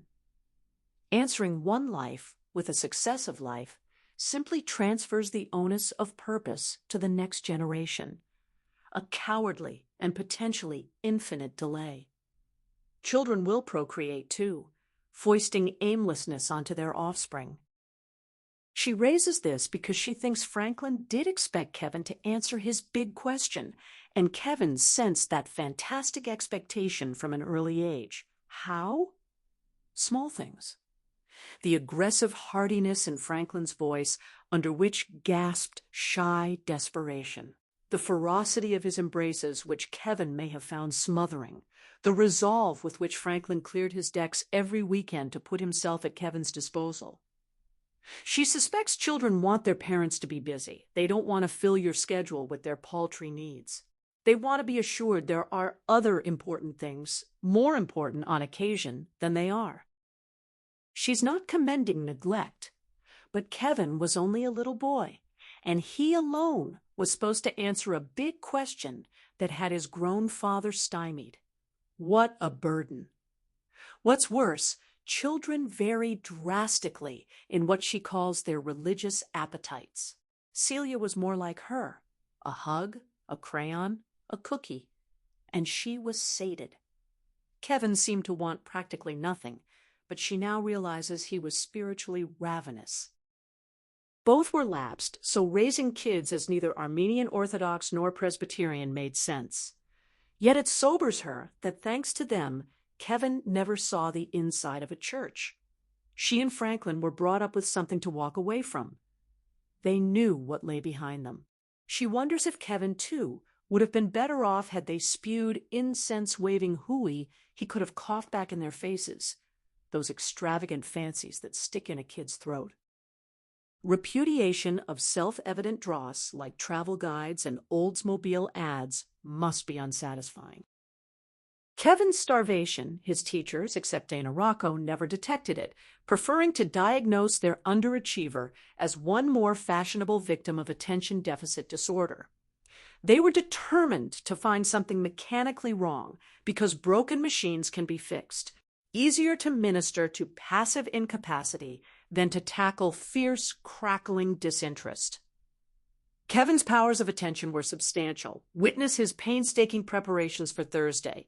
He left assignments unfinished, not because he couldn't finish them, but because he could. This veracity may explain his cruelty, an inept attempt at taking part. Having never seen the point of anything, he must feel brutally left out. The Spice Girls are dumb, Sony PlayStation's dumb, Titanic dumb, mall cruising dumb, and how could they disagree? Likewise, taking photos of the cloisters is dumb. Dancing to Stairway to Heaven in the late 90s, dumb. As Kevin approached 16, these convictions grew violent. He didn't want to answer Franklin's big question. He wanted an answer from Franklin.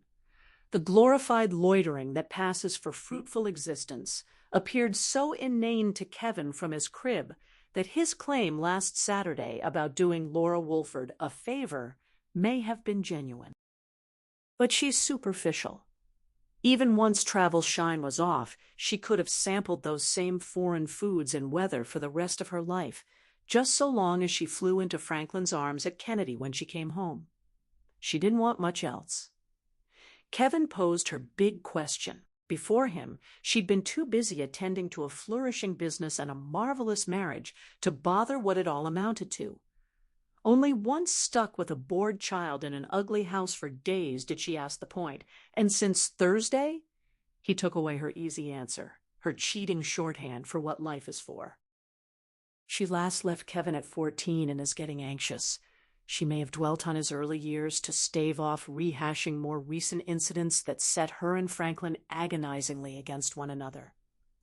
They both dread wading back through events whose only redeeming feature is that they're over.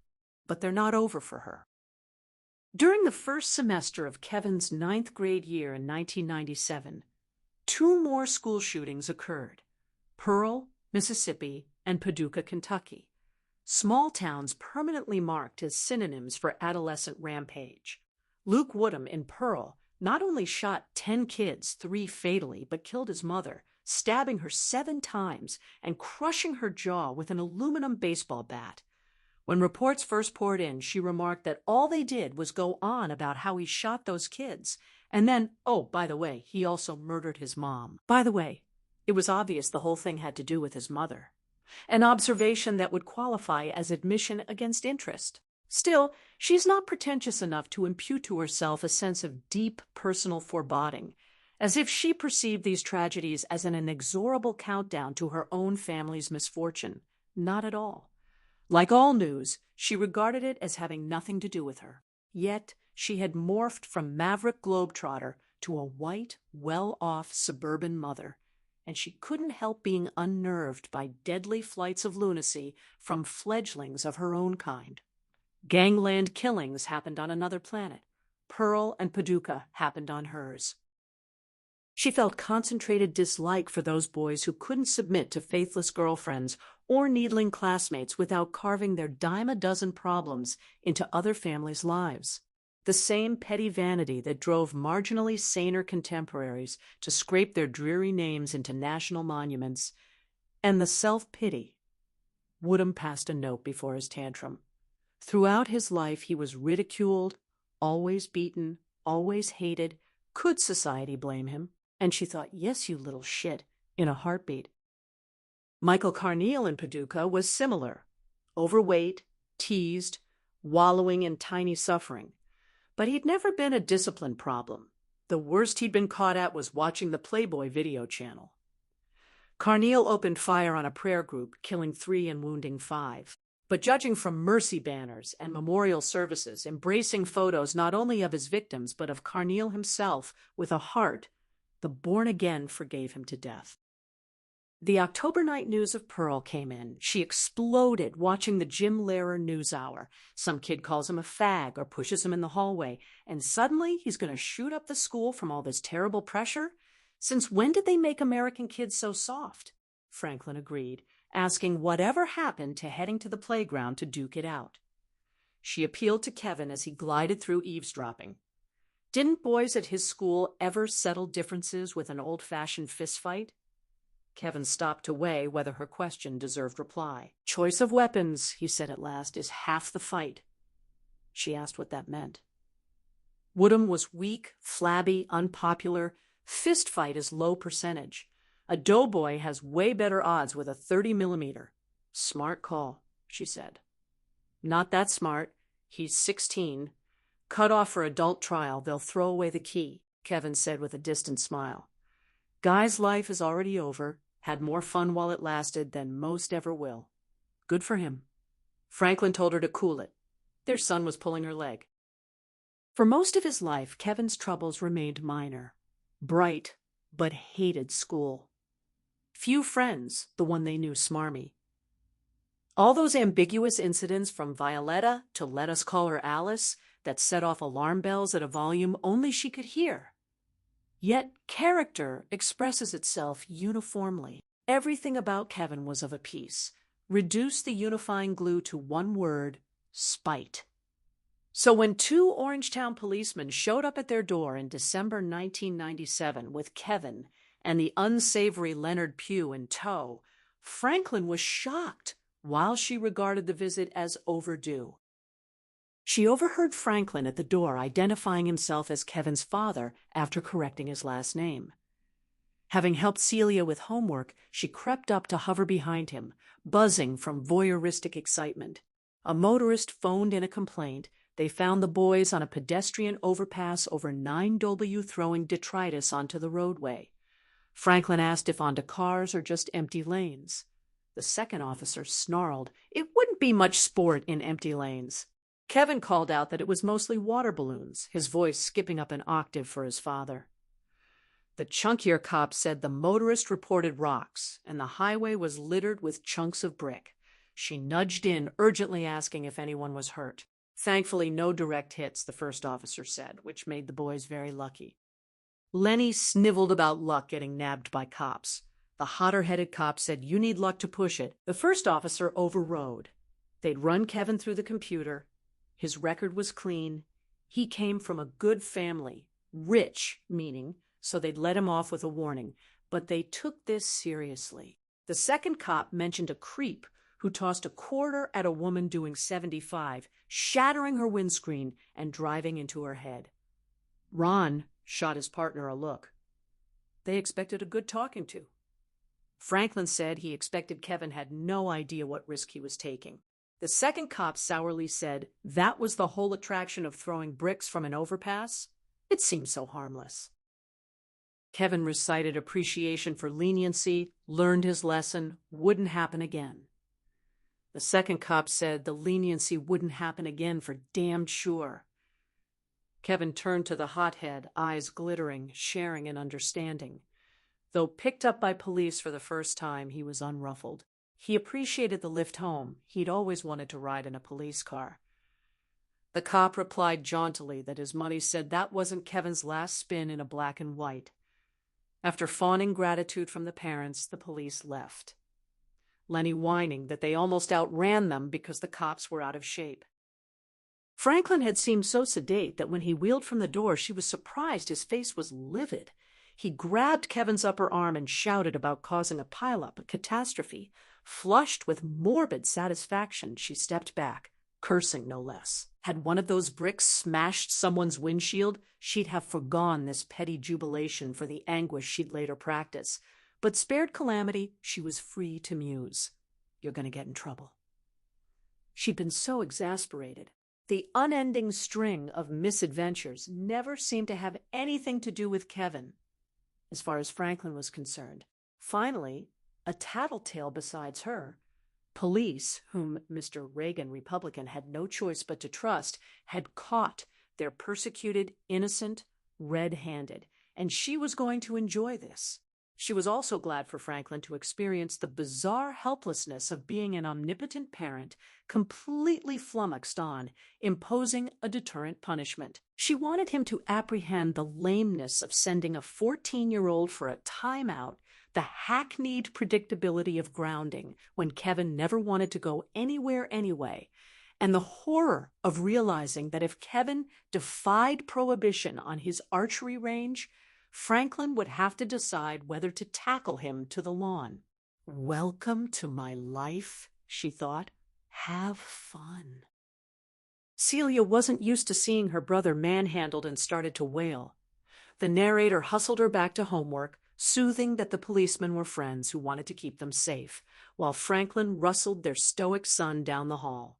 In her excitable state, she struggled to focus on farm animals. The yelling subsided surprisingly soon. Franklin didn't burn out that fast when mad at her. He'd presumably switched to somber disappointment, which for many children is more devastating than a lost temper, though she'd tried stern gravity ad nauseum with their firstborn, and she was glad for Franklin to sample this impotence too. It was all she could do not to creep down the hall and listen at the crack of the door. When Franklin emerged from Kevin's room, he closed the door with ministerial solemnity. His expression entering the dining area was curiously at peace. The narrator reasoned that getting shame and disgust out of his system must have been cleansing. When he motioned her to the kitchen, she assumed he'd explain the punishment so they could enforce it as a team. She hoped he'd found a novel, enforceable penalty that would get to their son where it hurt, a place she'd never found. Franklin whispered that the whole caper was Lenny's idea. Kevin went along because Lenny only proposed water balloons at first. Just a splash. Funny. Though Franklin told him even that could have startled a driver. Kevin realized that now. She asked about the bricks. They ran out of water balloons. Before Kevin knew it, Lenny pitched a stone, a piece of brick, when a car was coming. Kevin immediately told Lenny not to, since someone could get hurt. She said thickly, that sure sounded like Kevin. Lenny got a few more bits over before Kevin leaned on him hard enough to make him stop. That must have been when someone with a mobile called the cops. They were still up there hanging out when police pulled up. Spectacularly dumb, Kevin admitted. But for a kid with no record, those blue lights must be scary. Without thinking, she interrupted. Kevin was a very bright boy. She sensed he'd done plenty of thinking. Celia called out. The narrator told her to go back to homework. Daddy was telling a really good story, and she could hardly wait to hear how it ended. Franklin resumed. They ran.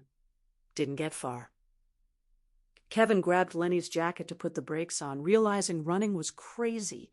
Lenny already had something on his record, sugar in a gas tank or such, and had been told if caught again, they'd press charges. Kevin reckoned with his own clean record, they'd let him off with a warning. So Kevin told the cops he was the ringleader, the only one who threw rocks. Once the whole thing was on the table, Franklin felt sheepish for laying into him. She looked up with dumbstruck admiration and asked if he apologized. He shrugged.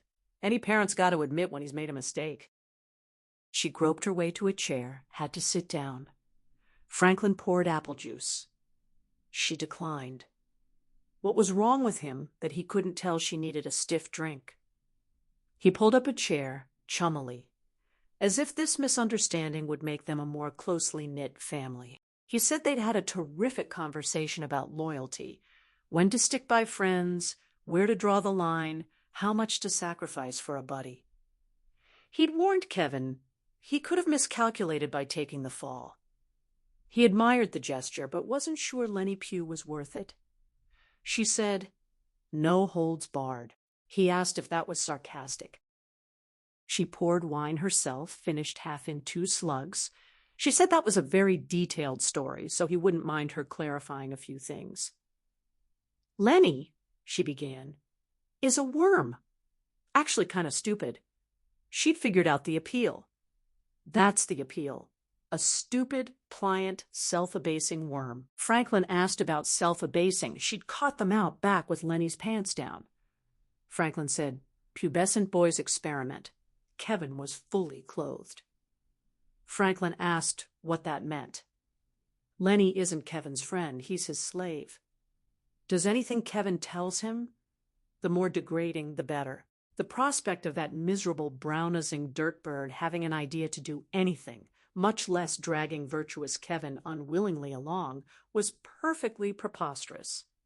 Franklin told her to keep it down and said she didn't need another glass. She agreed. She really needed gin, but Merlot would do. Franklin said, Kevin made a dubious call, and they discussed that, but taking the rap still took guts, and he was pretty damned proud. She interrupted. Bricks are heavy. Builders don't store bricks on pedestrian overpasses. How did they get there? Piece of brick, Franklin said. Yes, she slumped. She was sure that's what Kevin said, too. Franklin said he's their son. That should mean having a little faith.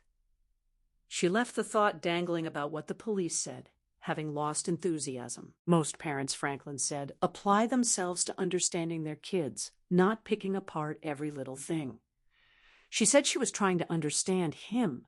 Her ferocity carried, and Celia started to whimper. She wished he would, too.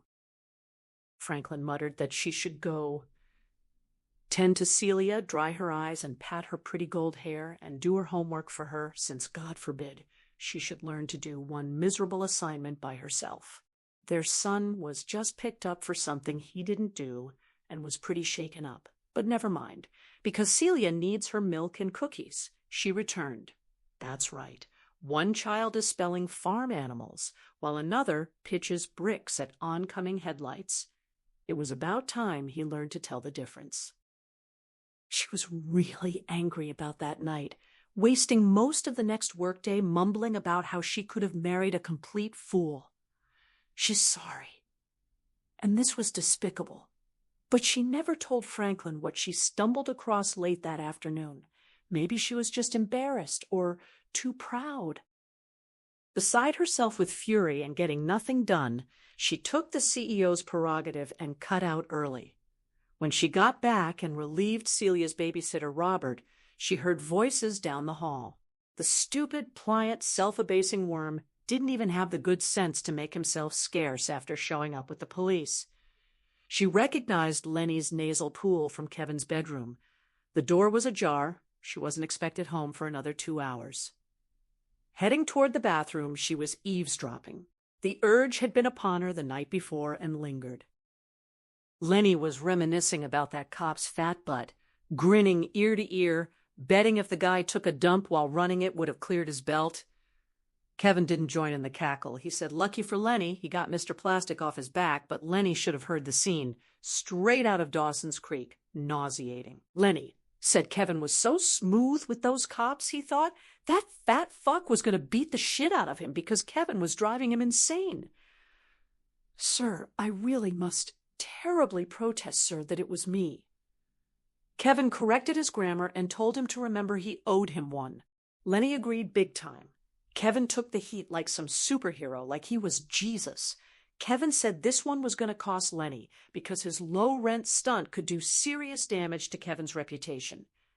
He had standards. He saved Lenny's ass this time. But don't expect a sequel. Rocks over an overpass is trite, has no class. March 3rd, 2001, Franklin has put it together. She felt ashamed of her false accusations, and that's the real reason she decided to ask Kevin on a mother-son outing, just the two of them. Franklin thought it was a weird idea, and when he commended heartily that they should do that sort of thing more often, she knew he didn't like it, especially with the barb about avoiding pedestrian overpasses, since Kevin would have an uncontrollable urge to throw whole Barcaloungers onto the road. She was nervous, but pushed herself. No point moaning that your adolescent never talks to you if you never talk to him. The trip to Vietnam had backfired for being overkill. 3 solid weeks when no 13-year-old can bear to be seen with his parents. One day at a time would be easier. Besides, she'd forced her own enthusiasm for travel instead of doing what he wanted, whatever that was. Dithering over how to pop the question made her feel like a bashful schoolgirl. When she finally cornered him in the kitchen, she said she'd like to ask him out on a date. Kevin looked mistrustful and asked what for. Just to do something together, for fun. Like what? This part made her nervous. Thinking of something fun to do with their son was like planning a trip with a pet rock. He hated sports, was indifferent to movies, food was chaff, nature an annoyance. So she shrugged. Maybe Christmas shopping, dinner.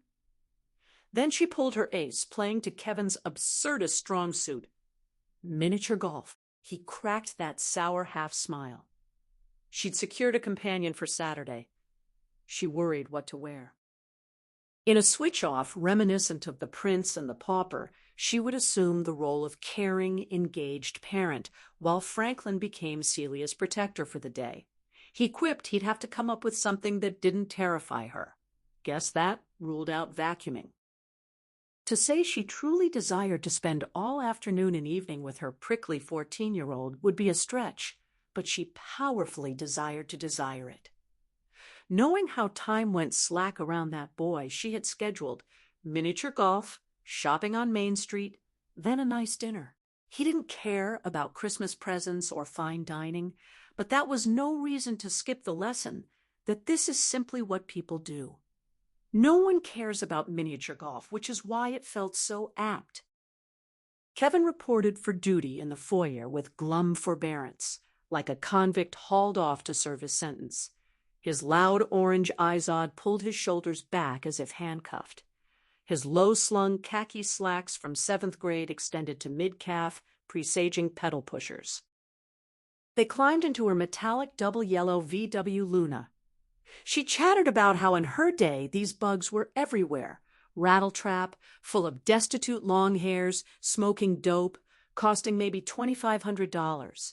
Now, the reissue cost 10 times that, still fit 2 adults and a cat, but was a luxury automobile. She didn't know what that was. Ironic? Funny? Silence. Then Kevin laboriously said it meant she'd spend 25 grand to kid herself. She was still 19 and still get no trunk space.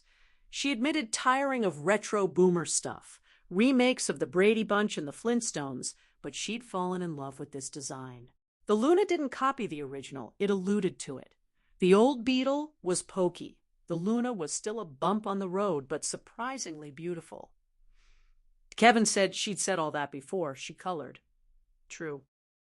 She pulled into the funky Spark Hill course called 9W Golf and noticed Kevin hadn't worn a jacket. Chilly, overcast. She exploded, asking why. Couldn't he get uncomfortable enough? He asked if she meant with his own mother. She slammed the door. German engineering made a muffled clump.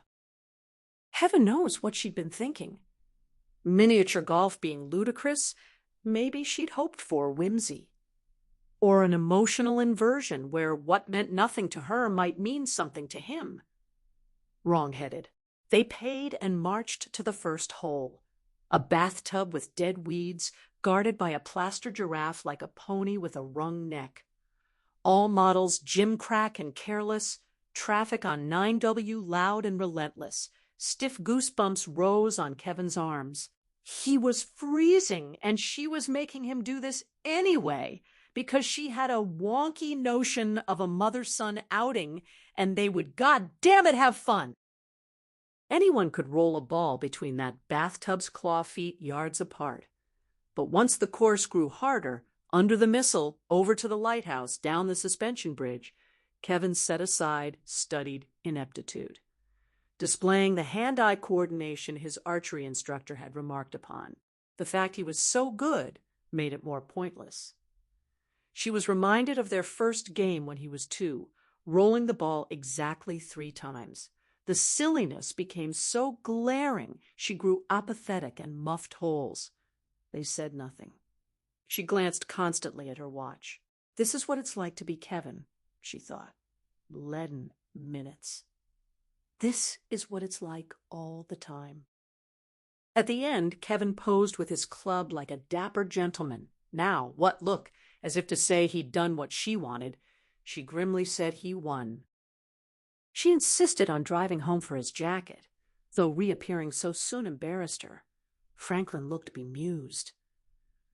Going up through Nyack to Gladstone and back to Nyack to shop introduced more awkwardness. But now that Kevin had made a hash of her playful idea, turned it into a mechanical, bone-chilling farce, he seemed more contented. Once parked on Broadway due to bumper-to-bumper December traffic, he volunteered a thought. He didn't get why they celebrated Christmas when they weren't Christian, pronouncing Christ with a long I. She said it was true Franklin. And she didn't believe a young man from 2,000 years ago was the Son of God. But holidays were nice. Make part of the year different. Studying anthropology taught her it was important to observe cultural rituals. Kevin breezily said just so long as they're totally empty. She asked if he thought they were hypocrites. He said her word, not his. He glided past the Runcible Spoon to Main Street, turning heads of older high school girls. Not his smoky Armenian looked so much as his languid elegance at odds with preposterous clothes, moving levelly as if on casters. Those fine, exposed hip bones couldn't have hurt. He summed up weaving through pedestrians. She wanted to keep the presents and high-test eggnog, but chuck the prayers and boring service, cash in on good stuff without paying for it with the shit. She agreed cautiously. In a broad sense, she'd tried that all her life. He said long as she could get away with it, not sure it's always possible, and let the subject go. Conversation ceased. When a kid almost ran her over on a razor scooter, she supposed aloud they could buy Celia one. Kevin said a couple years ago, give a kid a geeky scooter and he'd have bawled his eyes out. She lunged at collegiality. That's what's wrong with this country. So faddish. Same with inline skates. Still, she wouldn't want Celia left out. Kevin told her to get real. Celia would be scared shitless. She'd have to hold her little hand everywhere or carry her scooter and all. Count 'em out. They didn't get the scooter. They bought nothing. Kevin made her so self-conscious that everything she considered damned her, scarves and hats, suddenly seemed stupid. They had scarves, they had hats. Why bother? She was sorry to lose the parking space, but glad to act the proper mother, announcing they'd go back where he'd dress in normal-sized clothes. His airy whatever you say made her more aware of her authority's limits than its force. Passing the runcible spoon, a corpulent woman sat alone with a lavish hot fudge sundae. She ruminated safely out of earshot. Whenever she saw fat people, they were eating.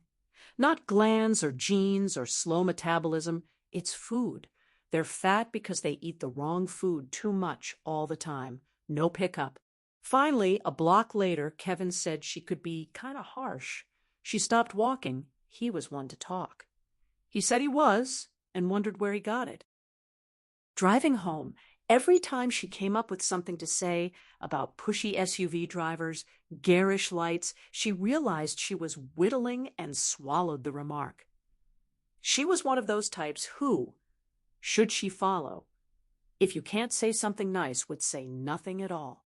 Their raw silence in her Luna supplied a foretaste of Claverac's long, dead air. Back home, Franklin and Celia had made tree ornaments all afternoon. He'd helped her weave tinsel in her hair. He was arranging frozen fish sticks when she bustled from the bedroom and asked him to fasten the top button of her hot pink silk dress. He said she wasn't looking very maternal. She wanted to create a sense of occasion. She thought he liked this dress. He did. But that slit up the thigh was cut pretty high. And she didn't want to make Kevin uneasy. She said she was making someone uneasy, obviously. She found earrings and splashed on opium, then returned to find Kevin had not merely followed the letter of her law. She'd half expected a normal-sized bunny suit. He stood at the sink with his back to her. His lush black rayon slacks rested on narrow hips and fell to his cordovans with a slight break. She hadn't bought that white shirt.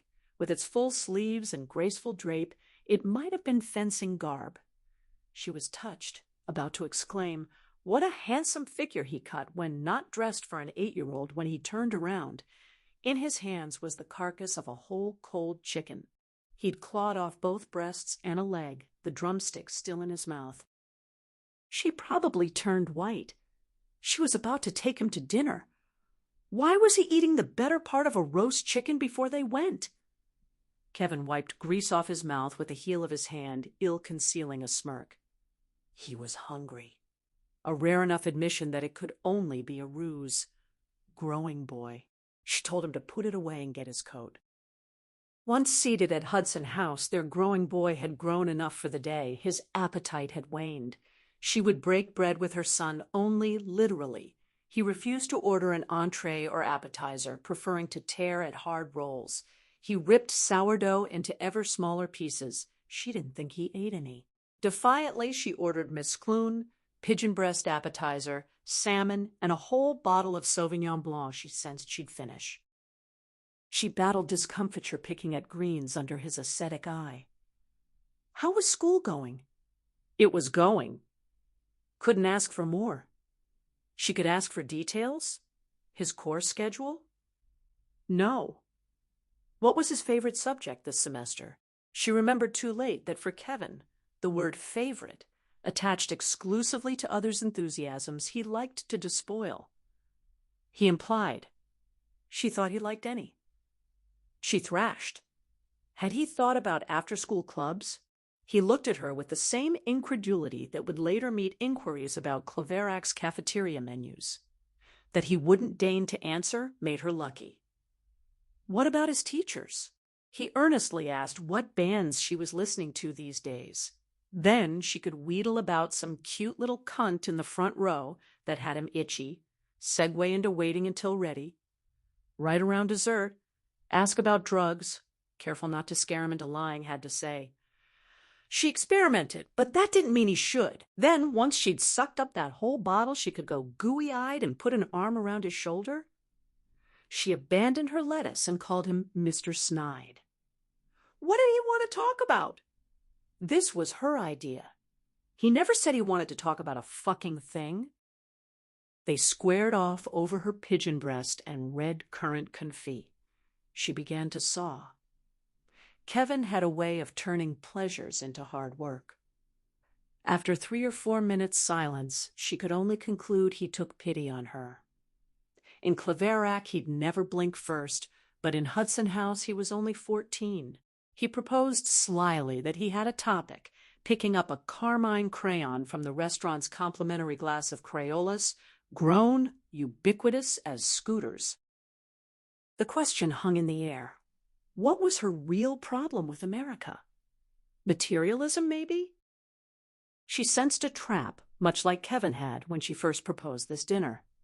But with an entree and most of a wine bottle ahead of her, she refused to spend the evening doodling on tablecloths. So she answered honestly, brushing off the materialism angle. Then she started to invoke her ex-husband's grandfather, but Kevin cut her off, finishing the old man saying for her, materials were everything. He pressed again for her real beef. And then, absurdly, her mind went blank. The same paralysis that struck on airplanes when strangers asked for book recommendations, that perfect, humiliating emptiness, descended now. Her critical stance toward the United States, that precious, hard-won outlook, suddenly evaporated. She'd even learned to give the country grudging credit for its improvisational spirit and its glorious lunatics. But now, unable to name a single grievance, she felt the floor drop out. Maybe she hadn't been practicing sophisticated cosmopolitanism. Maybe it was just petty prejudice. But on airplanes, the titles always returned. And now, something loosened. She offered an answer. Ugliness. Kevin shot back, sarcastically invoking amber waves of grain. She pushed forward, fast food blight. Plastic spreading like potato rot across the landscape. He reminded her she liked the Chrysler Building. She conceded it was old, but modern American architecture was horrendous. So the country was a dump, he concluded. Why was anywhere else better? She pointed out he'd hardly been anywhere else. Vietnam was a shithole, he countered. The lake in Hanoi stank. But hadn't she found the people gorgeous? Physically gorgeous, even. He turned it into a crude joke about Asia and sex tourism. She asked dryly if he was having fun.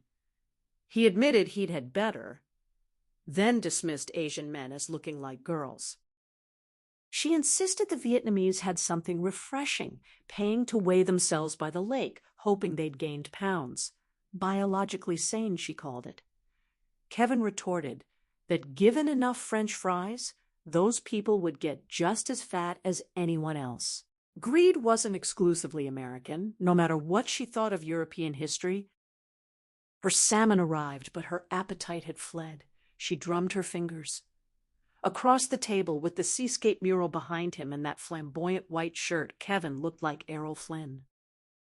The accent, she said. She hated it. He reminded her it was her accent, too, even if she said tomato. She accused him of thinking that pretentious. He asked if she didn't agree. She laughed a little and admitted it was pretentious. Something was loosening. Maybe this outing wasn't a bad idea. Maybe they were getting somewhere. She threw herself into it. Lack of accountability, she said. Everything wrong with an American's life was someone else's fault. Smokers suing tobacco companies after knowing the risks for 40 years. Soon fat people would sue fast food chains for too many Big Macs. Then she caught herself. She'd said all this before. Kevin was winding her up like a toy, that same mischievous expression she'd seen on a boy with a remote control car. He allowed, barely smiling, that he'd heard it once or twice. Power walkers? She said. They drove her insane. But then came something she hadn't articulated before. People couldn't just walk. They had to be on a program. And maybe that was at the heart of it, the belief that life's intangible, elusive goods could be obtained by joining a group or signing up for a subscription or following instructions on a label. Then, when the product failed to deliver happiness, though the right to happiness was enshrined in the Constitution, Americans sued each other senseless. Intangibles? Kevin asked.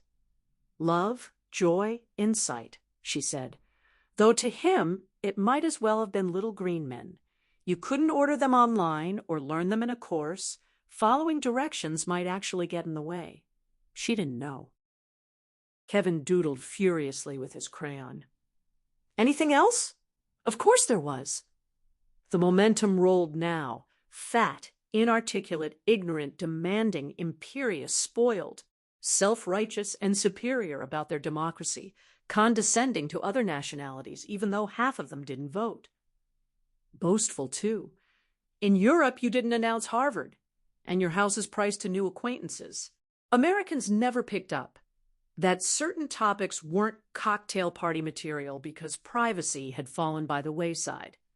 Trusting to the point of stupidity, worst of all, they had no idea the rest of the world couldn't stand them. She was talking too loudly, saying abrasive things, but she felt exhilarated.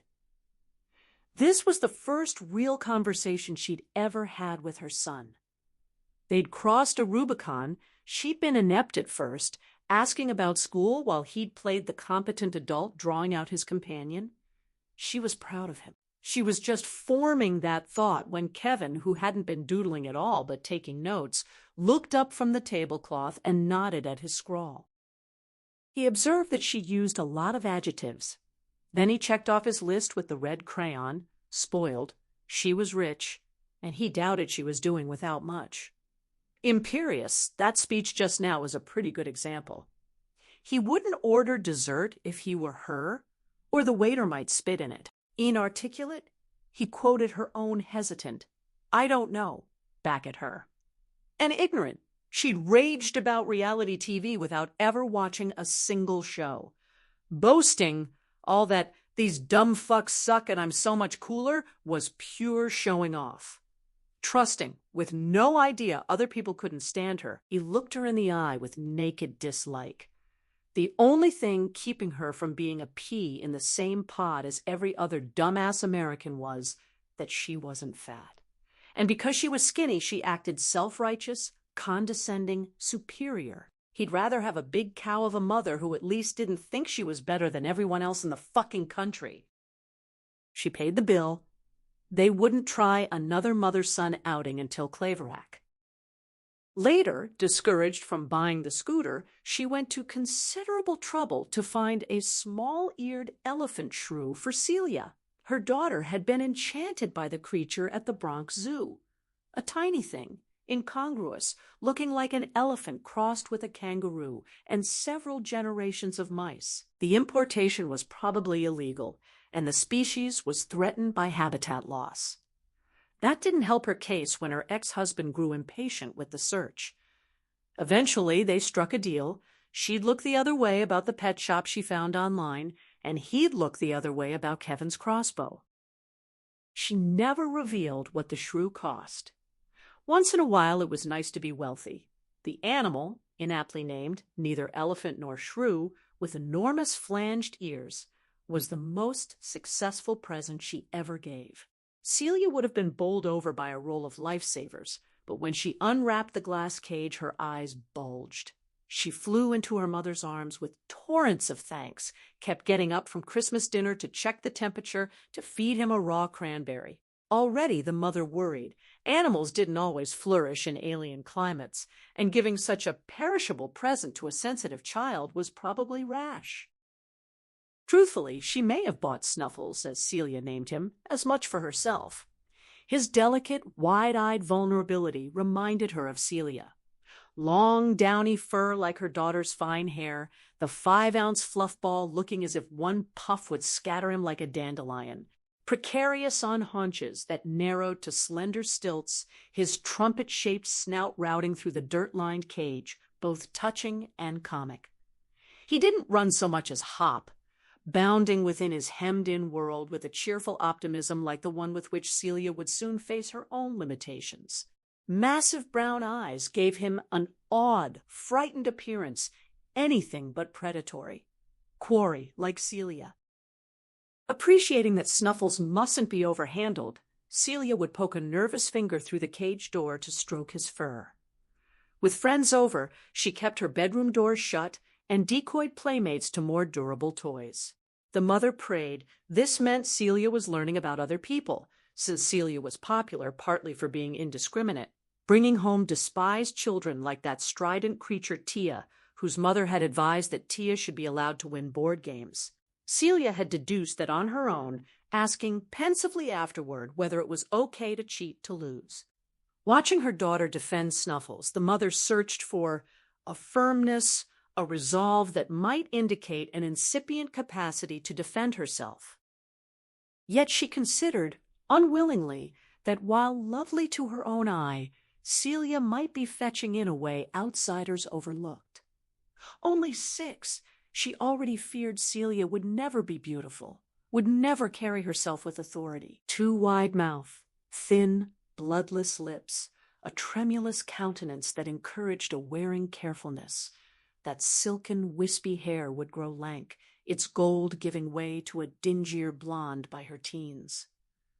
True beauty was a tad enigmatic, and Celia was too artless to imply concealment. An available face, uninteresting by definition. Already she could see it. The doomed crush on the student council president who didn't know Celia existed. She would always give herself away cheaply, move in too young with an older man who would abuse her generous nature and leave her for someone more buxom. But at least she would always come home for Christmas, and given the chance, she would make a far finer mother than the one sitting here now. Kevin wanted nothing to do with Snuffles. The very name was an indignity to a teenage boy. He was happy, though, to catch spiders or crickets and dangle them into the cage. Standard boy stuff, perfect for him since Celia was too squeamish, but his cool, deadpan teasing never stopped. She couldn't have forgotten the night she served quail, and Kevin convinced his little sister that the scrawny carcass on her plate was the elephant shrew. She knew Snuffles was just a pet, an expensive one, and some unhappy ending was inevitable. She should have thought of that before giving the little beast to her daughter. Still, to avoid attachments for fear of loss was to avoid life. She'd hoped he'd last longer, but that wouldn't have made it any easier when calamity hit. That night, in February 1998, was the only instance she could remember of Celia's dissembling. The girl kept darting around the house, crawling on the floor, peering under the sofa. But when asked what she was looking for, she chirped that it was nothing. She continued scuffling on all fours past her bedtime, refusing to explain the game but begging to play it longer. Finally, enough was enough, and she hauled Celia off to bed as the child struggled. It wasn't like her to be such a brat. She asked about Snuffles, trying to distract her daughter when she turned on the light. Celia's body stiffened. She didn't look at the cage when bounced onto the mattress. After a pause, she whispered that he was fine. Her mother said she couldn't see him from there and asked if he was hiding. Celia said he was hiding, in an even smaller voice. When told to go find him, she repeated the same words, still not looking at the cage. The elephant shrew sometimes slept under a branch, but when she searched the cage herself, she couldn't spot any tufts. She asked sharply whether Celia had let Kevin play with Snuffles, the same tone she might have used to ask whether he'd been put in a blender. Celia gasped that it was all her fault and began sobbing. She thought she'd closed the cage door, but when she came in after supper, it was open and he was gone. She'd looked everywhere. Her mother cooed that they'd find him, but Celia wouldn't be quieted, calling herself stupid. Kevin said so, and he was right, and hitting her own temple so hard that her mother had to grab her wrist. She was hopeful the crying jag would burn itself out, but a little girl's grief had astonishing staying power. The strength of Celia's self-loathing tempted her to make false promises. She assured her daughter that Snuffles couldn't have gotten far and would be back in his cozy cage by morning. Grasping at that treacherous hope, Celia shuddered and lay still. They didn't give up until about 3 a.m. She couldn't think of a cranny. They didn't check. Her ex-husband moved the dryer. She combed the trash. He pulled books from lower shelves while she steeled herself to check the disposal for hair. When they collapsed in the living room with dust balls in their hair, he said he didn't want to make it worse with an "I told you so." He'd thought the pet was cute, but that was a rare, delicate animal, and Celia was in 1st grade. She protested that Celia had been so conscientious, never out of water, careful about overfeeding. Then to just leave the cage door open? He reminded her that Celia was absent-minded. She suggested ordering another one. He said 1 lesson in mortality was enough for the year. She asked if he thought Snuffles got outside. He said cheerfully, that in which case he'd already frozen to death. "Better than dogs," he added.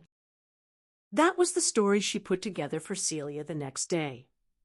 Snuffles had gone to play outdoors, where he was much happier with fresh air and would make lots of animal friends. Celia would believe anything. She'd expect to recollect her daughter's ashen mope of the following week, not ordinary housekeeping. But under the circumstances, she had good reason to recall that the kids' bathroom sink backed up that weekend. Their housekeeper wouldn't be in until Monday, and she'd never spurned a little upkeep now and again. So she poured liquid plumber into the clog, added cold water, and left it to sit according to the directions. Then she put the bottle away. Did her ex-husband seriously imagine that after all this time she would change her story? She put it away. March 8th, 2001. She wrote to Franklin, now her ex-husband, that there'd been another one. She should have known on Monday afternoon when all her co-workers suddenly started to avoid her. Standard issue. In a suburb outside San Diego, a 15-year-old boy brought a gun to high school in his backpack. He hid in the boys' bathroom, shot 2, then proceeded to the hallway to fire at anything that moved. 2 students killed, 13 injured. He retreated to the bathroom again, where police found him cowering on the floor with the gun to his head. He was arrested without a struggle. He'd just broken up with his girlfriend, who was 12. On the news Monday night, some fellow students characterized the shooter as picked on, a freak, and a loser. Yet others said he had plenty of friends and was actually well-liked. The latter descriptions must have confused the audience, because when the story was revisited for another inquiry into why, all depictions of well-liked had been expunged. If the boy hadn't been bullied, he failed to support the fashionable Revenge of the Nerds interpretation. These incidents were now meant to teach concern for the underage outcast, not stricter gun control. So the shooter became nearly as famous as his crooner namesake, but she doubted there was a news consumer in the country who could name either of the 2 students he shot dead. Teenagers who never did anything wrong outside of heading to the bathroom on a morning that more fortunate classmates resolved to hold their bladders through geometry. Exercising what she could only regard as a civic duty, she'd committed those names to heart. She'd heard parents allude to horrifying incidents involving their children.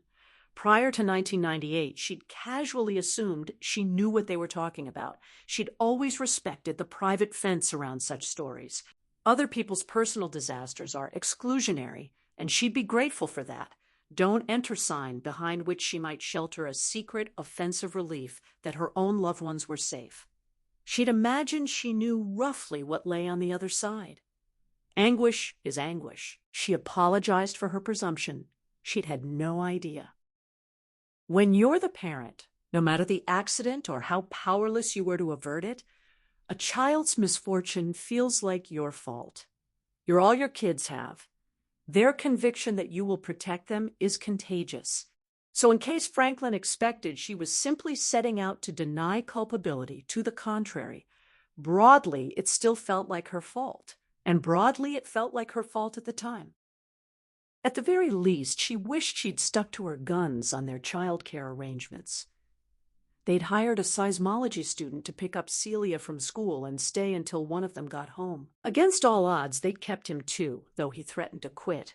Once they assured him that Kevin was old enough to look after himself and he need only watch Celia. But Franklin was on a responsibility kick. Kevin was 14, as old as many sitters. If Kevin was to become trustworthy, he had first to be trusted. It sounded good. So Franklin told their childminder that as long as Kevin had returned from 9th grade and been told to keep an eye on Celia, the student could go. That solved the recurring problem of him getting stranded, chafing when he had research to return to.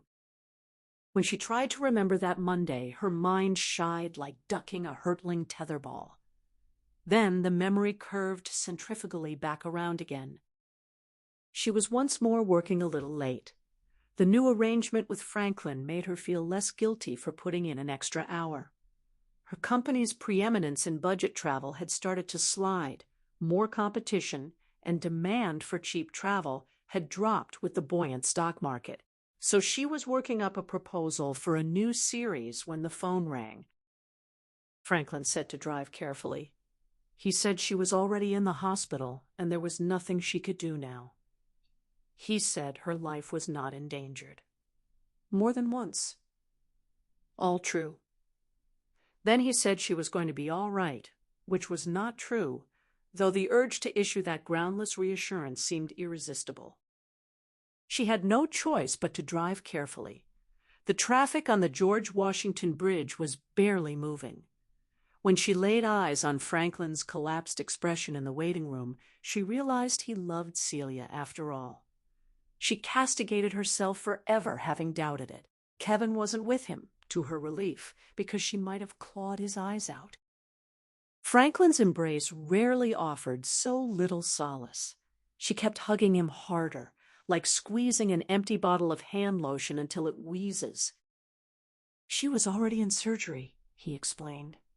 He'd run Kevin home because there was nothing to do but wait, and no point making this harder on her brother than it already was. But she wondered if Franklin hadn't whisked him away to safeguard him from her. They sat in those same sea-green metal chairs where she'd agonized over what Kevin would tell the doctors when she broke his arm. She said she didn't understand what happened. She was quiet. Franklin said he thought he'd told her over the phone. She said it didn't make sense. Her tone baffled, not contentious. Why would Celia be doing with that stuff? Kids playing, he guessed. But Celia went to the bathroom by herself now, she resumed. She didn't like it in there. She never had. She wouldn't play in there. An incipient insistence in her voice must have sounded dangerous. They shrank back. Celia was still in surgery. They wouldn't fight. Franklin held her hand. It seemed hours later that the doctor emerged. Franklin had called home twice out of earshot and bought her coffee that now sat topped with crinkled skin. When a nurse pointed them out to the surgeon, she suddenly understood why some people worship their doctors and why doctors are prone to feel godlike. But with one look at his face, she saw he wasn't feeling very godlike. He was sorry, the surgeon said. They'd really tried. But there was too much damage. He was afraid they couldn't save the eye. They were encouraged to go home. Celia was heavily sedated and would remain so for some time. Not long enough, she thought. They stumbled from the waiting room. Her ex-husband pointed out numbly that the surgeon said the other eye was probably okay. Just that morning, she'd taken for granted that her daughter had too. In the parking lot, it was cold. She'd left her coat at the office. They had 2 cars to drive home, which made her feel colder. She sensed a junction of sorts and feared that if they each launched off into separate vehicular universes, they'd end up in the same place, only in the most banal geographical sense. Franklin must have felt the same need to confirm they were on the same page because he invited her into his truck for a few minutes to debrief and get warm. She missed his old baby blue pickup associated with their courtship, classic, down-home, honest. The bulky 4x4 that replaced it had the blunted contours of an inflatable dinghy, its puffed-up posture reminding her of lizards whose only weapon is display. In better days, she'd quipped about finding a tiny dick under the chassis. At least he'd laughed. The heating worked too well, The cab got stuffy, bigger than the Ford, but his baby Blue had never felt this claustrophobic, with just the two of them.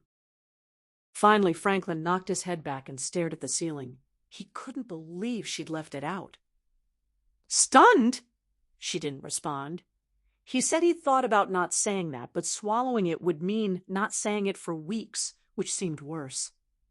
She licked her lips, trembling. She hadn't left it out. Franklin dropped his head and sighed, telling her not to make him do this. He remembered she'd used liquid plumber on Saturday because she'd warned them not to run water in that sink for an hour. She insisted she'd put it away, back in the high cabinet with the child lock, which Celia couldn't even reach with a chair. He asked how it got out then. "Good question," she said icily. He conceded she was usually very careful, but people aren't machines. She remembered putting it away. He asked if she remembered putting her shoes on that morning, closing the door behind her. How many times had they had to go back and make sure the stove wasn't on? "The stove is never on," she countered. Almost a rule of life. He told her when it's on. The one time she didn't bother to double check, and that was when the fucking house burned down.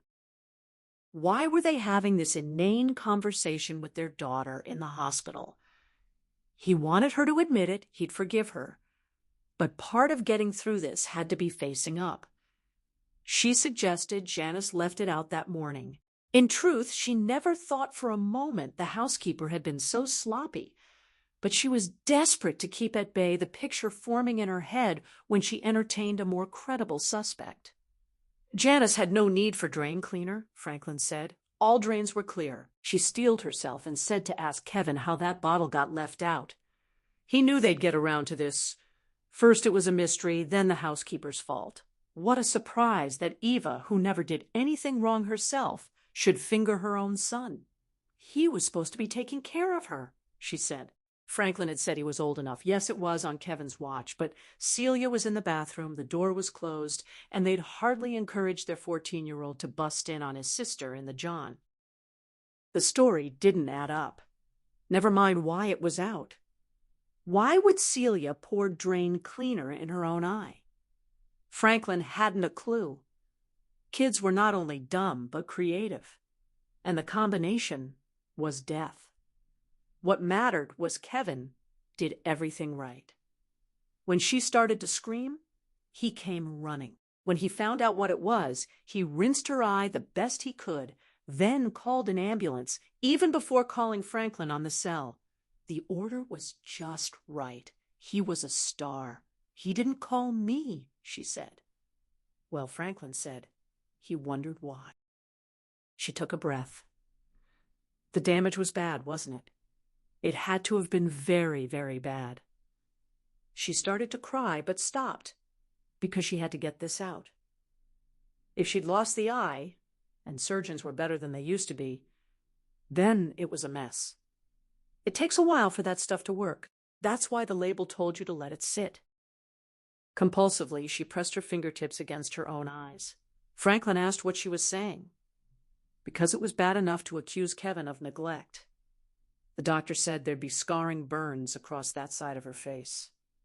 Time. It would have taken time. Maybe Kevin washed it out, but when? When he was finished with what? Franklin grabbed her arms. Finished with Celia, she groaned. He told her never to say that again. Not to anyone, not even to him. She wrenched free. Celia douse herself with acid? Celia was afraid of everything. She was 6, not 2. She knew not to touch the stove, didn't eat bleach. Meanwhile, Kevin could reach that cabinet and work child locks in his sleep. He wasn't her savior. He did it.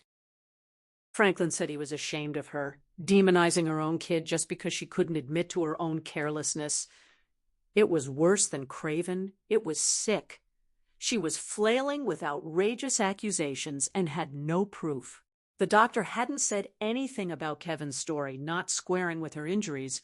Only his mother could detect a cover-up because she was such a medical expert, such an expert on corrosive chemicals because she'd occasionally cleaned house. As ever, Franklin couldn't keep shouting while she cried. He implored her to realize she didn't know what she was saying because she was upset. She wasn't herself.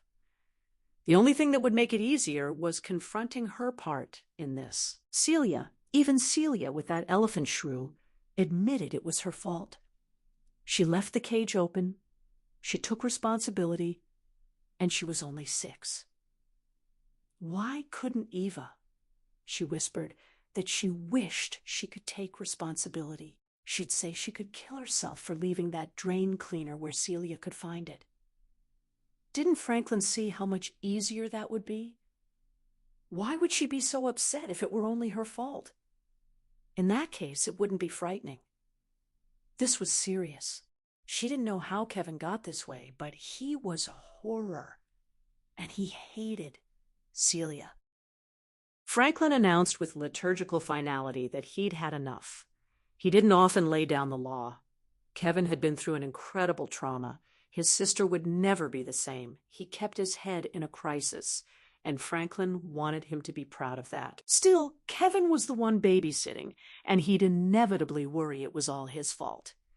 So Eva was going to promise right now to do everything in her power to assure Kevin it wasn't. She pulled the door handle. She had to get out. He held her arm, demanding the promise. She asked if she was promising to keep her mouth shut or to believe his feeble story. Another one. Franklin said he couldn't make her believe in her own son, though he'd sure as fuck tried. On one point he was right. She didn't have any proof, only Celia's face. Hadn't she been right? Celia would never be beautiful. She climbed from the truck, facing him through the open door. The chill wind whipped her hair. She stood at attention, reminded of brittle military truces struck between mistrustful generals in the middle of barren battlefields. All right, they'd call it an accident. Franklin could even tell Kevin that his mother forgot to put the liquid plumber away on Saturday. After all, Kevin knew she'd unclogged that drain. But in return, Franklin had to promise never to leave Kevin alone with Celia again. Not for 5 minutes. Fine, he said. He bet Kevin wasn't keen for more babysitting jobs right now anyway. She said she'd see him at home. A civil farewell was an effort. Franklin called her back saying she should talk to somebody. He thought she needed help. That wasn't an accusation. She was right on one score. This was getting serious. He was afraid it was beyond him. Indeed it was. The following couple of weeks were eerily quiet. Celia was still in the hospital. She and Franklin spoke little. She'd ask what he wanted for dinner. He'd say he didn't care. About Celia, they addressed logistics when each would visit. It seemed sensible to go separately so their daughter would have companionship for more of the day. But the truth was neither was anxious to share his overheated 4x4 again. At home, they discussed the particulars of her condition, and though distressing, an infection after the enucleation, further damage to the optic nerve ruling out a transplant, facts fed the conversational maw.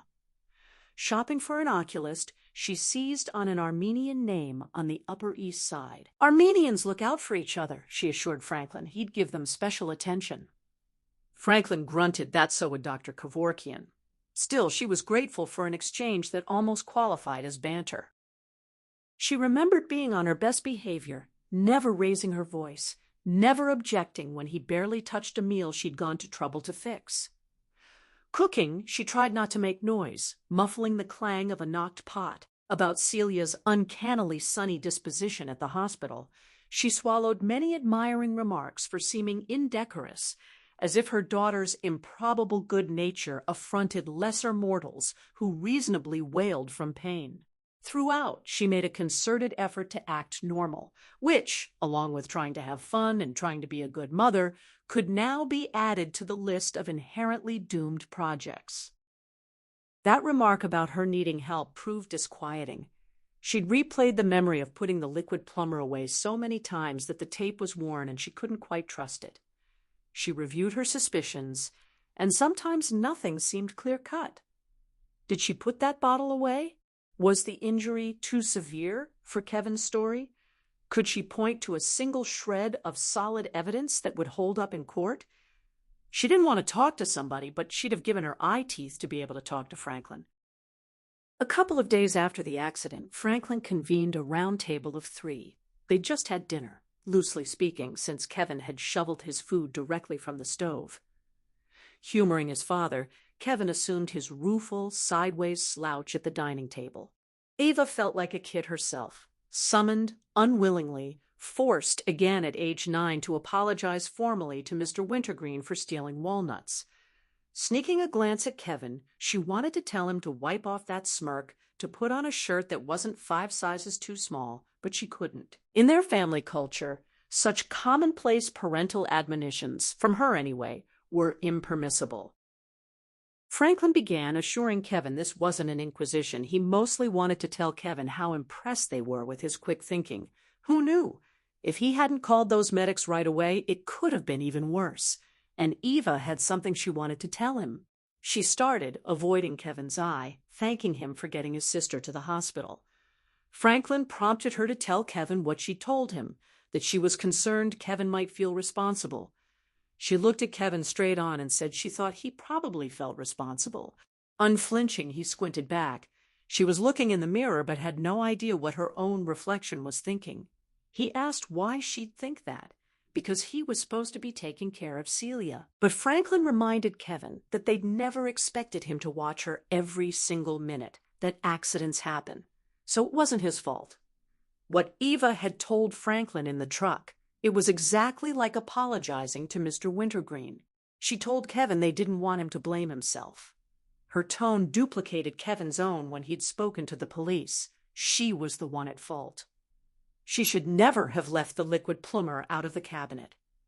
Kevin shrugged, said he never said he blamed himself, and stood up to be excused. Franklin added one more thing. Celia was going to need Kevin's help. Kevin asked why. Only one eye, wasn't it? Not like she needed a guide dog. Franklin said she'd need support. She'd have to wear a patch. Kevin said that was cool. Franklin said she'd be fitted with a glass eye down the line, and they'd appreciate Kevin sticking up for her if neighborhood kids teased her. Kevin, carefully peeling a lychee, asked how, by saying Celia did not look like a geek, he said Franklin might not remember being a kid too well. Celia was just going to have to suck it up. Eva could feel Franklin internally beaming, seeing teenagery toughness hiding confused feelings. It was an act, she thought, candy-coated savagery. Kevin offered Franklin a lychee, but Franklin declined. Eva said tightly she didn't know Kevin liked lychees. He said they were an acquired taste. As he tore into the fruit, she rushed from the room and he laughed.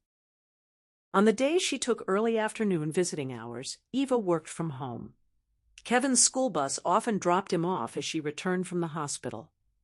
The first time she passed him sauntering across Palisades Parade, she pulled over and offered a ride up their steep drive. 2 minutes alone in a car with her own son should have been ordinary, but they rarely put themselves in such stifling proximity. She babbled associatively all the way up, remarking that every car waiting to rescue children from walking 10 feet was an SRO. Her teasing malapropism for SUV, which she remembered too late, Kevin hated. She went on anyway, noting those vehicles were a metaphor for the whole country. They sat higher and mightier than anyone else, had more power than anyone knew what to do with, reminded her of fat shoppers waddling down the mall. Kevin asked if she'd ever ridden in one. She admitted she hadn't. So what did she know? She knew they piggied up the road, guzzled gas, sometimes rolled over. He asked why she cared if they rolled over, since she hated these people anyway. She denied hating. He shook his head, repeated, "Single-room occupancy," and slammed the VW door. The next time she offered a lift, he waved her off. Even the couple of hours they sometimes shared the house before Franklin's 4x4 plowed into the garage felt strangely unbearable. No matter where each settled, she never lost awareness of his presence, nor he, she suspected, of hers. Without Franklin and Celia as a buffer, just the two of them in the same residence felt naked. They barely spoke. She didn't ask about homework or where he was headed. She told herself a parent should respect an adolescent's privacy, but she also knew she was a coward. This sensation of nakedness was assisted by the real thing. She knew 14-year-old boys brimmed with hormones, that masturbation was normal. But she also thought this entertainment was covert. It wasn't customary to announce a departure for that purpose. It had to happen more than once before she finally mentioned it, because after their set two in the parking lot, she'd blown her tattling allowance. She reported reluctantly in their bedroom late one night that Kevin left the bathroom door open, and from the hallway she could see the toilet. Franklin said so he forgets to close the door. She said he didn't forget. He waited until she went to the kitchen so she'd see him on her way back. Very deliberate. And loud. Franklin said at his age he probably jerked off 3 times a day. She asked if he'd done it in front of his mother. Around the corner, behind the door, he said. He thought she knew. Behind the door, Eva noted. Important. Knowing she could see, she thought it excited Kevin, Franklin said. Everybody was a little weird in this department. She said she wasn't getting it. She had no problem with his doing it, but she'd rather not be included. It was inappropriate. Franklin asked why she didn't say something. She asked what if Celia were masturbating in front of him. Would he talk to her or prefer Eva did? He asked wearily what she wanted him to say. That Kevin was making her uncomfortable. Franklin said that was a new one. She flounced onto the bed and told him to just tell Kevin to keep the goddamn door shut. She shouldn't have bothered. Franklin reported he'd done as told. She pictured him poking his head into Kevin's room, saying something jovial and collusive about growing hair on the palm, then tossing off a reminder that it was private. But even if he'd had a serious discussion, he'd have tipped Kevin off that he'd gotten to her. With Kevin, that was always a mistake. The very next afternoon after Franklin's talk, she was heading to her study with coffee and heard telltale grunting down the hall. She prayed he'd gotten the message and there would at least be a wooden barrier. But the noise level belied any attempt at propriety. She pressed her warm coffee cup between her eyes, soothed a nascent headache. She'd been married 19 years and knew how men worked, but subjected to those urgent moans, she was 10 again, cutting through the park while older boys snickered in the bushes with their flies down. She felt stalked in her own house, nervous, hounded, mocked, and pretty pissed off. So she dared herself, marching rather than tiptoeing, heels clop-clop on the floorboards.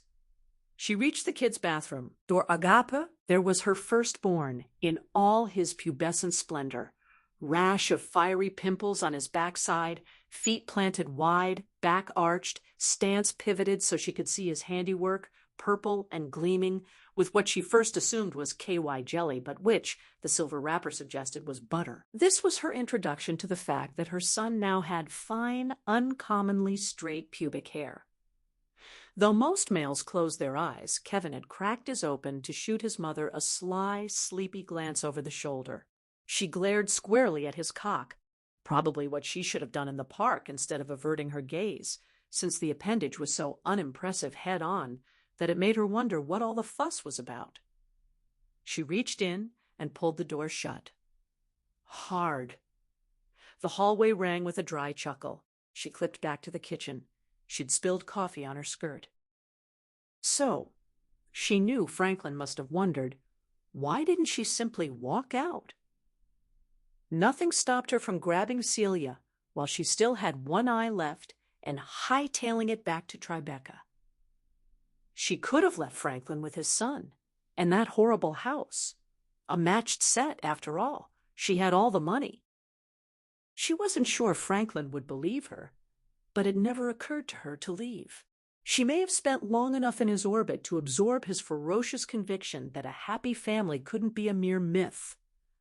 Or that even if it was, better to die trying for the fine, if unattainable, than to sulk in cynical resignation. She hated defeat. Bearing Kevin daily involved rising to a greater challenge than bearing him at all. There was a practical side, too.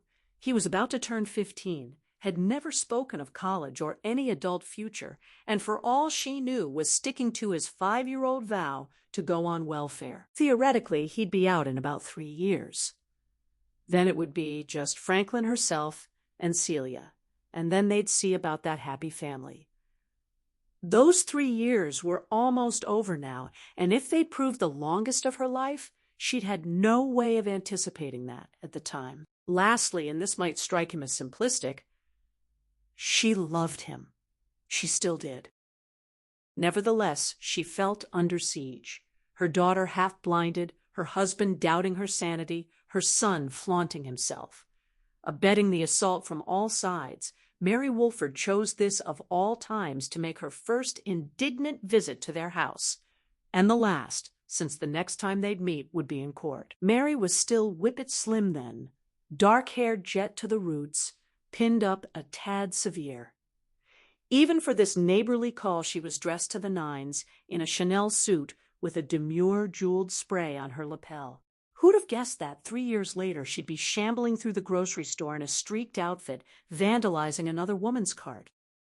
Mary introduced herself curtly and, despite the chill, declined to come inside. Her daughter Laura was a lovely girl, she said. A mother would naturally think so, but Laura's attractiveness was also apparent to others, with two important exceptions, Laura herself and Eva's son. Eva wanted to reassure the woman that her surly son failed to see anyone's attractiveness, but sensed they were still in the preamble.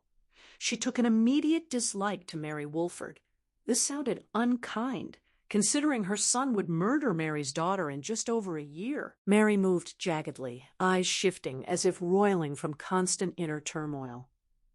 Some people coddled their afflictions like spoiled pedigreed dogs. Mary struck her as one of those, someone looking for a problem. For the last year, Mary continued, Laura had suffered under the misapprehension that she was overweight. Skipping meals, burying breakfast in the trash, laxative abuse, diet pills. Last September, she'd been hospitalized with an intravenous drip she'd tear out if not watched round the clock. Was Eva getting the picture? Eva mumbled something commiserating, though she couldn't help thinking her own daughter was in the hospital too. And not, she was fiercely convinced, because she'd done anything stupid to herself. Besides, she'd heard too many anorexia stories at PTA meetings that often took the form of boasts. No wonder the poor girls were a mess. Mary continued. They'd been making progress. Laura, submitted to modest portions at family meals, had finally gained a little weight back, as Eva's son Kevin had been more than eager to point out. Eva sighed. In comparison to their visitor, she must have looked haggard. What she wouldn't have looked was surprised, and her failure to gasp seemed to inflame Mary. She'd caught her daughter vomiting dinner. Laura admitted she'd been making herself throw up for the last week. Why? One of the boys at school kept calling her fat, barely 100 pounds, and tormented as a porker. It wasn't easy to get his name out of her, and Laura begged her not to come here tonight. But Mary believed it was time parents started accepting responsibility. She and her husband were doing everything to keep Laura from hurting herself, so Eva and her husband might please keep their son from hurting her too. Eva's head bobbed like a dog in a car window. She drawled out a how? Mary didn't care how. Did she want them to talk to him? She had to tighten the corners of her mouth to keep from smirking. Mary said she should think so. Tell him to be sensitive to the feelings of others and remember the golden rule? Eva was leaning on the door jamb with something close to a leer, and Mary stepped back. Or maybe Franklin could have a man-to-man chat and teach their son that a real man wasn't cruel but gentle and compassionate. She had to stop from laughing, picturing Franklin reporting it was all a misunderstanding. Kevin hadn't called Laura fat, he'd called her fab. A grin leaked out. Mary turned purple, unable to understand why Eva thought this was funny. Eva asked if Mary had any boys. Laura was their only child, she said reverently. Then Eva referred her to old schoolyard rhymes about what little boys were made of. She'd like to help, but practically? If she and Franklin said anything to Kevin, the consequences for Laura at school would be even worse. Maybe it was better Mary teach Laura to suck it up. She would pay for this realism later, though she couldn't know then that her hard-bitten counsel would be trotted out in Mary's testimony at the civil trial 2 years hence. Mary thanked her for nothing and harumphed down the flagstones. Watching her go, Eva reflected that Kevin's teachers, now Mary and Franklin himself, were all telling her she must accept responsibility. Fair enough. But if she was so all-fired responsible, why did she still feel so helpless? Celia came home at the beginning of March. Kevin had never visited once. Protective, Eva had never encouraged him. Franklin issued the odd invitation, but backed off in deference to Kevin's trauma. Kevin never even asked how Celia was doing. Anyone listening wouldn't have thought he had a sister. Eva had made only modest headway accommodating herself to Celia's new appearance. The burns spattered on her cheek and streaked across her temple were still crusty. She begged Celia not to pick at them. She'd expected the eye patch to be black, comforting herself with visions of a little blonde pirate. But the flesh-colored patches turned the left-hand side of her daughter's face blank.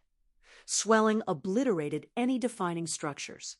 It was as if her face wasn't quite three-dimensional anymore, like a postcard with a picture on one side and clean white paper on the other.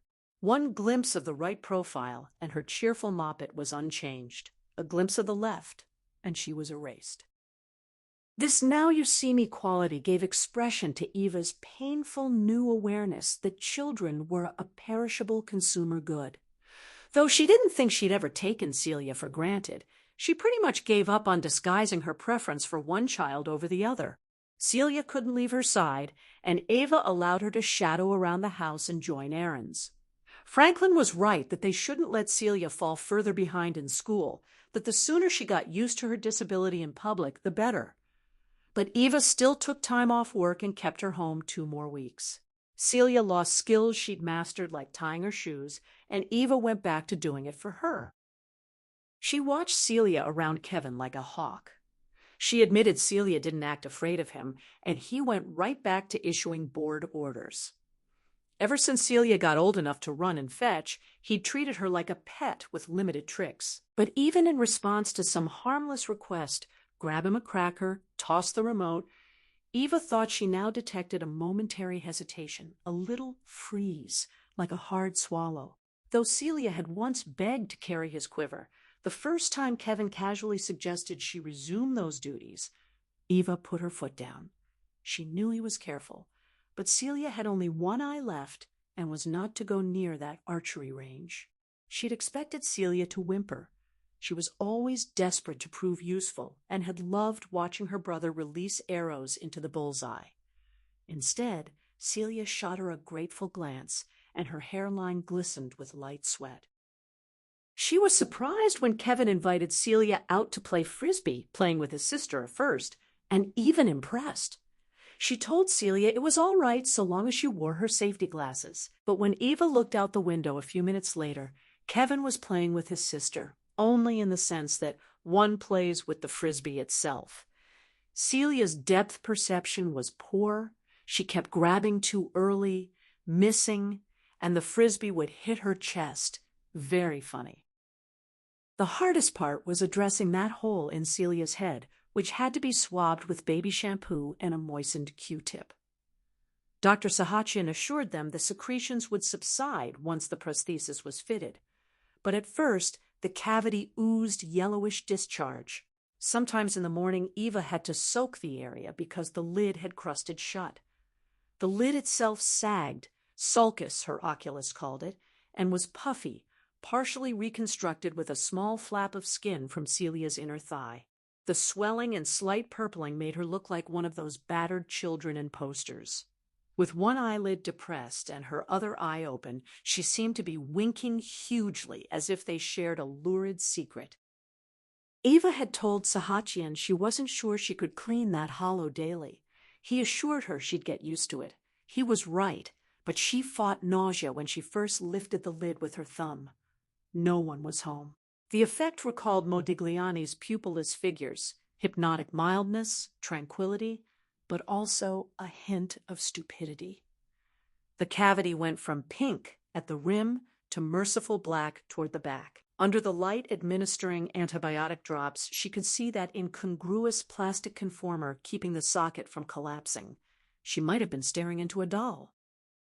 She knew Franklin resented her fawning over Celia and that he felt bad for resenting it. In compensation, he was firmly affectionate, drawing Celia into his lap, reading stories. Eva recognized the deliberateness of these efforts, trying to be a good father, but doubted Kevin saw anything but surfaces. His little sister's injury had won her only more doting. Watching Celia fall asleep in the crook of Franklin's arm while Kevin glared at a talk show, Eva thought their little stratagem had backfired. In case Franklin was wondering, she did not ply Celia unduly for details about that afternoon. She was every bit as shy of discussing it as Celia was. But out of parental obligation, not wanting her to think the subject taboo in case exploration proved therapeutic, she did ask, just once, casually, what had happened when Celia got hurt. When Eva asked what happened, Celia pawed at her eyelid with the back of her wrist. It itched, but she'd learned to rub toward her nose so as not to dislodge the conformer. She said she got something in her eye. Kevin helped her wash it out. That was all Celia ever said. March 11th, 2001. Eva wrote to Franklin that the Andy Williams shooting seemed to have sparked a rash of copycat crimes. But then, they were all copycat crimes, didn't he agree? There were 4 more school shootings that spring of 1998. She remembered clearly when news came in of the first one, because that was the same day Dr. Sahachian did the drawings for Celia's prosthesis and then took a mold of her socket. Celia was entranced when he painstakingly painted the iris of her good eye by hand. Iris painting was apparently quite an art, since every eye was as unique as a fingerprint. The mold making had been assured not to be painful, though she might experience discomfort, a term beloved of the medical profession that seemed a synonym for agony that wasn't yours. Celia merely mewled a little, never really cried. Her bravery was peculiarly disproportionate. She was a stoic little trooper when she lost an eye. She still screamed bloody murder if she spotted mildew on the shower curtain. Eva asked Krikor Sahachian idly what drew him to this niche occupation. He volunteered that at age 12, taking a shortcut through a neighbor's yard, he'd climbed over a spiked fence and slipped. The tip of an arrow-shaped iron rod. He left the rest to her imagination. He'd been so fascinated by the process of making his own prosthesis that he decided he'd found his calling. She looked again at his soulful brown eyes. He said she was surprised. She admitted she hadn't noticed. He said she'd find that was common. Once the prosthesis was in, many people would never know Celia was monocular. He would teach her ways of covering it up, moving her head instead of her eyes. For the first time, Celia's enucleation didn't seem like the end of the world. When Celia and Eva returned from the Upper East Side, Franklin had gotten home before them and was settled in the den with Kevin, watching a marathon of a nostalgic sitcom.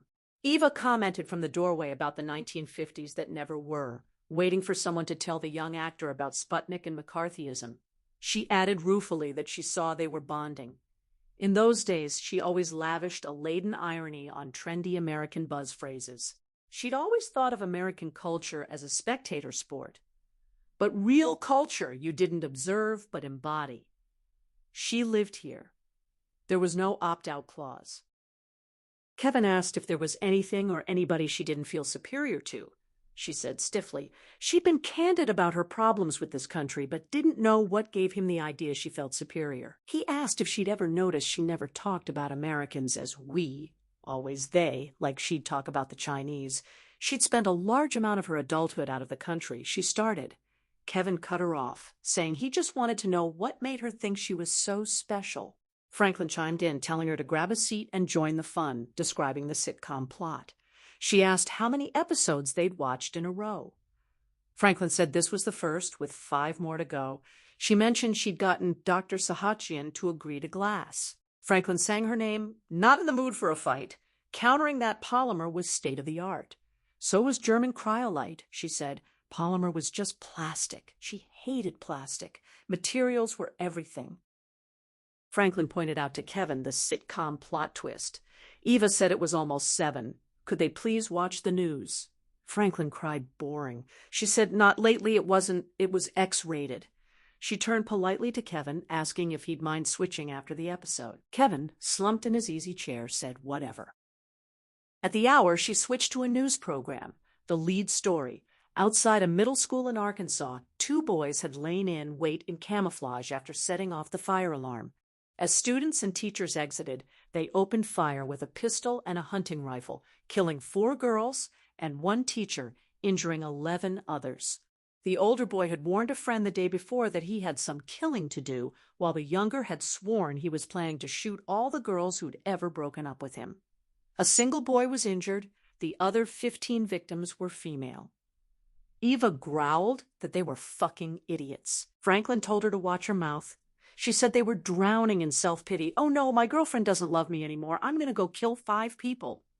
Kevin asked, what about all that Armenian genocide stuff? The Turks were big meanies and now nobody cared. Wasn't that self-pity?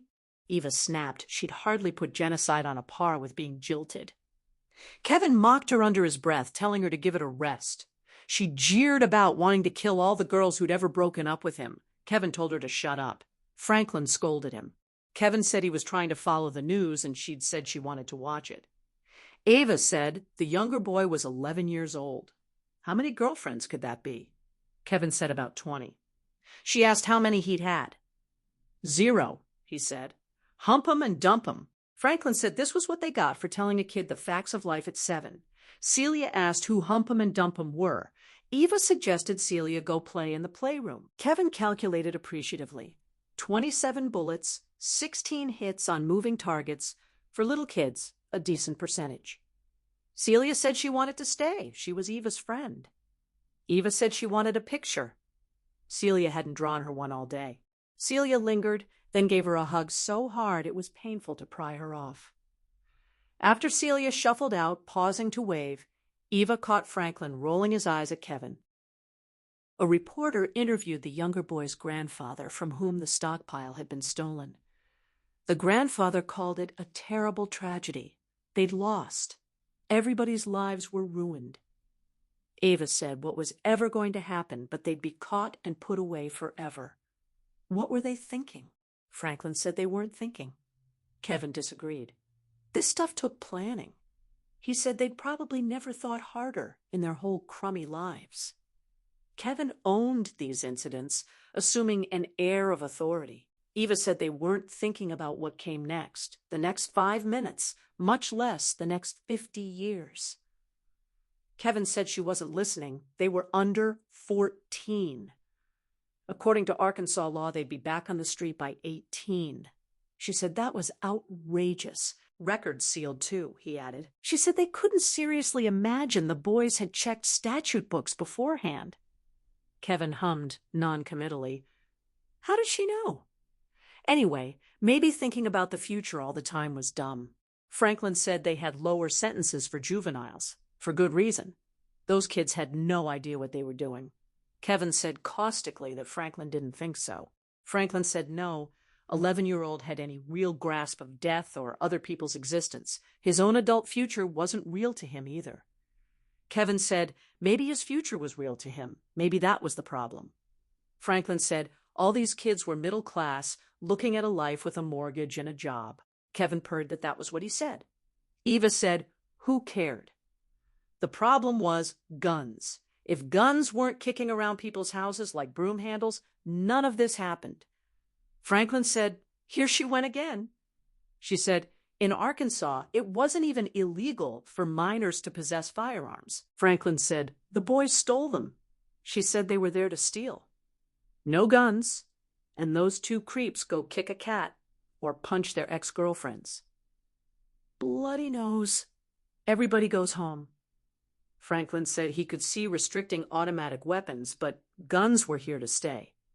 Target shooting, hunting, self-defense. He stopped because she'd stopped listening. The answer, he resumed, was parents. Those boys had no one to turn to.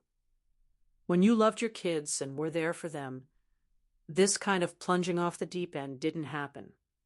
If she didn't believe him, asked Kevin. Kevin wore his derision on his sleeve, agreeing sarcastically. It made a real big difference that he could tell Franklin and Ava anything, especially under all that peer pressure. He always knew he could turn to them in times of need. Franklin grumbled that if Kevin couldn't turn to them, he wouldn't think it was so damned funny. Celia crept back, fluttering a piece of paper. Eva motioned her inside. This new, cringing meekness was discouraging. She resealed Celia's bandage and pulled her into a lap to admire the drawing. It was discouraging. Dr. Sahachian's white coat was drawn so large that his head was off the page. Celia's self-portrait rose only to his knee. Where her left eye should have been, she'd crayoned a formless scribble that violated the outline of her cheek. Franklin asked Kevin seriously whether any students at his school seemed unstable, whether anyone talked about guns or played violent games, whether something like this could happen at his school, whether there were counselors kids could talk to. Kevin replied that all the kids at his school were unstable. They played nothing but violent games and watched nothing but violent movies. You only went to a counselor to get out of class, and everything you told her was a crock. Eva told Franklin she didn't see how a few more heart-to-hearts would put brakes on what was becoming a fad. It was spreading just like a children's toy fad, only instead of a rubber doll with a TV in its belly, every teenager had to shoot up his school. This year's must-have accessories, a cell phone and a semi-automatic, with some accompanying sob story about being picked on. Franklin told her to show a little empathy. These were disturbed boys. They needed help. Ava declared that these boys were also imitative. They'd heard about the previous shootings. Kids picked things up from TV and from listening to their parents. Every well-armed temper tantrum only increased the likelihood of more. The whole country was lost. Everybody copied everybody else, and everybody wanted to be famous. The only hope was that these shootings would get so ordinary they weren't news anymore. Eventually, any fad became uncool, and hip 13-year-olds wouldn't want to be seen with a gun in second period. Until then, she told Kevin to keep a sharp eye on classmates who started feeling sorry for themselves in camouflage gear. As she reconstructed this tirade later, she couldn't help observing its implicit lesson. If school shootings would inevitably grow hackneyed, ambitious adolescents with a taste for headlines had best make their bids while the going was good.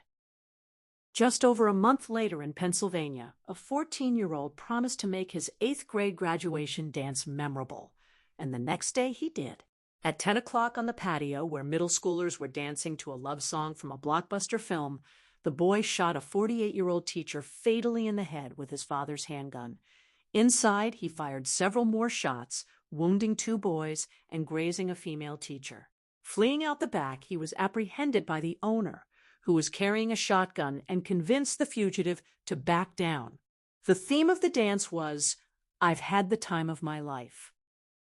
Each incident was distinguished by whatever sorry lessons could be squeezed from it. The shooter's nickname was Satan, which resonated with a previous shooter's involvement in a demonic cult. He was a fan of an androgynous heavy metal vocalist, so that singer was deplored in the media for a spell. Eva felt sheepish about having been so derisive regarding precautions taken at Kevin's own 8th grade dance. The shooter's motivation sounded amorphous. He hated his life, the world, school. The only thing that made him happy was when a girl he liked talked to him, exchanges they were forced to conclude were infrequent. Maybe school shootings were already growing passé, because the story of an 18-year-old in Tennessee in mid-May got lost. He'd already won a college scholarship and had never been in trouble. A friend remarked that he hardly ever even talked. But that was the ones that would get you, the quiet ones. Outside his high school, 3 days before graduation, he approached another senior who was dating his ex-girlfriend and shot the boy 3 times. The breakup had hit him hard. Eva may have been impatient with lovesick teen melodrama, but as killers go, this one was a gentleman.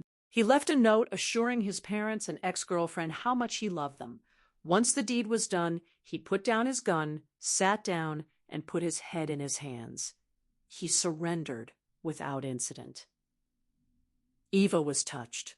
The boy knew he'd done something stupid and had known it beforehand, the great human puzzler for the rest of his four-walled life.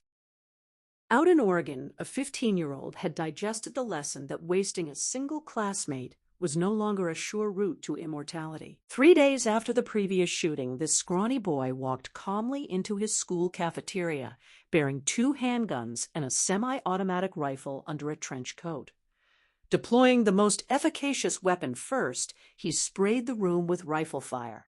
19 were shot but survived. 4 more were injured in the panic.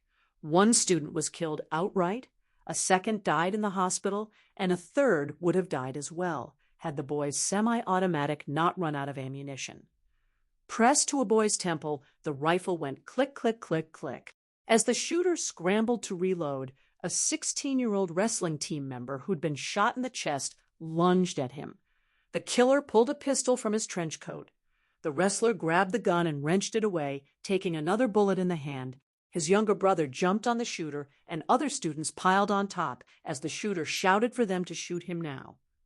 Once in custody, he advised police to check his home address, a lovely 2-story house in an affluent subdivision, where they discovered a middle-aged man and woman shot dead. His grandmother identified the bodies. As they went, this story was rich, its moral agreeably clear. Little Kipling had bristled with warning signs that hadn't been taken seriously. In middle school, he'd been voted most likely to start World War III. He'd given a class presentation on how to construct a bomb. If the assignment was to write about what you might do in a garden, he wrote about mowing down the gardeners. He was so universally disliked that even after the cafeteria performance, classmates refused to give him a nickname. Most damningly, the very day before the shooting, he'd been arrested for possession of a stolen firearm, only to be released into his parents' custody. The word went out. Dangerous students gave themselves away. They could be spotted, ergo, they could be stopped. Kevin's school had been acting on this assumption for most of that school year. Gladstone High had taken on a military atmosphere, the presumption running that the enemy was within. Teachers received lists of deviant behaviors to look for. Students were coached to report threatening remarks. Essays were combed for unhealthy interest in Nazism. A senior known as Bobby Beelzebub was hauled before the principal. When a sophomore screamed, "I'm going to kill you," to a volleyball teammate who dropped the ball, she was expelled for the week. When a devout Baptist wrote in a poem, "My heart is a bullet and God is my marksman," his teacher refused to teach until the boy was transferred. Even Celia's primary school grew fatally po-faced. A boy was kicked out for 3 days because he'd pointed a chicken drumstick and said, "Pow, pow, pow." It was the same all over the country.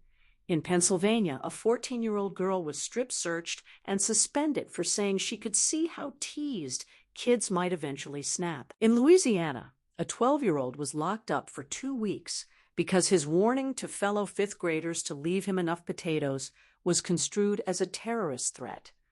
An Indiana student who posited that his teachers were devil worshippers was sued for defamation.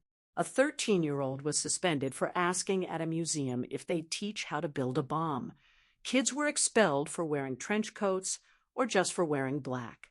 And her personal favorite, a 9-year-old suspended for writing a fortune cookie message that said, "You will die an honorable death." Kevin ordinarily was tight-lipped about school, but he went out of his way to deliver tidbits of this escalating hysteria. The reportage had the intended effect. Franklin was more afraid for him. Ava was more afraid of him. Kevin enjoyed seeming dangerous, yet regarded the school's precautions as farcical. He remarked once that they're just going to give kids ideas. It was an evening near graduation, which always had a hint of the apocalyptic. After his usual brutish nosh before the open refrigerator, Kevin settled in the den's easy chair and delivered the latest installment. The entire student body had just been subjected to a lockdown for 4 periods straight, while police searched every locker with sniffer dogs. Ava asked what they were looking for. "Drugs?" Kevin said lightly, or poems. Franklin said it was the shooting nonsense. They were looking for guns. Kevin said what really slayed him was that a memo on the search procedure had been sent to teachers. One left it on her desk, and word got around. The whole school knew it was coming. A kid with an AK in his locker had plenty of time to reconsider his hiding place. Eva asked if any classmates objected.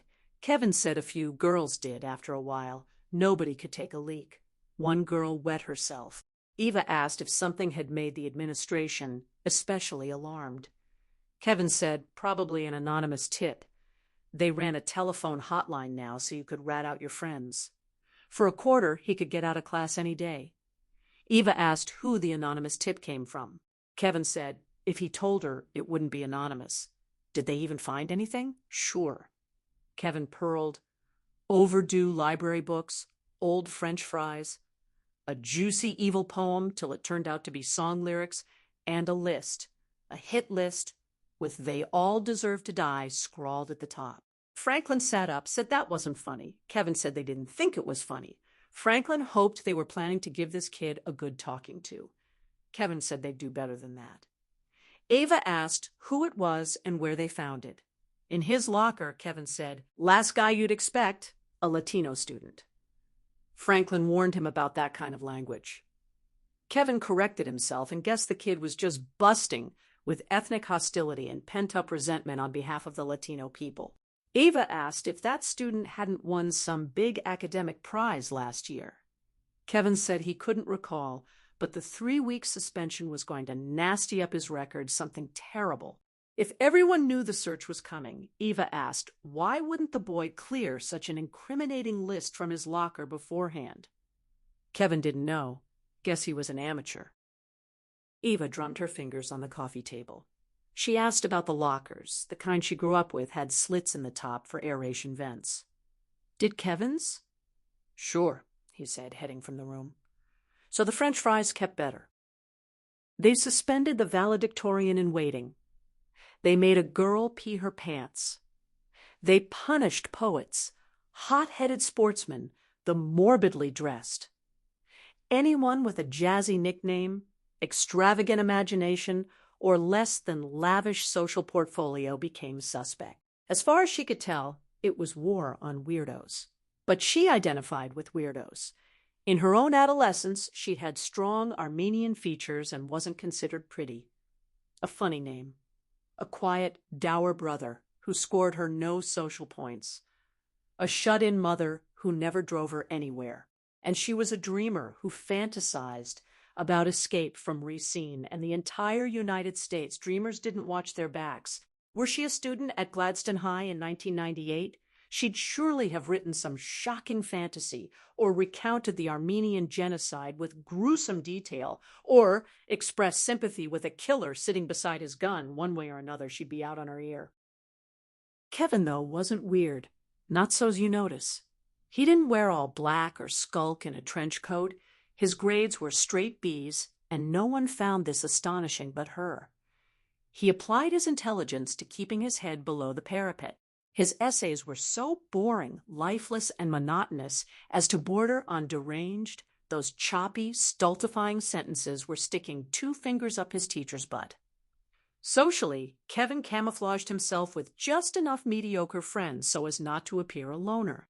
They all pursued this minimalist approach to education and didn't get into trouble. They may have led a whole secret life behind this gray scrim, but the one thing that didn't raise a red flag was being suspiciously drab. The mask was perfect. Did Kevin take drugs? She was never sure.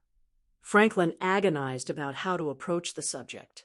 The truth that they'd both tried a variety of recreational drugs, not only in the 60s, but up to a year before Kevin was born, that these carnival rides were far more a source of nostalgia than remorse, was unacceptable. Franklin finally charted a middle way, admitted to smoking, dope, told Kevin it was okay to try it, but not to get caught, and to please not tell anyone. Eva bit her lip. Privately, she believed that a few capsules of ecstasy could be the best thing that ever happened to that boy. As for sex, the accuracy of hump 'em and dump 'em was up for grabs. She knew him for being opaque. She knew she didn't know him. It was possible he was still a virgin. She was only sure of one thing. If he had had sex, it had been grim. Short, pumping, shirt on. He could have been sodomizing his cretinous friend. It was uncannily easy to picture. Nothing about a blindness to beauty precluded a blindness to ugliness, for which Kevin long ago developed a taste. There was one more matter at the end of Kevin's 9th grade year that she never bothered Franklin about. In early June, her company's computers were contaminated with a virus. Technical staff traced it to an email titled, "Warning, Deadly New Virus in Circulation." Since it also infected the backup drive, the results were disastrous. 4 different editions were put back at least 6 months. They never fully recouped the trade they lost that season. So the fact that she was forced to sell the company in 2000 for less than half its valuation traced in some measure to this contagion. For her, it substantially contributed to 1998's zeitgeist of siege. She didn't tell Franklin about its source out of shame. He'd say she shouldn't have been snooping, that she should have respected the inviolability of a child's bedroom. It was the oldest switcheroo in the book. When folks discovered something incriminating by poking around where they weren't supposed to, you immediately flipped the issue to the snooping itself. She wasn't sure what led her into Kevin's room. She'd stayed home to take Celia to an oculist appointment. There was little enough in Kevin's room to attract curiosity, though it may have been this very blankness that she found magnetic. The bed was made with boot camp precision. He'd been firm on preferring plain beige. The walls were unadorned, shelves largely bare. The books they gave him simply disappeared. The only music she'd heard him play approximated white noise. The screensaver merely pointillated random dots. Was this what it looked like inside his head? Or was the room a kind of screensaver, too? How much she'd have preferred a hellhole jangling with heavy metal, fetid from muddy sweats. That was the kind of teen lair she understood, where she might discover safe, accessible secrets. By contrast, the secrets of this room were all about what she wouldn't find. Looking around, she thought uneasily. He could be anyone. She spotted a stack of floppies on the shelf above the computer. Inscribed with characterless, perfect printing, their titles were obscure. Nostradamus, I Love You, D4X. Feeling wicked, she picked one, put the rest back, and slipped out. In her study, she inserted the floppy. She didn't recognize the suffixes. Not about to give up, she went into Explorer and loaded a file. Outlook Express came up, at which point Celia called for help. She was gone 15 minutes. When she returned, the computer was blank. It had shut itself off. She turned it on again and got nothing but error messages. She carted it into work the next day to discover the entire office milling about. Not a terminal functioned. Her PC's hard drive was so corrupted she might as well buy a new one. Perhaps with the infectious object destroyed, no one would ever know the virus had been forwarded by the executive director herself. Furious at Kevin for keeping the modern equivalent of a pet scorpion, she held onto the disk as evidence. But once she simmered down, she had to admit Kevin hadn't personally wiped out her company's files. So one evening she knocked on his door, was granted admission, and closed it behind her. She tapped his floppy and asked what it was. A virus, he said brightly. She didn't load it in, did she? Of course not, she lied hastily, cheeks prickling. She meant only once. Only takes once, he said. They both knew it would have been ridiculous for her to sneak in, steal a disk, ruin her computer, and paralyze her office, only to come storming in accusing him of sabotage. So the interchange proceeded evenly. She asked why he had it. He kept a collection. Wasn't that peculiar? He didn't like stamps. She had a presentiment of what he might have said had Franklin burst in, some performance about wanting to be an FBI agent tracking hackers. That Kevin skipped such a performance left her strangely flattered. She asked bashfully how many he had. 23. She asked if they were difficult to find.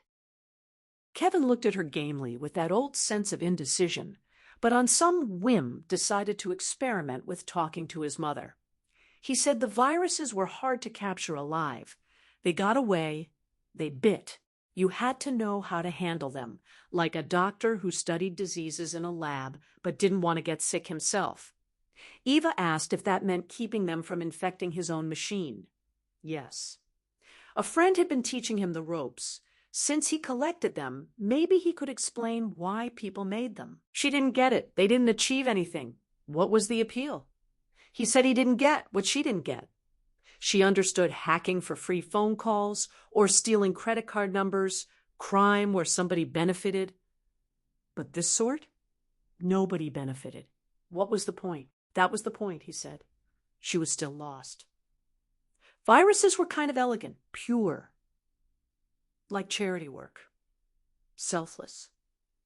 She said it wasn't that different from creating AIDS. Maybe somebody did, he said affably. Otherwise, you typed on your computer and went home and the refrigerator came on and another computer spit out your paycheck and you slept and entered more shit on your computer. Might as well be dead. So it was about knowing you were alive, she said. Showing other people they didn't control you. Proving you could do something, even if it could get you arrested. Yeah, pretty much, he said appreciatively. She handed him the disc back and thanked him for explaining. As she turned to go, he said, "Her computer was fucked, wasn't it?" "Yes," she said ruefully. She guessed she deserved it. He offered that if there was anybody she didn't like and she had their email address, just let him know. She laughed and said, some days the people she didn't like came to quite a list. He said, better warn them she had friends in low places. Bonding, she marveled and closed the door. March 16th, 2001. Another Friday night, and she was girding herself for a visit to Chatham tomorrow morning. The halogen bulbs were trembling again, flickering like her stoic resolve to be a good soldier. She'd sat for over an hour, wondering what kept her going, what she wanted from Franklin. She wanted him back. The volume of this correspondence attested to that. But what else? Did she want him to forgive her? And if so, for what exactly?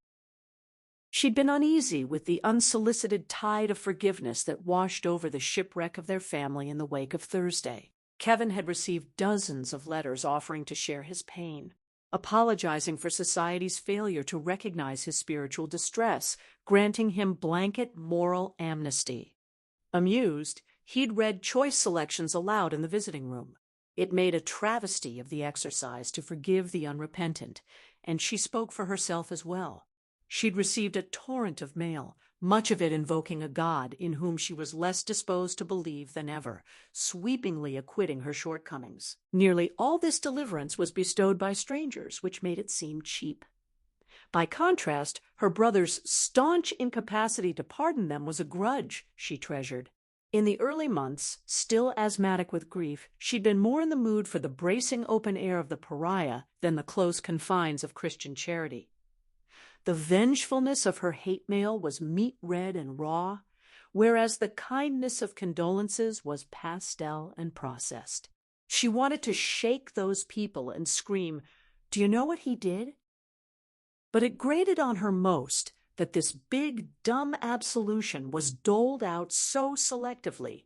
Weak characters of an everyday sort need not apply.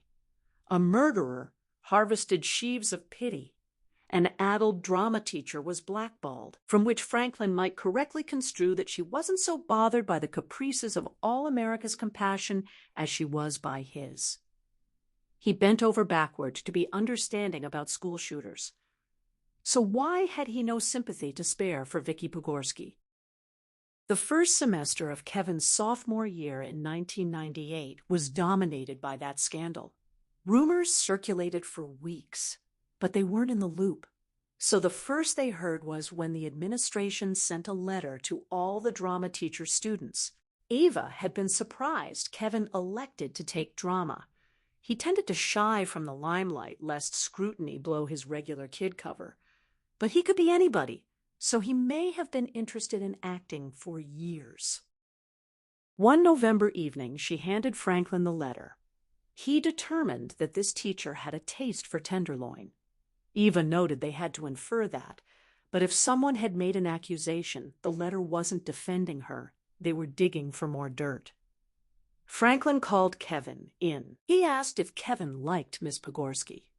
Kevin slumped against the archway and said she was okay, a little hinky. Hinky how? Kevin studied his sneakers, funny clothes, tight jeans, sometimes her blouse buttons at the top, not... She got excited directing scenes. Embarrassing. Franklin asked if she wore a bra. Not always, Kevin said. Eva asked if there was anything else.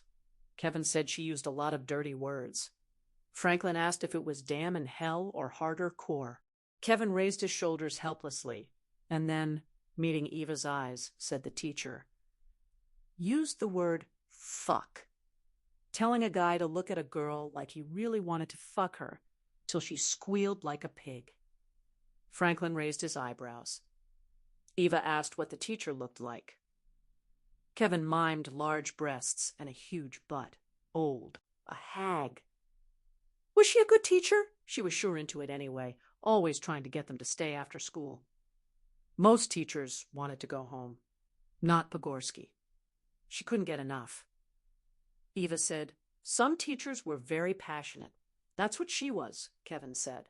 Real passionate. Franklin asked if she'd ever touched Kevin in a flirtatious way or below the waist.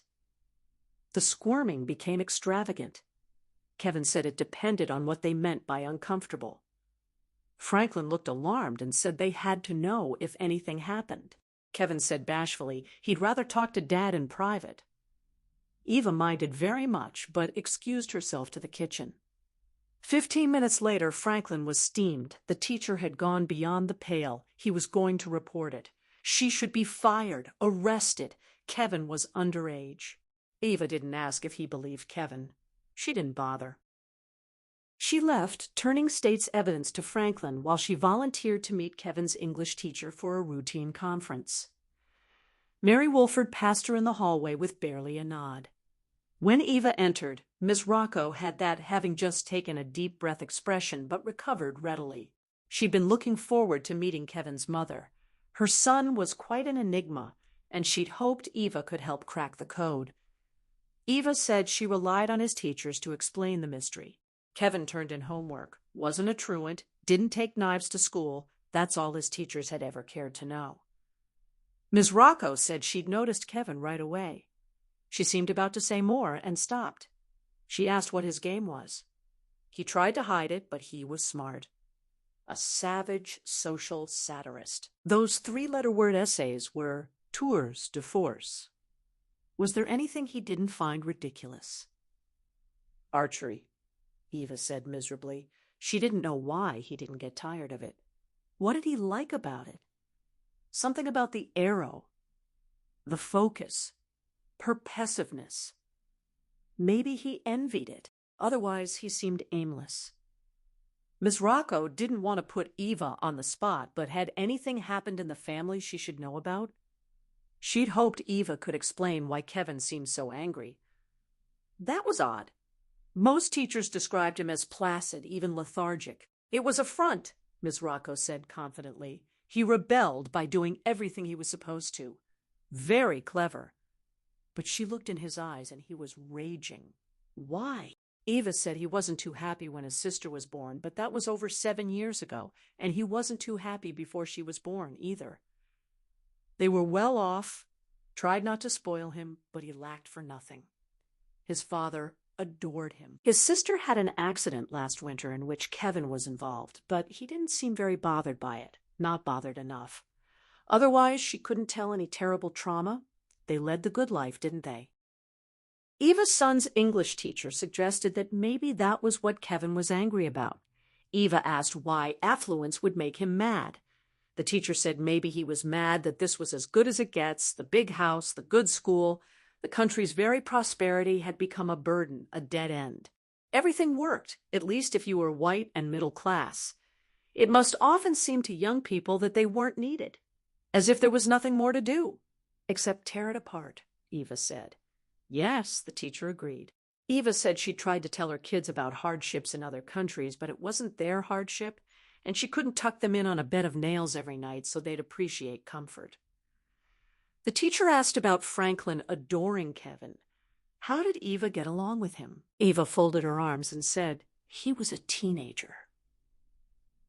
The teacher wisely dropped the subject. She said Kevin was anything but hopeless, sharp as a tack. Some of his papers were worthy of a great satirist. He asked challenging questions merely to catch her out, to humiliate her in front of the class. He knew the answer beforehand. So she played along. He spurned learning through regular channels, but if you got at him through the back door, he had spark. Eva was jealous. Generally, when she knocked at the door, it was locked. The teacher told her not to despair. Kevin was inaccessible and sarcastic, but he was also inhaling information at a ferocious rate, determined that nobody get the better of him. Eva glanced at her watch and asked about high school massacres. Did the teacher worry something like that could happen here? Of course it could, the teacher said. Among a big enough group, somebody was going to have a screw loose. But so many kids took censorship and illegal searches lying down like sheep. When she was their age, they'd have staged sit-ins. She thought it was good for them to get hostilities out on paper. Harmless, a release valve. But that had become a minority view. At least these incidents were still very rare. Eva stood and asked about the rumors regarding the drama teacher. Think there was anything to them? The English teacher's eyes clouded. She didn't think that had been established. Was it credible, assuming she knew her? Vicky was a friend, so she didn't feel impartial. This had been a painful time for her. That was all she would say. She saw Eva to the door and asked her to give Kevin a message, tell him she was on to him. Eva had often nursed the same conviction, but had never asserted it in such a cheerful tone.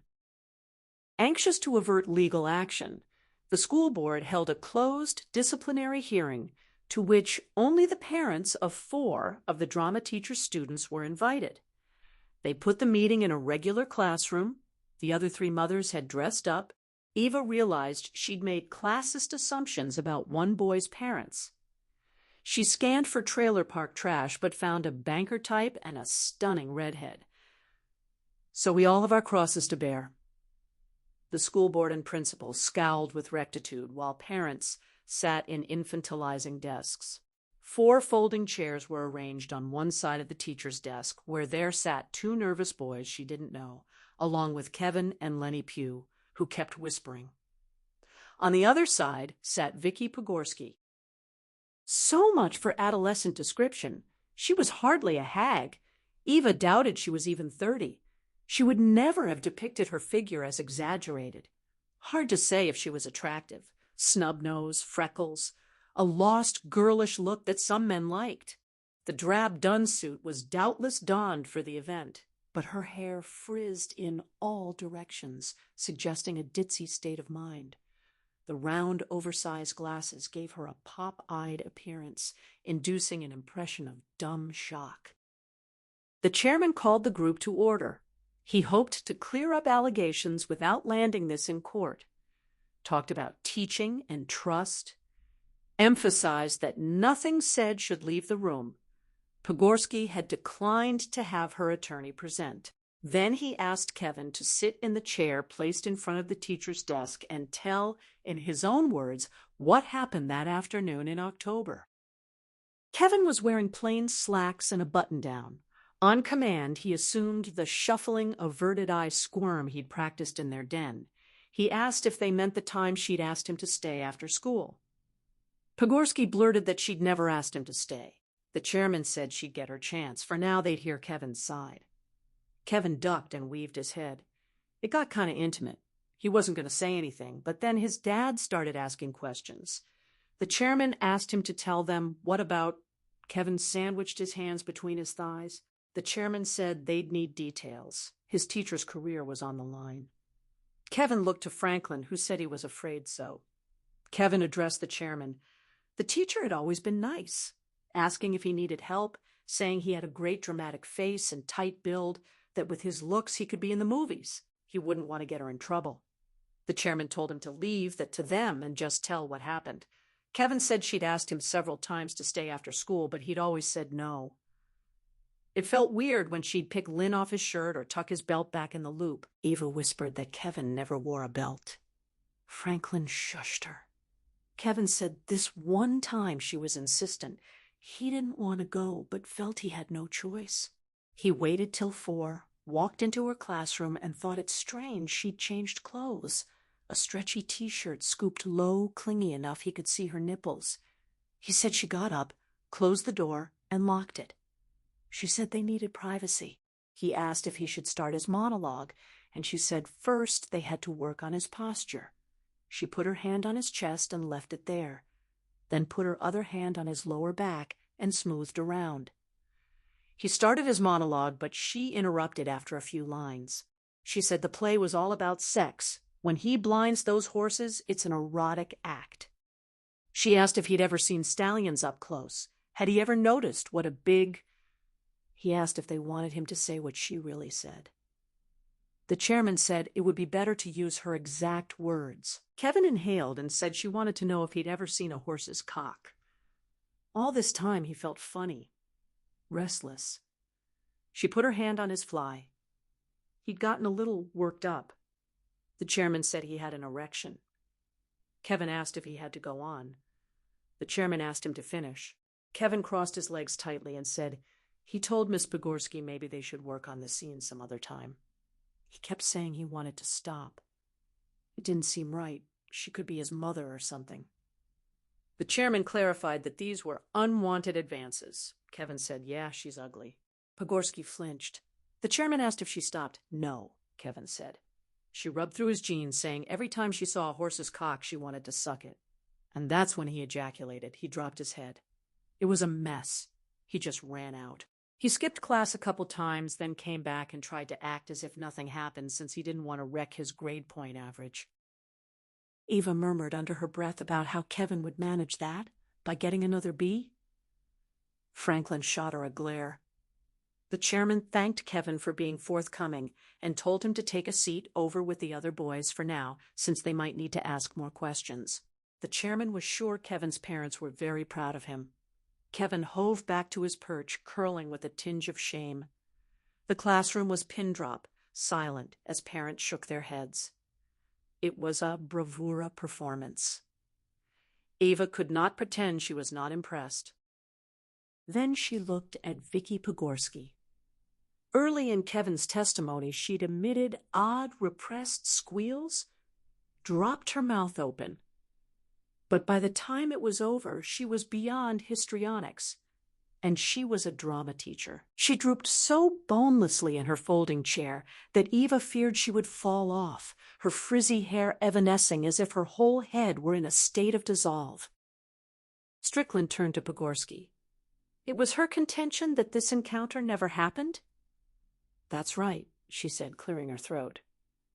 Did she have any idea why Kevin would tell such a story if it wasn't true? No, she couldn't understand it. She thought they'd been having fun. She'd given him individual attention. It was the individual attention he seemed to have a problem with, Strickland said. She gave all her students individual attention. Strickland said sorrowfully that she'd better hope not, and the audience chuckled. Did she claim she hadn't invited Kevin to stay after school? Not separately, she said. She told the whole class she'd make her classroom available. So she did invite him then. As she sputtered, Strickland asked if she'd ever admired Kevin's looks. She may have said something about striking features. Yes, she tried to instill confidence. The speaking from the diaphragm? Yes. Had she put her hand on his chest to indicate where the diaphragm was? Maybe, but she never touched him or on his lower back when improving his posture. Possibly, he slouched. The selection from Equus. Did Kevin choose it? She recommended it. Why not something less racy? She tried to find plays students could relate to, things like sex. Yes, among other things. Did she describe the play as erotic? Maybe, probably. She thought drama about adolescent sexuality would naturally appeal. Was she interested in adolescent sexuality? Who isn't? She cried. Someone should have given her a shovel. But Equus wasn't steamy, it was symbolism. She was eager to explain. Did she talk about horses to Kevin? Of course. Did she talk about stallions? Well, they discussed what made them common symbols of virility. And what did make them virile? They were muscular and beautiful and powerful. Just like teenage boys, Strickland noted. Did she ever draw attention to a horse's penis, to its size? Maybe. How could you ignore it? But she never said. Some people can't ignore it, apparently. She cried that she had to do something to get them excited. Strickland let that sit, then said she seemed to have succeeded there. Deathly pale, Pogorsky turned to Kevin and asked what she ever did to him. Strickland said they were trying to find out, but they had more testimony. Leonard Pugh? Lenny murmured to Kevin before sauntering to the center chair. He said his teacher seemed real hot to have a conference. Could he tell them what happened? It was just like Kevin said. He came in the room and she shut the door. She was wearing a really short skirt. Did he practice his work for class? Lenny said they practiced something. She'd been watching him in the back row, and some afternoons she got so wet she had to do herself in class. Strickland looked queasy. Did she do anything inappropriate? Lenny said she sat on the edge of her desk with her legs spread wide open. He could see she wasn't wearing panties. All red and hairy, just dripping. Strickland asked for just the facts, massaging his forehead. Lenny continued. She said, did he want some? Because she looked at that bulge in his pants and couldn't keep her hands off her pussy. Unless he did her right now, she was going to shove an eraser in her hole and bring herself off. Girls around here were pretty tight with it, so he wasn't about to pass on free pussy. He did her right on the desk, and she was begging to let her suck it. Strickland told him to take his seat. The chairman announced the board had heard enough for one night. He repeated his admonition not to spread rumors until a decision had been made. After the three of them climbed into Franklin's 4x4 in silence, Franklin finally told Kevin that his friend had made him look like a liar. Kevin grumbled that the guy was a moron. He copied him in everything. He guessed he just needed to tell somebody. Franklin asked why Kevin hadn't come straight to him. Kevin said it was gross, bunched in the back seat. That whole thing back there was totally embarrassing. He should never have told anybody. Franklin shouldn't have made him do that. Eva told Franklin that Kevin came by his intelligence from somewhere, so Franklin must have at least considered the possibility that this whole thing was a sadistic frame job. Franklin said just because Lenny Pugh horning in was bogus. Eva cut him off. Lenny didn't horn in, he just didn't learn his lines. He was lazy. But Kevin clearly put the other boys up to it. Franklin said, bullshit. Eva shuddered, remembering Kevin didn't have to call her ugly. That was twisting the knife. Franklin said some nympho seduced their son, and the only person she cared about, she said Kevin made one mistake. He said she locked the door, then claimed he ran out after she had her way with him. Those doors didn't even lock from the inside. She checked. Franklin said, big deal, she didn't literally lock it. Kevin obviously felt trapped. More to the point, why would Kevin make that story up? Eva said she couldn't say, but this certainly fit with a wicked and dangerous little boy. Franklin looked at her clinically and said what he couldn't figure was whether she was trying to hurt him or hurt Kevin, or if this was some confused self-torture. She said the evening's witch trial was excruciating enough. They could knock out self-torture. Franklin said witches were mythical, pedophiles were real. One look at that loon, and you could tell she was unstable.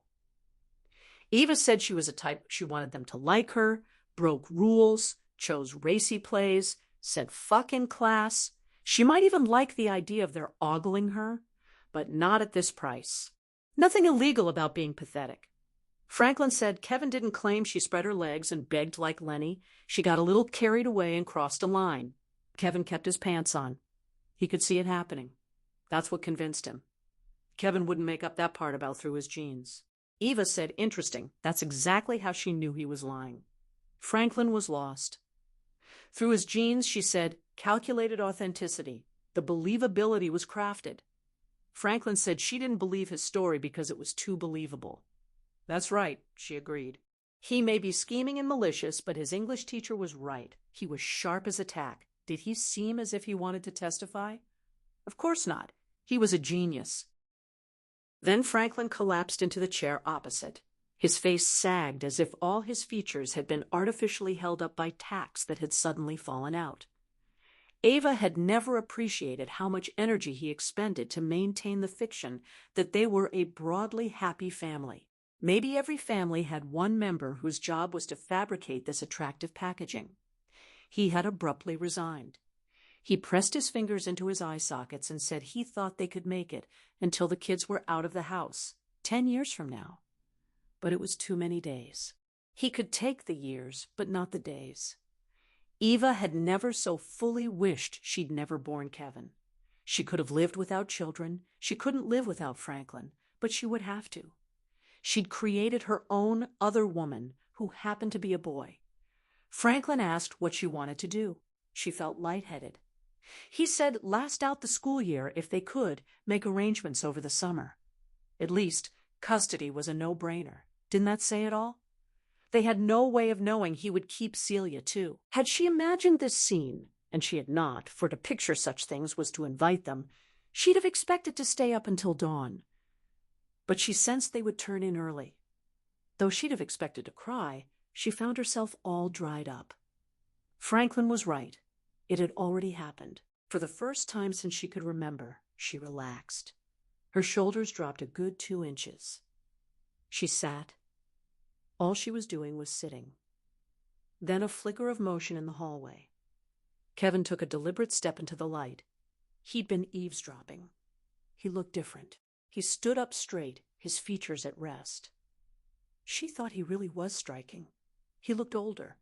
His eyes, ordinarily glazed, flat, unfocused, bored, belligerent, now swung wide. He announced he needed a drink of water, hissing without pronouncing any S's, and strode to the sink. Franklin told him not to take anything he might have overheard to heart. It was easy to misunderstand out of context. Kevin said, why would he not know the context? He drank 1 swallow. I am the context. He left. She was certain. That moment, that hard swallow, was when he decided. A week later, another letter from the school board. Pogorski would be permanently removed to administrative duties and never allowed direct supervision of students again.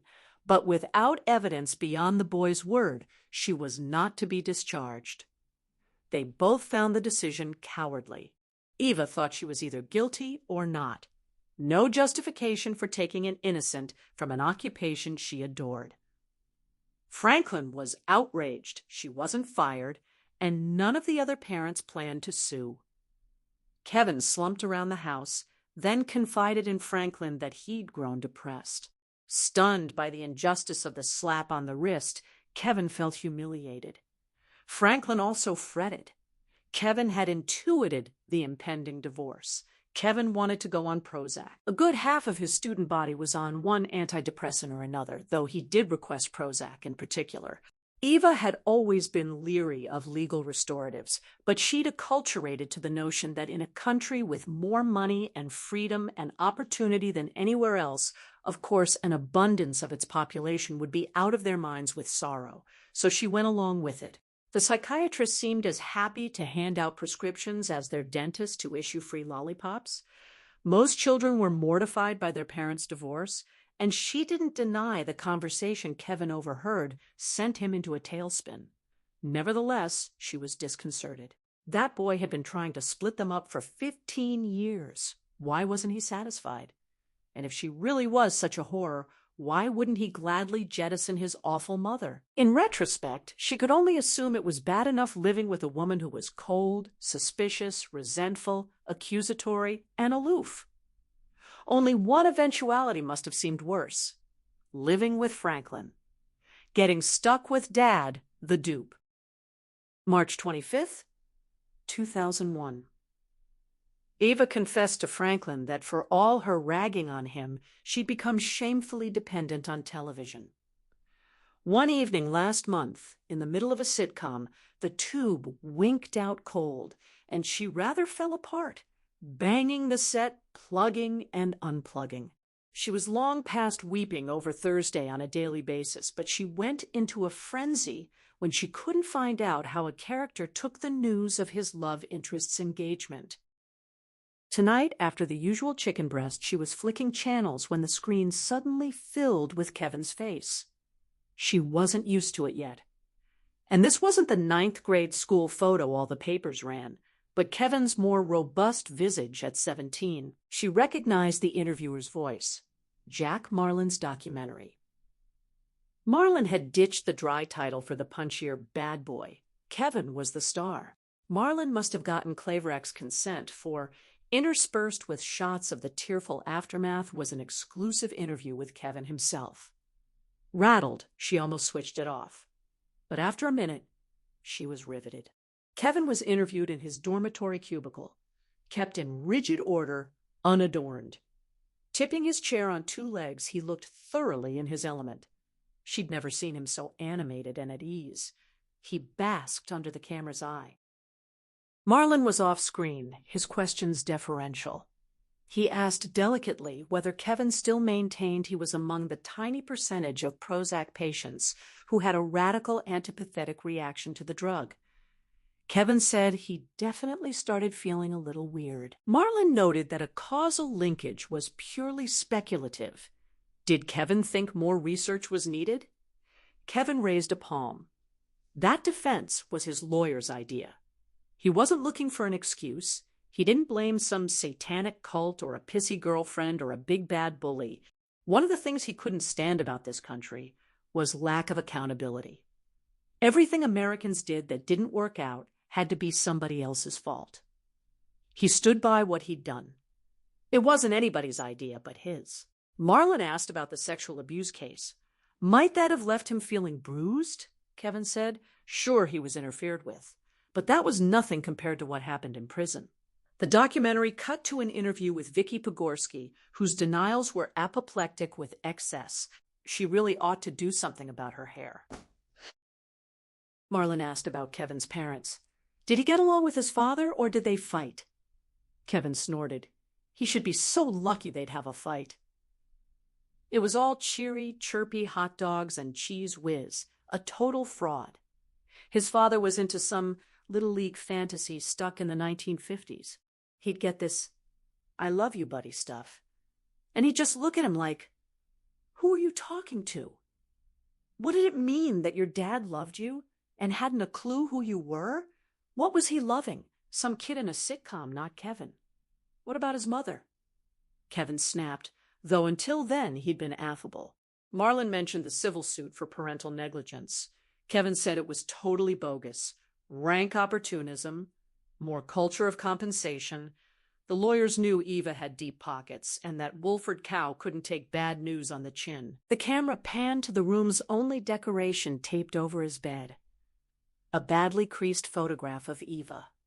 That headshot on an Amsterdam houseboat, which disappeared when Celia was born. She'd been sure he'd torn it to pieces. Marlin asked whether maybe she'd paid him too little attention. Kevin said sharply to lay off his mother. Shrink spent all day trying to get him to trash her, and he was tired of it. Marlin regrouped. Would he describe their relationship as close? Kevin said she'd been all over the world, started her own company. Go into any bookstore, you'd see her series. He used to cruise into Barnes & Noble just to look at all those books. Pretty cool. Marlin pressed further. Kevin said he could be a kind of creep, and she could be a kind of creep, too, so they were even, otherwise it was private. Next question. Marlin asked the big one. Why'd he do it? Kevin inserted a dramatic pause, then slammed the chair legs onto the floor. He turned directly to the camera. You wake up, watch TV, get in the car, and listen to the radio. You go to your little job or little school, but you're not going to hear about that on the news, since nothing is really happening. You read a book, which is just the same as watching, only even more boring. You watch TV all night or go out so you can watch a movie. It's got so bad that he'd noticed the people on TV half the time they were watching TV. If there was a romance in a movie, what did they do but go to a movie? What were they watching? After an awkward silence, Marlon asked him to tell them. People like me, Kevin said, sitting back and folding his arms. Marlon prodded that people watched other things than killers. Kevin said horseshit. They wanted to watch something happen, and he'd made a study of it. Pretty much the definition of something happening was that it was bad. The world was divided into watchers and watchees, with more and more audience and less to see. People who actually did anything were an endangered species. Marlon sorrowfully observed that all too many young people had gone on killing sprees. Kevin said, lucky for Marlon, too, he needed them. What would he do without them? Film a documentary on paint drying? What were all those folks doing but watching him? Didn't Marlon think they'd have changed the channel if all he'd done was get an A in geometry? Bloodsuckers? He did their dirty work for them. Marlon said the whole point of asking these questions was so they could figure out how to keep this from happening again. At the mention of Columbine, Kevin's face soured. He wanted to go on record that those two weenies were not pros. Their bombs were duds. They shot plain old anybody, no standards. His crowd was hand-picked. The videos those morons left behind were totally embarrassing. They copied him, and their whole operation was designed to one-up Gladstone. Nothing went according to plan. It was a 100% failure. Those miserable twits wasted themselves. Chicken. Part of the package was facing the music. Worst of all, they were hopeless geeks. He'd read sections of Klebold's journal. One of the groups that Chump wanted to avenge himself against was people who thought they could predict the weather. At the end of the big day, those two losers were originally planning to hijack a jet and fly it into the World Trade Center. Give them a break. Marlon noted that Kevin's victims were hand-picked. Why those particular students? They happened to be the people who got on his nerves. If you were planning a major operation, wouldn't you go for the prisspots and faggots and eyesores you couldn't stand? That was the main perk of taking the rap. Marlon and his cameraman leached off his accomplishments and got fancy salaries. Kevin had to do time. He had to get something out of it. Marlon asked if he felt any remorse if he could go back to April 8th, 1999.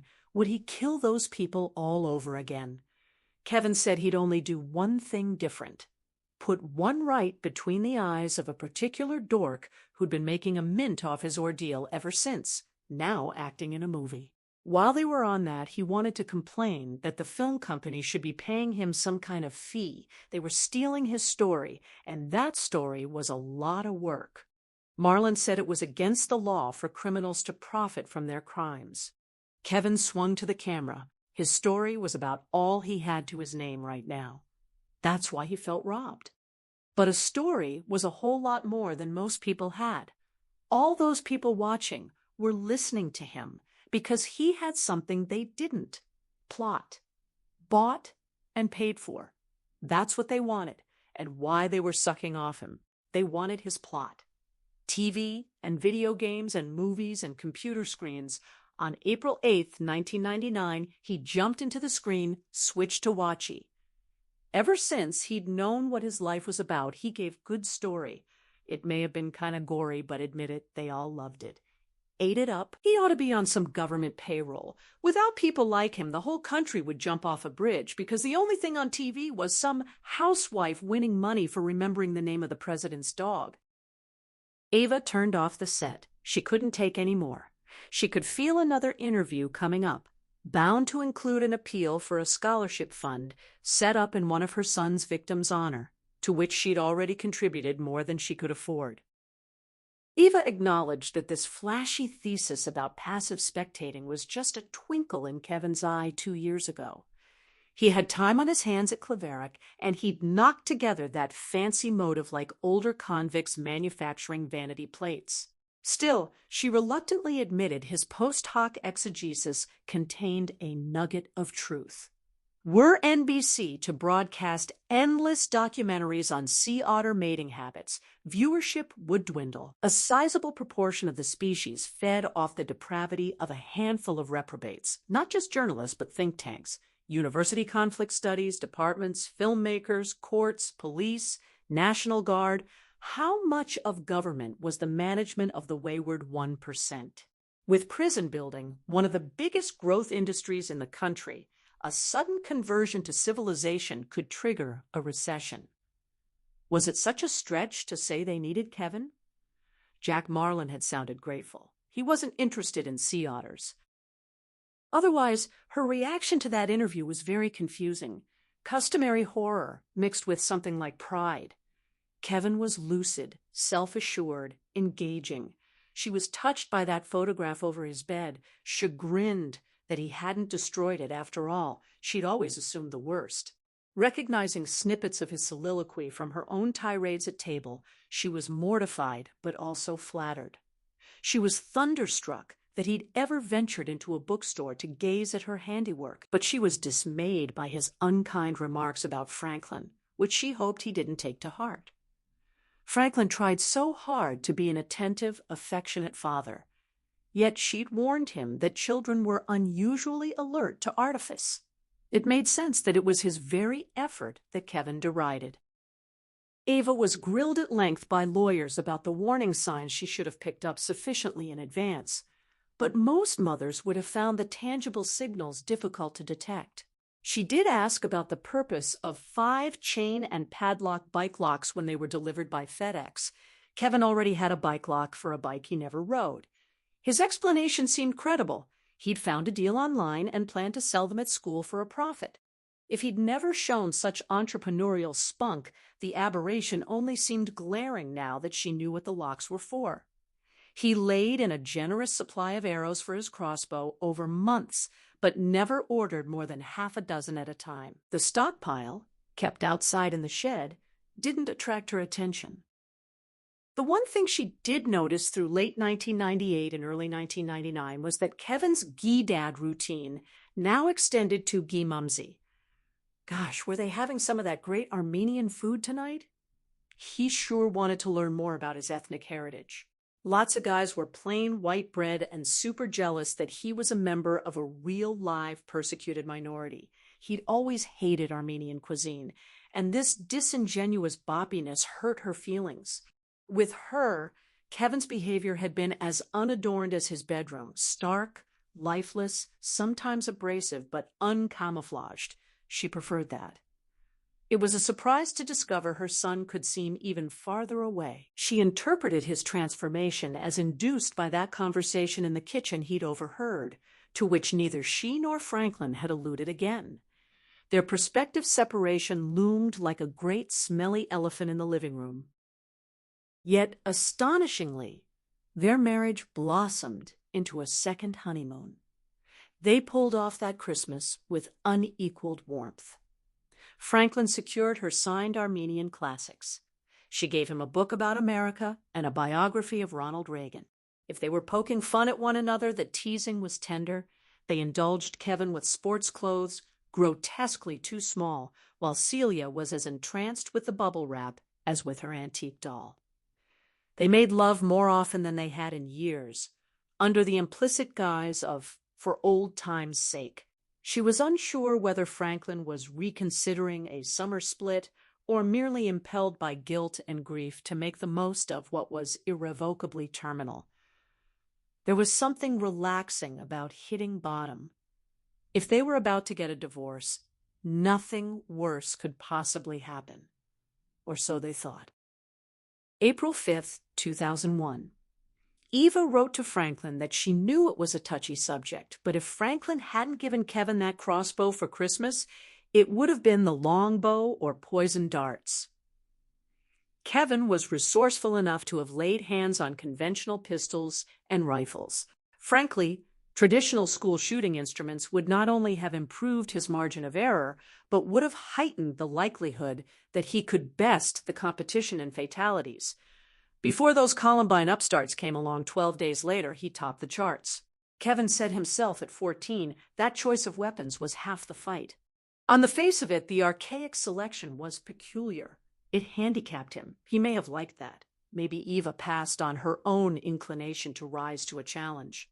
And though he may have enjoyed sticking his mother, who fancied herself so special, with the insult of cliché, he still liked setting himself apart. Since after Columbine he grumbled that any idiot could fire a shotgun, he must have recognized that being the crossbow kid would mark his prank in the popular imagination. By spring 1999, the field was crowded, and once indelible names were already fading. Moreover, he was showing off. Kevin Khachaturian could put an arrow through an apple from 50 meters. Nevertheless, she was convinced his leading motivation was ideological. Not the "I got plot" nonsense he fobbed off on Marlin, but the purity he admired in computer viruses. Having registered the social compulsion to derive some trenchant lesson from every murder spree, he must have painstakingly parsed the prospective fallout from his own. His father dragged him to museums and battlefields, so the neglected victim angle wouldn't work. He wasn't a satanic cult member. He wasn't picked on. He'd kept his mouth shut, hadn't posted a website or written essays about blowing up the school. And best of all, if he accomplished his stunt with a mere crossbow, his mother and her liberal friends couldn't parade him before Congress as a poster boy for gun control. In short, his choice of weapon was meant to ensure that Thursday would mean absolutely nothing. When Eva got up at 6:30 on April 8, 1999, she wasn't yet impelled to put that day in italics. She picked out a blouse she rarely wore. Franklin said she might not like to admit it, but she looked good in pink kissing her temple. His smallest kindness was writ large. She made coffee, roused Celia, helped clean and replace her prosthesis. Wiping the yellow crust off the glass and out of her eyelashes took 10 minutes. She felt relieved once the glass eye was in, Celia's watery blue gaze restored. Aside from Kevin getting up without being rousted 3 times, it began as a normal morning. She marveled at Franklin's appetite. 2 eggs, bacon, sausage, toast. She could never manage more than coffee, but loved the sizzle and the atmosphere of relish for the day ahead. She exclaimed when Kevin emerged, asking what happened. Were all his size 1 clothes in the wash? He said some days you just wake up with a sense of occasion. In plain view, he packed the 5 kryptonite locks and chains into his backpack. She assumed he'd found takers at school, Celia said. Kevin looked really handsome. Eva agreed, stooping to tell Celia not to dawdle. As Eva tucked Celia's hair behind her ears and kissed her head, Kevin cut a glance toward her while loading another chain. Though he'd entered with rare energy, his eyes had gone dead. Franklin called him over to show how a camera worked, saying good photography never hurt anybody. Kevin floated over unwillingly. Franklin went through lighting and f-stop positions. He said he wanted to shoot a roll of Kevin at archery practice sometime, capture that steely gaze for posterity. They could do a photo montage, Braveheart of the Palisades. Slapping Kevin's shoulder was a mistake. He flinched. The mask fell, and his face curdled with revulsion. He must have had other things on his mind. He managed to say that would be great. Eva chose this morning to gaze upon their domestic tableau in soft focus. All teenagers hate their parents, she thought. As the sun caught Celia's hair while she cut French toast into tiny pieces, and Franklin embarked on a riff about backlighting, while Kevin twitched with impatience, Eva was so heartened she considered sticking around. Would that she had, but children need routine, she decided. If she didn't get a jump on rush hour, there would be hell to pay on the bridge. Kevin suddenly barked at Franklin to shut up. He didn't care how the camera worked. He wasn't interested in baseball or the founding fathers or decisive battles of the Civil War. He hated museums and monuments and picnics. He couldn't stand reruns of war movies or documentaries about Eisenhower. He didn't want to play Frisbee or one more game of Monopoly with a sniveling, candy-ass, one-eyed midget. He'd had it up to his eyeballs with heart-to-heart father-son talks. Franklin looked stunned. Eva shook her head, counseling restraint. The pressure cooker was popular among her mother's generation. When that whistle was blowing off steam, the worst thing you could do was open the pot. Franklin said tightly that Kevin was on the record. As abruptly as he'd exploded, Kevin folded back up. For about 5 minutes, no one said anything. Then they gradually resumed pretense of an ordinary morning. Though in a hurry now, Eva had to say goodbye to Celia twice. She stooped and brushed her hair, picked crust from her lower lash, reminded her which books to take, gave her a big hug. After she turned to collect her things, Celia stood there looking stricken. Eva hoisted her into her arms. She was nearly 8, and supporting her full weight was hard on her back. Celia wrapped her legs around Eva's waist, buried her head in her neck, and said she'd miss her. Eva said she would miss Celia too, though she had no idea how much. Franklin's kiss goodbye was for once not an absent peck, but feverish, open-mouthed. Eva thanked him. She had relived that moment so many times. One look at Kevin's face settled whether children enjoyed watching their parents kiss. They didn't. Eva reminded Kevin he had archery for gym that day. Don't forget to bring his kit. He said she could count on it. She said he should make up his mind what to do for his birthday. 16 was a milestone. He said milestone turned into millstone by changing one letter. She asked about Sunday. He might be tied up. She brushed the back of her hand against his forehead, damp and cold. She asked if he felt all right. Never better, he said. As she was on her way out, he called. Sure, she didn't want to say goodbye to Celie one more time. Very funny, she said behind her, and closed the door. She thought he was just riding her. In retrospect, he was giving her very sound advice she really ought to have taken. The narrator confesses she has no idea what it feels like to wake with terrifying resolve. She imagines herself muttering excuses, postponing, giving up, kicking the can down an endless road. Sure, plenty of kids fantasize about revenge for the humiliations of 10th grade. Visions and half-baked plans are common. What sets her son apart?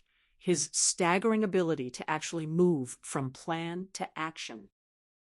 She searched her own life for an analogy and found only a stretch. Trips abroad she didn't want to take. She broke each monumental journey into tiny pieces. First, just making a phone call, then buying a ticket that felt theoretical, then buying guidebooks, then packing. One small dare after another until a taxi and a jetway made it too late to turn back. Big deeds are just little deeds in sequence, and Kevin must have figured that out. Ordering his supplies, stealing his stationery, loading chains into his backpack one by one, tend to the components, and the whole thing unfolds like magic.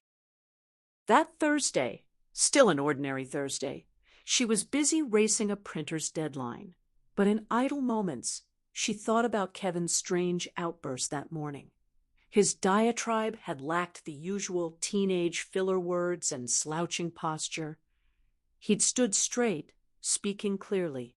She was distressed he'd hurt his father's feelings so carelessly, but this stark, unmediated young man seemed like a different boy entirely. She found herself hoping to meet this stranger son again under more agreeable circumstances, an unlikely prospect she still looks forward to. Around 6:15 p.m., commotion broke out outside her office, staff huddling conspiratorially, which she assumed was end-of-day gossip. Just as she resigned herself to working late alone, Rose knocked tentatively and asked gravely whether her son attended Gladstone High. It was already on the internet. Details were incomplete. Fatalities feared in a shooting. Who and how many? Unclear. The culprit unknown. The newsflash was frustratingly brief. Security staff had found carnage in the school gym, police trying to gain access. Flustered, she couldn't make sense of it. She immediately called her husband's mobile, cursing when it was off. He often did that, treasuring uninterrupted solitude as he drove around New Jersey. She appreciated he didn't want calls from work, but he might have turned it on for her. What was the point of the damn thing? She called home and got the machine. Lovely spring evening. Robert had likely taken Celia out back to play.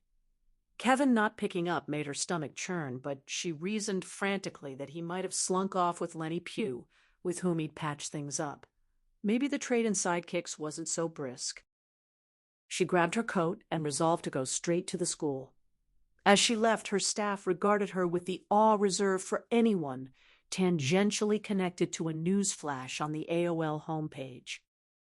Let's get one thing straight as she runs to the garage, guns out of Midtown, then gets stuck on the West Side Highway. She always believed Kevin screamed in his crib from pure rage, not hunger. That when he mocked a waitress's face, he knew he'd hurt her. That he defaced her maps out of calculated malice. That he seduced their nanny into scratching herself raw, and stayed in diapers until 6, not because he was slow, but because he was at war with his mother. That he destroyed the toys she made because they were worth more as emblems of ingratitude. That he learned to read in secret to deprive her of any parental usefulness. She was certain he'd loosened a friend's bike wheel. She had no illusion that bagworms got into her daughter's backpack by accident, or that Celia climbed 20 feet up an oak tree alone. She was sure the lunch of petroleum jelly and curry paste, the kidnapping games, the whispered words at a school dance weren't innocent. Whatever got drained cleaner in Celia's eye, she was dead certain Kevin was involved beyond playing savior. She regarded his jerking off with the door open as deliberate sexual abuse of his mother. She found it entirely credible he'd called a frail girl fat. The hit list in another student's locker was no mystery. Collecting computer viruses seemed disturbed. She believed a previous accuser had been persecuted in a show trial of Kevin's making. She'd been wrong about the brick throwing on the highway, and until 10 days ago had blamed him for a missing photograph. So yes, she's always believed the worst. But even her unnatural maternal cynicism had limits. When Rose told her there'd been a vicious assault at Kevin's school and students were feared dead, she worried for his well-being. Not for one instant did she imagine he was the perpetrator. On scene, misinformation rules, order gets imposed later. When she careened into the school parking lot with the radio on, few pieces of the tale were available, but she's had years to assemble the jigsaw. Schools don't treat letterhead as the keys to the kingdom. However, Kevin got it. He'd paid enough attention in English class to understand that form dictates tone. His official letter to a student, sent early enough for slow mail, showed the same ear for authenticity he'd displayed, playing roles for his father and a victim to an administrator. The letter praised the student for contributions in politics and civic awareness, invited her to the gym on Thursday at 3:30 p.m., mentioned an assembly program, asked for a demonstration of gifts, noted they'd tried for diversity, and implored her to keep quiet about the award to avoid jealousy. Signed by the principal. Identical notices went to 8 others, commended for acting, guitar, personal grooming, computing skills, ballet and tolerance, academics, sports, cinematic studies, and memorizing Tarantino scripts. The English teacher got a different letter asking her to chair the meeting while also claiming she'd won a Most Beloved Teacher award to be kept quiet. The trap was well set, but had possible glitches. The teacher might have checked with the principal. She didn't. The night before, Kevin set his alarm half an hour early and laid out loose clothing, choosing a dashing white shirt with billowing sleeves in which he might photograph well. The narrator would have tossed in anguish all night, but she'd never have concocted this grotesque project. She assumes if Kevin lost any sleep, it was from excitement. Riding the school bus that morning, he was encumbered. Those bike locks weighed over 6 pounds each. But he'd arranged an independent study archery course that semester. Other students were trained to see him lugging archery gear as ordinary. No one was attuned enough to the dorky sport to notice he wasn't carrying his standard bow, but a crossbow, which the administration later denied they'd ever have allowed. He carried a considerable number of arrows in a duffel bag. No one remarked on it. The wide berth his classmates allowed him in 8th grade had only broadened by sophomore year. After stashing his archery gear in the equipment room, Kevin attended all his classes. In English, he asked his teacher the meaning of maleficence. She beamed at the question. His independent study archery practice was scheduled for last period. With his enthusiasm firmly established, PE teachers no longer checked on him as he fired at a sawdust target. That gave him ample time to clear the gym of equipment, punching bags, horses, tumbling mats. The bleachers were already up. To keep them that way, he clipped small combination padlocks around iron supports on both sides. When he finished, the gym contained nothing except 6 thin blue mats arranged in a circle. The logistics were impeccable. The PE building stood apart from the main campus, a 3-minute walk. 5 entrances led into the gym from the boys' and girls' locker rooms, the equipment room, the lobby, and an upstairs alcove, but none opened directly outside. Windows ran only at the very top, 2 stories up. No one could see in from ground level. No sporting events were scheduled that afternoon. The bell rang at 3 o'clock. By 3:15, the clamor of departing students faded. The gym sat deserted. Kevin padded into the boys' locker room and unlooped his first kryptonite bike lock. Methodical by nature, he twist-tied the correct key to each padlock. Looping heavy chain around the double-door handles, he pulled it taut, hiked up the protective nylon sheath, clicked the yellow lock into a middle link, twisted the key free, and pocketed it. He tested the doors. They opened only a crack before seizing. He repeated the process in the girls' locker room, then at the equipment room entrance, exiting through its back door. These locks were state-of-the-art. The U-shaped padlock stood only 2 inches high, denying leverage. The chain was forged interlinking, each link half an inch thick. Kryptonite chains resisted heat, professional thieves used torches, and the company was so confident it guaranteed the bike's full value if stolen, even in New York.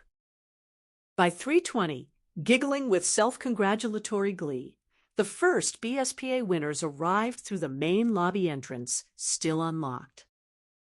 They traded comments about the awards, personal hygiene, bright and shining status. Someone asked for chairs.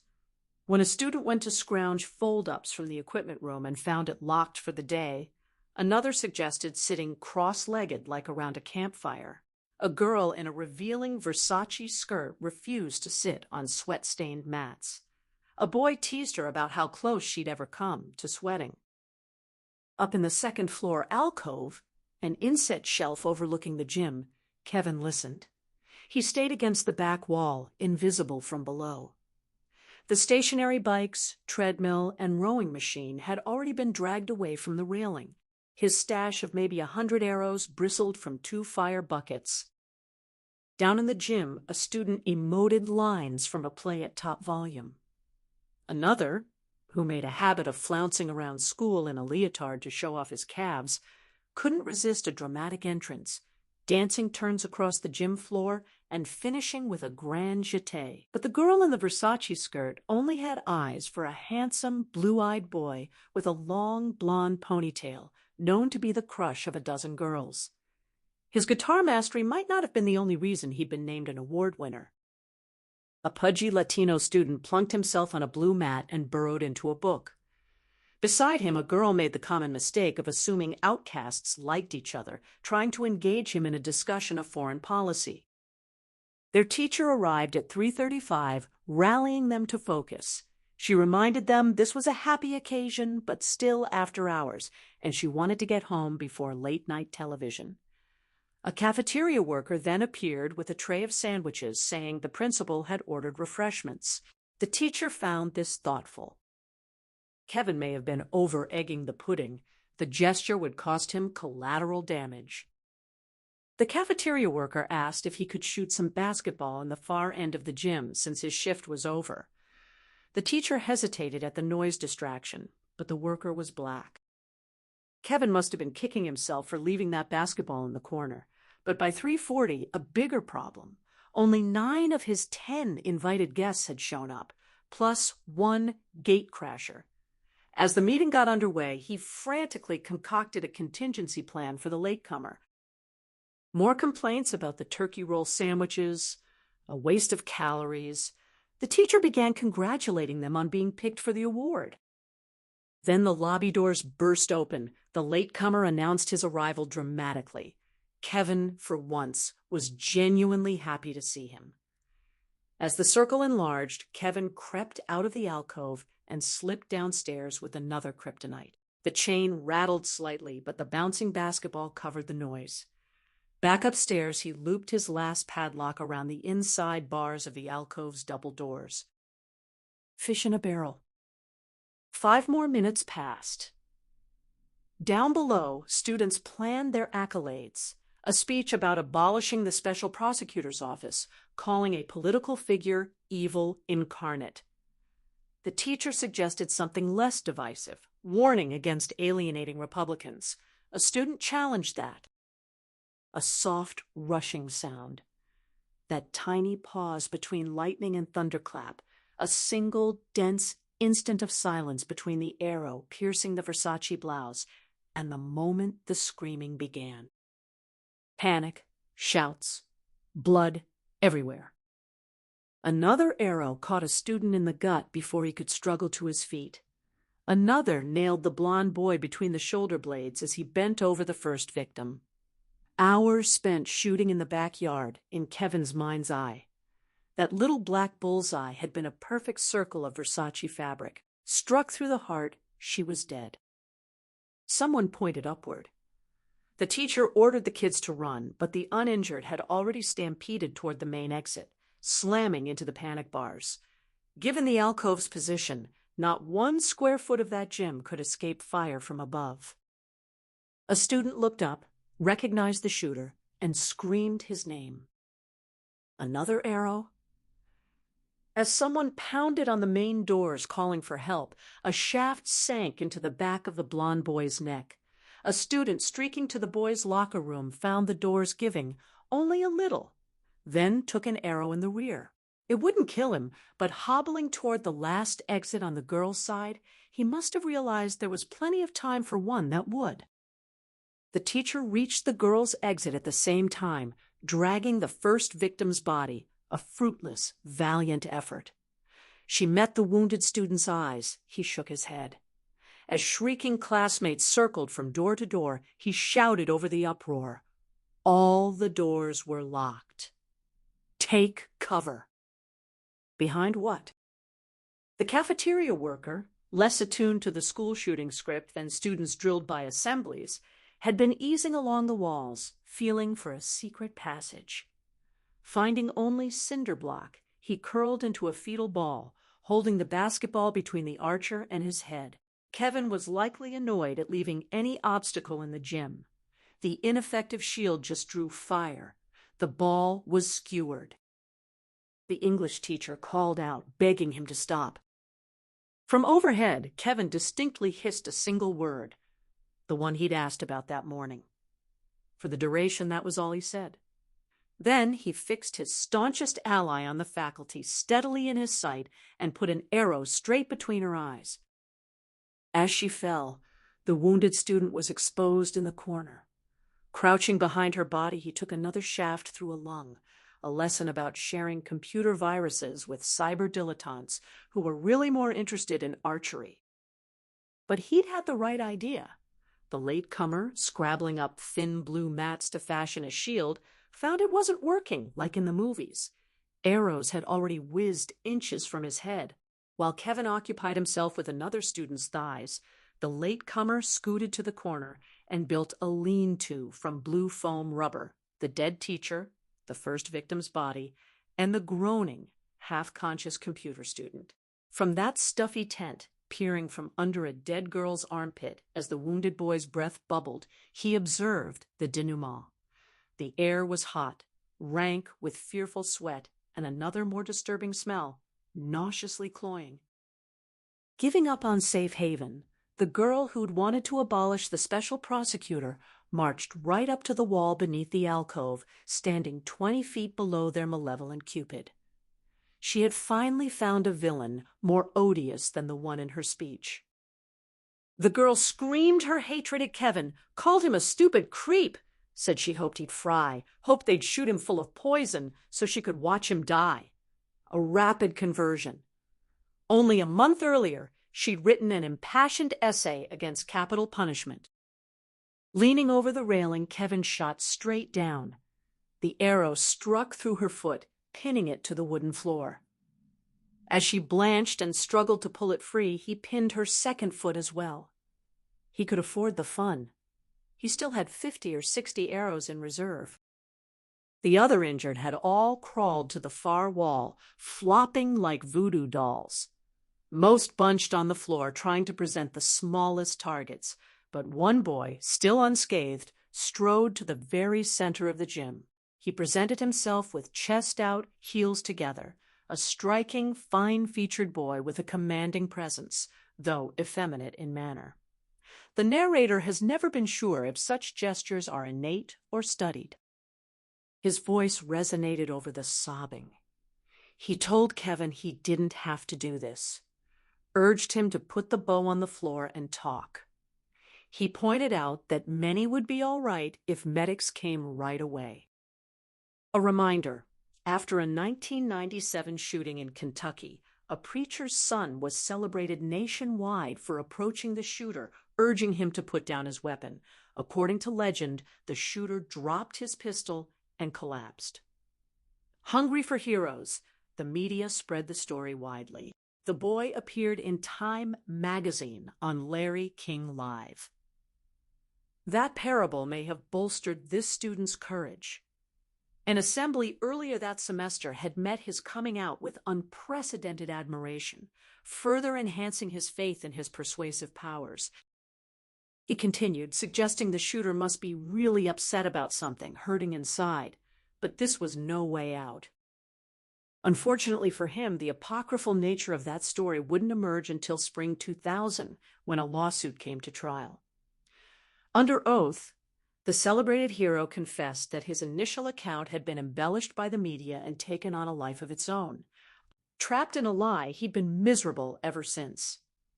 By the time he'd approached, the shooter had already stopped and collapsed on his own. An arrow. The boy staggered backward. The narrator hopes she hasn't related this so dispassionately as to seem callous. The facts remain bigger than any one small grief. She's just reiterating a sequence of events strung together by news reports. She pretends no remarkable insight into Kevin's state of mind, the one foreign country she's been most reluctant to enter. Descriptions from survivors depart from similar events. Those Columbine children were manic, eyes glazed, grinning crazily. Kevin, by contrast, was described as concentrated and deadpan. But he always looked that way on the archery range, as if he became the arrow, discovering a sense of purpose that his phlegmatic daily persona lacked. She reflects on the hard, impassable barrier between imaginative depravity and real-life execution, the same steel wall between a knife and her wrist, even at her most disconsolate. So how could Kevin raise that crossbow, point it at a girl's breastbone, and actually squeeze the release? She assumes he discovered what she never wishes to, that there is no barrier. Like her trips abroad or his scheme of bike locks and invitations, squeezing that release can be broken into simple, constituent parts. Pulling a trigger may be no more miraculous than reaching for a glass of water. Crossing into the unthinkable turns out to be no more athletic than stepping across an ordinary threshold. The secret is that there is no secret. He must almost have wanted to giggle, though that isn't his style. Those Columbine kids did giggle. Once you find nothing stops you, stepping back and forth across that threshold becomes a mocking little dance. That said, the last bit harrows her most. She has no metaphors. If it seems extraordinary that no one responded to the cries for help, the gym was isolated, and stragglers who later admitted hearing screams assumed an exciting sporting event was underway. No telltale crack of gunfire. The most obvious explanation, while it takes a while to tell, the melee couldn't have lasted more than 10 minutes. But if Kevin entered an altered state, it was far more sustained than that. One student passed out, which probably saved him. Another remained motionless behind a fleshy fortress that shook from a systematic rain of arrows. Some combination would finish off the computer student. Shouts for help along the wall were silenced with additional shots. Kevin took his time, emptying both buckets until that line of limp casualties bristled like porcupines. More appalling than the cheap archery practice, victims no longer moving targets, was its cessation. It's surprisingly difficult to kill people with a crossbow. Kevin knew that, so he waited. When a security guard jingled by to lock up, found the kryptonite chain, and peeked through the door crack to see red, Kevin waited. When police arrived with massive cutters that only dented the chain and at length secured an electric metal, saw that shrieked and spat sparks, all of which took time, Kevin put his feet up on the alcove rail and waited. The protracted interlude between his last arrow and the SWAT team's final burst through the lobby door was one of those untenanted periods for which she'd advised him at age 6 that he'd be grateful for a book. 2 people were killed by the trauma of the arrows themselves. 7 others bled to death, trickle by drop. When the narrator wheeled out of her car, the lot was already jammed with ambulances and police cars, yellow tape marking the perimeter. Just getting dark, careworn paramedics lit in ghoulish red and blue. Stretcher after stretcher paraded out. She was aghast. There seemed no end. Yet even amid pandemonium, a familiar face flashed brighter than emergency vehicles. Her eyes seized on Kevin in seconds. A classic double take. Despite everything, she was relieved he was alive. But she was denied the luxury of maternal instincts. At a glance, obvious. He wasn't marching, but being marched from the gym by policemen, hands behind his back because he had no choice. She felt dizzy. The parking lot lights scattered into meaningless splotches. An officer approached, the heavier, more cynical one from the overpass incident, and told her to clear the area. He didn't recognize her face. They must meet plenty of wide-eyed parents whose reprobates came from good families. She told him she was the boy's mother. The most difficult claim of fealty she'd ever made. His face hardened. An expression she'd get used to. That, and the melting "you poor dear one," which was worse. She asked what happened. From the flinty look in his eye, she could already tell that whatever she was now indirectly responsible for, it was bad. He offered only that there'd been casualties and directed her to the station. When she asked if she could talk to her son, he pointed her toward another officer. Making her way to the police car, she ran a gauntlet of officers explaining with increasing fatigue who she was. She finally understood St. Peter, why he'd thrice denied association with a social pariah set upon by a lynch mob. Repudiation was even more tempting for her, since that boy was no messiah. She reached the car. Staring at the back window, she couldn't see through the glass for blinking reflections. She cupped her hand over the window. Kevin wasn't crying or hanging his head. He turned to the window. He had no trouble looking her in the eye. She thought to scream, "What have you done?" But the hackneyed exclamation would have been self-servingly rhetorical. She'd know the details soon enough. She couldn't imagine any conversation that wouldn't be ridiculous. So they stared in silence. His expression was placid, still displaying remnants of resolution, but determination already sliding to quiet, self-satisfied complacency. His eyes were strangely clear, unperturbed, almost peaceful. She recognized their pellucidity from that morning, though breakfast already seemed 10 years past. This was the stranger's son, the boy who dropped his shuffling disguise for the carriage and lucidity of a man with a mission. He was pleased with himself. That's all she needed to know. Yet when she pictures his face through that window now, she remembers something else. He was searching, looking for something in her face. He looked very carefully and very hard, then leaned back a little. Whatever he'd been searching for, he hadn't found it. This, too, seemed to satisfy him. He didn't smile, but he might as well have. Driving to the station, she got enraged with her husband. It wasn't fair, but his mobile was still off, and one fixates on small logistical distractions. She couldn't yet get angry at Kevin. Safer to vent on her husband, who hadn't done anything wrong. Hitting redial over and over, she railed aloud at the wheel, demanding where he was, why his phone was off. Hadn't he listened to the news? But he didn't play the radio in his truck. He preferred CDs. She shouted at him, her tears still the hot, stingy ones of fury, accusing him of making her go through this all by herself. The narrator drove past Town Hall Road at first. The slick green and white building looked like a chain steakhouse or fitness center. Inside, a bronze frieze memorialized fallen officers, but the foyer itself was white walls and characterless linoleum, like a pool entrance. The reception room was horrifyingly intimate, even smaller than the hospital emergency room. She was accorded no priority. The receptionist coldly informed her she could accompany her minor while he was booked. Panicked, she pleaded whether she had to. The woman said to suit herself and directed her to a single black vinyl sofa. Abandoned as officers raced back and forth, she felt both implicated and irrelevant. She didn't want to be there. In case that sounds like an understatement, she had the novel experience of not wanting to be anywhere else either. She wished she were dead. Across the sofa sat a boy she now knows to be Joshua Lukronsky. Even familiar with him, she'd have struggled to recognize him.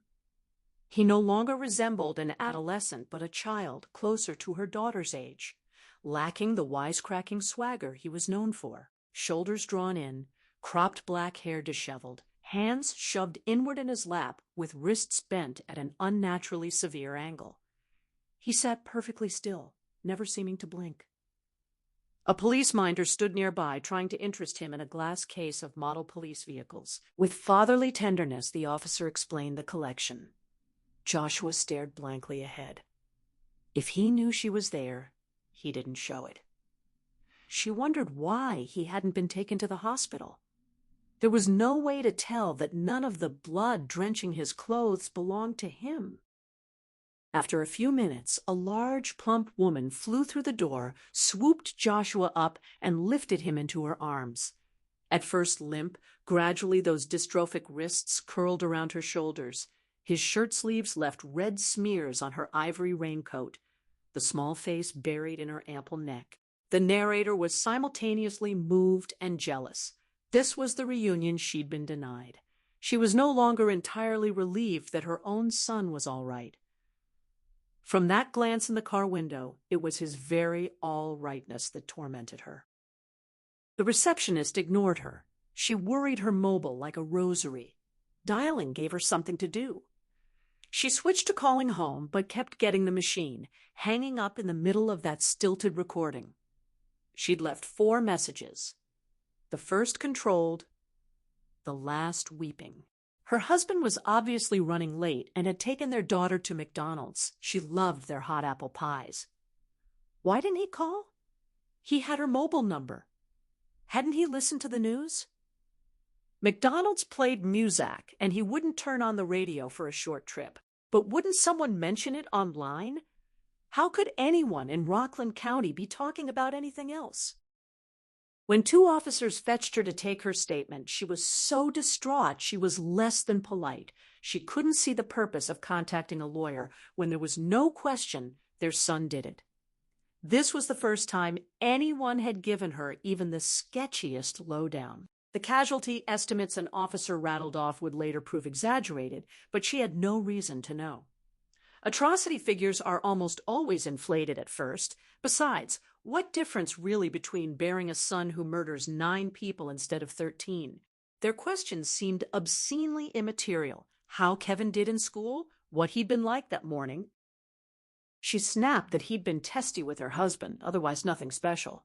What was she supposed to do? Her son was rude, so she called the police?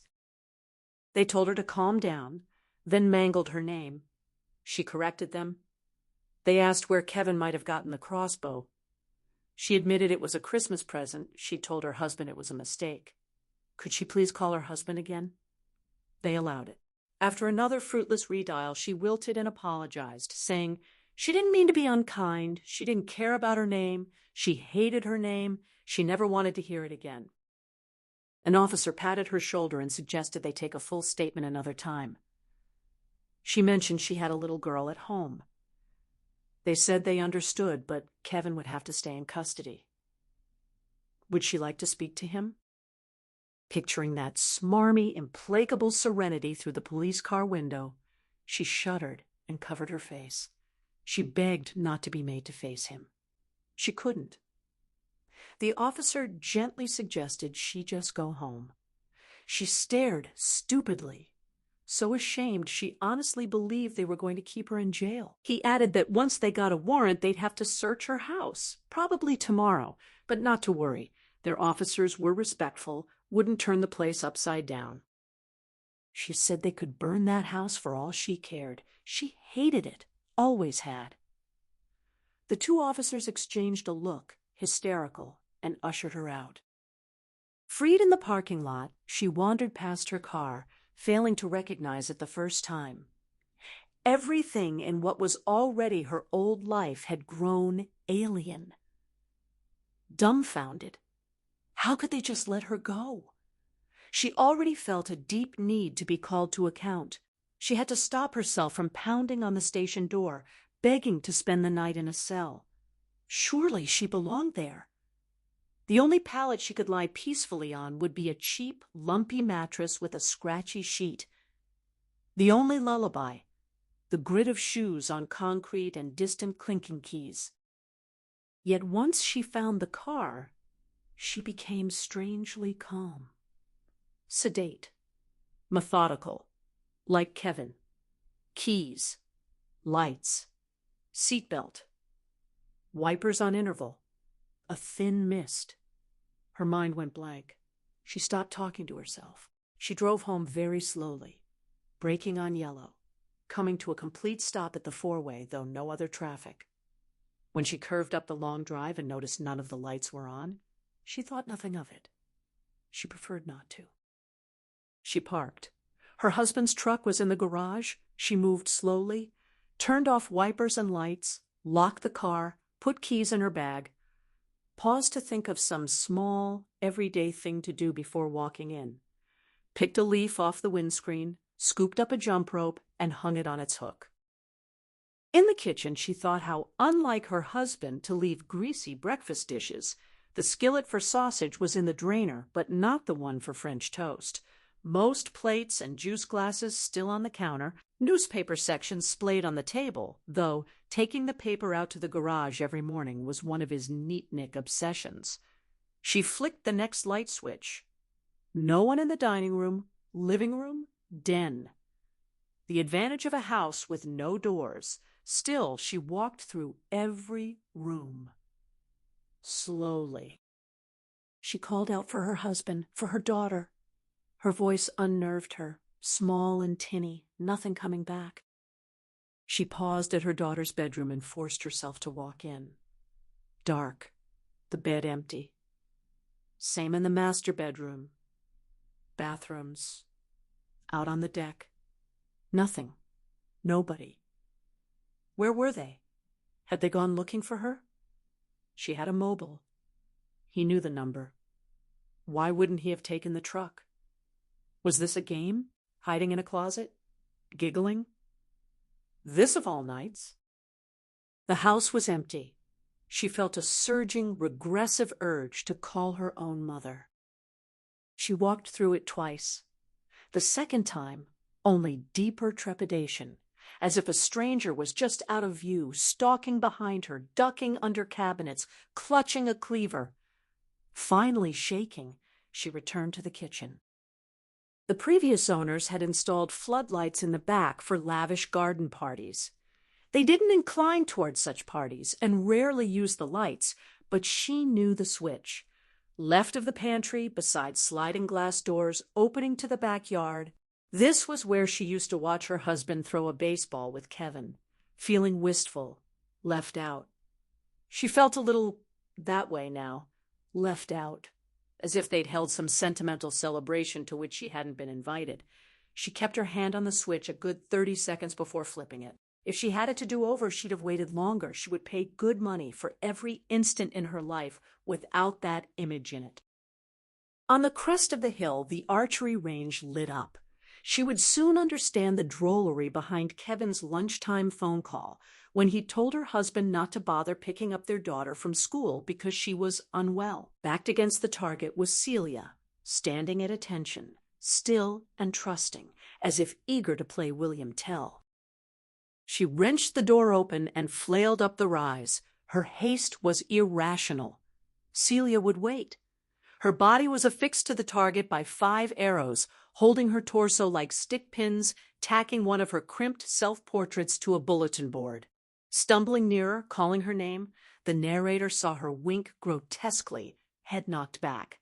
Though she remembered putting in her daughter's prosthesis that morning, it was missing now. There are things we know with our whole being without ever actively thinking them. It was like that. She knew what else she would find without specifying it to herself. Scrambling up to the archery range, she tripped over something sticking from bushes. She sickened but wasn't surprised, recognized the obstacle in an instant. She'd bought pairs of those brown shoes from Banana Republic often enough. Her beloved. She may need too badly to tell herself a story, but she's felt compelled to weave some thread of connection between the meaningless dishevelment of that backyard and the finest in the man she married. With 20 minutes remaining before they had to leave for school, he'd let the kids go out to play. In fact, he was encouraged that for once the two were horsing around together. Bonding. He dawdled through the newspaper, then started on the breakfast dishes. He heard a scream. She doesn't doubt he was out the sliding doors in a flash. From the bottom of the hill, he went for him. He was a robust man, even in his 50s, still skipping rope 45 minutes a day. It would have taken a lot to stop a man like him in his tracks, and he almost made it, a few yards from the crest with the arrows raining. Here is her theory. Her husband paused. Out on the deck, with their daughter pinned to an archery target and their firstborn sighting down the shaft of his crossbow, he simply didn't believe it. There was such a thing as a good life. It was possible to be a good dad, weekends, picnics, bedtime stories, and raise a decent, stalwart son. This was America. He'd done everything right. Therefore, this could not be happening. For a single, deadly moment, that overweening conviction fatally interposed itself. His brain may have even reconfigured the image, remixed the soundtrack. Their daughter, pretty and cheerful, tossing her hair into the spring breeze, not screaming, but laughing. The only reason Kevin could be standing in front of the target was to faithfully collect spent arrows.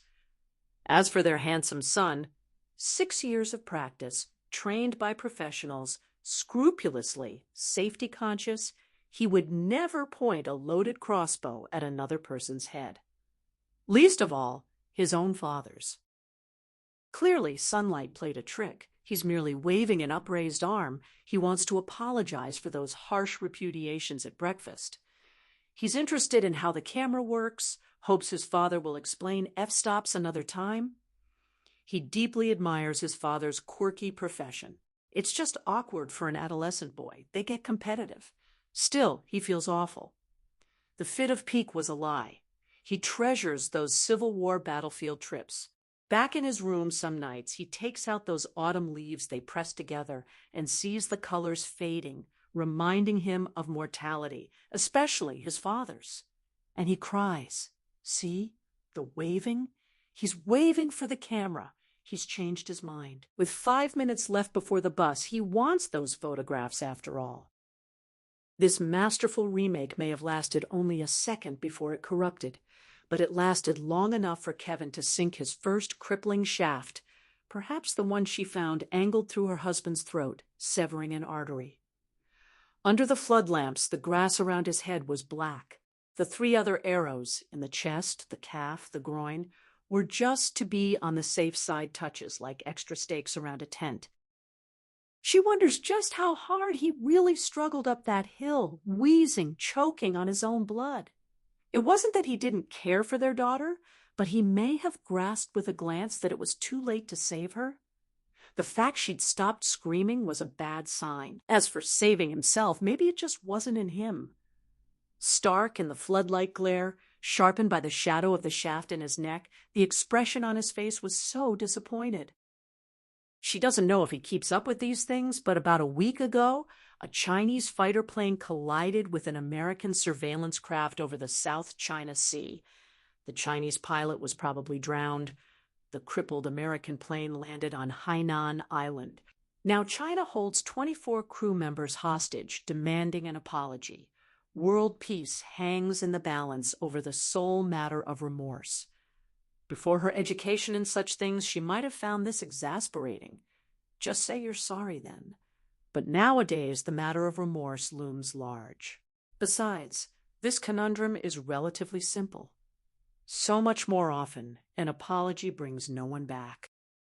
Politics has dissolved for her into tiny personal stories.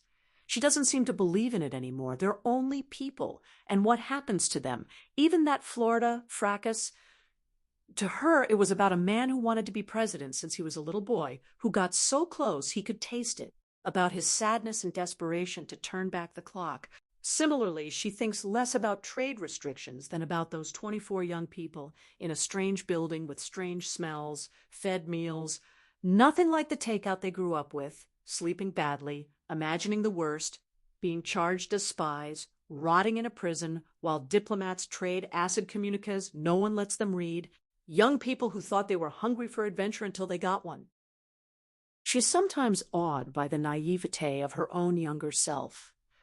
Disheartened that Spain has trees, that every unexplored frontier turns out to have food and weather. She wanted to go somewhere else. She conceived of herself as harboring an insatiable appetite for the exotic. Kevin has introduced her to a real foreign country. She can be sure of that, since the definition of a truly foreign locale is one that fosters a piercing and perpetual yearning to go home. A couple of these small foreign experiences she has held back, which isn't like her. She once loved to return from a trip and present him with mundane how-they-do-things elsewhere discoveries, like that in Thailand. Commercial loaves of bread aren't twist-tied at the heel, but on the top. As for the first tidbit she's withheld, she may be guilty of plain condescension. Kevin's escapade screamed premeditation.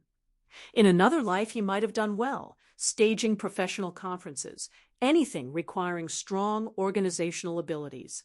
So even her husband realizes that staging this on a Thursday, 3 days before he turned the age of full legal accountability, was no coincidence. He was virtually 16 on Thursday, but statutorily still 15. Meaning in New York State, a more lenient raft of sentencing guidelines would apply even if they tried him as an adult. Kevin is sure to have researched that the law does not, like his father, round up. His lawyer located a range of expert witnesses who told alarming medical anecdotes. Typically, a mild-mannered 50-something on Prozac experiences an acute personality flip into paranoia and dementia, then shoots his family and himself. The narrator wonders whether her husband ever clutched at that pharmaceutical straw. Maybe their son was just one of those unfortunate few whose reaction to antidepressants was adverse. Instead of lightening his burdens, the drug plunged him into darkness. She really tried to believe that for a while, especially during Kevin's trial. That defense didn't get him off completely, nor release him into psychiatric care as intended, but Kevin's sentence may have been slightly more lenient for the doubt raised over his chemical stability. After the sentencing, 7 years, she thanked his lawyer outside the courthouse. 7 years had never seemed so short, but she appreciated that he'd done his best.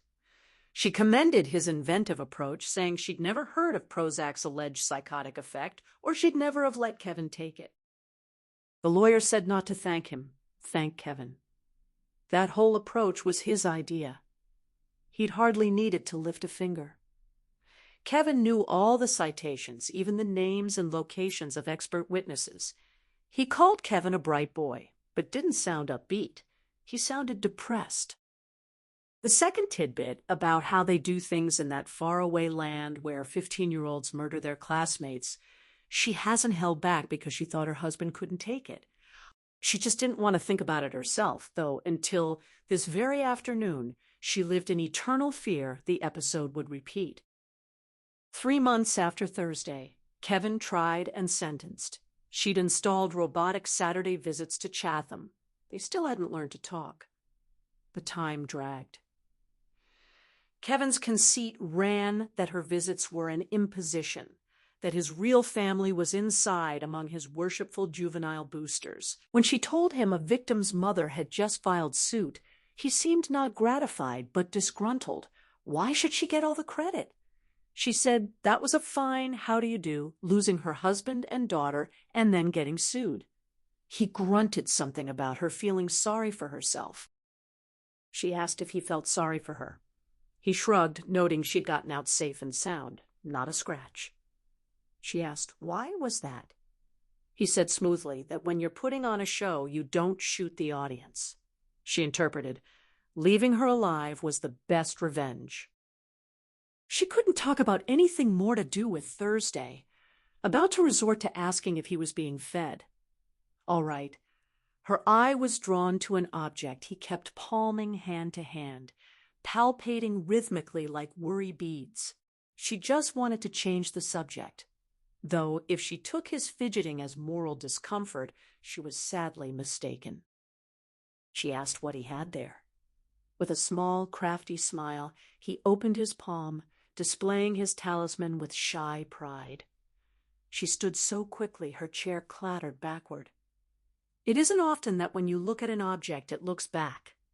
She told him hoarsely never to pull that out again or she would never come back. She thinks he knew she meant it, which gave him a powerful amulet to ward off pestilential visits from Mumsy. The fact that Celia's glass eye has remained out of her sight since can only mean that on balance he's glad she comes. Her husband probably thinks she's just telling more tales. What a hideous boy to torment his mother with so ghastly a souvenir. But no, not this time. She had to tell that story so he'd better understand the next one from this very afternoon. The date? 2-year anniversary. In 3 days, Kevin turns 18. For voting and enlisting, that's when he becomes a grown-up. But she's more inclined to side with the judicial system, which tried him as an adult 2 years ago. The day they all formally came of age will always be April 8th, 1999. She put in a special request to meet with their son this afternoon. Routinely turned down for birthday visits, her request was granted. When Kevin was issued in, she noticed a change in his demeanor before he spoke. All that snide condescension had fallen away. She finally appreciated how fatiguing it must be to generate that world-weary effect the livelong day. Claverack had given up on street clothes after epidemic thieving, so he wore an orange jumpsuit too big for him, in which he looked dwarfed. 3 days from adulthood, Kevin is finally starting to act like a little boy, confused, bereft. His eyes had shed their glaze and tunneled to the back of his head. She ventured he didn't look too happy. He asked if he ever had. Curious, she asked if something was bothering him, though the rules of their engagement proscribed such a direct, motherly solicitation. Extraordinarily, he answered. He said he was almost 18 out of here. He'd heard they don't waste much time. She said a real prison. He said this place was real enough for him. She asked if the move to Sing Sing made him nervous. He asked incredulously if she knew anything about those places. He was shaking. Over the last 2 years, he'd acquired a maze of tiny battle scars across his face. His nose was no longer straight. The effect didn't make him look tougher, but disarranged. The once sharp Armenian features smudged into a doughier blur. She promised she'd still come to visit, bracing for sarcasm. He said he was hoping she would. Incredulous, she stared. As a test, she brought up news from San Diego last month. He had 2 more colleagues. He vaguely remembered one of them called him a sucker, said he felt sorry for the chump being had. She pointed out that shooter didn't make the headlines. The vice president's heart problems and a storm got bigger billing. The second shooting, with one fatality, got almost no coverage. He said that guy was 18, asked if she didn't think he was a little old for it. She mentioned she'd seen Kevin on TV. He squirmed with embarrassment, said it was filmed a while ago, he was into a thing. She said he was very articulate, presented himself well. Now all he had to come up with was something to say that wasn't horseshit. He chuckled. She asked if he knew what day it was, why they let her come on a Monday. He said it was his anniversary, finally turning that sardonicism on himself. She said she just wanted to ask him something. She'd never put this question to him before. Not sure why. Maybe she didn't want to be insulted with rubbish. She told him it had been 2 years. She missed his father, still talked to him, even wrote him letters, now in a messy stack on her desk because she didn't know his address. She missed his sister badly. So many other families were still sad. Journalists and therapists and other inmates asked all the time, but he'd never told her. So please, look her in the eye. He killed 11 people. Her husband, her daughter. Tell her why. Unlike that day through the police car window, Kevin met her gaze with supreme difficulty. His eyes kept shuddering away, making contact in sorties, then flickering back to the wall. At last he gave up, staring a little to the side of her face. He said glumly that he used to think he knew. Now he wasn't so sure. Without thinking, she extended her hand across the table and clasped his. He didn't pull away. She thanked him. Her gratitude might seem odd. She'd harbored no preconception of what answer she wanted, no interest in a pat sociological aphorism about alienation or a cheap construct like attachment disorder. She was astonished to discover his answer was word perfect. For Kevin, progress was deconstruction. He would only begin to plumb his own depths by first finding himself unfathomable. When he pulled his hand back, he reached into his coverall pocket. He said he'd made her something, sort of a present. As he withdrew a dark, rectangular wooden box, she apologized that she hadn't forgotten his birthday, would bring his present next time. He said not to bother, it'd just get ripped off. He slid the box across the table. It wasn't quite rectangular, but coffin-shaped, with hinges and brass hooks. The morbid shape seemed typical, but the gesture moved her. The workmanship was surprisingly fine. He'd never given her anything while inside. She said it was nicely made and asked if it was for jewelry. He kept his fingers on it fast and told her sharply, "Don't open it.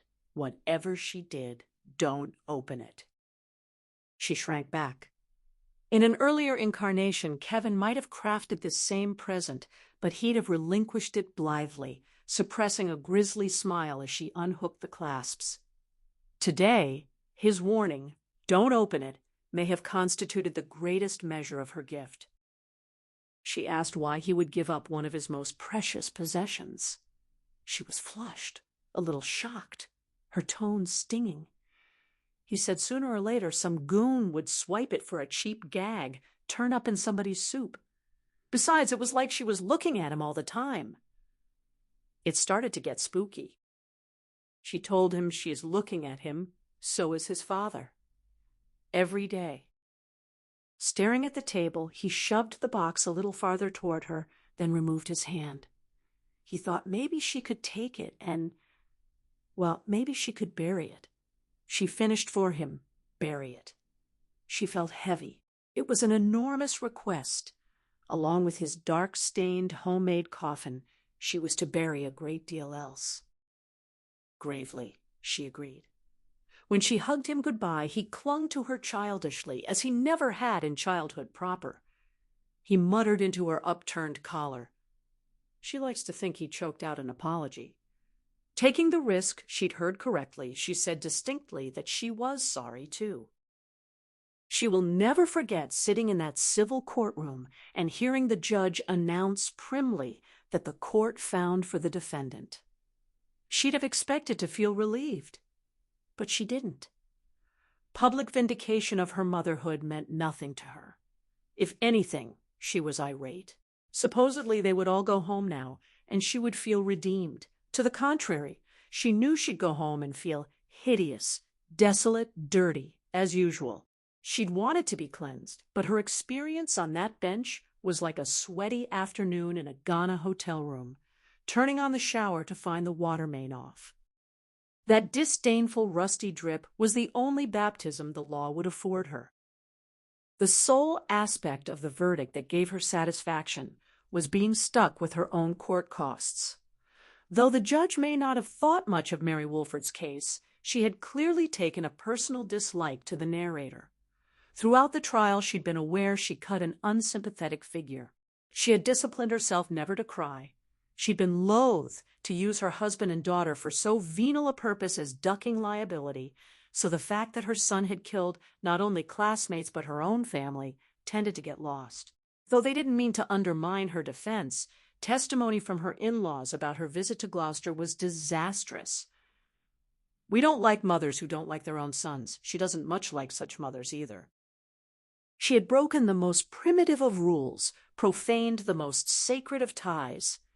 Had she instead protested Kevin's innocence, railed against his tormentors, insisted that after Prozac he was a completely different boy, she guarantees the plaintiff would have been forced to pay her costs to the final dime. Instead, her demeanor was repeatedly described as defiant, while her disagreeable characterizations of her own flesh and blood were submitted, no comment, to hang her out to dry.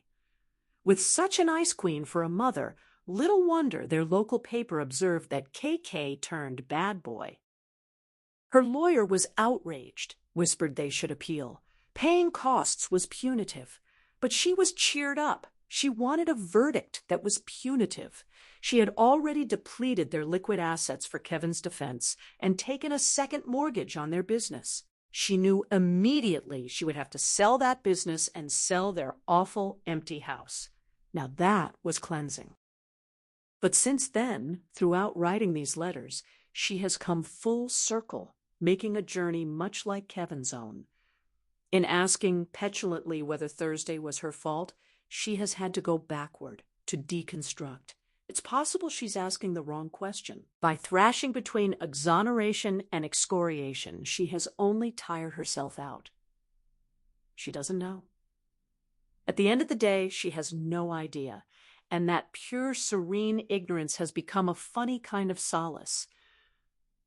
The truth is, if she decided she was innocent or guilty, what difference would it make? If she arrived at the right answer, would her husband come home?